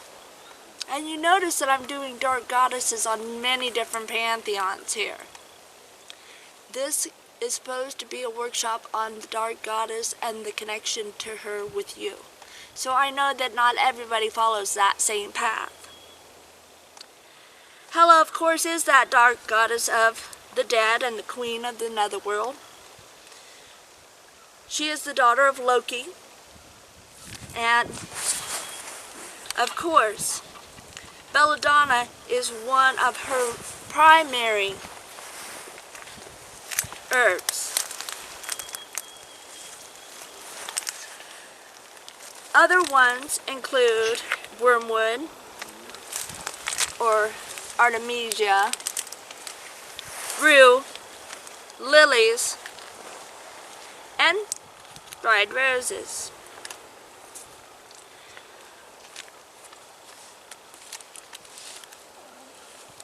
But offerings of food, especially dark breads, meats, deer, wine, are also great offerings for her because she has a number of botanical associations in her realm. And apples, of course, is the fruit, as they say, to the underworld. So, Hela is, again, associated to nightshades. All forms of them.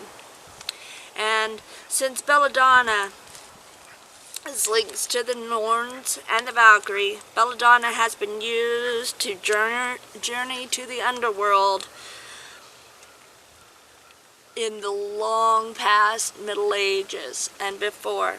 Now, I don't recommend this unless you have an extreme person that has supervision over you and has the proper training. Don't try to use this at home by yourself because the lady can kill. And it's good to remember that because she is used in spells to speak to the dead and usually are bound around something. But she does have a positive side too. Belladonna, believe it or not, has been used in a lot of the pharmaceutical companies for antispasmodic. It is a narcotic. The narcotic actually affects the central nervous system. Again, it is not to be used without proper medical or trained personnel I will send Lori in its practice. 2 days that will, and I'll copy you on it. Now those dark flowers of belladonna workshop, which and the berries not only are good for offering and in spell work when connecting to the dead, but it's also considered a baneful herb. Yeah. Now a lot of people don't know what to do with baneful herbs, and that's a whole nother workshop. But for those of you that are associated with some of the baneful uses, Yep. Bane All right, brother. herb All right, take care. I'll talk to you uses, soon. excuse me, Bye. there is a darker side of magic and the craft that is connected with the norms. Trees of the dead, such as the yew and the elder, are also associated with it. In fact, Hella's first tree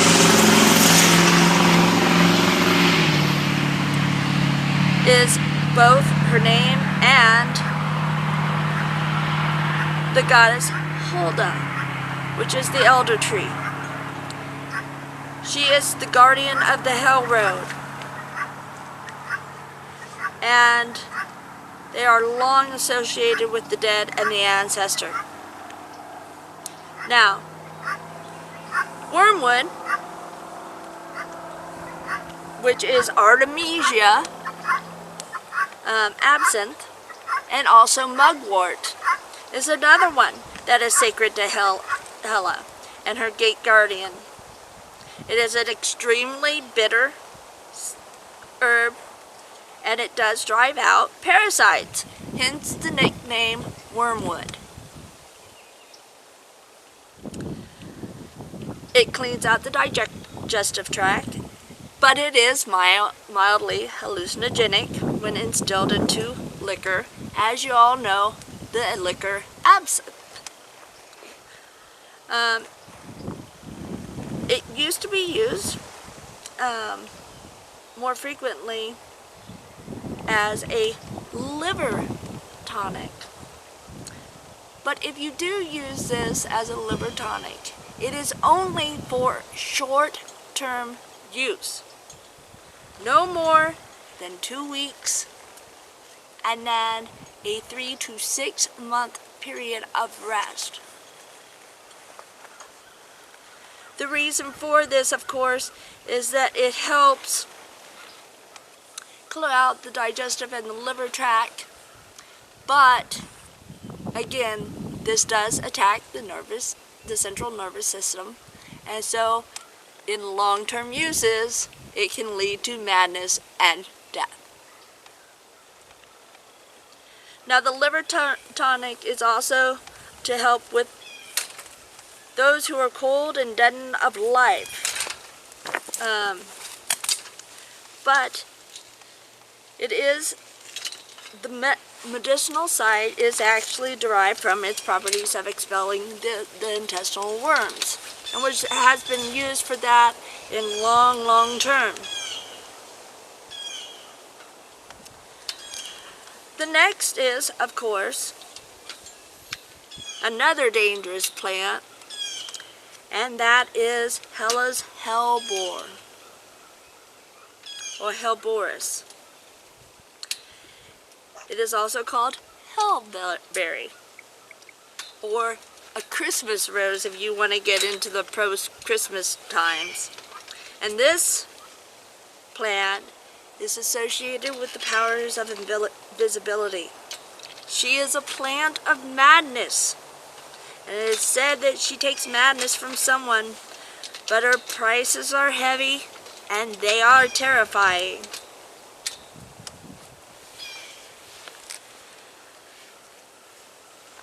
Other things, such as the rue that I had mentioned, and the mugwort, which I had also mentioned as Hela's. Mugwort is another Artemisia. It is Artemisia vulgaris, and it can actually be used, the dried leaves, to be stuffed in pillows to bring sweet dreams and take away night terrors or the madness, and a little bit more receptive in that.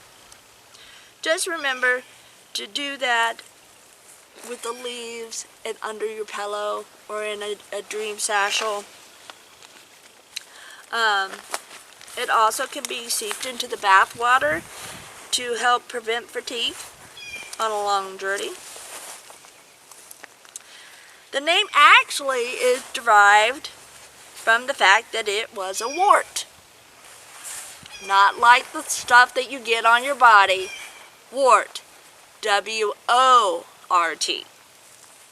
And that is a medieval and very early form of ale flavoring.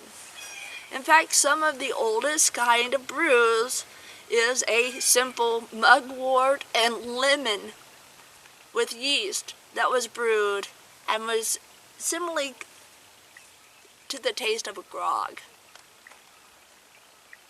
Hence, as it was used in the ale flavoring, it flavored your mugs. And so it continued as a ale flavoring clear right up into the Middle Ages. And healers would use it in alcohol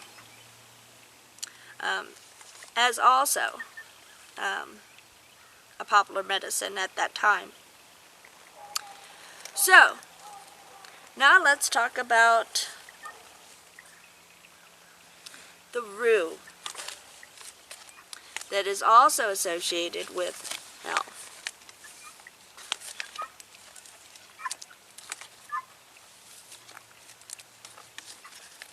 And rue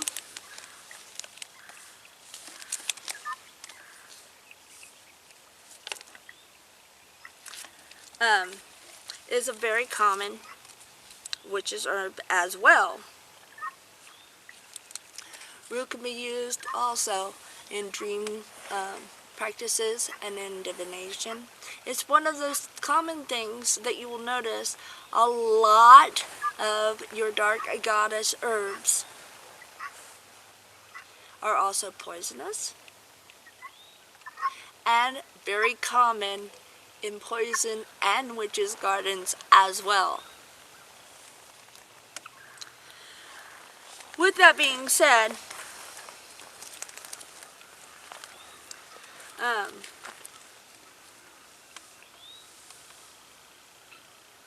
just remember that the dark goddess destroys to create. And a lot of these herbs are also sacred into the plant phases. They can be poisonous and they can kill with just a tablespoon. But they can also be used as cures too, to the medical or a trained professional. Belladonna also is a narcotic for high fevers or inflammation, pain. It helps, again, with kidney pain. And just two of the root tincture can have extreme effects in some of those things. But again, it can also cause paralysis and death because it attacks the very things that you are treating in the nervous system. So, again, don't use without medical supervision. The next is Lilith. Boy, aren't I skipping around on many different types of pantheons. Now, Lilith's major herbs are hibiscus, poppy, mugwort, hemlock, hellebore, nightshades like belladonna, elder, lotus, lavender, sage, and tansy. So when I'm talking about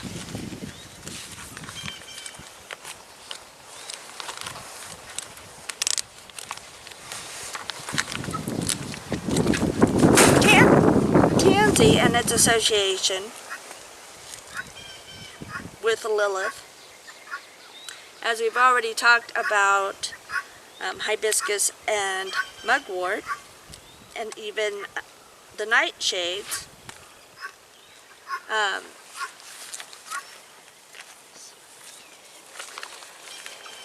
tansy is a mild irritant, and it can be applied externally. It has been used to promote and induce abortions.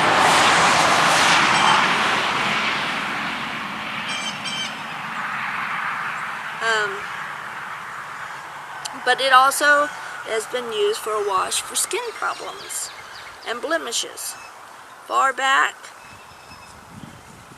in the Middle Ages, and even still is used occasionally for sprains and rheumatism.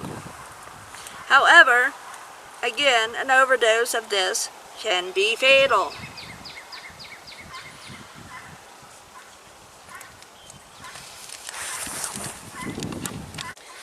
As I was saying, tansy is also a workhorse. It is a perennial, and it used to be very, very common in adding or embellishing into stews. In fact, in the 16th century Britain, it was considered a necessity for gardens as it was so versatile.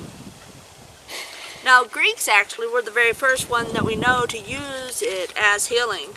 And by the 8th century, we have records that the monks of Switzerland was using tansy, as well as that it was a staple in many herbs gardens for digestive issues, particularly worms, fevers, and skin conditions.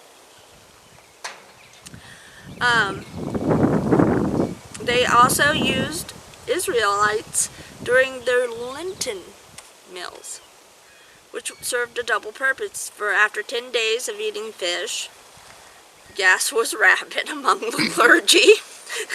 So tansy was actually thought to control the expulsion. Now, again, during the Middle Ages, it was also used as a technique to cause abortions, particularly to a cunning or wise woman who acted as caregivers in rural areas. High doses of tansy was also known to bring on the woman's menses and increase the blood flow, hence causing those abortions to happen, whether nature intended them to or not. Consequently, though, it also helped women who were having fertility issues and issues with conception. So in many cultures, tansy was associated with spells to promote long life, or create life, or even immortality. Can you see how that's attached to a dark goddess? In fact, when Zeus fell in love with Ganymede, the object of his affection was given tansy to make him immortal. And tansy was used exclusively and extensively along with the culture's funeral rites as an aid for embalming the dead, as well as covering up the smell. Some believe the scent of tansy helped guide the dead on their long journey, and by the 19th century in New England, tansy became heard of by its population associated in the funerals, where it was used so extensively that even today, tansy is still used in funeral flowers. You may see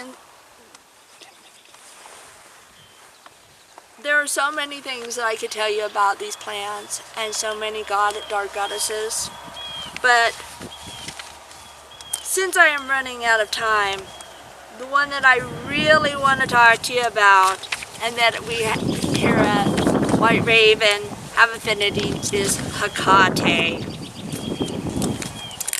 Hecate is one of the goddesses that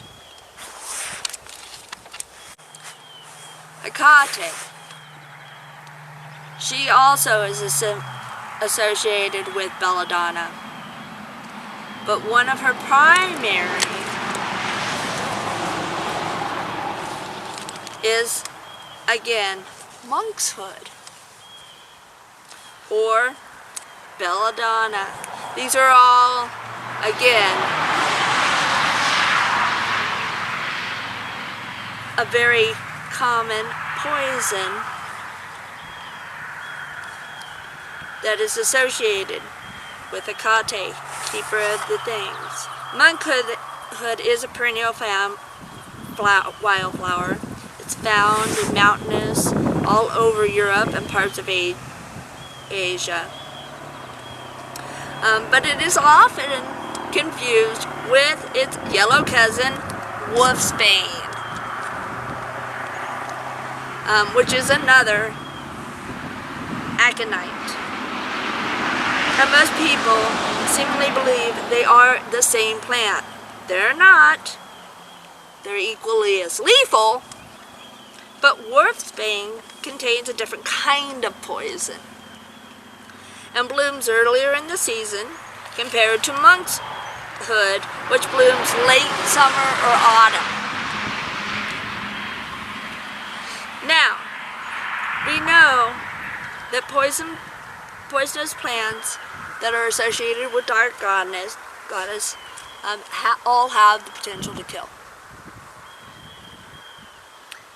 And if you really want to get into how the aconites and belladonna and the dark destroys to create, monkhood kills, and it's not subtle. It's a very, very bitter taste. It burns the mouth before numbing it, leaving speech difficult. Then it's an agonizing death. Very painful. Both anxiety, raises the heart, lowers the blood pressure, increases paralysis until you can't move and you're completely conscious until the end. And then usually you die from the heart failure. Now, it depends on how much poison it takes and how long it stays in the stomach for it to do this. A small amount might cause no more than a numb face and a mouth and a very upset stomach, but less than a half a teaspoon can kill you. A full teaspoon, death with a certainty. But even coming into contact with some of these plants can lead to dermatitis, dizziness, nausea, vomiting, and skin irritations. So it goes without saying, all of these plants that I have talked to you about, besides things like rue and tansy, please handle with gloves. If you're using them in your gardens or you're growing them for your dark goddess as an offering, please don't handle them. And I myself love to fill my plants. I love to touch them, I love to plant them, I love to fill in between their roots. But some of these plants, even by contact, can get absorbed in your skin. So, clear back from Homer, Hecate created monkshood from the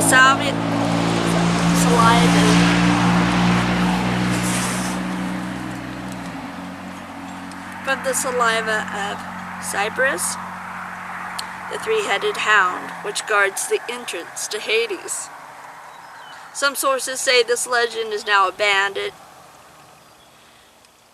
An abandoned village in Turkey that actually was the origin from Homer's story. And there is supposed to be a cave there. That was the entrance to Hades. Another legend talks about a common denominator in monkshood myths as that it is used as a poison. Medema,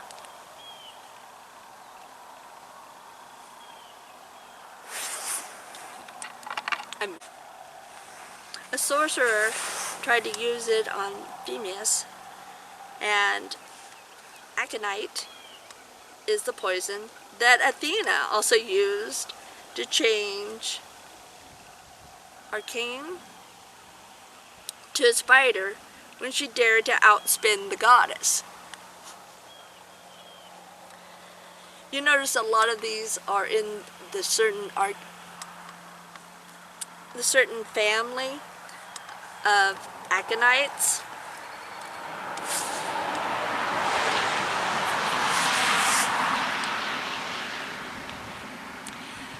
But arrowheads were smeared with the poison to make them doubly fatal.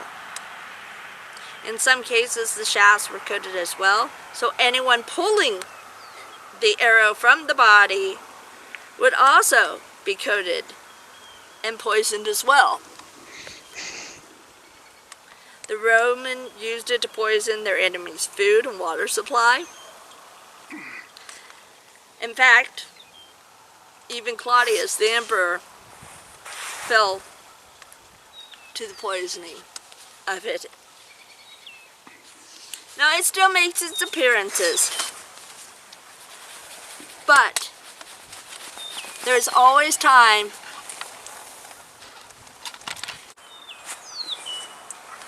I get so excited about talking about dark goddesses and herbs. Both things I love with a passion. I strongly encourage each and every one of you to explore the herbs that are associated with your dark goddess in your life. Use them in your rituals. Use them as a beneficial cure as well. Just be aware that in every light there is dark, and life is always infinite. Thank you so much for having me, and I hope you enjoyed my workshop. And there we have Willow Wellspring's workshop for you all. I know that it was a fairly short workshop. As I said, she apologizes for not being here. And that if you are interested in more information, please contact her at w.wellspring@gmail.com, where I have put in the box already. Know that she has a complete set of workshops on the Dark Mother herbs, on the Witch's Garden.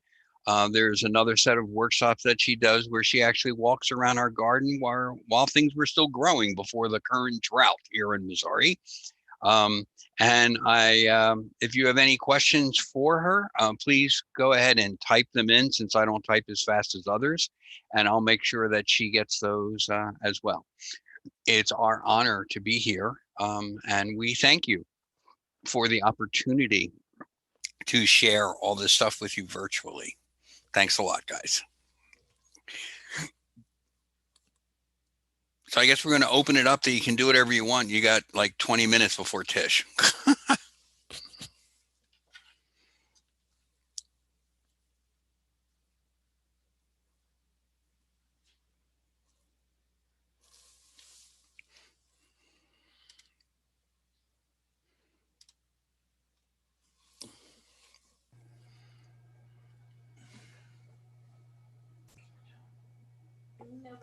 Well, thank you so much for coming and presenting that, and tell Willow we miss her.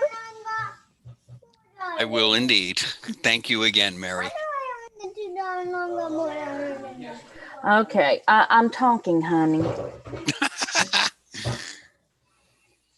Grandchildren, what can I say? They're our future. Yes, they're the future of witchcraft. Indeed. Witchcraft heck kills the two barbarians. Their father just said witchcraft heck, they're two barbarians.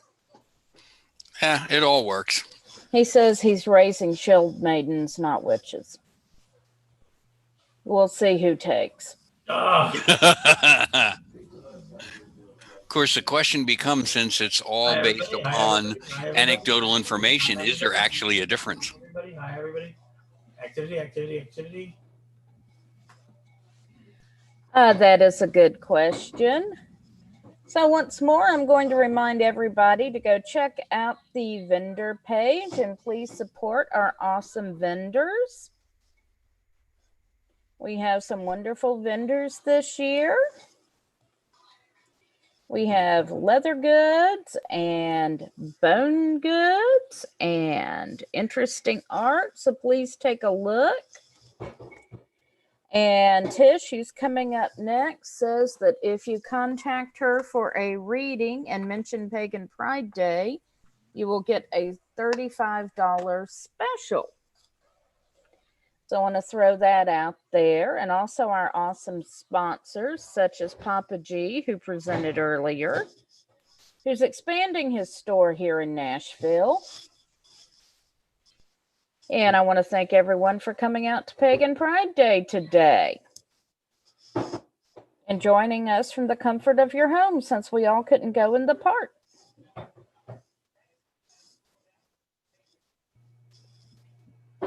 And someone besides me can say something, really.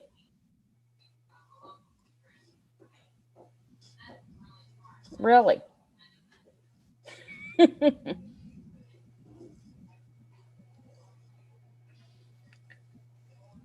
And I'm getting worried about Tish because she's been connecting to audio for about 5 minutes here.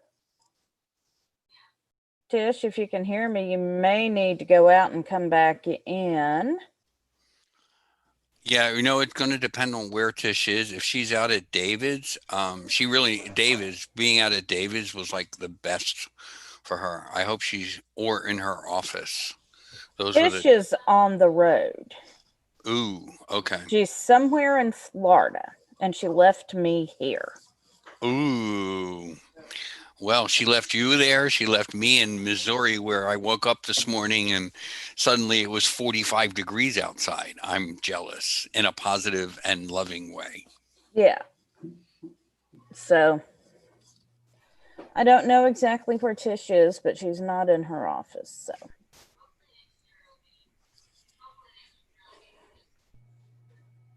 I am going. Actually, just being there, trust me, the atmosphere, everything is so much different. I am going to text Tish and suggest she try to reconnect. It was pretty rough, but the commitment, man.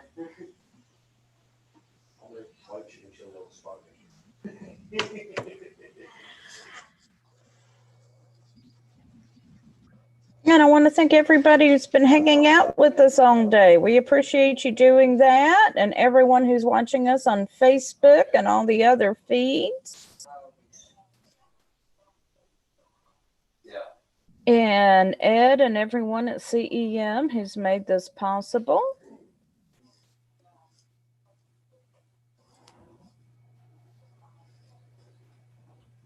And I want to thank Atalanta for her workshop earlier.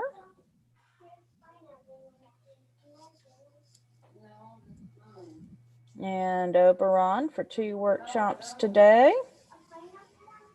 Virtual Pagan Pride Day has gone off way better than I thought it would. Hey, Mary. Hey, Tish, welcome. I was getting worried. It looked like you were going to connect to audio for your whole workshop. No, I fixed it. All right. Yeah. Welcome. First, you have to be smart in the equipment. Since you snuck off on vacation and left us here. Can you see where I am? Can you see the... We can actually see balcony and not your face. Well, hang on. Well, then maybe I need to turn it around so you can see the lights better. Yeah, if we could get some light on your face, maybe that would be good. That's better. Now we can see your pretty face, sort of. Yeah. There you go, and your tie-dye, of course. Huh, is that, there, is that light? No, it's still dark. I need to turn. I think you're going to have to turn or I'm gonna close turn the curtains. I am going to do this. This. Oh, much better. Now we can much see you. Okay. Cool. And I'm going to stand up and show off my cool cat t-shirt that I bought at Kroger's. Can you see Gretchen? She's eating key lime pie. I cannot see Gretchen. Hi, Gretchen. Hello. We bought key lime so we could, feel like we were on the, beach. Because it's right there. You can throw a rock and see it. So. Yeah, I'm sure it's warmer there than it is here. It's not bad because there's a really nice breeze. So it's good. Well, thank you so much for joining us. I've been pumping your $35 reading special today. Okay, yeah.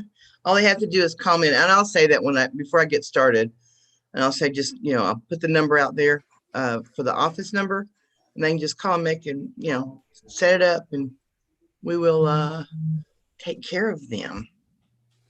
All right. That going. There we go. All right. So, well, we got about 15 minutes here. Yeah, I just want to make sure I was in and, You're in and looking good and got seashells in the background. No, it's very beachy. So, and there's been dragonflies and lots of, I'm seeing a lot of dragonflies here lately. They're flying right in my face. Yeah, we had one in the condo when we got here that we had to help him escape. So I can hear you well. You can hear me and see me, and that's all to the good. Yes. Yes. Yeah. So. Well, you're as lovely as always. Oh, and as are you, darling. Hey, I feel a little rough. I just moved in and there I have this big white background. I can see every piece of gray in my hair.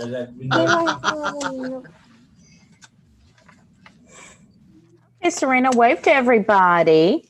There's Aunt Tish. Hi, darling. Pretty old blue-eyed girl. Yeah, well, I got my earbuds in. She can't hear you, but oh, okay. But she waved at me. Yes. Did you? So I heard you say that you thought it went better than you thought that it was going to. So it's gone well. It has. I should have had more faith in it. I've just been very nervous. Hey, Ed pulled off, Puff and Three Gates. I think that he can pull off damn near anything. Yes, Ed's our techno wizard. Yeah, that was a miracle in, technology. That's your mommy's notebook. You go talk to mommy about using that notebook. No, who said go have it? I don't think mommy said that. Working with people.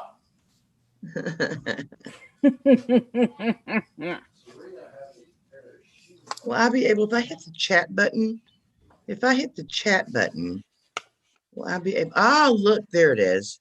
There it is. All right. Now I can see if anybody says anything. So yeah, by the time, in a lot of ways, I think by the time we get to the festival season next year, and I know our team is pretty excited about it. Yeah.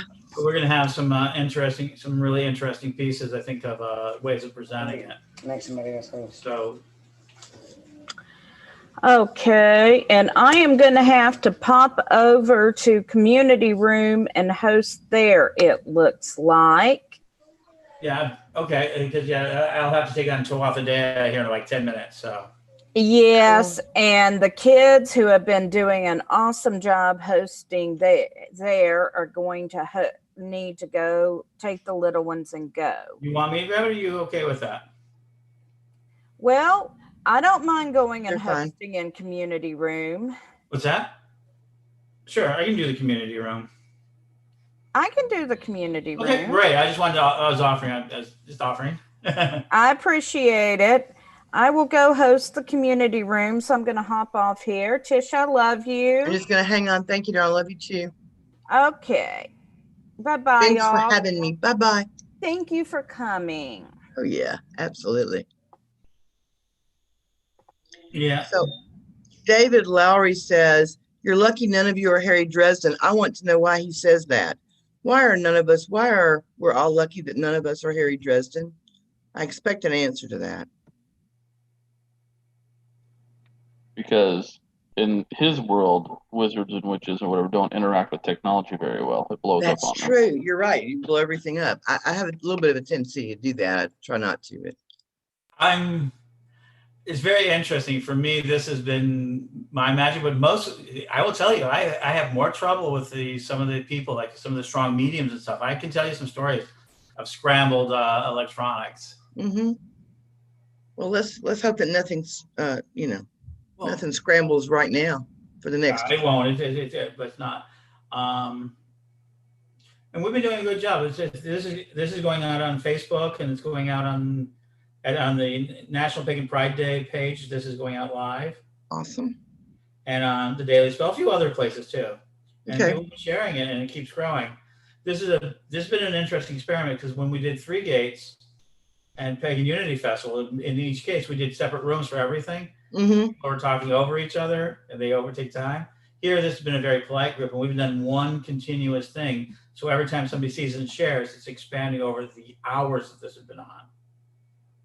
So What's my time, Ed? What's my time frame? Is it how long am I supposed to? An hour. Okay. We're starting at the top of the hour, so you have to be ready to exit and allow the next person to take over at the top of the hour. Okay. I will be ready to exit. Okay. So I can just hit leave room. You can leave room, or you can just hang out. I could just hang out. This room Okay. has not been shut down the whole time, Tish. Oh, okay. I get you. That's cool. That's excellent. I like that. So this time when I experiment here with this Tish, you will understand. With you guys, you had a lot of over talkers, and we wanted to have a festival feel. This is a social broadcast because it was for free. So by not shutting down the room, when the person shares it, they don't have to keep trying to share it all day. It's been only one stream that has been shared. It's shared on YouTube. It's being shared across like 6 or 7 different Facebook pages. And now it looks like maybe about 20 throughout the day. Wow, that's great. And so we're not shutting this down at all. Okay. And So we who's have a few- after?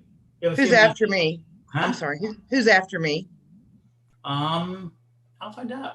But yeah, I could and then, change screens to find out. So it's been kind of an interesting project. I didn't know if it would work because of that. Rowan Faefire, the vibration being resonating with the chakras. Oh yeah, yeah. That's a great class too. Yeah, and she's the last class of the day. And then on our entertainment channel, which we also have, is going to be Tuathadea. Okay. And that was the room that you went into. Yes, because I was just puttering around because I didn't know what I was doing, which is very frequently the case. Yeah, so this was a very different type of experiment. Okay. And so yeah, this worked. This is working really well. Even if something were to go wrong now, I wouldn't care. I would just fix it. So the stream is going to be like if you were on Facebook. The stream is now in its 9th hour. One single stream, and we'll get done. It'll be a 10-hour or 11-hour stream. Now I'm recording these broken up, so I can tear them apart. So they're going to do the same thing that we've always done. Put it, after each one of the tiles or after each schedule, we'll put the YouTube right behind it so everybody can follow it later. Okay. Amazing. And I think right after October, we'll be in position to help you build.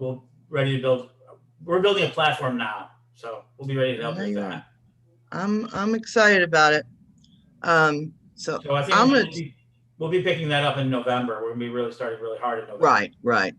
Because we're doing the Psychic Fair, which is shaking everything out. Okay. So when are you doing your psychic fair? The entire month of October. Wow. Okay.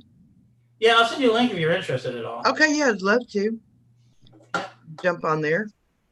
I'm gonna type some stuff in the messages so I don't have to, so that it's there, I suppose. Let's see. And you missed a really good thing. Oberon's got a project I think is like pretty amazing. So. Well, what's he doing? He's doing. It's pretty good to explain. He's working on getting a variety show or using the technology to get into kind of creating a variety show. I did see that. I think there he is. He's just popped up, as you can see. I sent you some information about that. Yes, yes. I'm looking right now for recommendations for potential guests on the show, because the key element is I want guests who can aspect particular deities of their choice, but to appear not as themselves, but as their deity. And so Okay. that, I think, is going to make a fascinating concept. The idea will be meet the gods and goddesses and interact with them, get to have a conversation there. That And sounds a lot like of a our really people have good been idea. working with mysteries and aspecting. Yeah, I think so. So anyway, if you got some recommendations, please let me know. Okay. I will do that. Let's see. What else did I want to say? So I'm trying to put everything in here and type it in a message so that I don't have to, so that everybody will know where it is and they can find it. Maybe it depends on how many messages we get or how many comments we get in the chat. So let's see if I can do that. I can actually see what I'm writing.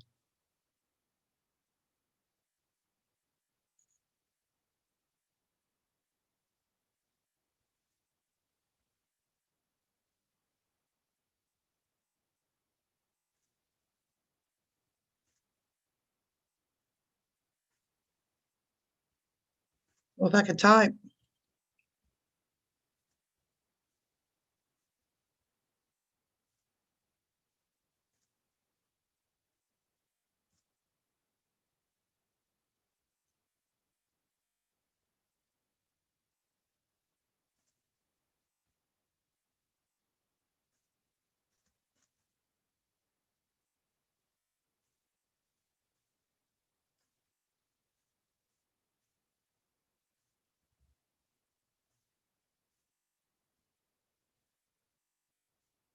Okay, oops, I misspelled it, of course.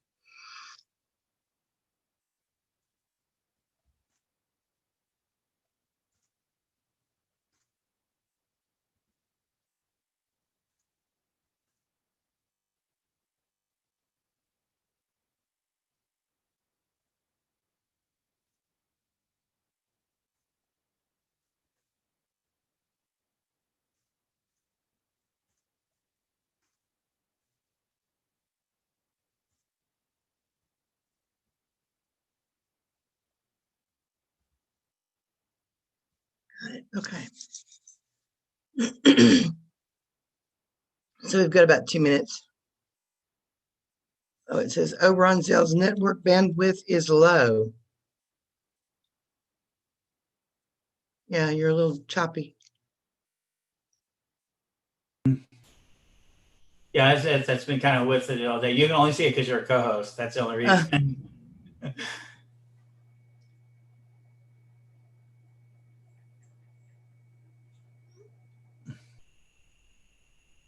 All right, I just texted When I was her. actually on, because I really do have a lot of problems here with bandwidth. How did it work when I was on the show?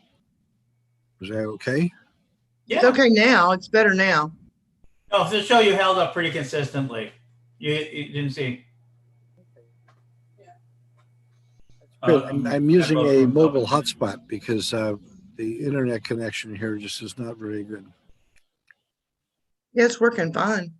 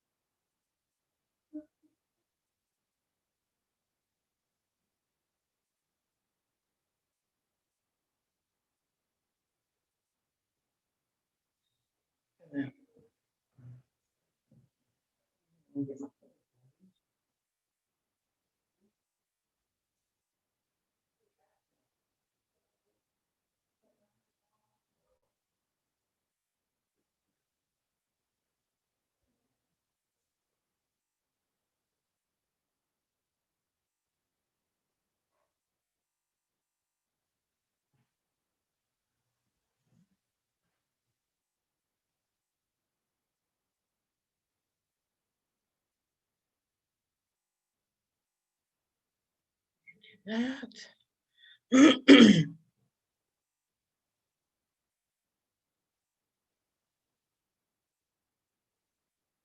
It's top of the hour, and we're bringing you the lovely Tish Owen.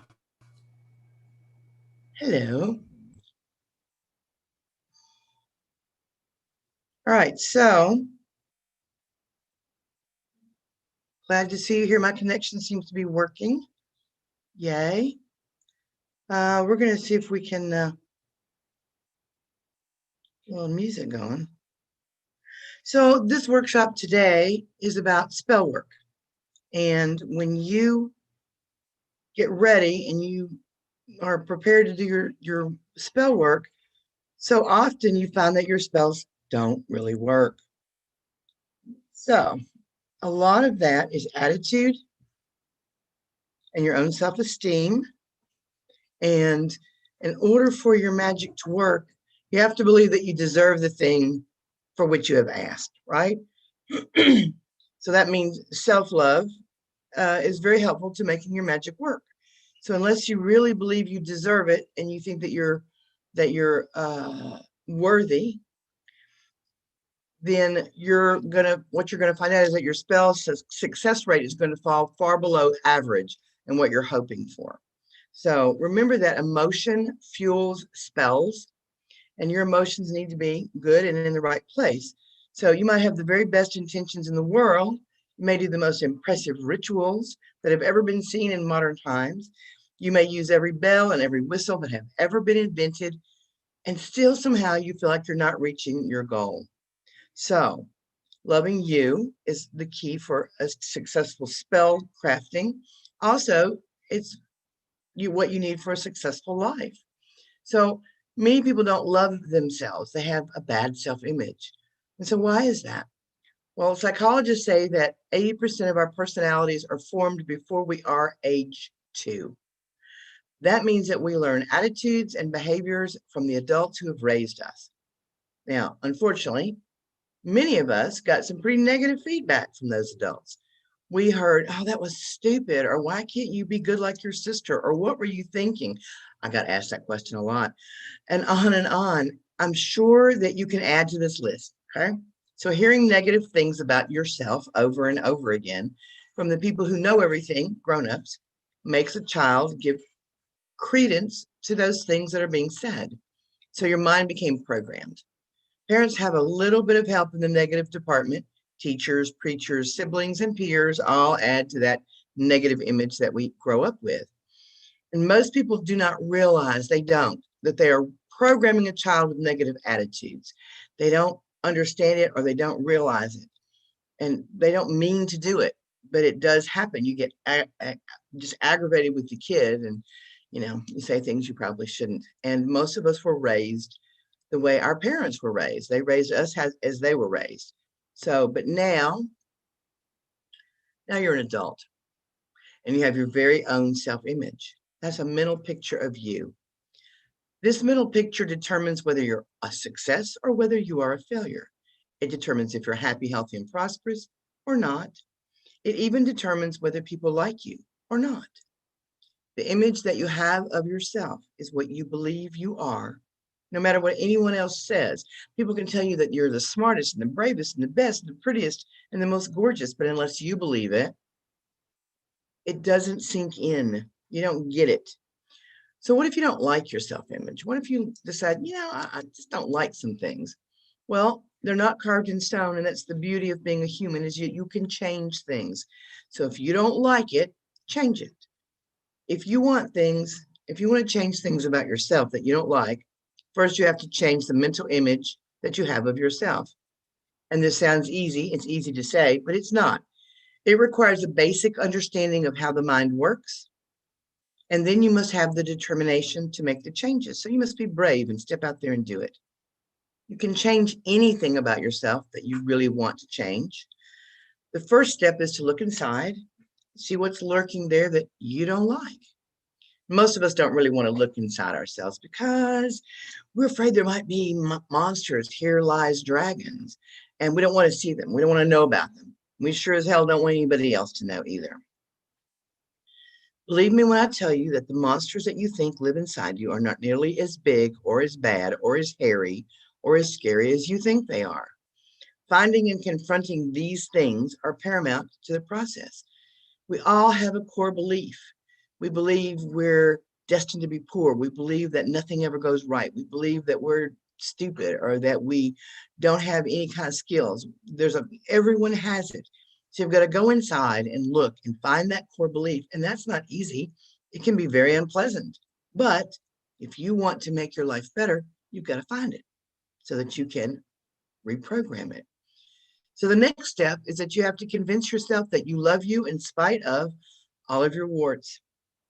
Now, that sounds hard, and it is. It's pretty vapid the first time you hear it as well. Oh, you must change, you must whatever, love yourself. The reason for that is, if you give yourself total and complete love and unconditional acceptance, change will occur. It just does. If you love yourself and you expect only good things from you, that's what you're going to get. That doesn't mean you're always going to get good things from the world, because, things do happen that you have no control over. All you can control is the person that is right there sitting in that seat. Change occurs, though, because you're trying to live up to your own expectations. Oh, I'm really smart. Oh, I'm really friendly. Oh, I'm really brilliant, whatever it is. You don't have to go all crazy trying to change. That'll only lead to failure. So start with, you just have to simply be. Just allow yourself to be who and what you are and love that unconditionally. Now, in order to make changes, you have to reprogram that computer that lives up here in your head. It's called your brain. And it's better than any computer that anybody's ever invented. It's an amazing, amazing thing. Now, people program plenty of junk into your brain every day. God, that was stupid. I don't like you. Or you're dumb or slow or fat or ugly or whatever. Your brain is just like a computer, and it is only as good as the data that is put into it. You may say out loud and consciously, well, I don't believe all that. And besides, I like myself just fine. Okay. That's your conscious mind speaking. Meanwhile, all the negative stuff that has ever filtered into your subconscious has taken root, and you believe it. The subconscious mind does not examine the data that comes into it. The unconscious or the subconscious mind just stores that information. Computer geeks have a saying, garbage in and garbage out. If you or others fill the subconscious mind with garbage, your life will become exactly that.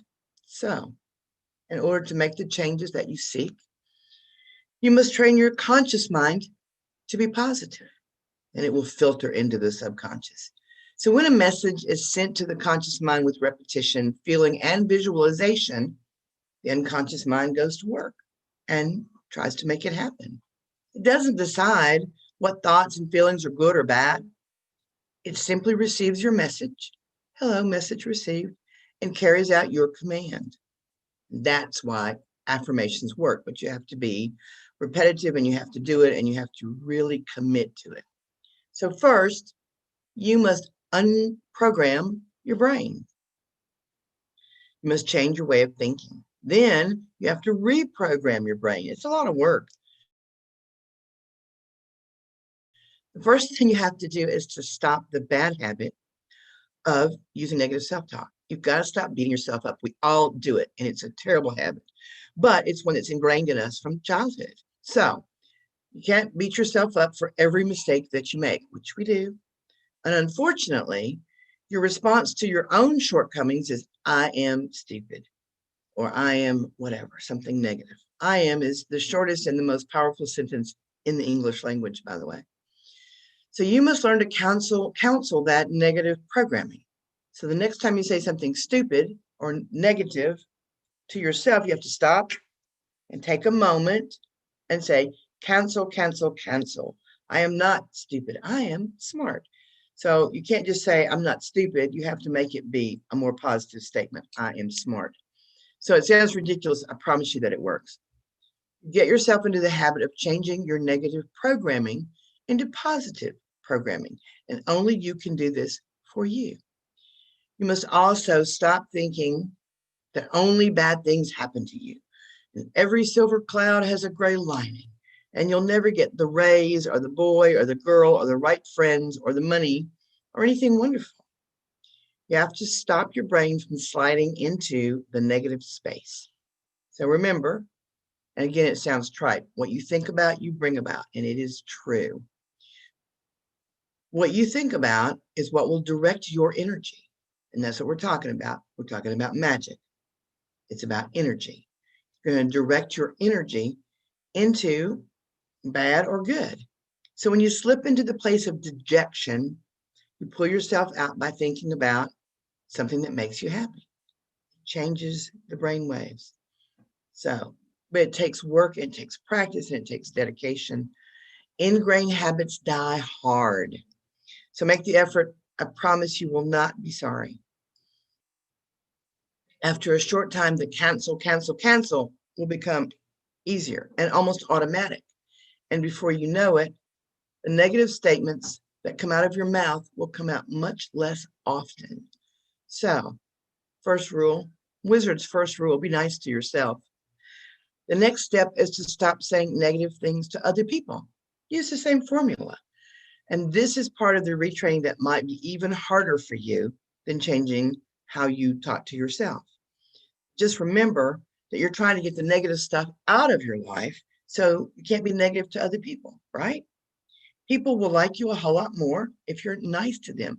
Sometimes all you need to do is smile and nod, okay? You don't have to do a song and dance. People will be nicer to you, and that will do quite a bit of good for your self-image, right? Now, this step might be easier if you can remember that most folks are going through their own private hell. We've all got stuff going on. So maybe if you cut them a little slack, because you have no idea what they're going through. And you have no idea what's happening in some other person's life. So I'm not saying turn the other cheek. I am not that kind of girl. I'm just saying be considerate. Just be nicer. The fourth step is to stop saying negative things. The fifth step, is the reprogramming with positive self-talk. So it is time for you to choose an affirmation. You can choose something that kind of just works with you, resonates, if you will, that's easy and short and simple, that you can say it and remember it. So if your core belief, you find out that your core belief is, I expect only bad things to happen, then your positive affirmation has to be, I expect only good things to happen.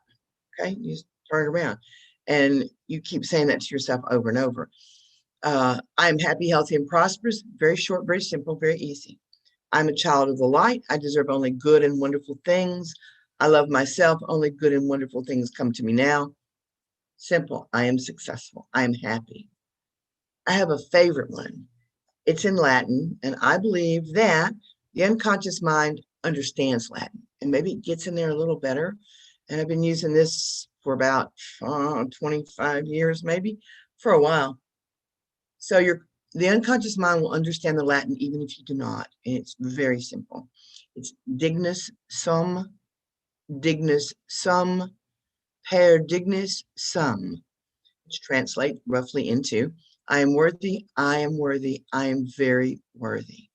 So pick one, dream one up, see what works for you. Make up something that suits you. Whatever you choose, it doesn't need to be long and involved. It needs to be short and simple so that it's easy to remember and you can say it over and over again without driving yourself crazy. So you have to be comfortable with it so that you say it often, like, I don't know, 100 times a day. We'll pick 109 times a day. We like that, right? Okay, so you're going to take some time later today or tomorrow or next week, but you're not going to forget. You're going to remember. You're going to create an affirmation that works for you, that you like. Now, you picked out your affirmation. Okay, now what? Well, now, write it down. Put a copy everywhere you can see it. Post-it notes are fabulous. Put one on the mirror in the bathroom. Put one on the dashboard of your car. Put one on your desk at work. And put one by your bed. Anywhere that put one on the refrigerator. Anywhere that you're frequent an area. Put it there so you can just see it. And when you see it, you say it. Next, you establish a routine. Say it as you get ready for work. Say it in the car. Say it at night especially when you get into bed as you start to slide off into dreamland. The programming part takes time. It really takes time and it really takes effort. But soon you will find out that this affirmation is an automatic part of your day. You're going to, oh, I didn't say my affirmations today. And then you'll sit and say your affirmations. So I really like if you have music to kind of lull the savage beast, so to speak. And you can go to YouTube and you can pick, there are a million musical pieces. And I like binaural beats because it works both sides of your brain. So you get to where you want to get to quicker. It's binaural, it's BINAURL beats on YouTube, and pick something that you like. There's probably hundreds, and just go through and pick one that you go, oh, that's the one. I don't like the ones that have like a lot of bells in it or chimes, because it seems like it brings you back up. So I like it to be sort of melodious and keeping the same sort of rhythm and tempo. So in the morning, when you get up, before you get out of bed, connect to spirit, to source, to deity, to the gods. Give thanks for everything in your life. It is very helpful in this reprogramming to be grateful and thankful for all things that come to us. So you've done that, you've done your meditations, and you've, if you will, prayed for everybody on your prayer list. And when you get up and you're going to get ready for your day, stand in front of the mirror and look yourself in the eye. Okay, really study yourself. Because we brush our teeth and we brush our hair, and we don't really just look at ourselves. Okay, so you're going to look yourself in the eye and you're going to start your affirmations, and you're going to say them at least 10 times before you brush your teeth and before you get on with your day. So at first you're going to feel just ridiculous. You're going to feel foolish because it just seems silly and it seems like voodoo hoodoo, new age junk. It's not. Don't let that stop you. Do it anyway. You've done a lot of other things that were a whole lot more foolish than this. So this is down the list. You have to be patient. Nothing happens. You didn't get where you are overnight. You're not going to get to where you want to be overnight as well. Okay. So it takes time. It takes a while for the changes to happen. It takes 3 weeks, 21 days for an action to become a habit. This has been proven psychologically, and then it becomes part of you. Okay, so 21 days, do it for 21 days, 109 times a day, 21 days. You can do it 109 times a day on the way to work, unless you're still working in your living room like so many of us are. But you want to make it a habit, and you want to make it a good habit, and you want to feel like you've missed out on something today because, oh gosh, I forgot. It's 9 o'clock and I need to feed the dog and whatever else. All these, this has to become a habit, a real habit. And once that happens, you've reprogrammed the brain and the rest of the changes can begin. Remember, if you want to plant a beautiful garden, you have to clear out all the dead wood and the weeds and all the rocks before you plant anything. And you might bring in some new dirt, which is kind of what you're doing. So the same is true here. You must clear out all the unhealthy patterns of your life before you can see the beautiful person that you really are. And you are. We all are. It's in there. Now, when you see the beautiful person, that makes your connection to the divine even stronger. So we're going to do a meditation that will help get the reprogramming ball rolling. And do it every morning. It doesn't take long. It might take you 10 minutes, maybe. So you can tape this or play, because now, according to what Ed was saying, this is everywhere. We're everywhere. We're playing all over the place in Facebook and whatever. So, and you can come back here, I think, is the way it works, and you can pull it up. So tape it if you want to, and use some this background music that we've been talking about. And if you have it taped where you're hearing my voice or your own voice, read it to your own self, tape it your own self. Then you're hearing your own voice, which I think is really important. So it's a whole lot easier than trying to do it from memory, okay? So you're going to sit back And you're going to sit with a straight back because you're going to breathe. And breathing is really important in all of this, okay? Breathing calms you down. It lowers your blood pressure. It lowers your heart rate. It just helps you to be calmer. So sit on a comfortable surface. You can lie down if you want to. I usually fall asleep, though, if I lay down when I'm trying to do meditation. So whatever works for you. Now, you're going to take a deep breath in through your nose. You're going to hold it for as long as you can. Count to at least 5. And then exhale through your mouth. Just let the breath fall away from you. Don't force it out. Just let it drain away. And with every breath that you take and release, you find yourself relaxing, sinking deeper into the surface on which you are sitting or lying. We're going to do that 5 times. Hold it for 5. And release it. Take another breath in deep in through your nose. Fill up your diaphragm, your tummy.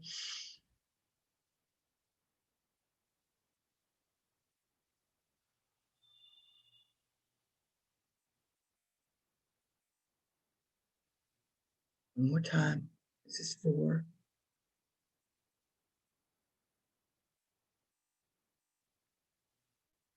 And release.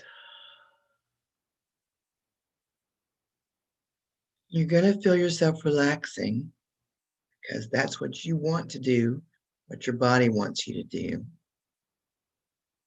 Take one more big deep breath.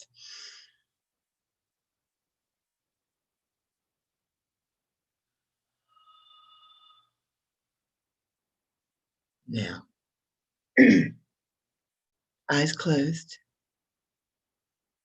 Picture yourself sitting on a rock by a peaceful stream. It just gurgles along. The sun is shining on you, makes you feel warm and comfortable and relaxed. A gentle breeze blows across you, stirs the hair on your head, and you can hear the murmur of the stream as it winds its way to the rocks and flows past you. You can hear birds all around you, talking to one another. You feel peaceful in this place and relaxed. Look across the stream and see the flowers that are blooming near the bank. It's beautiful. And there are trees, a huge forest of trees. Right across from where you're sitting. And after a moment, a person emerges from the trees. This person smiles at you and waves.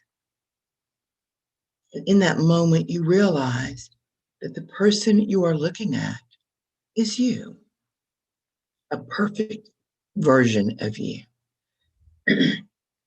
This is the person that you wish to be, the person that you want to be. Take your time and study this perfect you. This person has everything that you desire, all the things that you wish to be, all the things that you strive for. As you study this person, change anything about the perfect you which you think needs to be changed. Take all the time you need to do this. You can change the hair or the body or the attitude and the emotions. You can decide that the perfect you is fearless. Perfect you is friendly. Perfect you does what needs to be done to make life better. Take your time and just continue to breathe, pulling oxygen in, feeding the body, feeding every muscle, every organ, every vein, every artery, even your bones. Pulling in what you need: love, peace, joy, happiness. And when the perfect you is as perfect as you want to be, you can take 5 minutes, you can take an hour.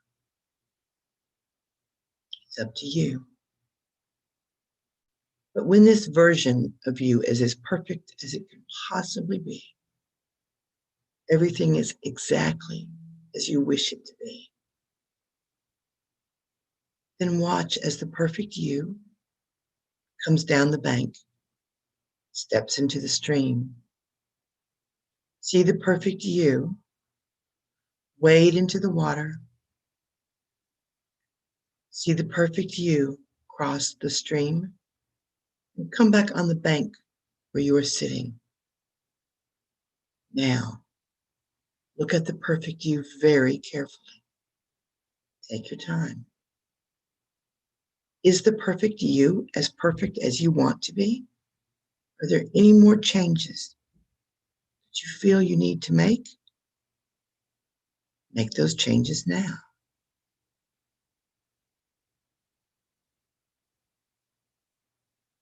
Don't be afraid. All things are possible. When the perfect you is as perfect as you wish, stand up from the place where you are seated. Reach out your hand and invite the perfect you to take it. Draw the perfect you closer and closer to you. Embrace the perfect you. Hold the perfect you in your arms. Feel the love that you have for the perfect you. Pull the image closer and closer and feel everything that you have created merge into you and become you. You are the perfect you. You deserve particularly good and wonderful things to come to you. And when you are ready, open your eyes and go about your perfect day. Be grateful and thankful. There are several universal laws in play at all times. One is the law of attraction. If you haven't studied it, please do so. Like attracts like. What you think about, you bring about. Whatever you keep focusing on will be attracted to you. It just is. If you think about being poor, you will be poor. If you think about being alone, you will be alone. You claimed it by putting so much energy into that negative idea. So I'll say it again. What you think about, you bring about. Focus on the positive. It's hard. We live in a very negative world. So it takes work. If you have, if you can find a copy, and even if it's online or if it's audio, but the law of attraction is important because it is true. So another universal law is the law of change. Nothing in the universe is still. The universe itself is constantly expanding. That's been proven by physics, okay? Scientists have shown us that it is continuously getting larger and moving.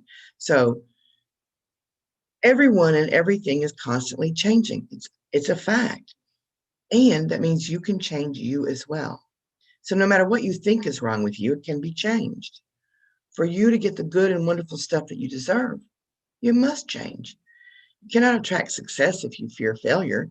You cannot attract prosperity if you think that money is bad or that you'll use it unwisely or that you don't deserve to have it. You cannot attract a wonderful life partner if you don't think you deserve a happy love life. Self-image is the image that you have of yourself. It's the way you see you.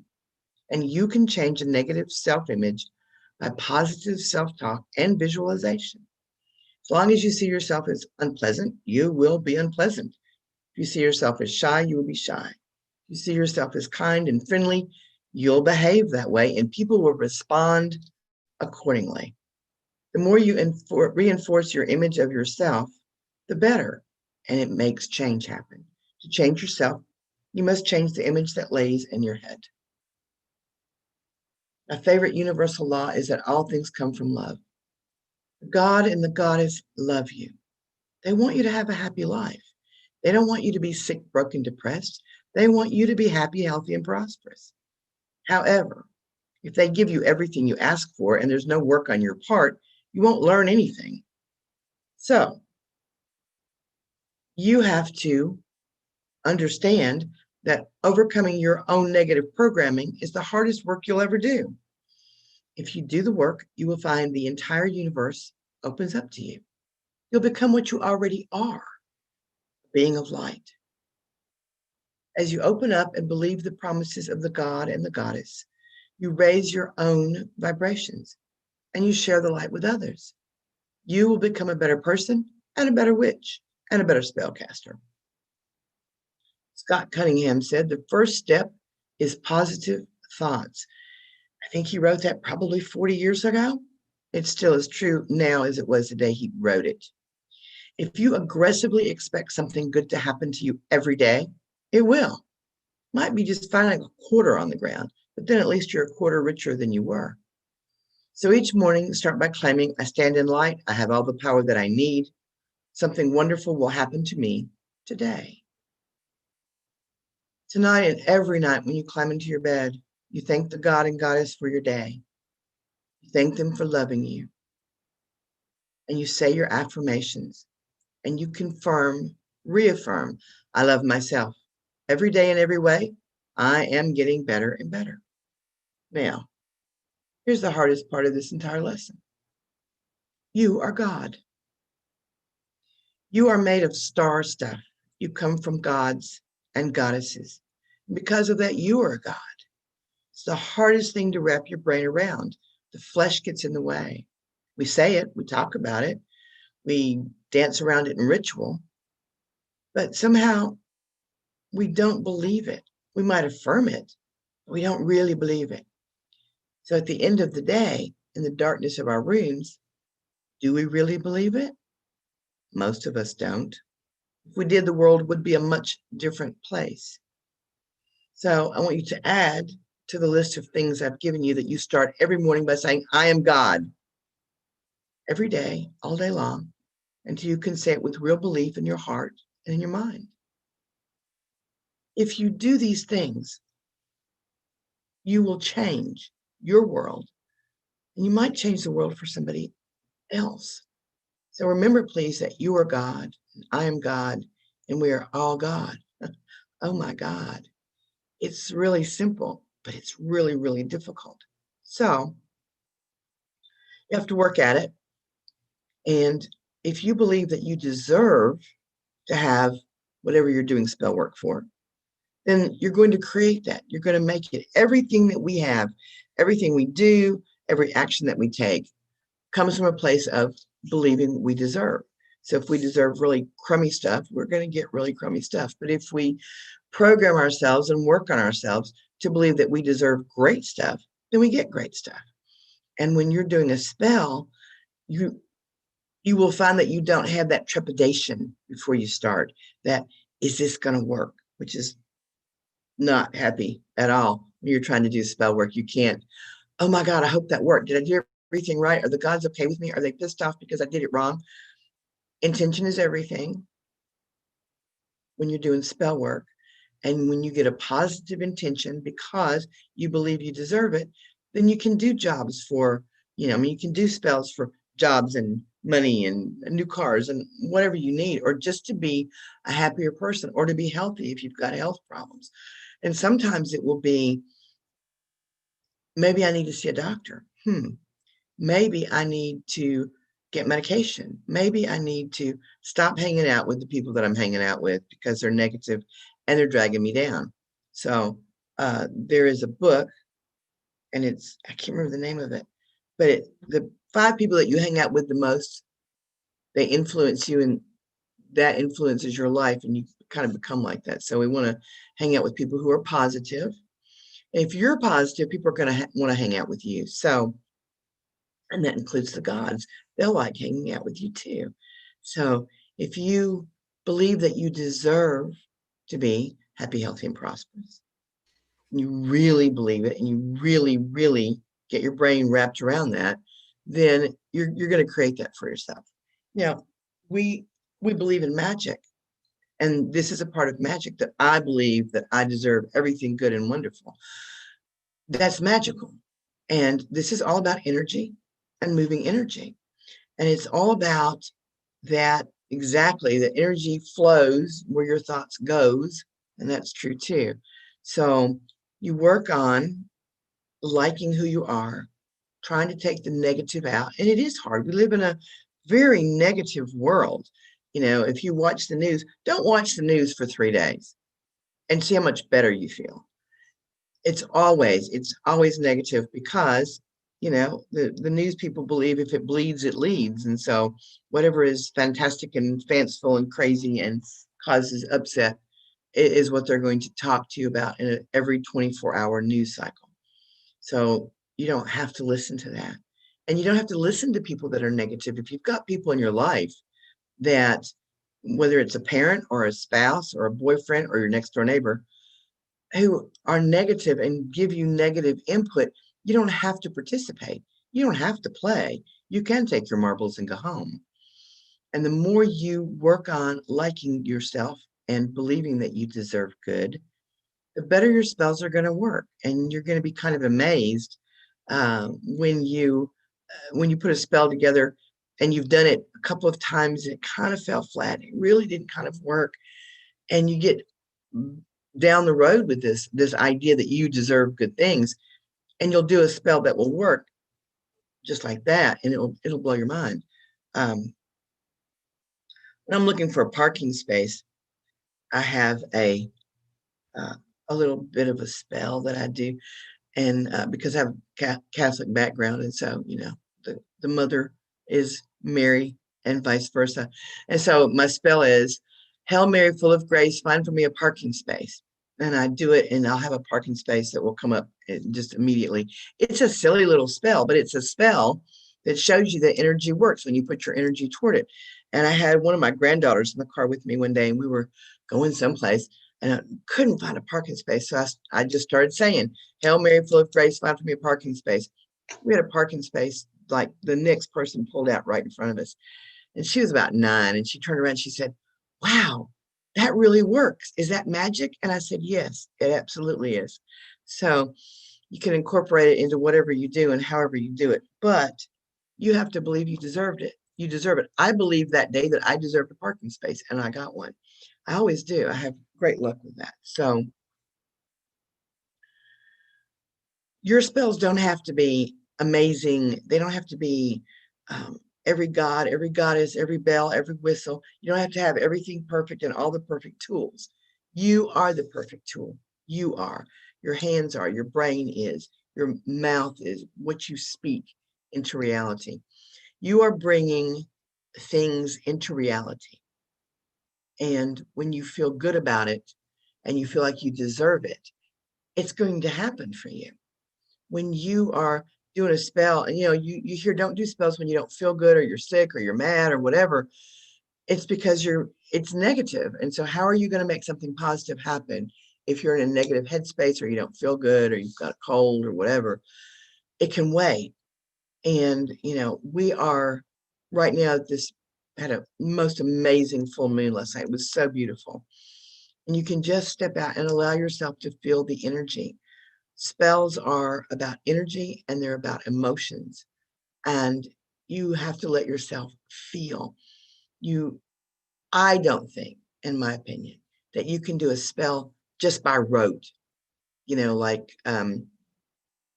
when you go to church and you say the prayers and you're not really caring or listening, you're just kind of saying them back when we were, Christians, you can't do it by rote. There has to be emotion in it. You have to feel it. You have to need it and want it and believe you deserve it. And it's not simple. It takes hard work to be a spellcaster. It takes hard work to make magic. It takes hard work to move energy, but that's what we're doing. So the better you feel about you, the better energy you're going to put into your spells. And this is a meditation that I've been using for a long time. And when you do it and you do it religiously, it creates the change. And then when you set your circle and you light those candles and you call in deity, you're going to feel it, because that's what this is about. How does it feel? How does magic make you feel?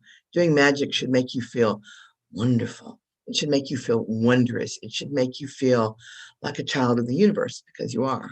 So that is, that's what I have to offer to you today. And I don't know if there's any questions. I don't see any. If you have any, and you want to ask now, or you want to, I put a number up that is, hey, Alfred. Oh, there you are. Hello. I see your little box with your little name on it, but I don't see you. I don't see your pretty smiling face. There's your pretty smiling face. Okay. Yay. If you want to ask a question and you don't feel comfortable asking it here, and we'll discuss it or talk about it, in public, I put a number up because I'm doing Pagan Pride reading specials.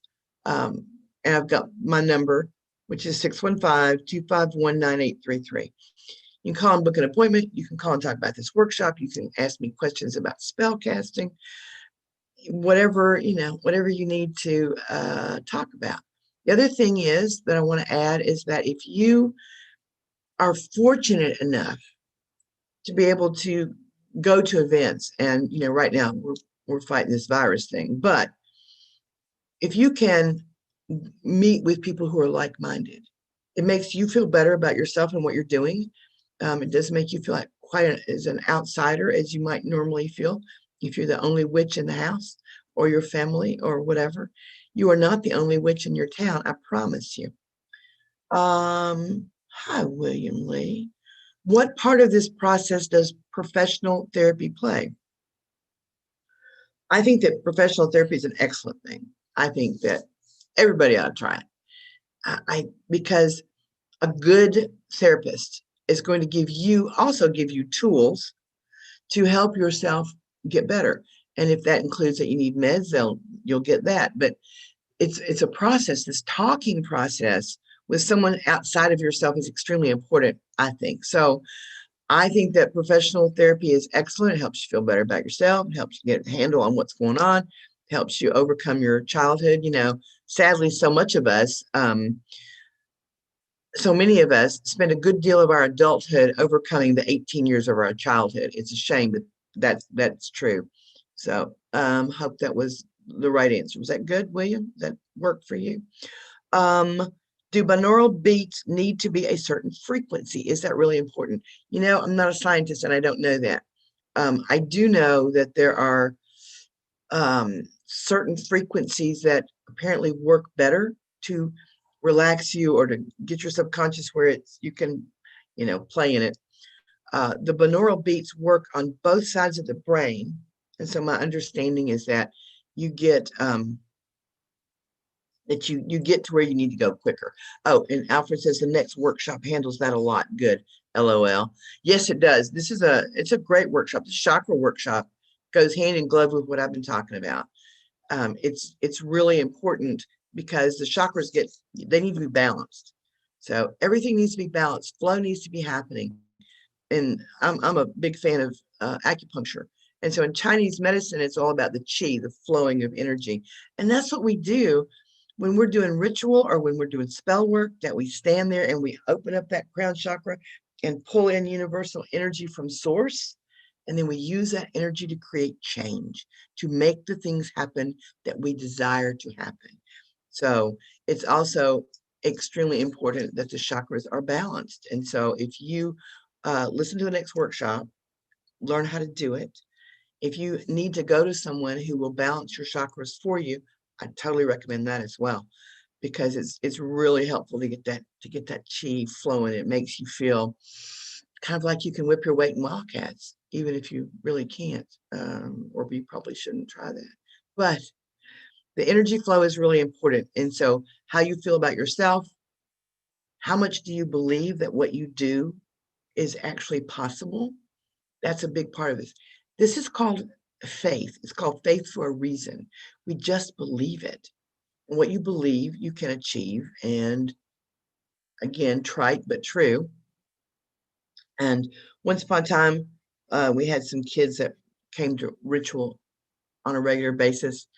And after one of the rituals, I think he was probably about 6, and he said, grown-ups need to understand that when you call in creatures at the quarters, they really do show up.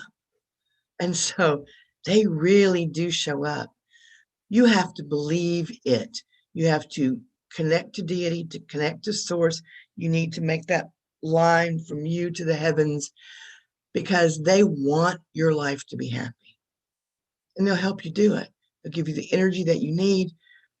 You'll be able to find someone that can direct you, whether it's a professional therapist, whether it's someone who does Reiki, whether it's a coven or a group or a church, which there's 3 people that I'm looking at on the screen. We all have churches, so we're out there. It's grand if you can find people like you, or at least similar to you, that you can at least talk to about these things. So you don't feel like you're standing out in a field by yourself, screaming into the abyss. If you've got other people that are like, oh my God, I did that. I felt that in ritual. Oh my God, the moon was amazing last night. Wasn't it incredible? Did you feel the energy? It's wonderful to be able to share that with other people, because in our everyday life, you can't just walk up to people and go, man, did you see that moon? Wasn't it amazing? We danced naked at mile around it. You just can't say that to everybody. So it's great if you can find someone to say it to and to share this with. This idea of we have the power to create change in ourselves and in the world around us.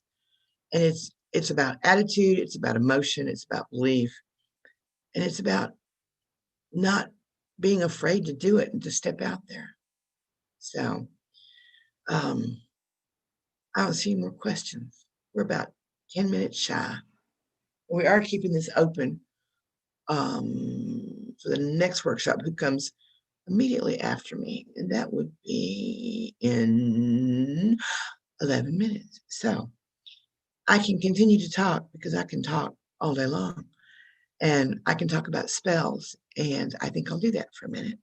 If no one has any more questions.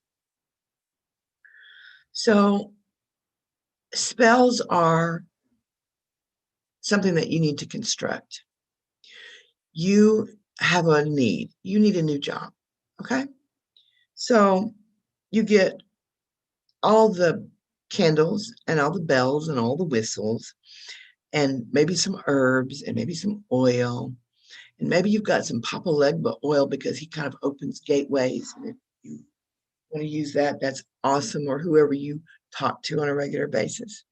I'm sorry. So, yeah, it can be texted, honey. You can text that number. And when I get done here, if there's a text, I'll text you back. So you get everything ready. You need to sit down and outline your spell. You need to sit down and write your spell out, unless you're just, a lot of us have been doing spells so long that we can kind of just pull one out of the air. But you need to sit down with pencil and paper, and you need to write your spell. And I find that spells work better if they rhyme. There's something about that gets into your subconscious. Do you remember when you were a kid and Schoolhouse Rock was on? Okay. And so you learned a lot of things because it rhymed. It's stuck in your head. Spells work the same way. So you want your spell to rhyme, and you have to really think about what you're doing. And there's a rhyming website that you can go to. And you can find a rhyme for everything except for orange. And you can put it into your spell. I also like iambic pentameter, which is 9 syllables, 9 being a magical number. So you need it to rhyme, you need it to be rhythmic. It doesn't have to be highfalutin or high flown, and you don't have to use words that you don't usually use because you're talking to the gods, right? So you need to take about 3 times longer to get your spell out and to write it down and to figure out all the steps. And then 3 times longer to get it ready and to get it formulated before you actually step out and do the spell. There is I don't know if it's still available, but I'll find it if anybody wants. It's Black Sun, and it's the 7 steps of ritual. And it really is, it tells you each step that you need to incorporate into your ritual. Oberon says, I wrote a long poem of rhymes with orange. I'll send it to you. Okay. I eagerly await that. May, you're very welcome. So you get your steps, you figure out what you're doing, you get your bells, your whistles, your candles, whatever. I like to put tarot cards out when I do spells because it's pictures, and visualization is a very important part to me of doing spells. So I like all the candles, and I like to have salt on my table, and I like to have incense burning, and because incense puts you in a mood, it puts you in a place, it opens up your senses to it. And so all of those things that you can utilize, and then write the spell. What is it you need? What do you desire? What are you bringing? And while you're writing it, you're thinking, I deserve this. I deserve this. I deserve this. I deserve this. Because as we've already established, you do deserve it. You deserve to be happy, healthy, and prosperous. So you take your time, you write it down. I recommend that you get up, walk around, go have a cup of coffee, do whatever, and then come back and look at it with a cold eye and read the spell. Does it make sense? Does it work? Is it saying everything that you want to say? Is you're putting it out into the universe. You're putting it into your own subconscious, but you're putting it out into the universe. You are asking the gods and the goddesses to help you. You are appealing to source. And while I don't think they do it for you, but I think they loan us power to be able to do it for ourselves, because I think they want us to be happy, and everything I've seen so far, that's what I get. And so take your time, write your spell, make it rhyme, make 9 syllables so that it's rhythmic. Get up, walk around, feed the dog, whatever you need to do. Come back and look at it. I suggest 3 times that you get up, walk away, come back and read it cold 3 times so that you really make sure you haven't missed anything. And that does it need to be edited? And do I need to change this right here? Don't go crazy with it. It doesn't have to be perfect. Spells don't have to be perfect. But it's helpful if you have everything right there for you and all of your stuff. So don't have to, I didn't get matches. I got to stop and go get matches. So put your circle up, call your quarters, pull out your ritual, your spell, and let it rock. It's nice if you have music, it sets the mood. Do your spells when there's nobody else around. Do it in the backyard or whatever, go in the garage, whatever you have to do so that you're not interrupted, because that breaks the flow, it breaks the energy if you're interrupted. So turn off your phone, turn off the computer, and then just take a deep breath and do it. Okay. So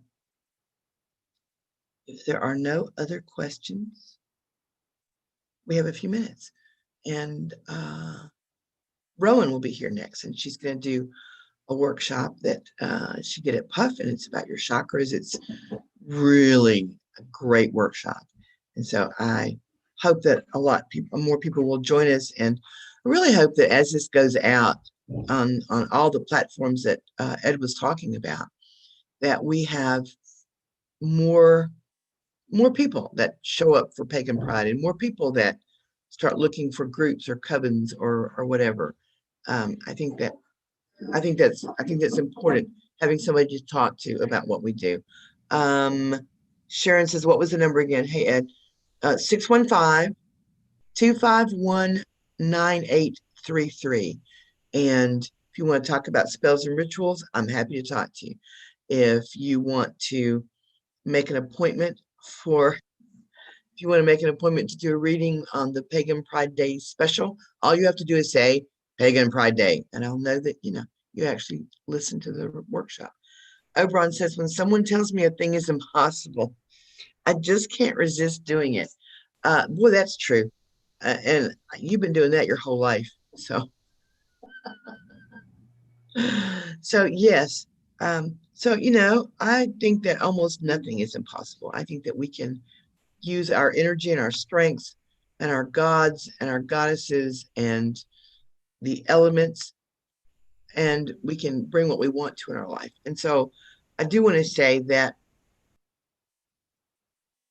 they're there for us. And you can't do it wrong, whether you're working with gods or goddesses, or whether you're working with elementals or whatever it is that you work with that gives you energy, that helps you put it out there, then that's who you need to work with. And don't let anybody tell you that you're doing it wrong. I attended a class one time, and they were talking about pulling in energy through the crown chakra, pulling it out and making the bubble and being able to use the energy. And there was a girl in the class who said, I'm not comfortable doing that.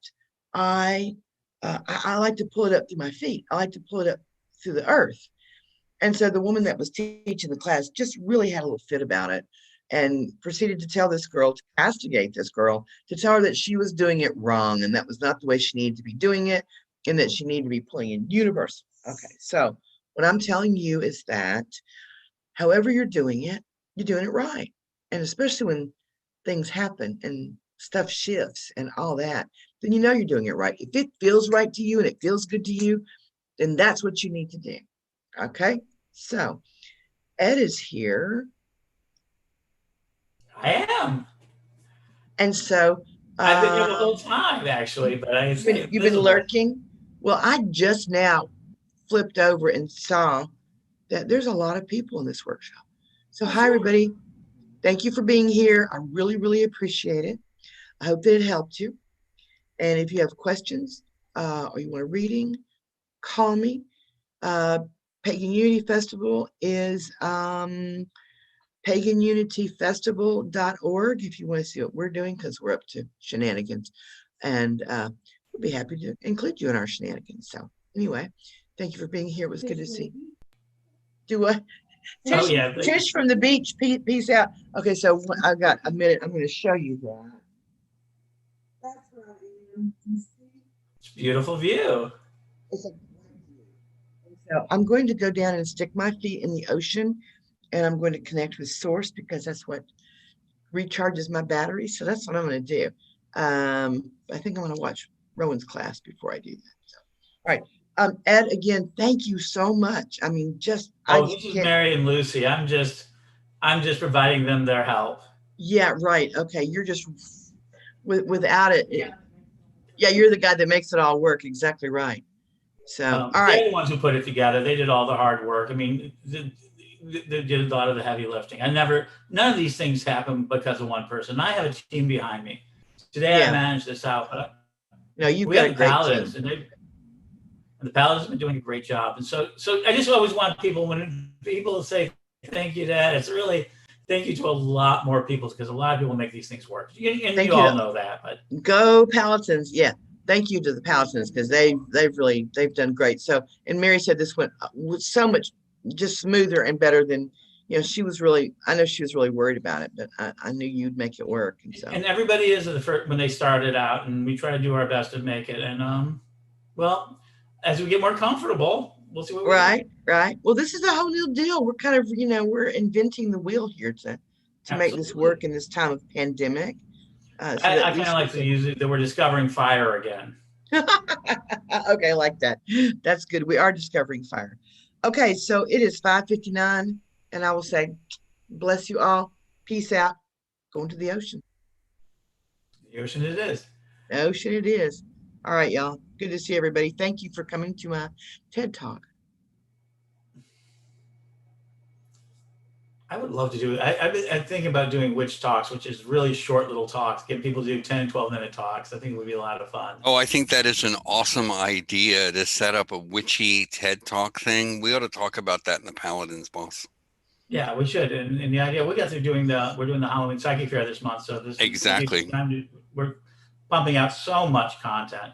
And so, but I'm handing this over to you. This is your section. Here you go. All right. Thanks, everybody. Thank you. All right. Well, as many of you know, neither Willo Wellspring or Rowan Faefire could join us in person. However, Rowan and Willo both recorded their workshops. And so I'm going to facilitate that. Before we do is that, I want to thank again CEM Broadcasting and the entire Nashville Pagan Pride crew for this amazing event. It went incredibly smooth and I was really happy, and I'm glad to see everyone. If you have questions about the things that are in the next workshop, you can send an email. Rowan has requested that we use the email at the White Raven Retreat Center, so I will put that in. If you send an email to info@whiteraven.org, you can contact Rowan with her workshop, which I'm going to do that lovely screen share thing again, and I'm going to get right to it. So here we go. Give me a moment here to pull that up.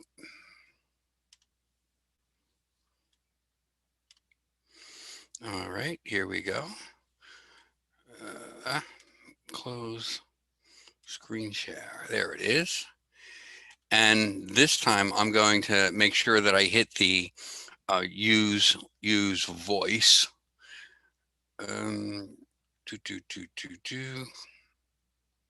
Share computer sound is on. Yay. Okay, so here we go. Rowan Faefire and her vibrational being workshop. Here we are.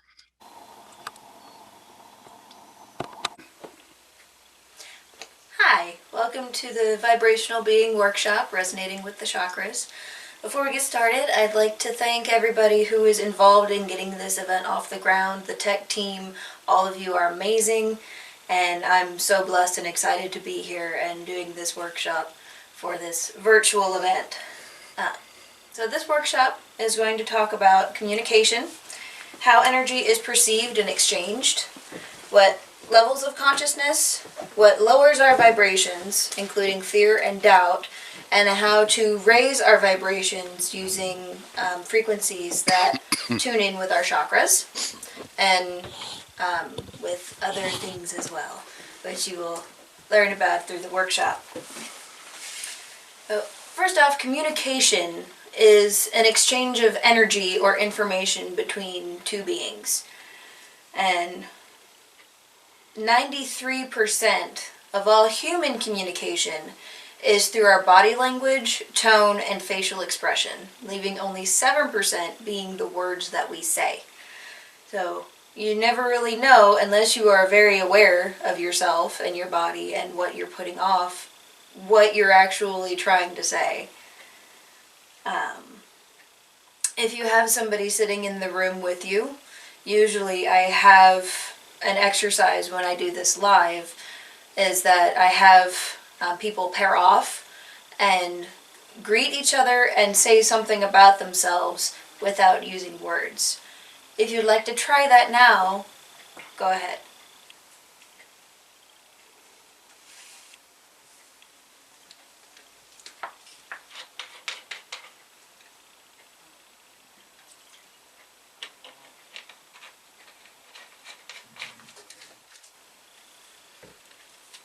So you can kind of get the feeling of what we're trying to talk about here, that exchange of information using energy rather than words or body language.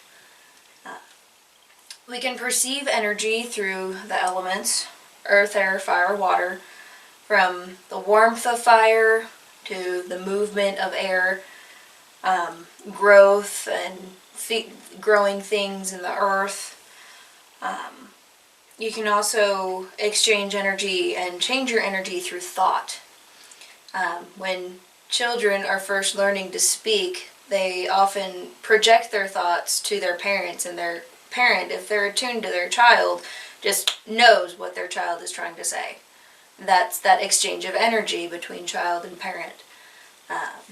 When I was a child, my parents had to tell me to use my words because not everybody could hear me. And that's the perfect example of exchanging energy through thought. You're kind of wondering at this point, what about water? She kind of skipped over water. Yes, I did. I did that on purpose. Water is a fantastic conduit for energy. If any of you have seen What the Bleep Do We Know, they make a reference to Dr. Masaru Emoto's water study, where he projects energy and thought at water and takes a picture of the molecules using a highly magnified camera. And there's a vast difference between the photos. There was, one of them had a Reiki blessing, another one had the words "I love you" taped across the bottle. Another one had another tape across the bottle, but the words were, "I hate you, I'm going to kill you." And the vast difference between the two water molecule pictures is astounding. And that gives you the perfect example of how even our thoughts can affect water molecules. And being that our bodies are approximately 3/4 water, it can affect ourselves as well, and our well-being and our emotions, our thoughts, and how we function. So, water also represents the interface between the 4th dimension of life and the 5th dimension, which is soul. And we'll go into the dimensions a little bit later. So, energy can also be perceived through sound and light. And each sound has a vibration, and each vibration has a sound. Now, the higher the sound frequency, the sound starts to be perceived as color rather than through our ears as sound. And an interesting side note here is that if the keyboard of a piano were extended 36 octaves below its usual 7-octave range, the keyboard would be playing life force energy itself. Think about that for a second.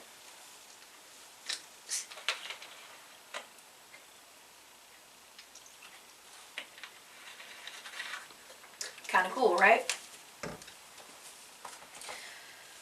So, as we pan over here to my whiteboard, I'll start talking about the levels of consciousness. The 3rd level of consciousness is basic geometry. And that is the physicality.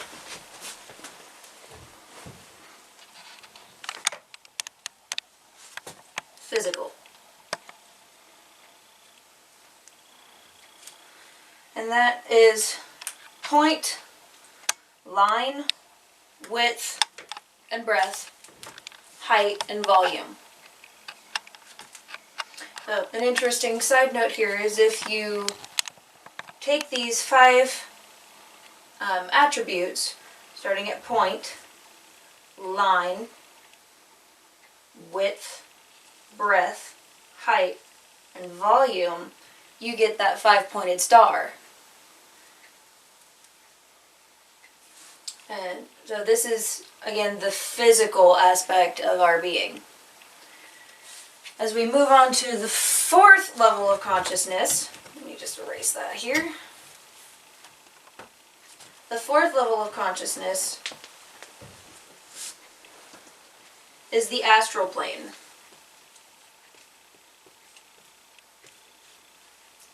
And that is our unconscious mind.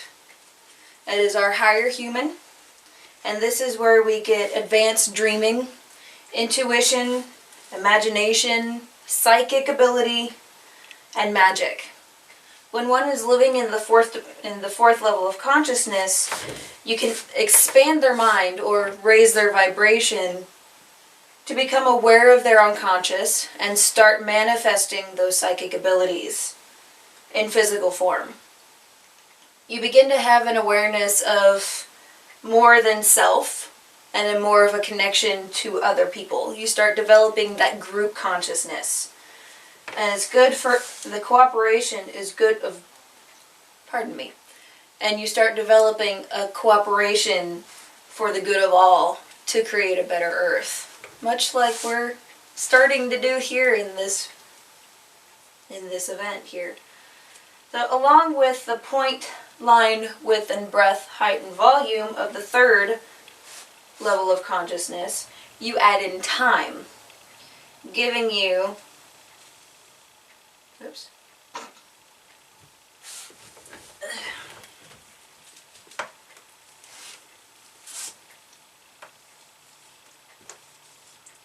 giving you a 6-pointed star rather than the 5 of the physicality. You can draw that like this. And moving on to the 5th level of consciousness. This is where we reach divine.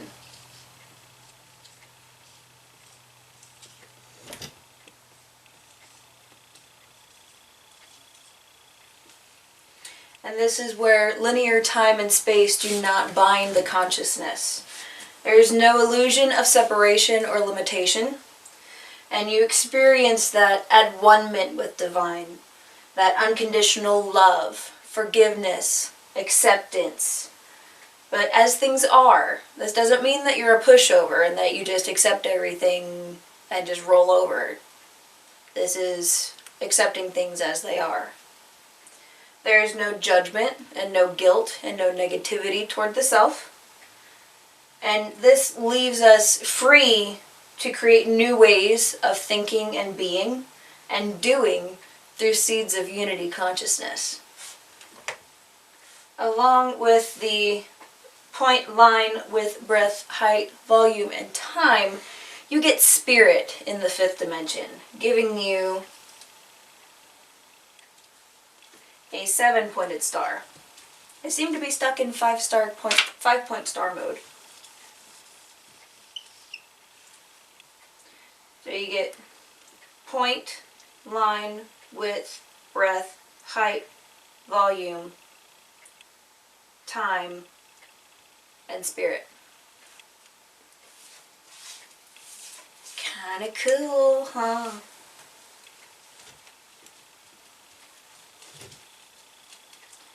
So, for those of you who follow a more scientific perspective, we're going to go through the levels of consciousness based on psychology, based on Maslow's pyramid of needs. So at the very base of Maslow's pyramid of needs is the physiological or the physical needs. This is where you need food, water, shelter, warmth, basically the things that you need to survive. On the 2nd level is safety. Kind of self-explanatory on that one. You need to feel free from danger, you need to feel safe and secure both emotionally, physically, etc. Moving on from safety is love. Once you feel safe, you feel the need for love, or to connect, or to belong to something. From there, you start worrying about how you feel about yourself, or self-esteem. And at the very top, once you reach all of those needs, you get self-actualization.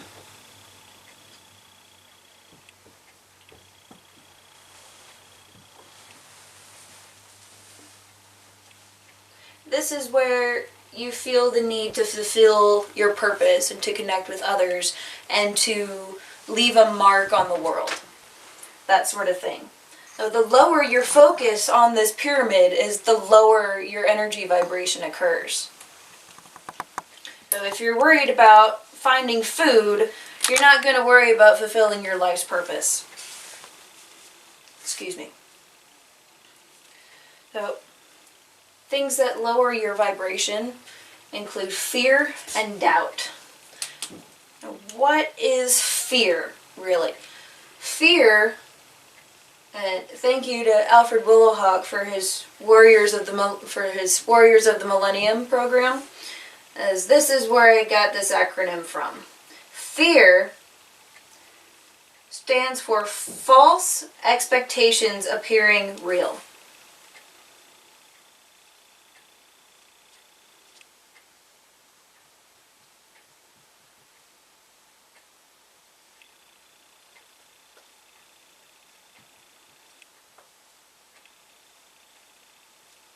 False expectations appearing real. When you're experiencing fear and you're trapped in that fear place, you get stuck in survival mode, which switches you over to your animal brain. You're functioning from your amygdala, or that fight or flight response. And people who are constantly, who have anxiety disorders or experience anxiety or fear on a regular basis as a pattern, tend to experience a lot of future thoughts, and that is what triggers their anxiety and their fear. This is going to hurt. That person is going to be mad at me. They're going to hate me. My world is going to completely fall apart, and everything will go completely wrong. Notice something in all those statements. Will, going to. That's your expectation. The only place that fear can exist is in our thoughts of the future. As Will Smith said in After Earth, do not misunderstand this part. Do not misunderstand this part. Danger is very real, but fear is a choice. And so, where on the pyramid do you think fear keeps you? It keeps you in that safety place. And as I said before, the lower your vibration is on this pyramid, the lower your focus is on this pyramid, the lower your vibration is. The other thing that lowers one's energy vibration that I'm going to talk about is doubt.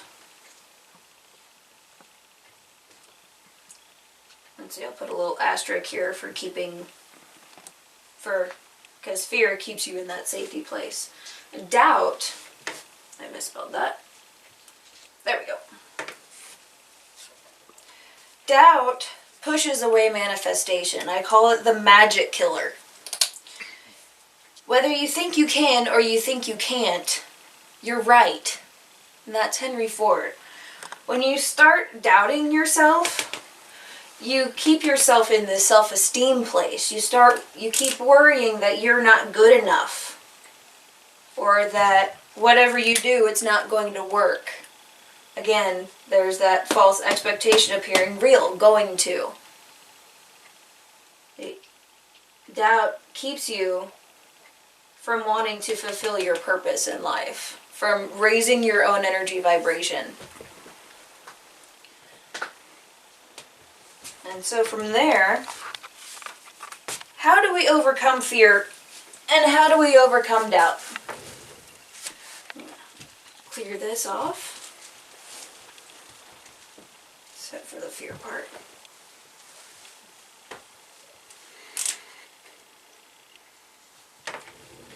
But how do we overcome fear and doubt? We kind of established that doubt is a function of fear. It's a fear of inadequacy. So how do we overcome that fear?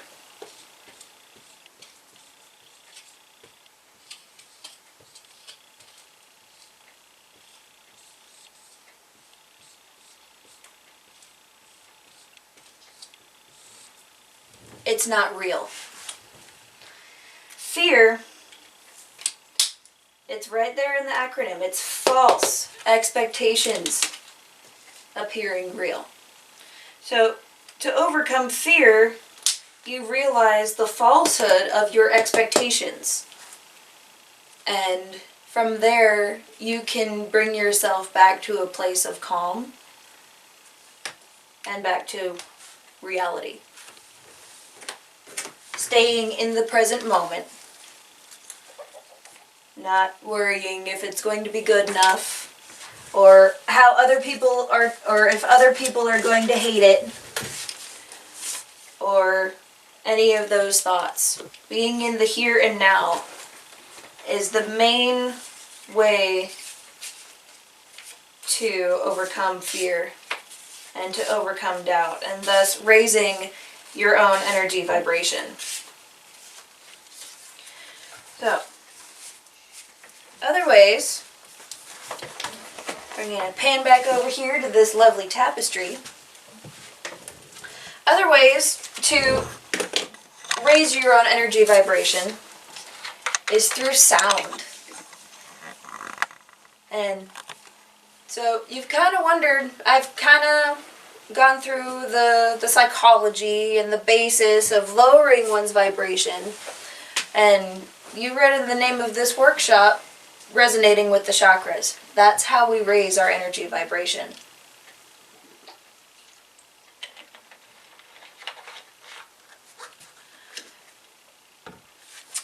The word chakra actually means wheel in Sanskrit, and it's places in our body where energy pools and flows and vibrates to certain frequencies.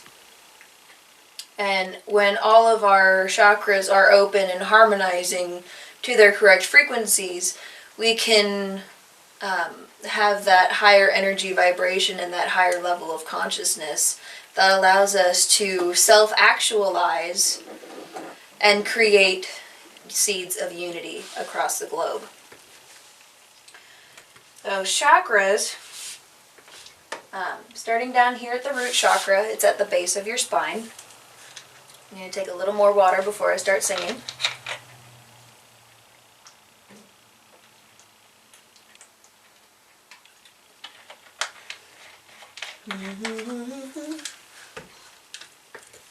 Alright, now down here at the root chakra, it's at the base of your spine. Its color, as you can see, is red. And its solfege, I'll get to that in a minute, is Do. Kind of starting to sound familiar. And Do is always at C. The solfege scale and the Do-Re-Mi scale always start at C. And there's a vowel sound associated with each chakra. And the vowel sound for the root chakra is duh. So you can kind of, it sounds kind of silly at first, but I'm going to sing that tone, that C note, and that vowel sound together. And you're welcome to join me. I'm going to do that 3 times. And you can kind of feel that energy vibration as you sing or hear me at the base of your spine. You can also place your hand there to feel it a little better.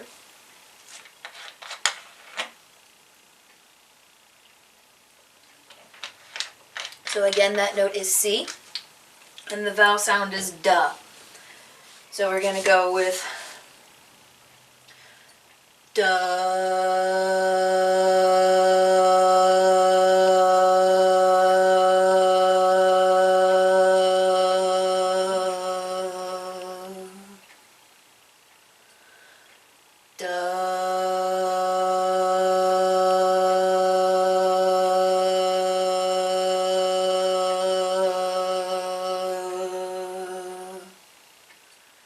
one more time.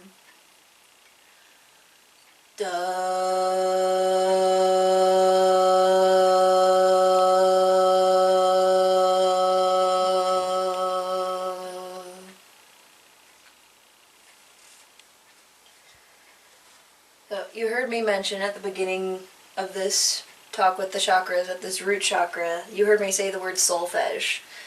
And that comes from solfeggio frequencies. which was the 6 original frequencies and the original scale used in Gregorian chants. And it was believed to infuse great blessing and transformation when sung in harmony. So today, these same frequencies are used in binaural beats. That's B-I-N-A-U-R-A-L beats. And that's when 2 or more of these frequencies are played on top of each other, and they literally tune your brain waves to these different frequencies. So the first chakra, or the root chakra, in the original solfege frequency was called Ut. Today it's known as Do. And it vibrates, for those who are more scientific, at a frequency of 396 hertz. And this frequency has to do with liberating guilt and fear. Now moving on to the sacral chakra.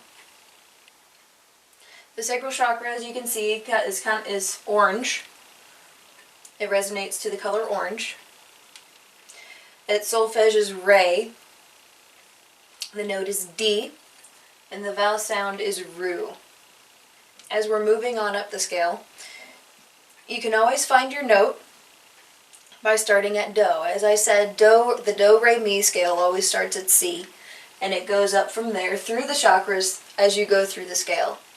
So if any of you remember that silly song from The Sound of Music, Do, a deer, a female deer, yeah, you can find it from that one. So again, the sacral chakra resonates at D, and the vowel sound is oo. So we're going to combine the solfege and the vowel sound and say the word ru. Do, re. So we're going to sing at D, and the vowel sound is do, re, re, yeah, re, do, re, ru, do, ru. Sorry, having trouble finding myself here. Do, ru, there we go, ru.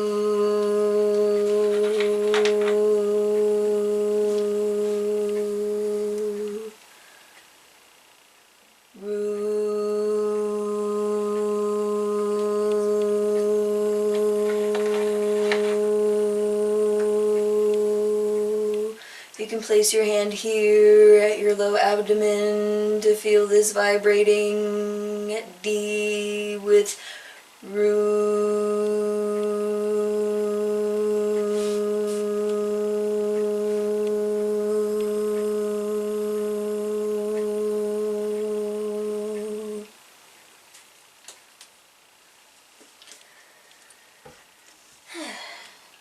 So, Re, or the sacral chakra, resonates at a frequency of 417 hertz, and it has to do with undoing situations and facilitating change. So, moving on to the solar plexus, after I take a drink of water.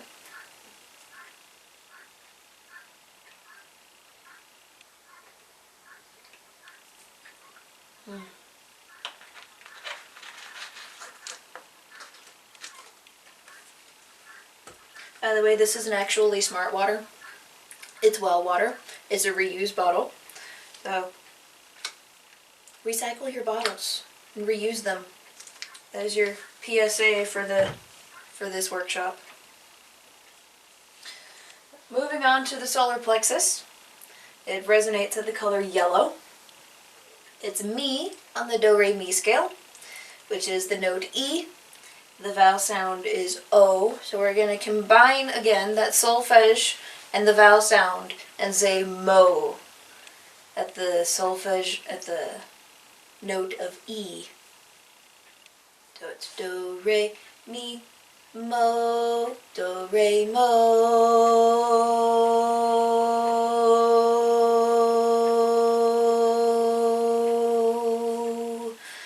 If you want to, you can put your hand on your belly button, because that's where your solar plexus chakra is, to feel that vibrating at E with the sound One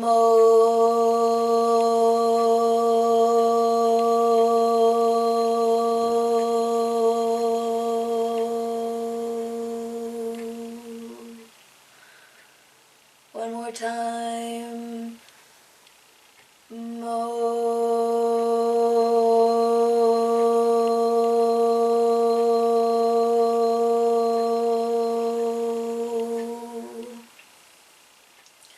If you want to, and you haven't already, you can close your eyes as we're singing these tones, and you might be able to perceive that color popping up behind your eyes as you're focusing your attention on this chakra, and this tone, and this frequency.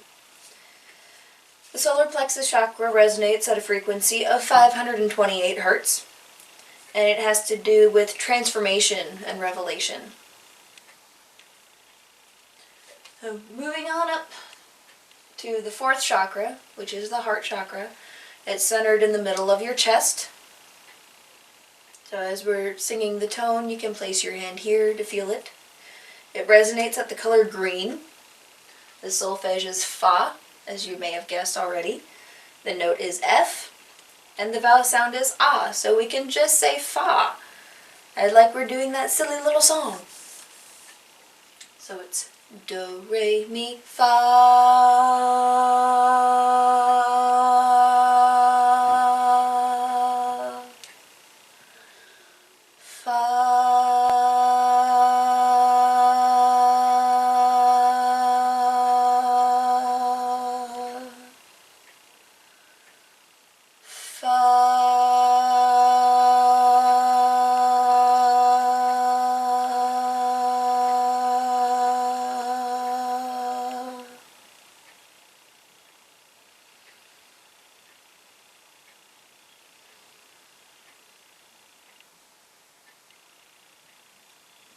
Fa, or the heart chakra, resonates at a frequency of 639 hertz. My dyslexia kicked in a little bit there.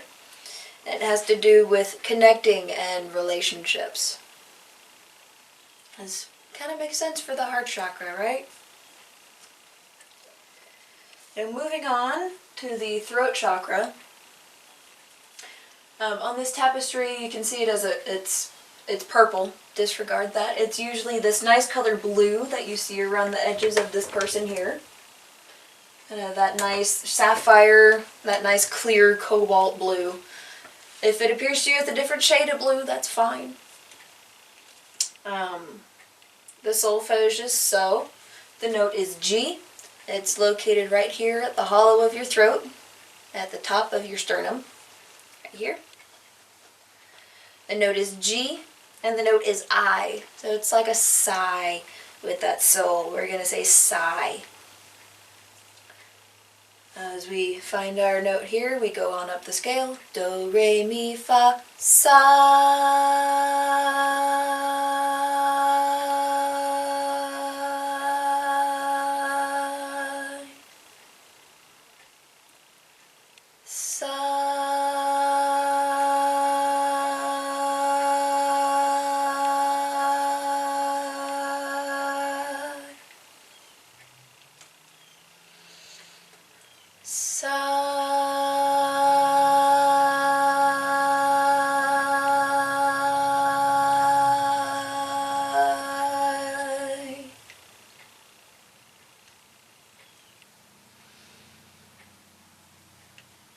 So the G note, or the throat chakra, resonates at a frequency of 741 hertz, and it has to do with, in the Gregorian chants, in their Gregorian scale, it has to do with awakening intuition.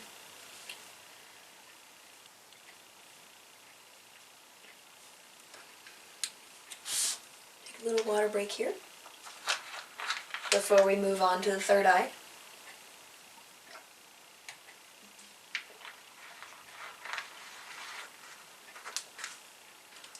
The third eye chakra resonates to the color of indigo or purple, depending on how you perceive it. Some people say indigo, some say it's purple. And on the solfege it's La, which is the note A. It's located right here in the middle of your forehead. And the vowel sound is A, so we can go with lay for our vowel word, our resonating word.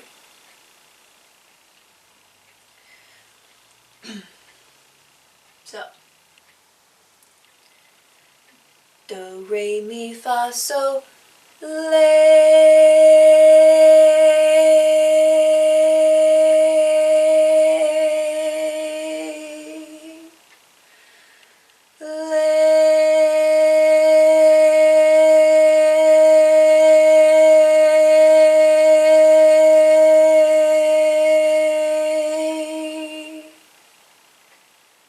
one more time.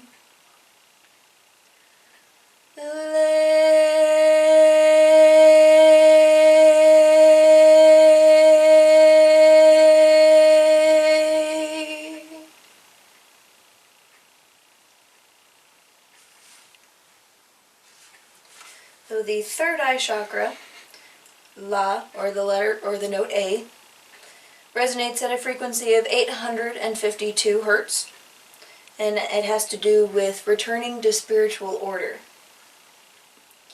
Now the crown chakra was not originally one of the 6 Gregorian frequencies. They only use 6.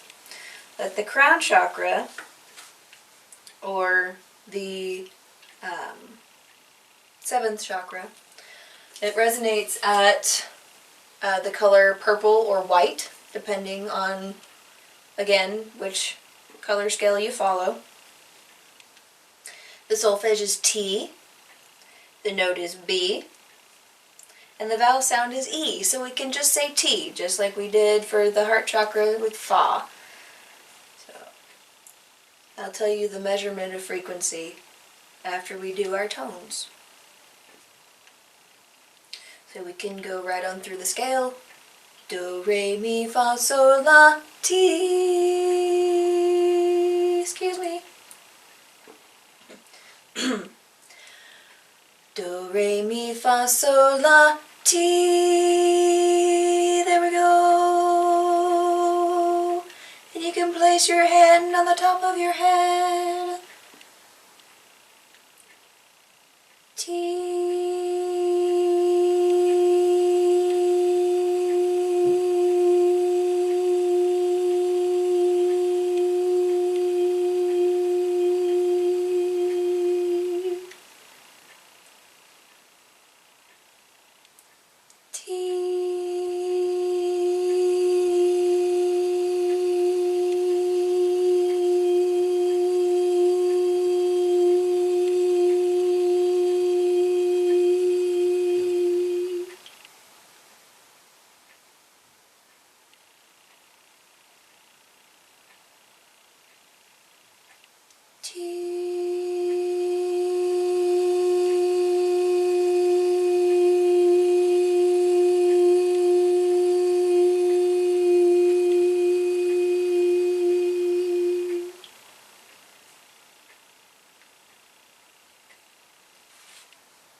So the frequency of T, or the crown chakra, is 963 hertz. And since it wasn't part of the Gregorian chants, it doesn't have that Gregorian attribute to it. So whatever you connect to it is fine, just like with any of the other ones. I encourage you to find your own connection to that as you explore this musical scale a bit further. For those who like to do a 9 chakra system, the high heart resonates at the color turquoise or pink, and the note is F sharp, and it resonates at approximately 739.989 hertz. And there's also the transpersonal chakra, which is about 6 to 12 inches above your head, and that resonates at white, gold, or iridescent, and a note of B flat, and a frequency of 932.328 hertz on the frequency scale.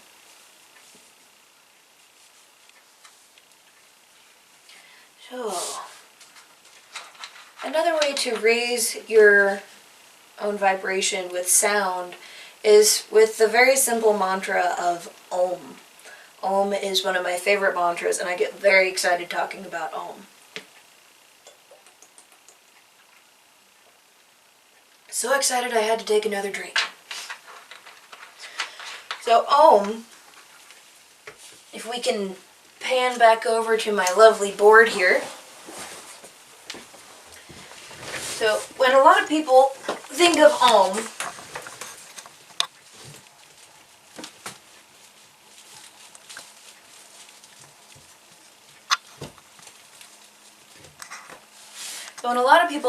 Om, they think of O-M. But really, Om is A-U-M.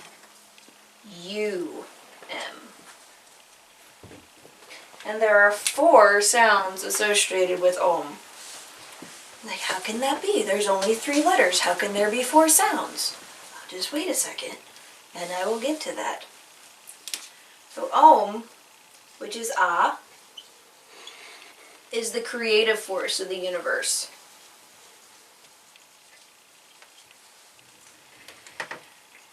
And all the objects within it. When you resonate with the sound of Ah, it connects you to the self and allows you to experience existence with the senses. It really connects you to your body, to your senses, to your 5 senses, your 6 senses, however many senses you have. So to really resonate with, to really get the feeling of Om, we're going to go through all 4 sounds of Om. And we're going to tone that like we just did with the chakras. At any note that works for you, you don't have to follow along with me or follow along with my breath pace. I can hold the note a lot longer than some. So hold the note as long as you feel comfortable, and then just drop off. And we're going to say Ah, like we're opening up for the dentist. Ah. So we're going to go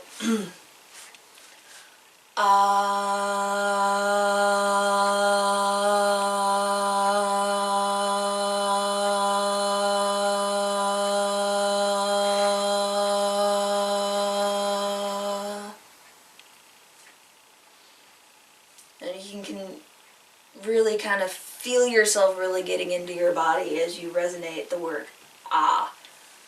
We're going to do that 2 more times.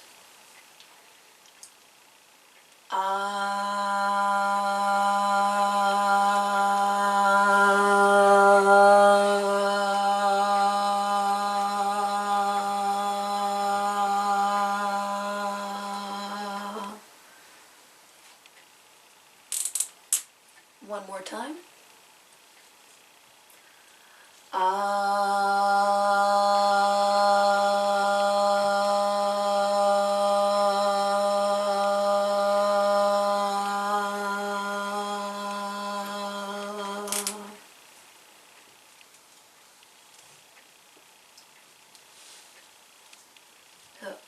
Are you starting to feel a little more connected to your body now? Well, we're going to move right on to the U in Om, which is ooh, like ooh. And it's ooh has to do with maintaining the energy of the universe.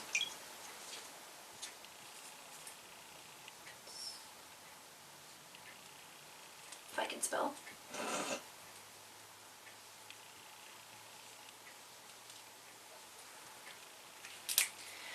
And ooh, when you're resonating with ooh, you're tapping into that maintaining energy of the universe and the subtle impressions of the mind.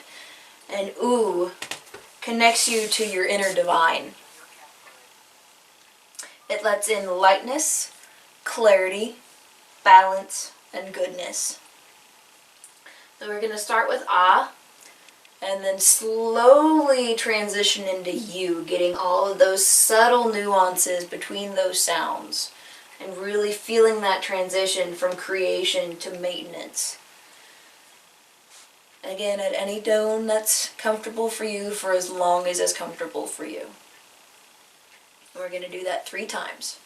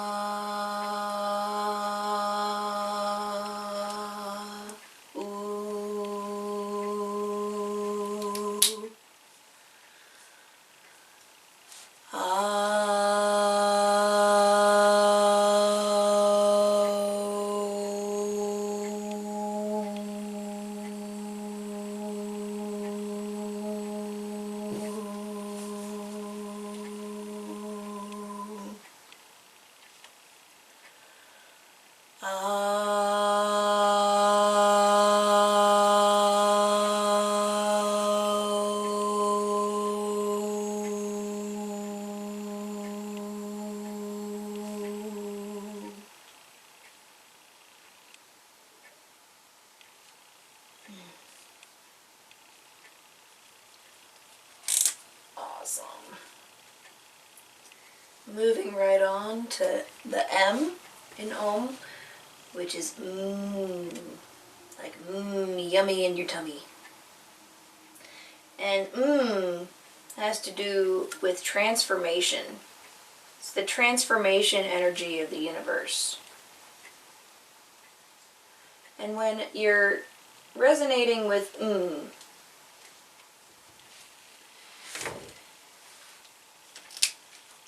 it unites you with the awareness of oneness, and it allows you to feel connected to all things. Really tapping into that transformative energy of the universe and the thoughts and beliefs of your being. We're going to go right through ah, oh, and And we're just going to cut off right at the end of there. We're going to do it 3 times again. And try to really accentuate the transitions between the letters so that you can really get those subtle nuances between creation, maintenance, and transformation.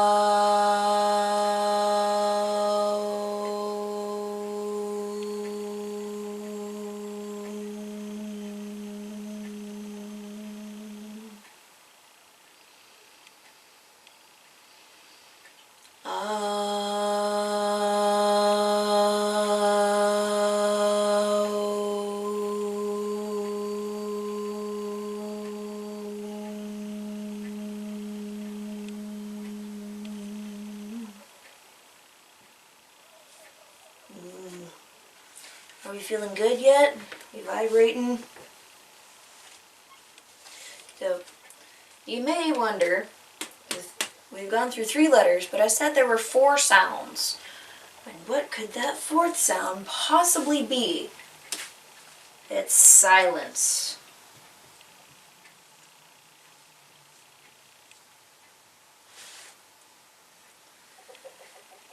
Or anagata. Anagata is the resonation beyond sound. It's the vibration. Anagata, there we go. And that is the vibration beyond sound. It's the resonance throughout the universe.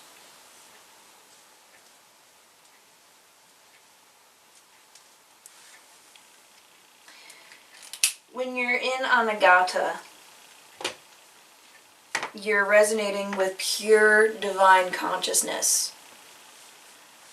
And it's the unity of all 3 sounds. Om includes the entire process of sound as you transitioned through A, O, A, ooh, and you got all of the other sounds in between. And so it goes through that entire process, and all other sounds are included in Om. And this is why it's the mother of all mantras, and it usually precedes and finishes every mantra. And as you could feel while we were toning, A resonates with the throat and the back of the mouth and the lower abdomen. You're really pulling it up from there to the solar plexus and the lips with ooh. And then with you're just getting that vibration in your head, and it's resonating at your crown. Really sending your vibration up through your body and up to divine. And as you raise your energetic vibration using Om or the Do Re Mi scale, or however else you raise your own vibration, you establish energetic communication with the self and light your own beacon for divine energy to find you and flow through you. And when you light that beacon, coming back to center here, when you light that beacon, you become your own light. And in the light scale, which is measured in lumens, again for those scientific people, when you're adding lumens, 1 plus 1 does not equal 2. It equals 7. So, and that is, as 1 plus 1 equals 7, then you add more and more, and that light and that energy exponentially increases. And those vibrations raise ever, ever higher. So when, if you're sitting with a partner, and now that your energy vibration is all nice and raised high, you can kind of either do it with yourself or with someone who's with you at home. Hold your hands about 1 to 3 inches apart, and you can feel that energetic pressure resonating between your palms. And if you're with a friend, or again just by yourself, you can kind of move that back and forth and really just start playing with it like you're tossing an energetic ball back and forth. And you can say Om while you're doing this, or a different tone that we went through today, and just really start playing with that energy and just see how it feels, and move your hands in different ways and feel that energy stretch and compress like a spring. And when you're done, you can just pull it apart and push it down to ground it out. But 1 plus 1 equals 7. And so there's that strength in numbers that you find when you're in a group mind. And when everybody is resonating to that vibration, there is so much that you can accomplish. Much like with this workshop, how everybody is all together, even though they are far apart in physical distance. And that's just amazing. So, when you have that connection, that energetic connection, and that energetic communication established within yourself, you have more awareness of yourself and more of a connection with others and divine. Thank you so much for attending this workshop. It was an honor. And may you have good vibrations for this night, the rest of the event, and always. Thank you. Bye.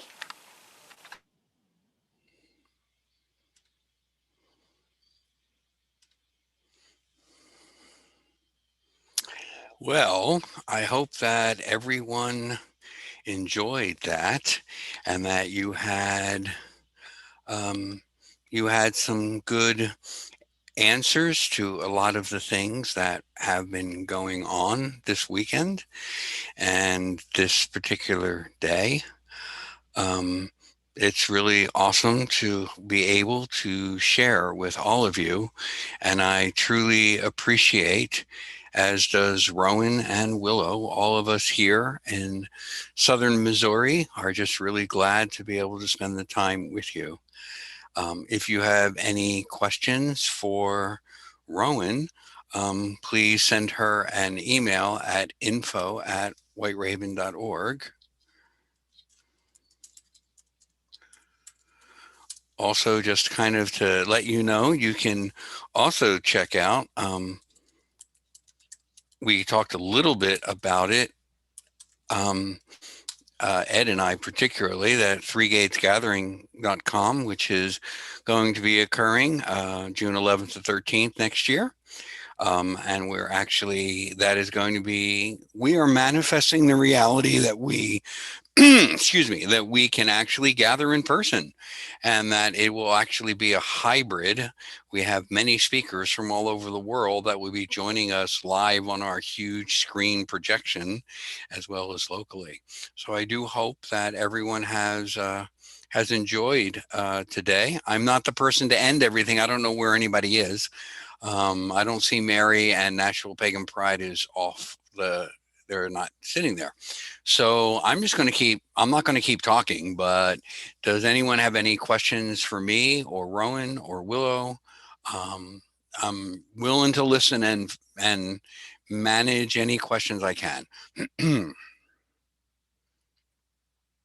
Did everybody have fun today? Excuse me, pardon me. Thank you, Oberon. I'm glad to see you with your thumbs up.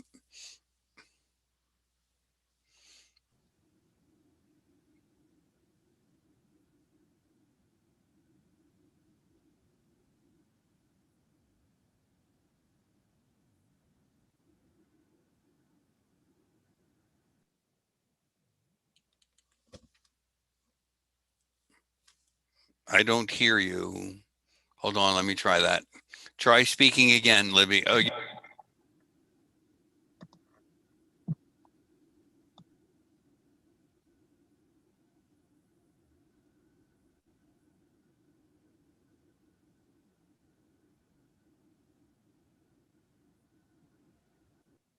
you're Libby? Let me try to unmute you. Let's see what happens.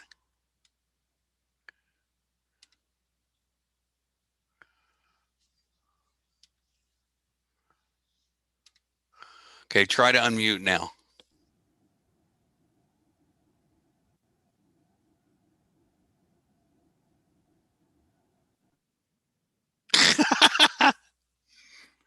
Too much energy, all the oming.